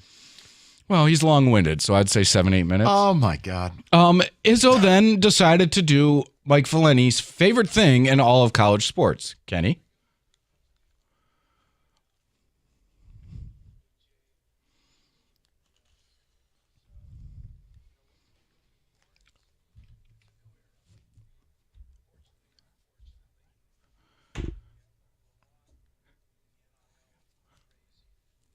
God, this guy will take every shot he can at that. I understand. Like, it's okay if you do radio, but do we really need this today? We're introing the new AD. Like, hey, congrats, you're here. You're taking over a lousy industry. Yeah, right. Ay, ay, ay.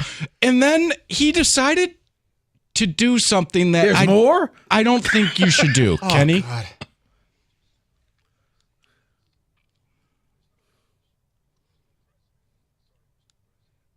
Do you have to call him Mr. President? Oh, God. Is this kind of like the chef thing? Make it end. No, he's not the president of the United States. It's respect, I guess. People call him coach. Okay. I guess. I just had to do that. Okay. Why is this So happening? now our guy stepped up to bat in Mr. J Bat. You like that? I see what you did. And I think he said something that you're really going to like, Mike. All right, I'll assign a grade.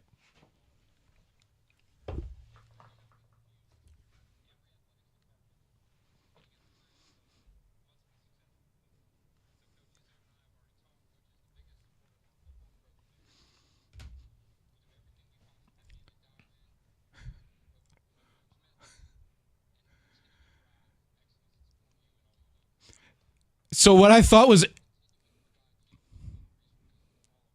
Got to get that in there. But what I thought was funny is that he said, I talked to Tom Izzo about the football program, but we're going to continue I think what he's saying is, I explained to Coach, hey, football pays everybody's bills. We're going to do everything you need. You're going to take a little bit of a back seat. Your program, it's humming. That one, not so much. That's lip syncing. I will give it a B+.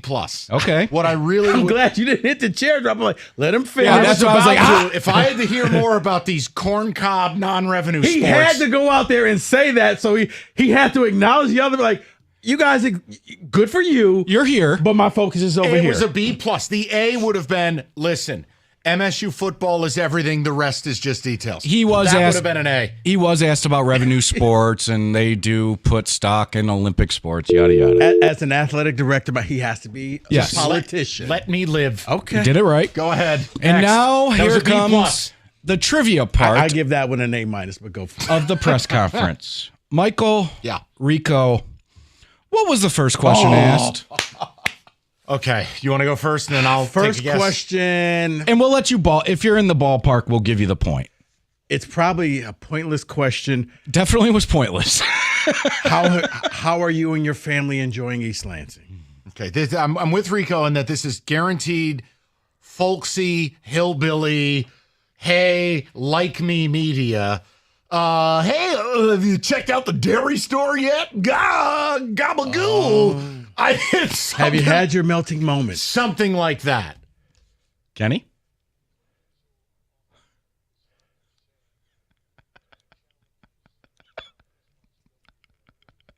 Oh, God.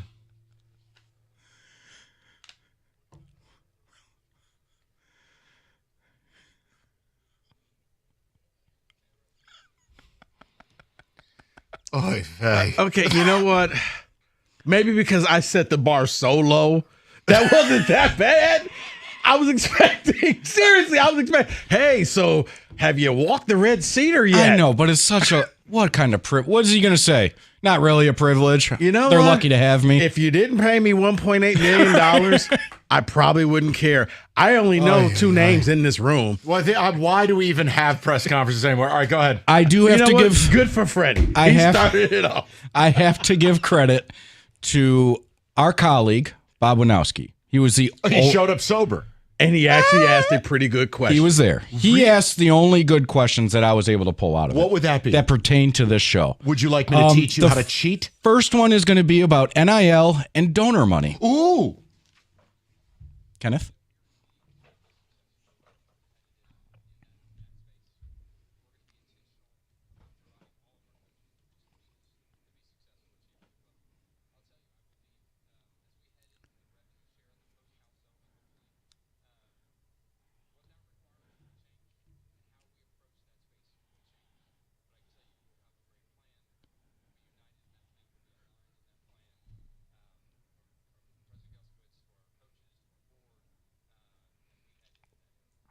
C plus B minus. Not good enough. It seems like it's very important. A little bit of word soupy. It's word soupy. You need to throw the gauntlet down We will not be an also-ran. We are going to compete with the best programs in America. So get your effing wallets open and let's go bring the thunder. You had it and then you just took it too far. But yes, that's a C+. How he started it, you expect it was a little word soup. He did. And he should have pointed at Smith and said, if your bum ass doesn't spend this money, you'll be on the street. All right. C+. He did say Michigan State is a top 10 athletic program in America. Then act like it. I repeat. Act like a man. They're a top 10 program in America. So he did say that. Okay. Well, then finally, how to push football forward.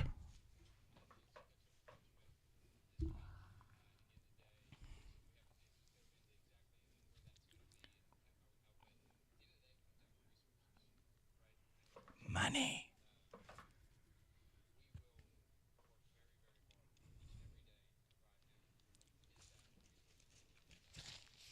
Not good enough. C-. Isn't that what you wanted, though? No, I want him to say straight up, we're going to have the resources because anything short of championships is unacceptable. All right. Well, that was the highlights. I mean, it was pretty dry, dude. Just get to work. Raise money. That's coming in on hot. Like, wow. Championship or bust. That's it. You probably got more sport-oriented questions when they broke off into the scrums and stuff, but they didn't show that. Listen, his resume is impressive. I'm excited he's there because I couldn't take any more of Paul Blart. The bottom line is, show me. I did like he made an admission that, he played soccer at North Carolina? Yeah, he won a champ. I think he was a national champion. Yeah. He goes, I was there more for the GPA than the actual play on the field. And I'm like, oh, he does get it. He understands it. Well, I like the fact that he came out there, acknowledged the other coaches, but we got to get football better. Any other commentary about knocking the stadium down? Okay, then. They said they were going to. Kenny is on point today. They were going to build a statue of Mike Valenti out of it. I don't need any of it. I want a program that I can holding watch. the pitchfork, or what are they? A Spartan spear? Yeah, I want to burn it down. But it's going to go in the bathroom next to the trough. Do they still have troughs in there? Yes. Is that not the worst thing in all stadiums? You know what, Evan? I don't know. I don't use that. Oh, well, either do I. That's why I'm asking. Excuse me. I thought they upgraded all around, but apparently Mike still goes to the one bathroom with the trough. Yeah, dude, come join us, man. Yeah. Okay. Bigwigs, we're eating brownies, steak. Listen, I love you. I love you both, okay? We're hobnobbing with everybody up there. I'm like, let's go. I love you both. You're both wonderful people, all right? So I would say it was a C in my opinion. I was dying out there. It's C+. That's bad. That's not good enough. It was 34 minutes of Look, it's what he does, not what he says, but that didn't inspire me. What if he would have came out and been like, I got $10 million for the best football player in America? I'm in. Come to Michigan State. I like the fact he came out and said, got to get football better. Yep. I'm going to give it a higher grade than that. All right. He didn't do the whole, we're all equal. Kenny, I'll take care of this momentarily. All right, we're a little over time. Evan, thank you. I know that's a ball breaker. 97-1.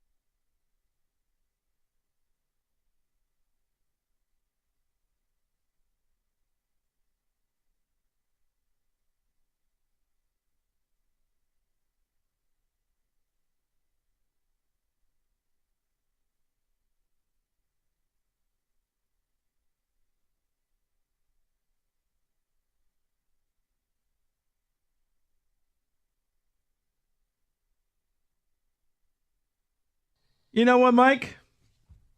Yes. Let's go with the theme of playoffs.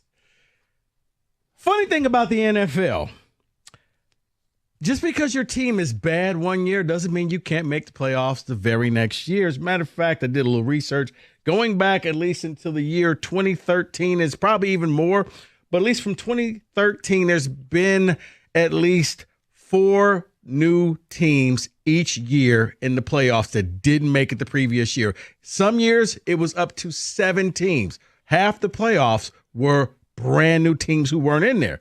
So let's have a little fun. Oh, yeah, this is great. Go ahead. Kenny, let's me and Mike try to predict who's going to be, let's just say this year there's going to be 5 teams that didn't make the playoffs that will this year. Let's start off in the AFC, and we'll go with Miami. No. I don't like anything their offseason has been. I am done waiting for Tua to stay healthy. Tyreek, I don't know if he's on the team.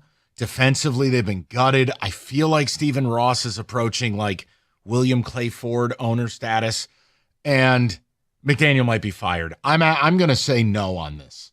I am going to also say no, primarily because you brought up Tua's health. That's kind of what it hinges on for me. It's at a point where, for me at least, I'll believe it when I see it. So I'm going to say no. Okay, let's go with the New York Jets.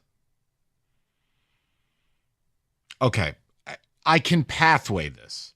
A, I have a lot of respect for Aaron Glenn. B, when you look at what happened to their season last year, things went toxic. It was septic. If I remove all that, they have the ability to have a top 10 defense. Your man, Justin Fields. Can Justin Fields be average in what looks like a soft AFC East? We just said no to Miami. I can't say no to everybody. I'll say yes. I am going to say no to this one also. This is going to be, to me, the way I have this, and I see the pathway that you took, Mike, to get them into the playoffs. I tried. I know you did. For me, it's going to look, I would guess, a lot like the Lions looked the year before they got in, when they beat Green Bay at the end of the season, they ended their season. That's actually really fair. They could have a really good year. That's really fair. 8, 9, 9, Something and 8. like that. Just I'm not trying to missed. be mean to the Jets. I think that's the right way. And okay, you've actually now convinced me to go to your side.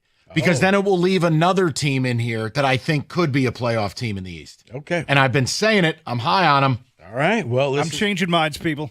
Let's just go. Hearts and minds, Kenny. The New England Patriots. That's my team. I am a complete slap for Drake May. I'm a slap for Mike Vrabel. I like the offseason. And I think Drake May is going to blossom. I'm going for it. Patriots going to be a playoff team. And that is where you now align with me, because that's the pathway I was forming when I said no to the Jets. Let's go to the garage and do some karate. Yes. All right. We just become best friends. I'm a believer, and Josh McDaniels being back matters. The Cleveland Indians. Cleveland Browns. I'm not even dignifying that with words. I agree with the senator from Troy, New York. Yes. No. I'm Paul Woods. No. Jacksonville Jaguars. Uh-oh. Okay. It's possible. Yes. Liam Cohen. It's the same thing we just talked about with Josh McDaniels. You get these quarterback gurus, they can repair people. How do we know it? Jared Goff collects a paycheck with Ben Johnson. They can do it. It's a soft division. Do we really trust Houston, who got rid of every O-lineman? This is the last stand for sunshine. Give me Duval. You're saying Duval. I'm not doing the Liam Cohen. Duval. Kenny? No, do we still have him saying sure Duval? it's in there somewhere. Let me look. Hold on. No, I'm out. I don't think this is the year for sunshine. I've fully given up on sunshine, I believe, actually. All right. So Mike has 2 teams. Kenny has 1. Let's go. I don't have it on here somehow. Let's go to the Tennessee Titans. Data, baby. No. I'm just that's one of the rare ones. I'm just out. Yeah, completely agree. Okay. I'm Paul Woods in this situation. No, I'm Paul Woods. It's a rookie QB. The infrastructure's not there yet. I'm just going to say no. I'm not trying to be No. Let's go with the Las Vegas Raiders. No. no because I have another 2 teams in that division I would pick. I'll say no. I don't get the Pete Carroll thing. I don't get what their offseason has been. I mean, I love Ashton Genty, but really? No. Brock Bowers. Receding hairline. No. The receding hairline, I could work my way into a path for them to make I'm not saying it's impossible. I lean more yes here. Maybe You that makes do? me an idiot. Yeah. You like old gum chewer, huh? I don't like him, but he knows how to win games, man. That Okay. that means something in this league. Kenny has 2 teams. Mike has 2 teams. Let's go with the L.A. Chargers. Yes. Look, I don't have to like somebody to respect their ability. Jim Harbaugh's a damn good football coach, at least at the pros levels. Hasn't had to cheat to win there. I think they're absolutely a playoff team. And frankly, they could unseat the Chiefs. So, yes, all in on the Chargers. Bolt up, or whatever it's called. Yeah, if it walks like a duck, man, that team looks like they could be a playoff team. I agree with Mike. Yes. Maybe this is Kansas City being vulnerable. Maybe they just take the whole damn thing. I don't know. Okay, so we're looking at the we haven't even got to the NFC yet. Denver Broncos. No. This is a regression for Bo Nix, and I can't handle Sean Payton anymore. What does that visor do in Denver? It doesn't keep your ears warm. It doesn't keep the top of your head warm. It makes no sense. So Out. Is this on the list? You can't win with a visor? I don't like coaches who wear visors. They bother me. Yeah, no, I'm out on this one as well. All right. And last team in the AFC, Cincinnati Bengals. Oh boy. Yeah, they've got a shot to do it. Yeah. So Mike has 4 teams in the AFC. All right. I know. I'm trying to be open-minded, and then at the end of this, I get to clip 1 or 2. But yeah, Bengal bounce back. My problem's the defense. My God, is that defense bad. That's my problem. That's why I'm saying no. Maybe, Mike, you're not the negative one on the show today. It's me, because I guess I have, 3 from the AFC? Mike has 4? No. Mike, yeah. So you're saying no, Kenny? Yeah, you got 3. Mike has 4. All right. NFC, can we lump a few in together? Go ahead. And just kind of say no? Can we put the Giants and New Orleans? Yes. No shot. Okay. No Kenny, shot. no. Okay. Dallas Cowboys. Tough. It's tough because it's a new coach. You might get the new coach bump. But I'm going to say no, because there's already 2 teams in that division that are worlds better than them. And we all know the North could get 3. So I'm going to say no. This is the thing. The North here is the only division where I'm like, 3 are getting in football. So that's where I could So be you more want your automatic choosy. qualifier? Yes. Old Ryan Day. Go ahead. Yeah, I'm out on this one too, no. Okay. Chicago Bears. Yes. I think it's very possible. I got to keep them in the mix.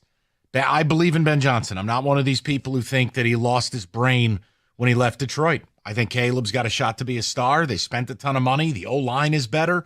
I'm going to go with it. Yeah. I'm going to use the same comp that I did with the Jets. They're right there, but they're knocking on the door. See, I wanted to say that, Kenny, but I didn't want to spoil it. So, yeah. Okay. Let's go to the ATL, Atlanta Falcons. Yes. Your guy's going to lead them to the playoffs. Yes. Michael Penix. And they got some pass rushers. I'm in. Their quarterback play was so bad last year. That's the only thing that kept them out. They're making it. Yeah, and the addition of the pass rushers, yeah, I'm in on them. Okay. Kenny is in as well. Carolina Panthers. No. Paul Woods. Not ready. They'll be improved, but no. Kenny. No, Paul Woods. Seattle Seahawks. No. It's just a complete seed change. I mean, you got rid of your quarterback. You got a ginger idiot now. You traded DK Metcalf. I don't know who's catching the football. I'm just saying no to it. I've checked my notes. You actually can't win with a ginger, so I'm also saying You no. can't. It's science. The Arizona Cardinals. Yes. Short kid season. It's time. Even though Kyler looks like he wore his daddy's football helmet to work, they invested on the defense, and it's going to pay off. Red zone. Cardinals. Yes. Double box. Still don't believe in Kyler. 7 hours. The helmet's too big. I'm going to say no. Okay. And last team, San Francisco 49ers. No. Christian McCaffrey's hurt by week 4, and I don't want you to be happy. No. I'll take the logical approach instead of the I hate Rico approach. I'll say yes. It's not hate. I'm just tired of him enjoying football when I don't get to enjoy it. You do. No. Okay. Well, Mike, that means looks like you're going to reshape the playoffs 1, 2, 3, 4, 5, 6, 7. Half the new teams will be teams that weren't there for you. Kenny, you got 6 teams. 5 teams, actually. You only have 5 new teams from last year. How many is it normally, if you had to guess? It's normally like 4 or 5 teams. All right, so I'm right there. So Kenny's right there. Mike, occasionally there's I think the high has been 7 teams, and Mike is going with the high. I went over the top.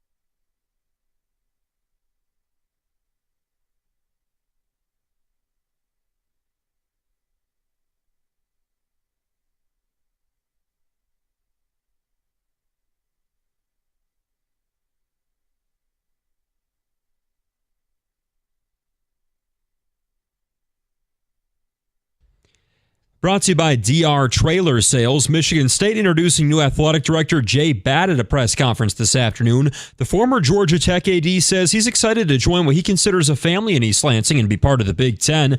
Batt expected to have his contract approved by the board during their meeting next week in Traverse City. Tigers look to shake off last night's 8-1 loss to the White Sox when these two teams do it again tonight for Game 3 of a 4-game series in Chicago. Sawyer Gibson long back from nearly 2 years of injuries to start this one for Detroit. His last start, September 2023. White Sox have got a bullpen day. First pitch at 7:40, 7:15 pregame right here on 97.1. The Lions signing some insurance in the wake of center Frank Ragnow's retirement. Veteran interior lineman Tristan Colon is headed to Detroit on a 1-year deal. He played in all 17 games last year for the Cardinals, starting 7. Colon has 4 career starts at center. Pistons head coach J.B. Bickerstaff on ESPN this morning talking about the firing of head coach Tom Thibodeau of the Knicks. On the league's coaching landscape as a whole, Bickerstaff says it's not an easy job, saying that coaches need to overachieve in order to move forward. At the Corwell Health Sports Desk, I'm Luke Sloan. For more, go to 97.1 The Ticket or Odyssey.com.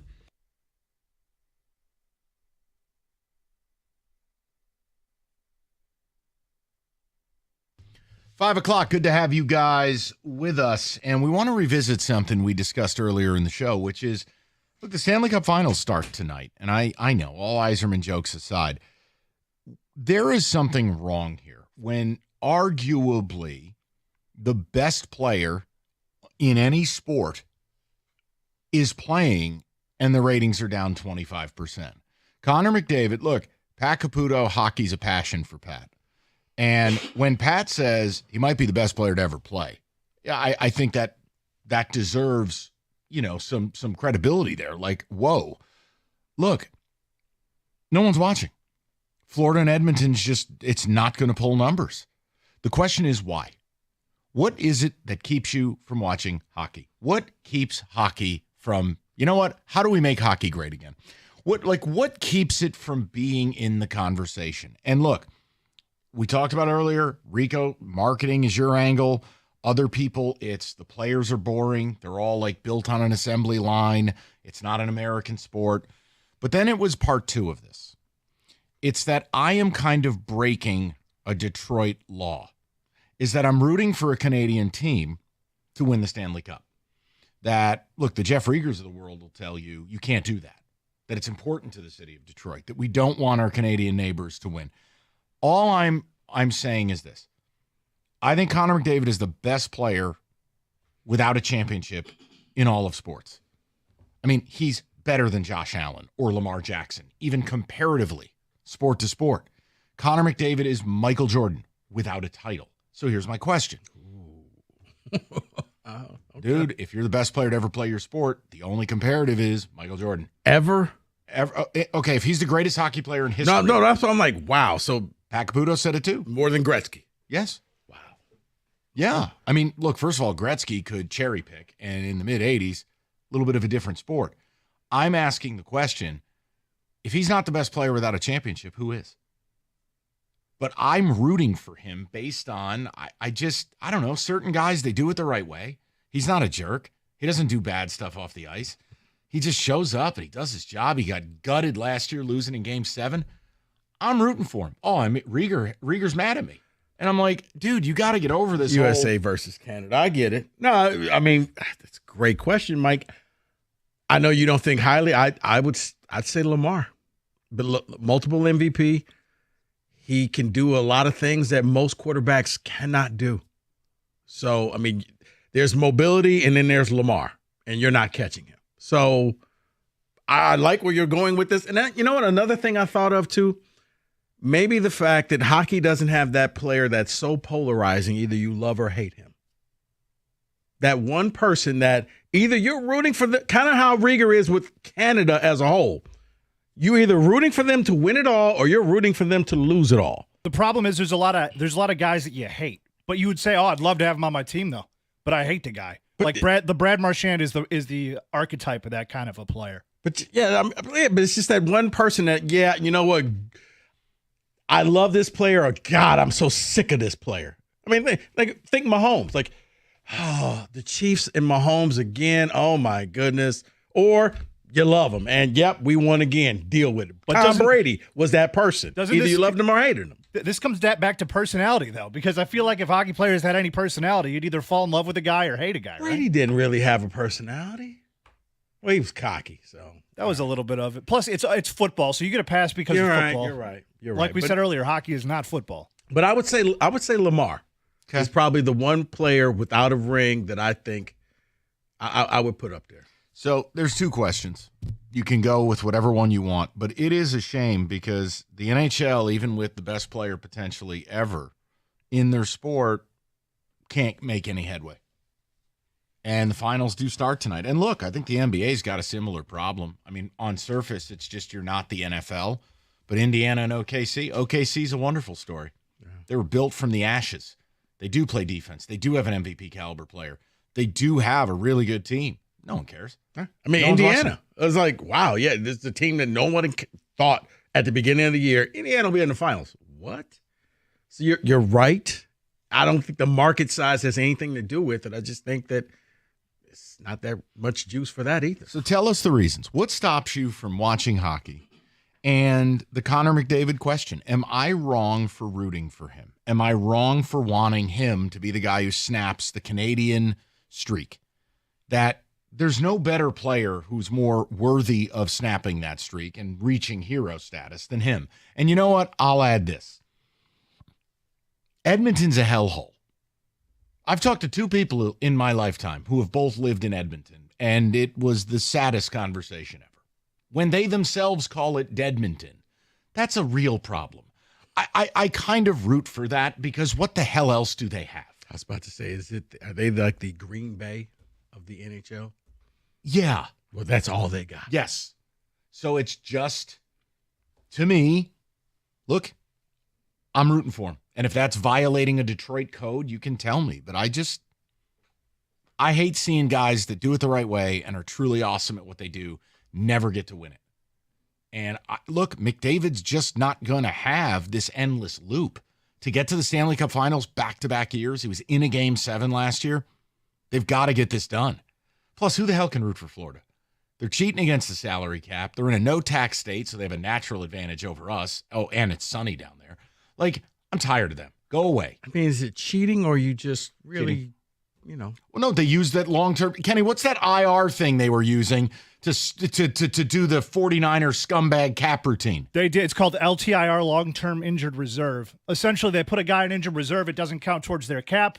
Then they bring in a whole bunch of guys, and then once the playoffs start, the cap doesn't exist, so they have a bunch of extra players now. That's just called, They're operating within the rules. That's called trying. That's called thinking outside the box. Right. Okay. You can win titles that way. They did it. Or Vegas being did Eddie it. DeBartolo Jr. Okay? I've had enough of you, your team, and your ilk. 248-539-9797. Come back clear of the year. That's right. We'll get to the people next. Rico, take him to church, will you? All right, sports fans, listen up. Is your internet performance on a losing streak? Dropping connections, the streams are lagging, missing all those game-winning plays? Not with Xfinity Internet. We're the champions of Wi-Fi with the best in-class equipment. Whether you're live streaming the game, video chatting with your fantasy league, or downloading the latest highlights, Xfinity Internet means no timeouts. Do more of what you love faster than a touchdown dash. And if you're Xfinity mobile MVP, even better. Xfinity brings the power of internet and mobile together, so you got the victory level speeds at home and on the go. Combine Xfinity internet and mobile and supercharge your phone with Wi-Fi boost for that winning edge. It's gold medal speeds with reliable home and internet and secure game-ready network on the go. Ready to score big? Call 1-800-XFINITY, visit Xfinity.com, or just drop into an Xfinity store today for more details. Xfinity, the Wi-Fi is booming.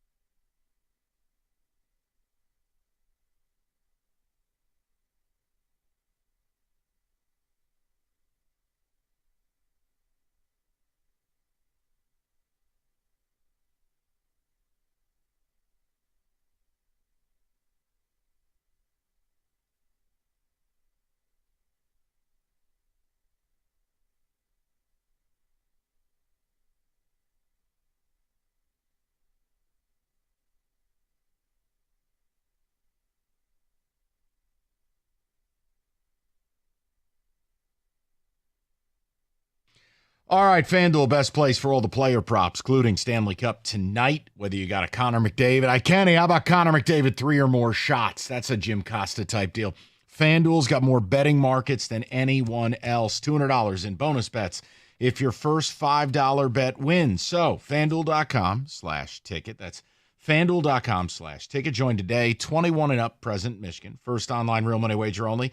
$5 first deposit required. Bonus issued non-withdrawable bonus bets that expire 7 days after receipt. Restrictions do apply. Sportsbook.fanduel.com. You got a gambling problem? Call 1-800-GAMBLER.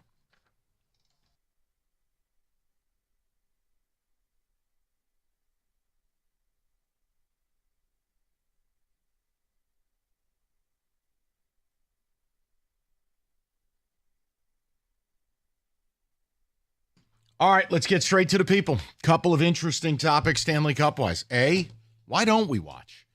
Why are the ratings down 25% when you have the Michael Jordan of the sport leading the charge? He's in the finals. But also, I'm rooting for Connor McDavid. I know that violates a code, according to Rieger, the Canadian Stanley Cup drought, but who better to break it than maybe the greatest guy to ever play the sport? And in a town that, why can't I be happy for Edmonton? What the hell else do those poor bastards have? And look at that arena. The national uniform of Edmonton is a McDavid jersey right now. It's almost standard issued at Oiler games. 100%. It feels like it. To the people. We go to Nate, 97.1. Nate, what's going on, buddy? How's it going, gentlemen? Good. What's on your mind, pal? I just wanted to say, I think hockey's got more of a systemic problem than just viewership. You know what I mean? It's of the 4 major sports, would you agree that it's like the 4th most played in America? Yeah, right. Because it's so expensive to play it. Yes, exactly. It's so expensive to play. It's a very niche sport. It's not like kids are growing up and they're like, everybody watches football. That's in a league of its own. But I would say 50% or more play baseball, so you're going to have baseball interest. Basketball is kind of a niche sport too, but it's got so much publicity in terms of the way it's advertised and everything. Hockey's just an afterthought almost in the United States. Okay, so what? For instance, Nate, when we're talking about you specifically, do you watch, or what is it about it that keeps you from watching? Personally, I love hockey, so I'm kind of the wrong person to ask in terms of what keeps me from watching it. But I think playoff hockey is the best playoffs. I mean, it has all the makings of what would make a sport fantastic. The players aren't prima donnas. They're not making an inordinate amount of money to where they're having contract holdouts. They're there to play the game. It's just, you're right. Not everybody in America. The fact that Beef Stew makes more than Connor McDavid is a disgrace. It's insane. That's insane to me. Wow. Way to bring it home. I'm sorry. But okay, Nate, let me ask you the last question. Rieger thinks I'm a bad guy because I'm rooting for McDavid. That violates a code that we can't have a Canadian team win. Where do you weigh in on this? I want McDavid to win. My view is anybody but Toronto, personally. Okay. But an interesting tidbit about McDavid, Gretzky's first cup came in a rematch against the Islanders. Yep. So they went. So he went, lost, then came back and won. Crosby's first cup came in a rematch, went, lost to us, won the next year. I think McDavid, who's been compared to those two his entire life, he gets it done this year. The same way. And they are favored. I take it for what it's worth. I'm rooting for him. He's too good not to have one, Nate. He's got to get one. And again, it's Edmonton. This isn't Montreal. This isn't Toronto. This isn't kind of like the evil empire. Right. This is Edmonton. What has Edmonton ever done to you? Vancouver. Yeah. Right. What has Edmonton done to you? Seriously. Come on. Let's go to David, 97.1. David, what's going on, buddy? Good afternoon, gentlemen. Afternoon, sir. So we can all agree that they have ratings problems. I remember, I think it was back in the 90s, they tried to do the glowing puck thing. Oh, yeah. Right? On Fox. Everybody hated it. This is what I would do with hockey, and I'm not a purist. I didn't play, but I do enjoy watching. Do away with offsides. It ruins the game. You got a break. It's always stopping the play. They're off by a quarter of a skate. Oh, we got to stop the play. What's the exciting part of a game? Scoring goals, breakaways, scoring chances. as an organization and as a team, you can choose if you want to be more defensive-minded or more offensive-minded. It would give more character to the game. It keeps it faster, less stoppage of play, more scoring chances, open it right up. All right, David, we are going to go to our hockey rules expert, Mr. Kenny Cott. David says he wants to get rid of offsides. Kenny Cott, your thoughts? I am not a fan of that. I think that David had a very compelling presentation. I believe it. I think I just don't want to make the game too gimmicky, you know? If you want to add a glowy puck or whatever that is so that people can see it more, I can almost work my mind around that. But changing the fundamental aspects of hockey, I Hold on. You can work your way to a glow puck and laser robots on Fox. You can't work your way to David's presentation of no offsides. Yes, that is correct, sir. David, imagine if a wide receiver, Mike, had to wait for the defensive back to be in position. He wasn't allowed to run past him to catch a touchdown ball. I love it. David, I love it. Hey, I'll tell you what. Let's go a step further. Get rid of the blue line. Everything is your oyster. Play wherever you want to play. I would just love to see a fast, high-paced game. I think it'd be exciting. Thanks, guys. Have David, a great day. Appreciate you. Listen, Kenny, I'm just saying what would get people in. I know the purists would hate it. I do kind of hate that. But, well, how about this? We compromise. We get rid of the trapezoid, huh? No trapezoid? I like that. Yes. All right. See, we're making progress. Let's get rid of that. I don't know. Get rid of it all. I get rid of no-touch icing, too. I want the collisions. See, now you're going back to player safety. That's going to be a It's not problem. Player safety. We're going full speed into each other at that point. That's what that's what the money's for. I hate the no-touch icing. No, you hustle back there. I want to see somebody. Hey, listen. No, that's what the problem with saying that's what the money's for is they don't make a lot of money. That's also true. They're paid in Timbits. Right. So what was the big knock on the glow puck? Too gimmicky. Hockey purists. Yeah. Not the glow puck specifically, but if you added like a little puck trail so people can see where it went. Well, that's like when Chris Pronger would take a slap shot. There'd be a vapor afterwards. You would have loved it. It was right out of your little comic book movies. I think they have the technology to make it less terrible, slightly above terrible. As long as they don't bring back the Fox robots. Remember the hockey bots? Yes. We don't need that. Let's go to Michael, Ann Arbor, 97.1. Mike, how you doing, buddy? Good. How are you guys? Good, Mike. Two things. First of all, I'm with you 100% on rooting for Edmonton. I'd 100% rather see a Canadian team win than a Southern team. I mean, who gives a damn about hockey in South Florida? At least the guys in Canada who actually watch it, unlike we do. Agree. Second of all, I think the closest comparison, you said McDavid's the best player in sports without a ring. I agree with you there. I disagree with Rico. I think the closest comparison's got to be Aaron Judge. Ooh. Two-time MVP last year. He put in probably the best right-handed season of all time. He got there last year just like McDavid did. I think that's your closest comparison. Yeah. Mike, he's a little overrated. Whoa. Listen. He's a Yankee, a bunch of scumbags. He's the best one in baseball. Mike, that's a good selection. I'm not against it. I mean, at least Aaron Judge has shown up in the playoffs, unlike Lamar. Whoops. Yeah, I mean, Lamar might not even be the best quarterback in his own division. Right. Now, I agree with that. Well, if we're factual about it, Rico, he had a horrific fumble and a horrific interception in a playoff game. Tight end didn't catch the 2-point conversion. Wouldn't have needed it without the turnovers. I'm sorry. Look, I'm not going to sit here and tell you Judge is perfect, but is he the best baseball guy without time? Is he the McDavid of baseball? Maybe. No. Now, if his season continues the way it continues this year, and they don't win it again this year, he may never win the damn thing. Guy's out there basically hitting a bazillion. I got you. I like the Judge thing. It's just he's a Yankee, and I don't want you to be. Noted. That's fair. Keith, 97.1. What's up, Keith? Hi, Mike. I agree with you 100%. I want Edmonton, too. This is ridiculous about an American-based team or a Canadian-based team. Half the players are Canadian anyway. What difference does it make? I'm a Connor McDavid fan. I want to see him win a cup. What's not helping, at least in the United States, is the fact that it's on TNT, that it's not on ESPN. There's just less people that have access to TNT. I think, Keith, the problem, and Kenny, I think you could speak to it, is we talk about ESPN. The problem is ESPN doesn't care about it.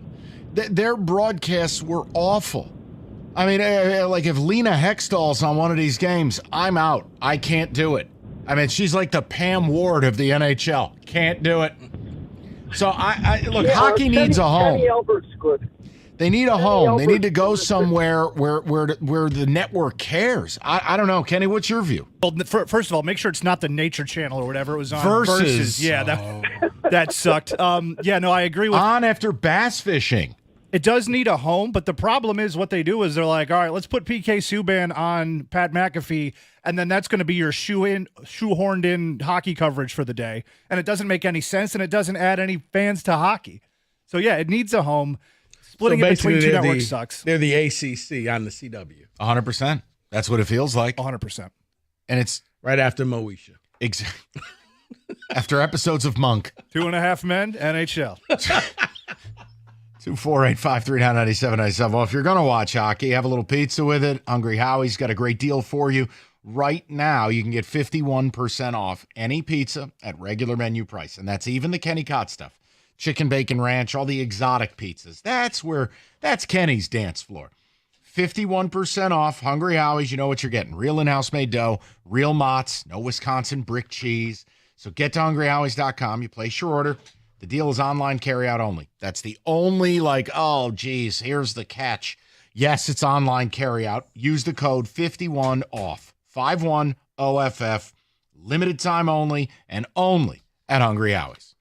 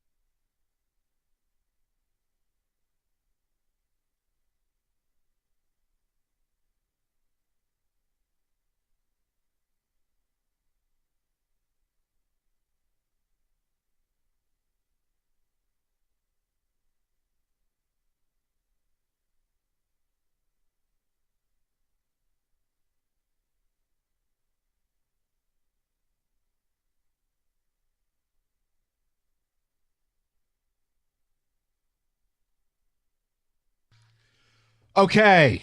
What do you got? All right, Mike.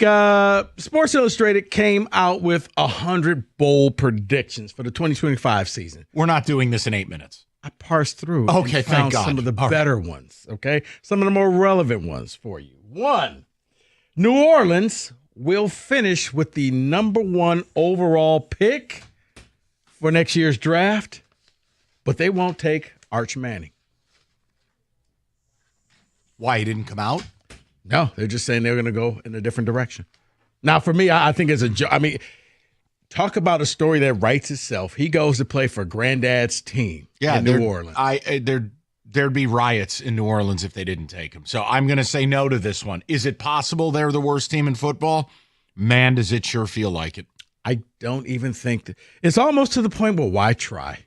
Let's just go out there. I've reached that phase with my Giants. Thank you. You guys keep trying, though. I know. I don't think New Orleans is. I don't think they're trying. Brought to you by National Benefit Plans. The Tigers look to shake off last night's 8-1 loss to the White Sox, and these two teams do it again tonight for Game 3 of a 4-game series in Chicago. Sawyer Gibson-Long is back from nearly 2 years of injuries to start this one for the Tigers. It's his first time getting the ball since September 2023. White Sox have got a bullpen day. First pitch 7:40 here on 97.1. Game 1 of the Stanley Cup Final in Edmonton tonight. FanDuel's got the Oilers as a slight -125 favorite in the series. The reigning champion Panthers plus 104 in the rematch. The last time there was a Stanley Cup rematch, 2009, when the Wings faced the Penguins in back-to-back finals. Oilers forward. Dude, he went to like Brazil for platelet treatment. He did the Maglio Ordonez. He did the experimental surgery on a different continent. I ain't buying it. No, I'm just saying, but he came back in the best shape of his life. Kenny, Paul Woods drop. No. Okay, well, let's talk about young running backs then. Okay. At some point late in the season, Cam Scatterboo will have a game where he carries the ball over 35 times. No. What is he, Lorenzo White? No. Just late in the season, you guys aren't really trying. You just put him out there. No? Nope. Okay. I'll say yes to some things, but these are not any of those. No. All right. The Houston Texans will have 2 guys that will be eligible at the end of the season for an extension. They will only sign one, and that one will be Will Anderson, not C.J. Stroud. Agree. Stroud has a lot to prove. That was not a good year last year. Will Anderson has already ascended to be arguably, which means you can argue it, people, arguably the best young pass rusher in football. Okay. J.J. McCarthy will finish the year 3,400 yards, 26 touchdowns, 9 interceptions. If he does that, the Vikings win the division. Really? Yeah. That's a Super Bowl roster. Lions fans don't want to hear it, but it's true. They now have a rookie scale deal. They're doing what the Niners did. They spent all the money, and they have upgraded both sides of the football. I'll say yes. He's well insulated. If he's not good, it means he's really garbage. Okay. The Detroit Lions will win 10 games this year. Yes. I had him at 10-7 as of yesterday's Frank Ragnow show news. I'll stick with it. Yes. Okay. Derek Carr will come out of retirement. No. Nobody's trying to see Derek Carr. I'm just going to say no. Who asked for Derek Carr to come out of retirement? Just saying, quarterbacks at a scarcity, somebody gets hurt. No. Okay. 3 teams will work out Justin Tucker. No. That situation's gone the way of Deshaun Watson. I just don't see employment in his future. Plus, he was terrible last year. Plus, he's old. No. Mike Vrabel will win Coach of the Year. Yes. I think the Patriots going to make the playoffs. Josh McDaniels, Drake May, FTW. Yes, I'm in. Just keep Steph Diggs off boats. Ashton Genty will win Offensive Rookie of the Year. Ooh, boy. Ooh, boy. It seems so obvious that I want to say no. And in fact, I'm going to. No. Okay. Someone else. Now it's all Paul Woods drop. Someone else is going to win it. It's like Marvin Harrison last year. It was so obvious and it didn't happen. Okay. No. This one's for you, buddy. Okay. Abdul Carter will finish with 6 sacks this season. Or more. Let's just go or more. Or more? Yeah. Yes. Okay. It needs to be 8 or 9 or more. But yes, I get no joy. I wouldn't be surprised if Abdul Carter falls off a ladder painting his windowsills and never plays football again at this point. So, sure, Rico. Michael Penix Jr. will have a game where he throws for 6 touchdowns. Or at least score 6 touchdowns. This is there, not me. Kenny, hit it. There's no way I could ever forget a bold prediction. That is a crack cocaine-infused prediction. I think they said no. A Monday night game with the Carolina Panthers that could happen. 6 touchdowns? 5 guys in history have ever thrown 6 TDs. No. Anthony Richardson will win the Colts job out of camp, but lose it. He and Daniel Jones will finish the same amount of passing touchdowns, 12. No, because I don't think Daniel Jones has 12 total touchdowns in his life. No, hit it. Finai Sewell will win the inaugural Protector of the Year award. Yes. Best right tackle in football, best overall lineman potentially in football, and he does it in a flashy style. He'll have the like what Trent Williams used to have. Oh, my God, they put Trent Williams in motion. Oh, my God, Trent Williams is 30 yards down the field. Penei Sewell has those types of highlights. Yes. See, I would say no. Of course you would. No. Of course you would. Because it's probably going to go to the player on the best offensive line, and I don't think this offensive line is the best anymore. Okay. Sorry for having my own thoughts. Oh, relax. Trey Hendrickson will eventually cave. Yes. He's at the end of the rainbow. He's got to make that money, or Mama Bear's going to be angry at him. You can't take 0 as a paycheck. Now, he could retire. That's always an option. Lord knows we just watched it with Ragnow. But I'm going to say yes, he'll cave. I think they'll still get something done because it's June 4th. I haven't seen a single offer made that the Bengals go public. 2 head coaches will be fired mid-season. Yes, because there's a lot of stupid in the NFL. Yes. Coaching malpractice has run rampant.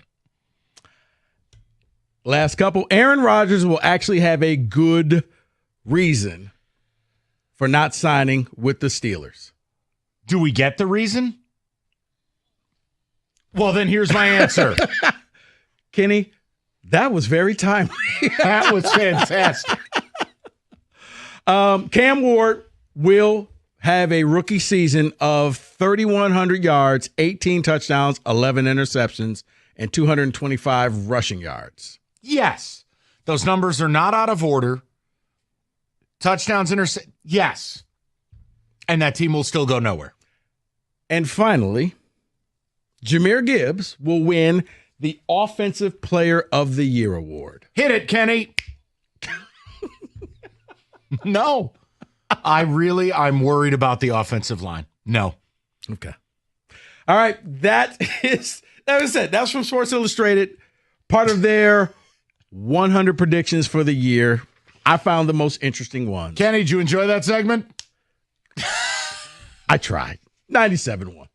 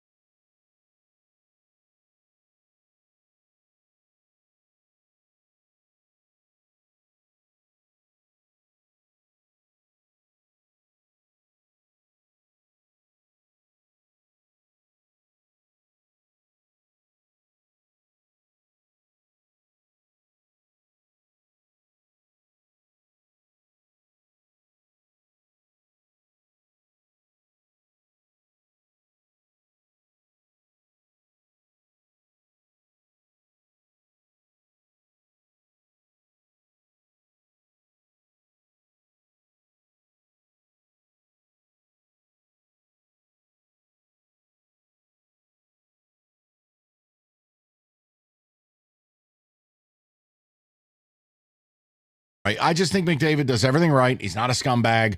He's unbelievable. And it's like, I don't want to see him. Buddy, I love you. Right now, you're arguing with a 3-year-old. No. I have reasons, though. I will list the reasons. That's great, by the way. There are reasons why we, as Detroiters, don't want Canada to win the Cup. And the number one reason is because it really annoys them. It agitates them. And then, okay, in the Olympics, I understand it. 4 nations, I understand it. Oh, you're going to say because there's Canadian players on American teams? This is PhD level trolling, right? No, it's not trolling.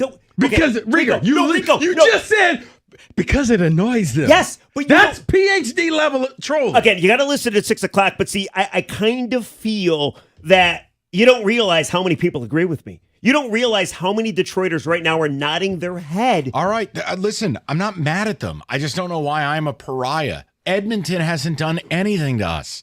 If it was Toronto or Montreal, I would totally get it. Hell, even Ottawa at this point because they break our balls. Oh, yeah, Brady Kachuk. Edmonton?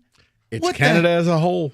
It is Canada. Edmonton's not even a part of Canada. It's more like a part of Alaska. Oh, trust me, Canadians are all lathered up for tonight. This is our year. And by the way, I actually think Edmonton's going to win the series. I hope they do. Florida's played way too much hockey in the last 3 years. You know why? His rationale was because it annoys them. Florida is the 49ers of the NHL. Have you ever dealt with somebody where you go into it blind and then you deal with somebody and you're like, God, I can't stand this person or how he talks or she talks about one thing? That's Canada about hockey. I started this job in like 2002. I started covering the Wings in 2006.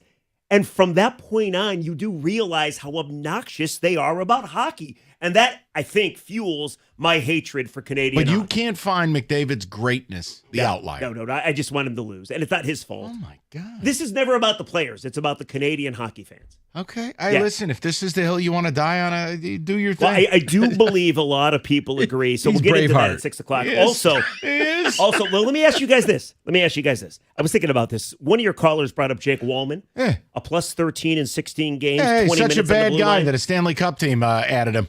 Is this not the one that got away, but is the Jake Wallman deal, does it go down as one of the worst deals in Detroit sports? Absolutely. Like, doesn't it? You like attached a signed second-round pick to a guy who had first-round value himself. And by the way, not to Chicago or San Jose, to a Stanley Cup team. So if he was such a toxic guy, why would you add him to your room? Oh, and by the way, a year before... Kenny. 5 months before you traded him away, you signed him to a 3-year, $10 million deal. Crazy, right? It's almost like daydreaming in the press conference. No, I get what you're saying, Rieger. I still think there is one that Detroiters will never let go. What is it? Verlander only getting Jake Rogers in that deal? Oh, John Smoltz. Doyle Alexander. Allen Iverson and Chauncey Billups? John Smoltz. Oh, please. No, but Allen benefited the local economy. No. That's a good point. It was the casinos love that. Yeah. All right, we're done. I couldn't get in the Rieger's penthouse next. one day because I'm going to be a pinata here for the next hour, so this will be exciting. Hour 10 to be exact. Hopefully there's no rain in Chicago. Good night.